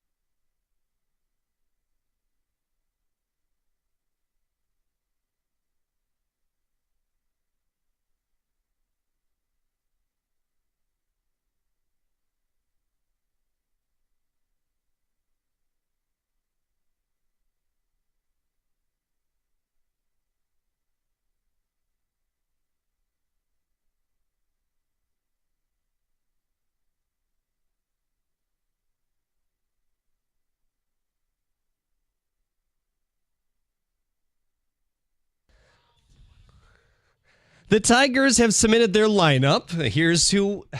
Come on. Here's who they'll roll out today. The left fielder, Kerry Carpenter, will lead off. Gleyber Torres bats second to play second. Colt Keith will hit third and DH. In the middle, Riley Green will play right field. Spencer Torkelson batting fifth at first. Chase Young will hit sixth and play third base. Trey Sweeney starts the bottom of the order at shortstop. Dylan Dingler.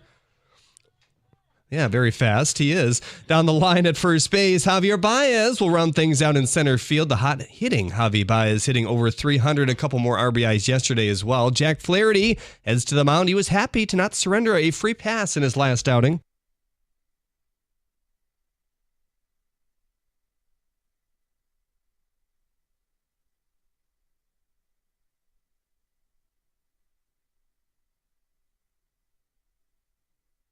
His opponent, Ronel Blanco, on the other side, he's got a 5 ERA to start the year. Just a 1-run earned outing the other day, though. First pitch at 8:10, right here on 97.1 The Ticket. Winnipeg Jets goalie and Commerce native Connor Hellebuck has been named a finalist for the Vezina Trophy, awarded to the best goalie in the NHL. Hellebuck considered to be the favorite. If he does take it home again this year, it'll be his third of his career and the second in a row. The Eagles in the middle of their Super Bowl celebration at the White House.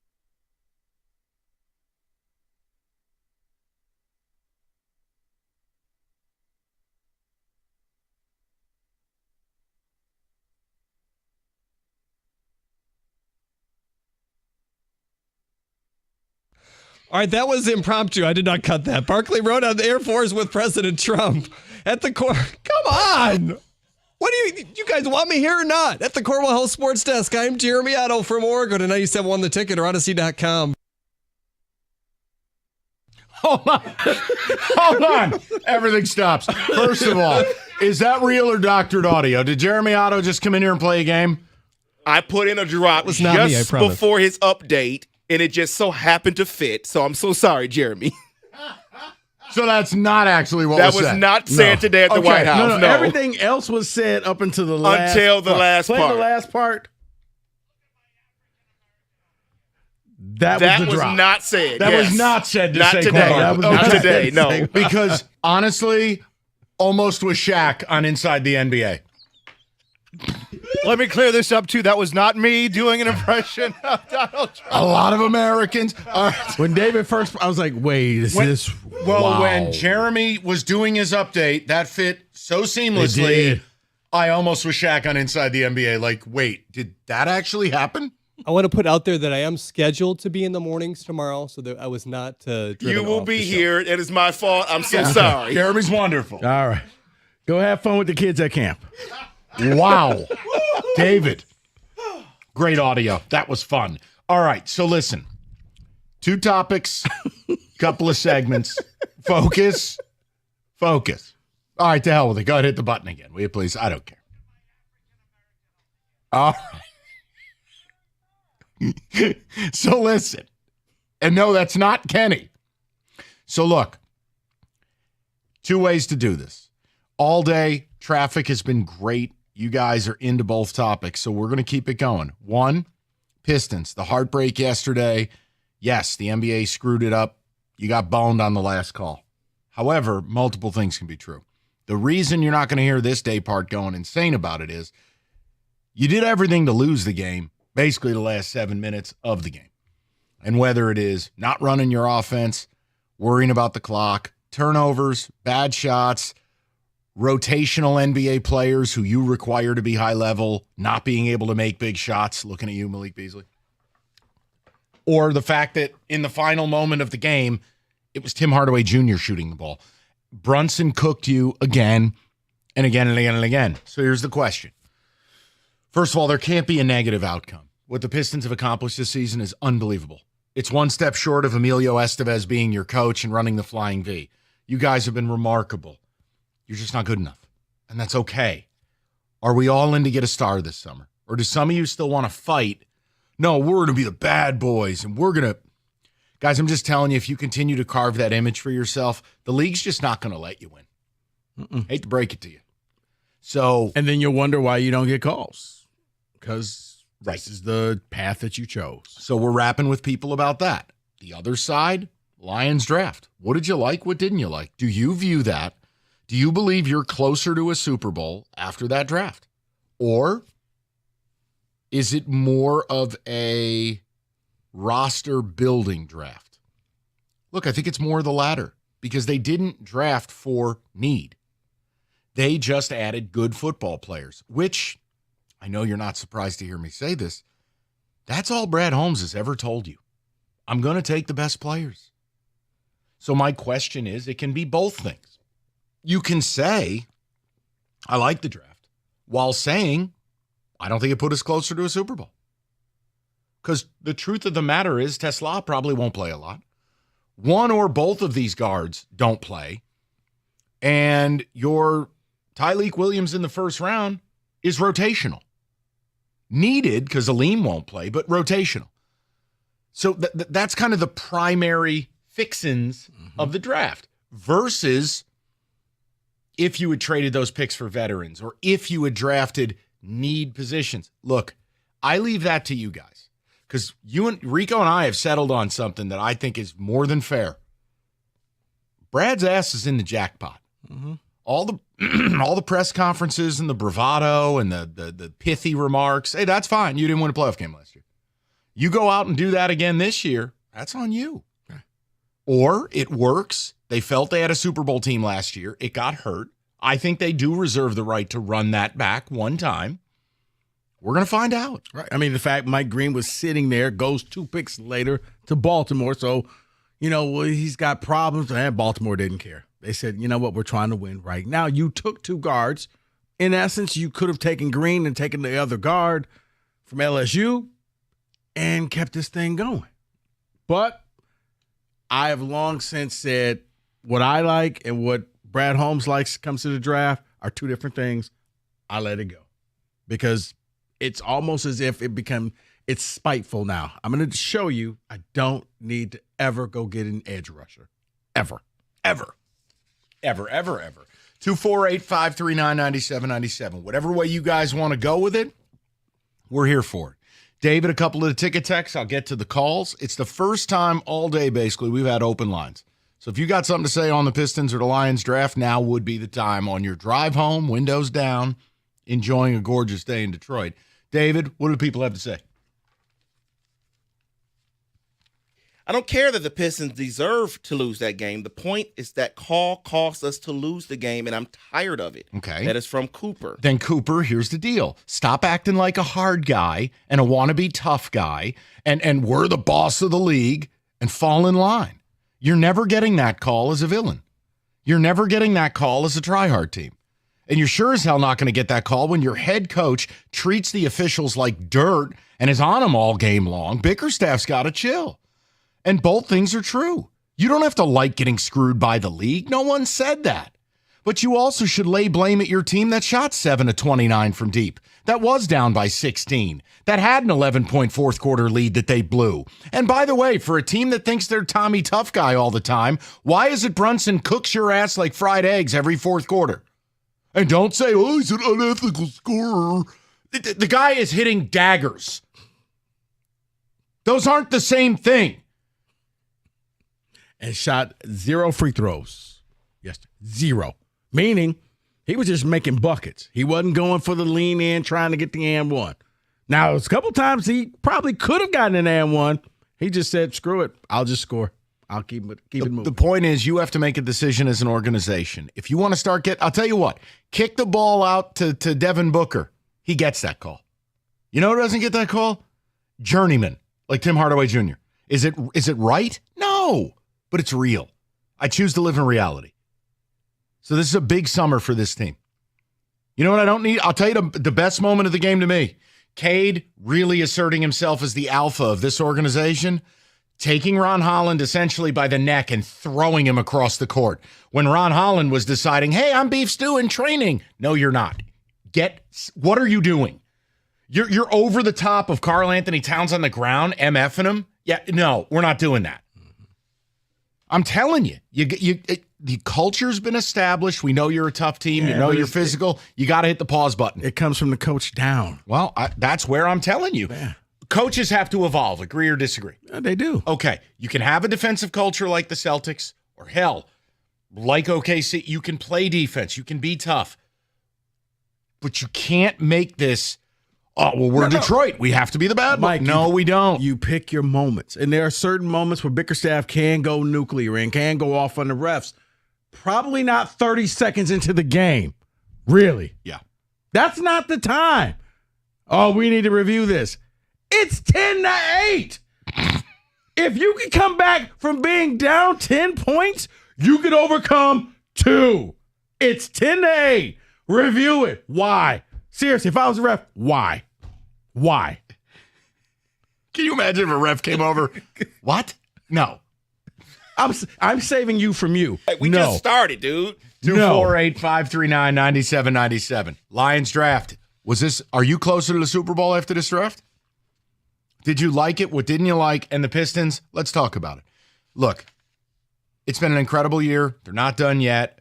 I'm not bent out of shape. Yeah, you got boned. We talked about why. It's really about this summer. Do you want to push the rev limiter and try to acquire a star and try to move this thing forward? Because I think the Pistons are way closer to being a real threat than maybe some of you do. I really do. I think the East, you're seeing the seeds of change planted. The Celtics are not going to stay together. They can't. I mean, they got like a $400 million tax bill.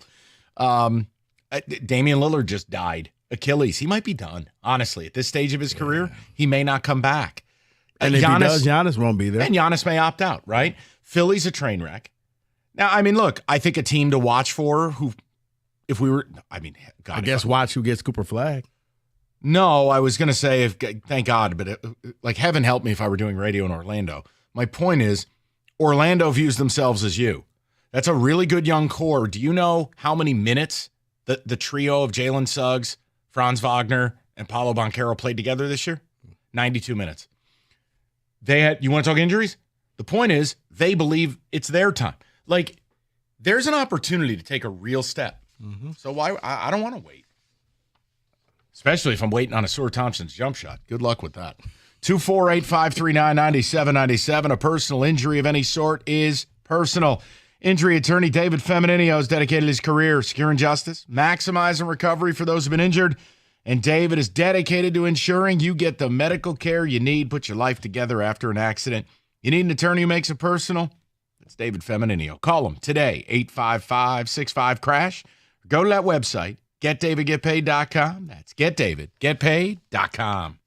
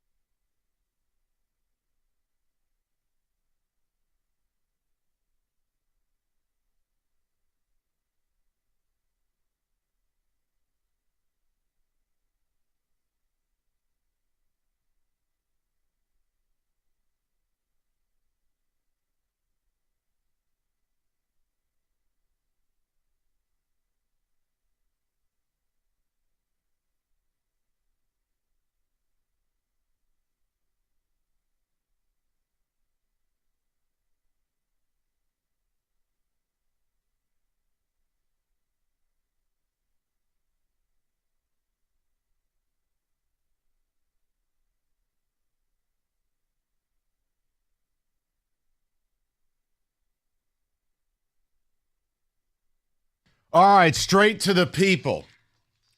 All things are in play.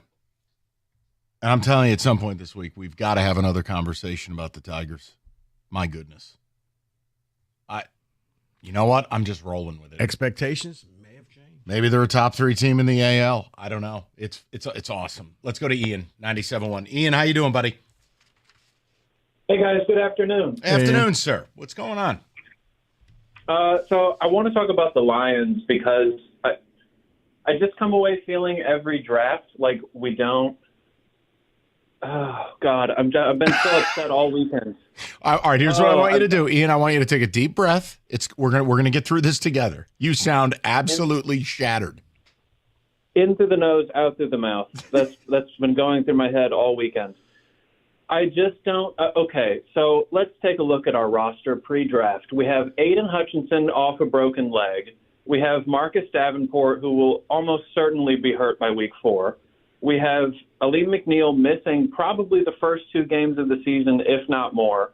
And we have DJ Reader off of another injury last year as a guy who has been hurt multiple times before he even got here. So is Tyleik Williams going to be the second coming of Aaron Donald? Because if not, then I don't know if that's going to take us where we need to go to replicate what we have last season. And I want to say I don't like – I do like all of the picks in a vacuum by themselves. I think we got great players at all of the positions that we drafted, positionally on the field, I mean. I just don't understand. Okay, the day 2 is really what's hurting my head because, okay, you trade up 2 picks to get the guard out of Georgia, Tate Ratledge. Totally fine. But you moved back 100 picks from round 4 to round 7 as that other part of that trade. And then we follow that up in the 3rd round by moving up 32 spots to take a white guy at wide receiver out of Arkansas who had, correct me if I'm wrong, but less than 70 receptions and less than 900 total yards. But hold on, couple of notes. Now let me stop you. I want to try to be the voice of reason here. He's from Michigan. His race has nothing to do with it. Cooper Kupp is white. He's awesome. But 2, Arkansas was a heavy run team who had terrible quarterback play from Taylon Green. Boise State transfer. Ian, I'm a loser. I watched a lot of Razorback ball. Cash ticket. The point is, I can't hold the stats against him. Elite RAS score, 6'4", 220. This is the same guy in Brad Holmes who identified a Cooper Kupp or identified an Amon-Ra. I got to be careful going nuts about it, Ian. No, and that's fair. And like you said, great RAS score. I think he had like a top 15 RAS score of any wide receiver since they started keeping track of RAS score. And I understand that that's, one of the things that you can look at historically and say, this is what Brad Holmes likes. So it wasn't surprising, once I looked at the details, but you gave up 2 third-round picks next year, and all you got in return was a 6th this year and a 6th next year. And when you look at what the draft analysts are saying about the draft next year, it's going to be a much better, much deeper draft. Like guys that have gone in, guys that will go in the late 2nd round next year could have gone high 1st round or mid 1st round this year. At least that's how I understand it. And then you got to deal with Brad Holmes coming out after night 2 in his press conference and basically saying, F you, we don't value the edge as much as you guys, you idiots in the media and the fans do. Well, you know what, Brad? Just go ahead and F me now because this pass rush, provided the guys don't come out, like if Aiden Hutchinson needs a ramp-up period and Aleem McNeil is not ready by like week 4. Well, he won't be. I could tell you, if Aleem McNeil's back in week 4, you're talking water into wine stuff. I think more people are looking at between Halloween and Thanksgiving, quite honestly. So then we got an edge rusher in round 6. And again, in a vacuum, I think he can be a very good player for us. He's got a high motor, which is another thing that Brad Holmes loves. But there were so many pass rushers available in the 1st and 2nd rounds, and even the 3rd round. Look, in that sense, you're right, and it's hard to argue. Did you really need to invest that level of capital in a receiver and avoid 20 edges. Now, if they identified this kid and they go, look, he's just better than everybody, we're going to wait. We're the smartest guys in the room. We're going to wait and get him. And they better be right. You have several credible points. I'm just telling you, it's all going to come down to if they take a step backward next year, if they don't do anything meaningful, if they, God help them, if they don't win a playoff game, then guess what? Hell's coming. Because all of the receipts are going to get turned. This is why, as a GM, you never should do receipts. Just do your job. And everyone knows you're doing a really good job. But when you start making it you versus media, you versus fans, that's not really a good road to go down. Not if you don't have rings, plural. Hey, you got rings, plural. Everybody shuts up. Do whatever the hell you want. Yeah.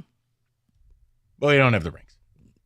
We didn't win a playoff game. Close. Pistons have more playoff wins than the Lions in the last 12 months. Factually. Let's go to Bob. He's an A squared, 97.1. Bobby, what's going on, buddy? Hey, Mike. How you doing? Good, Bob. What's going on, pal? So I want to talk about the Pistons, all right? And, Hold on one second. Bob. Look, Bob. I understand this. Yeah, Bob, we can't hear you. You sound very muffled. Kenny, check his phone, please, and I'll get back to Bob, okay? I don't want to be rude to Bobby. Let's go to Ron. Hopefully his phone works. Ron, what's going on, pal? Mike, Rico, how we doing today? Good, pal. What's on your mind? Good. A couple of things. First thing on the Pistons game, and maybe I see it a little bit differently. I'm a huge MMA boxing fan, and the biggest way, and it obviously stings a little bit more with it being a playoff game. But at the end of the day, you don't want to leave a close game or a game in the hands of a referee.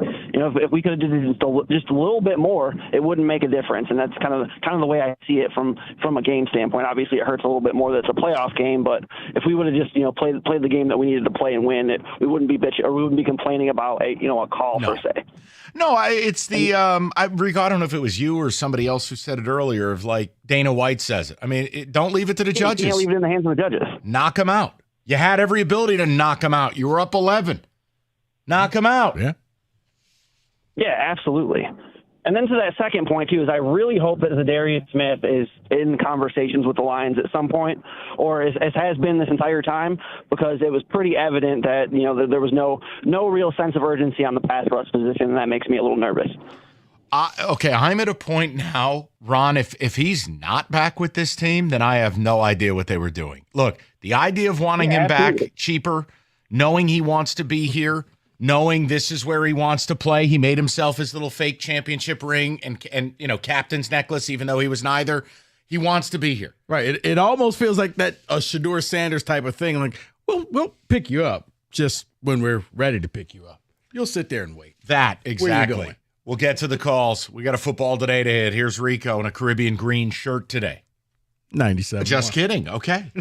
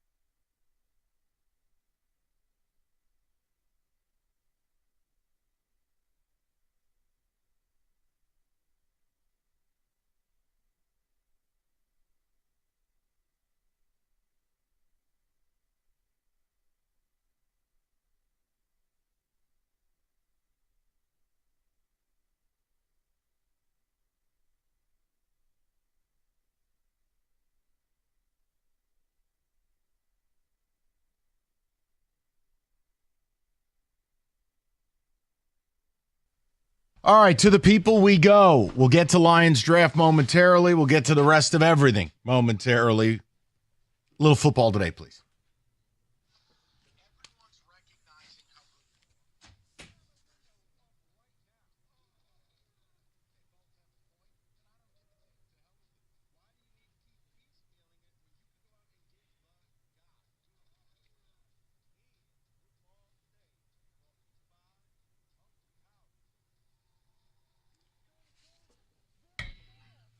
So all the talk still today is about Shedeur Sanders. I get that. Oh, God, but I enough. want to talk about one other quarterback who was thought to be drafted higher, but was not. He was drafted in the 7th round, and that is Quinn Ewers.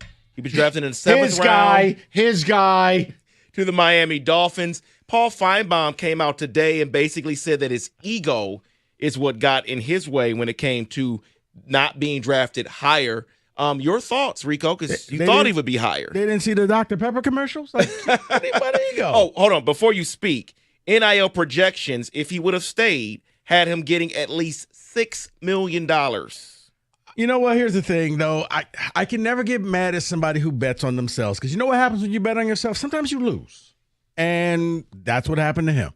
He lost out on some money. He'll have an opportunity. I thought that he would get drafted in, at least 4th round. Yeah, but my point is, here was my point all along. If you don't have a 1st or 2nd round projection, you're not getting the guaranteed money necessary to go. It is a bad financial decision to, quote, bet on yourself.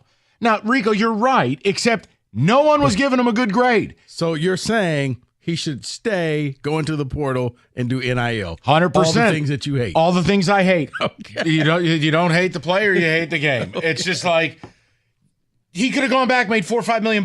Now he gets $4 or $5 and gets cut in training camp. Yeah, if he would have waited long enough, he could have been the starting quarterback at Tennessee. Punchable face, shoulder problems, limited mobility. Punchable face. Yeah, the dead arm at the end of the season probably hurt him. Yes. David, go ahead. Next on my list, and I know I really don't like draft grades. We don't know what these players are going to end up being here, but there's a draft here that kind of reminds me of the very first draft for Brad Holmes, and that's the New England Patriots draft. Getting Will Campbell, Travion Henderson, Kyle Williams, who will probably fight for a starting job there. And I know I'm a nerd. I watch California football. Craig Woodson, I think, is a really good safety. He can play in the box. He can cover as well. It just seems to me like they are really starting well there in New England. Will Campbell impressed the hell out of me just from the human being he is. Vrabel wants culture, guys. I mean, look, I'm good with it. I don't overreact to most stuff. It takes a lot for me to say a team did something pretty dumb. And some of these teams, I like what they did on paper, but I don't do draft grades. But no, it felt like a culture draft. And Henderson's going to add some juice to that backfield that is needed. I'm good with it. I mean, yeah, the reason why I felt like a culture draft, they got their quarterback. So, you know what? We're going to try to get the best people. First, you invested in your quarterback. You took the offensive lineman, and now you got to get pieces around them. It wasn't a sexy draft for them, but it's a draft that's a foundational draft. Two other teams that I believe did well, and it kind of makes you think, how did this guy fall to these teams? First team, the Baltimore Ravens. They got Mike Green in the 2nd round, and I know there was some question marks there for character, but falling to the Baltimore Ravens, it just seems like a perfect Baltimore selection. It was. I mean, at that point, it was all the character stuff went out the window, and guess what you'll never hear again about his character? Ravens took him, and people are going to be like, well, if the Ravens took him, they must know what they're doing. Yeah, because, I mean, he was there. I'm okay with the Lions pick, but when he was sitting there, you're thinking, oh, wow, you get him in the 2nd. Now you passed on him again. With the Ravens taking him, David, we're gonna wait and see, because it's one of those picks that could just kind of blow up, because that's what the Ravens do. I just view what the Eagles and Ravens do is every player they take turns into a Pro Bowler, and I hate them. That was my next one. What the Eagles did in the 1st round. I know everything matters, but the 1st round, when you got Jihad Campbell, but again, falls to them. The reports come out that the guy's kneecaps are falling off and his shoulders are bad. It's just like Nakobe Dean. Right. Cutscene. Guy's a Pro Bowler. Nothing matters. Nakobe Dean, Nolan Smith. You know what the Eagles can say? Hey, son, you're going to redshirt this year. Get healthy, and we'll see you. Now, Lions are kind of hoping that with Rakestraw, But the Eagles just seem to have a proven track record with it. Yeah, when he kept, because had the Lions taken him, I was like, man, I really like him. But the injury report, Eagles said, we don't care. Son, come here, defense, and trust me, you'll be our all-pro, or if you play this year, you'll be the defensive rookie of the year. It's in his contract. Well, what happens during the draft, as we all know this, is a lot of overreactions to, oh, my team didn't do this, or they should have got this. And that's going on in Buffalo right now. Because the GM went on the local radio station. They're complaining that the receivers, they didn't go after enough receivers in this draft to support Allen. And Billy Bean, their GM, Brandon Bean? Yeah, he went there and basically was like, well, our room this year is better than even last year's room. Are people just finding ways to just complain about stuff just because in the draft? I don't know the context of this. I didn't hear the audio, so I don't want to go too crazy. But I don't know why any GM would get bent out of shape, honestly. Like, Really? what? Who cares? Just do the interview and go back to your job. Like, what are we doing? You mean like a GM saying, hey, did we get an edge rusher? Did we take him too low for you? Yeah, why would GMs do that? Oh, boy. David, because here's what happens. We all do it. You fall in love with a position, not necessarily a player, but you're like, okay, if you're in Buffalo, you're thinking, we got one of the best quarterbacks in the league. What if we went out there and actually got him somebody to put with Keon Coleman? Like, we actually went out and got a bona fide star receiver, and you're kind of piecemealing it out there. So I can understand why the people get upset. My question to you, when it comes to quarterbacks that were drafted, who landed in the best spot? Jalen Milroe in Seattle or Will Howard in Pittsburgh? I think, Leave me out of this. I would say Milroe in Seattle, because if Darnold works out or doesn't work out, I think he's temporary, and I think that he will get handed the ball. If Milroe goes out there and just does, you know what, he's pretty good, and we see a lot of upside, you may see what happened with them. Seattle's done it before with Russell Wilson back in the day. Took a guy later on and they had no problem handing him the keys, saying, I know we paid this high-priced quarterback, but you're on the bench. We're going with the rookie. Pittsburgh, David, I got to leave that to you. How about Will Howard blows? Anyone just want to say that? At least Milroe's got his legs that can save him from any situation. Will Howard sucks. He's got a championship ring, man. That's what people kept saying on TV. I hate these analysts. Oh, he won a championship to go this late. That's a value. He's not good.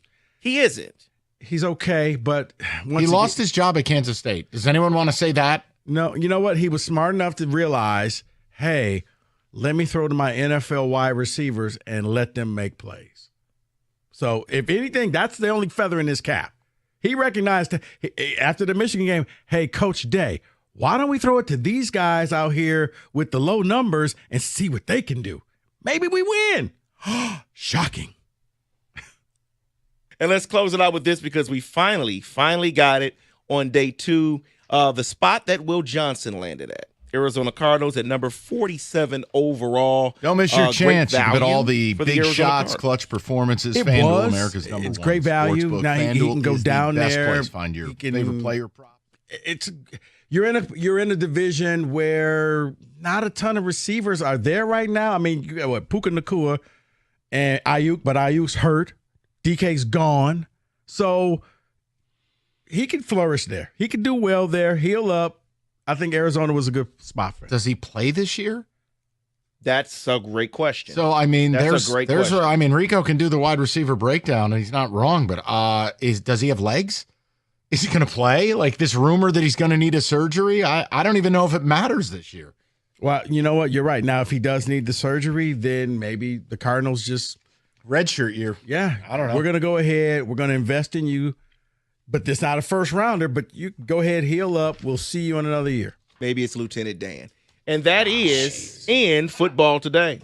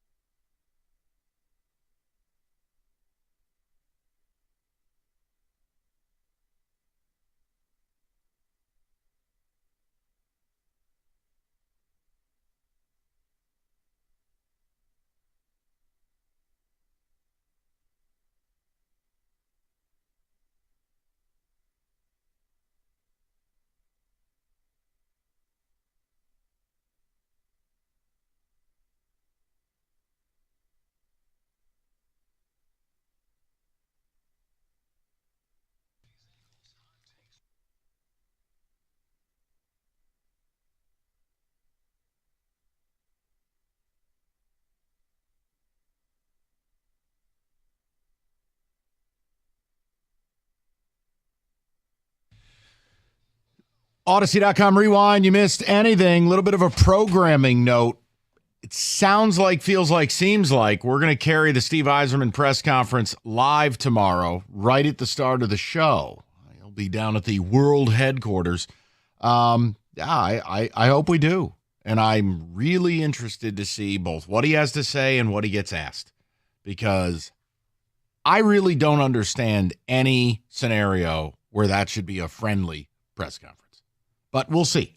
We'll let it play. I think we're going to take it live. I hope we do. I will effort that. David, ticket text coming in, and then Rieger's coming in here. Brad's mentality is the fans' mentality. We go to the Super Bowl last year, if not for the injuries. To me, it's the wrong approach. He should be going to be even more aggressive. Going 11-6 next year with this schedule would be a great season. I think it's a little deeper than that. I think they have told you, and Rico, if you disagree, feel free.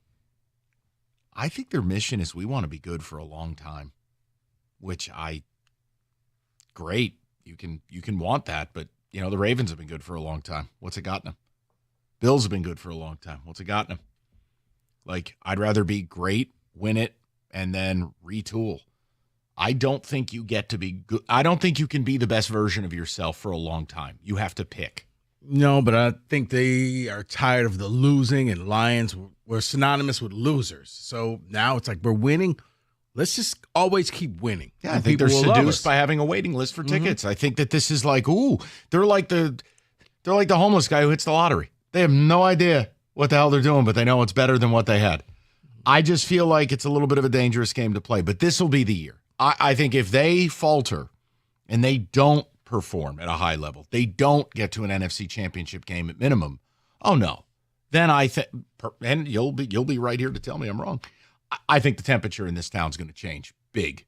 You will not be able to have these cute little press conferences. I think the town will give them another year and another year and another year. Okay. I don't think so, based on if you pair it with every other team in the division becoming better.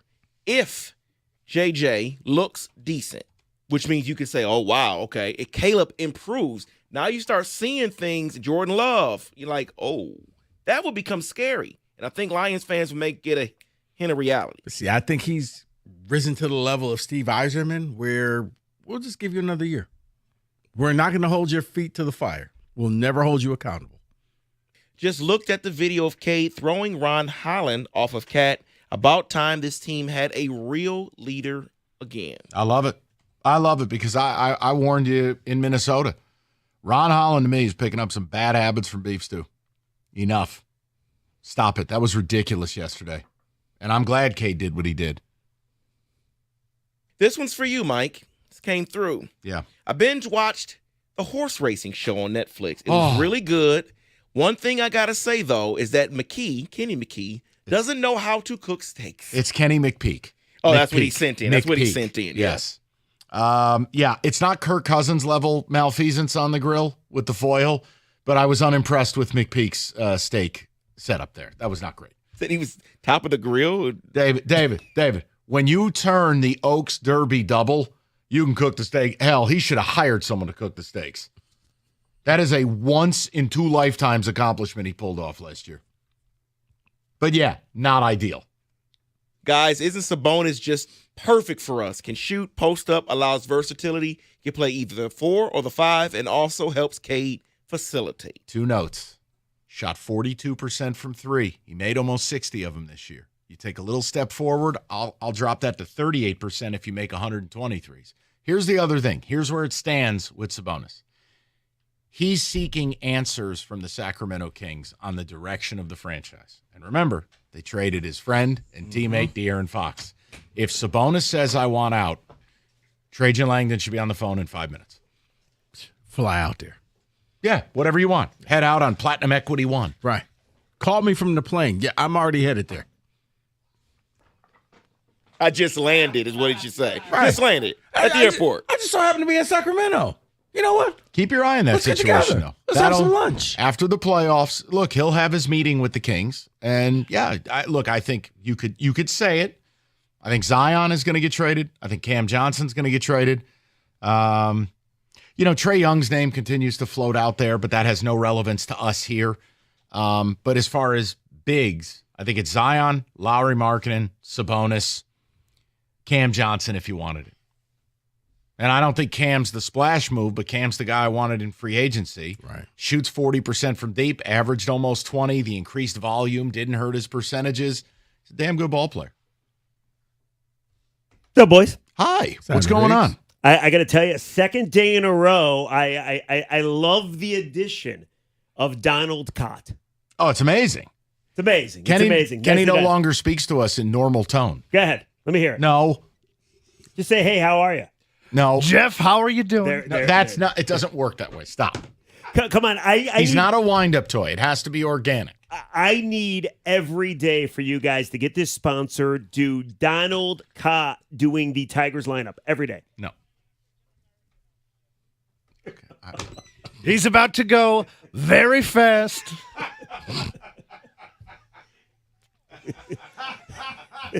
Tomorrow, 2 p.m., we carrying this thing? Oh, we are, yeah. I'll be down there tomorrow. What do you want me to ask Stevie? Go ahead. Why do you have an effing job? No, What, I me know or him? No. Oh, him. no. Okay, I got you. Jeff, I don't know that anything. You're the best at it. You've done it for so long. You provide an valuable resource that you don't care what people say. You just ask questions. I think reality would be, do you feel a pressure that it is now or never? Yeah. That if you don't make the playoffs this year, you shouldn't have a job. Okay, here's what you could tell me if this is fair game. Here's what I've been thinking about. The first question that I wanted to ask was, and I'm truly curious how he would feel about it.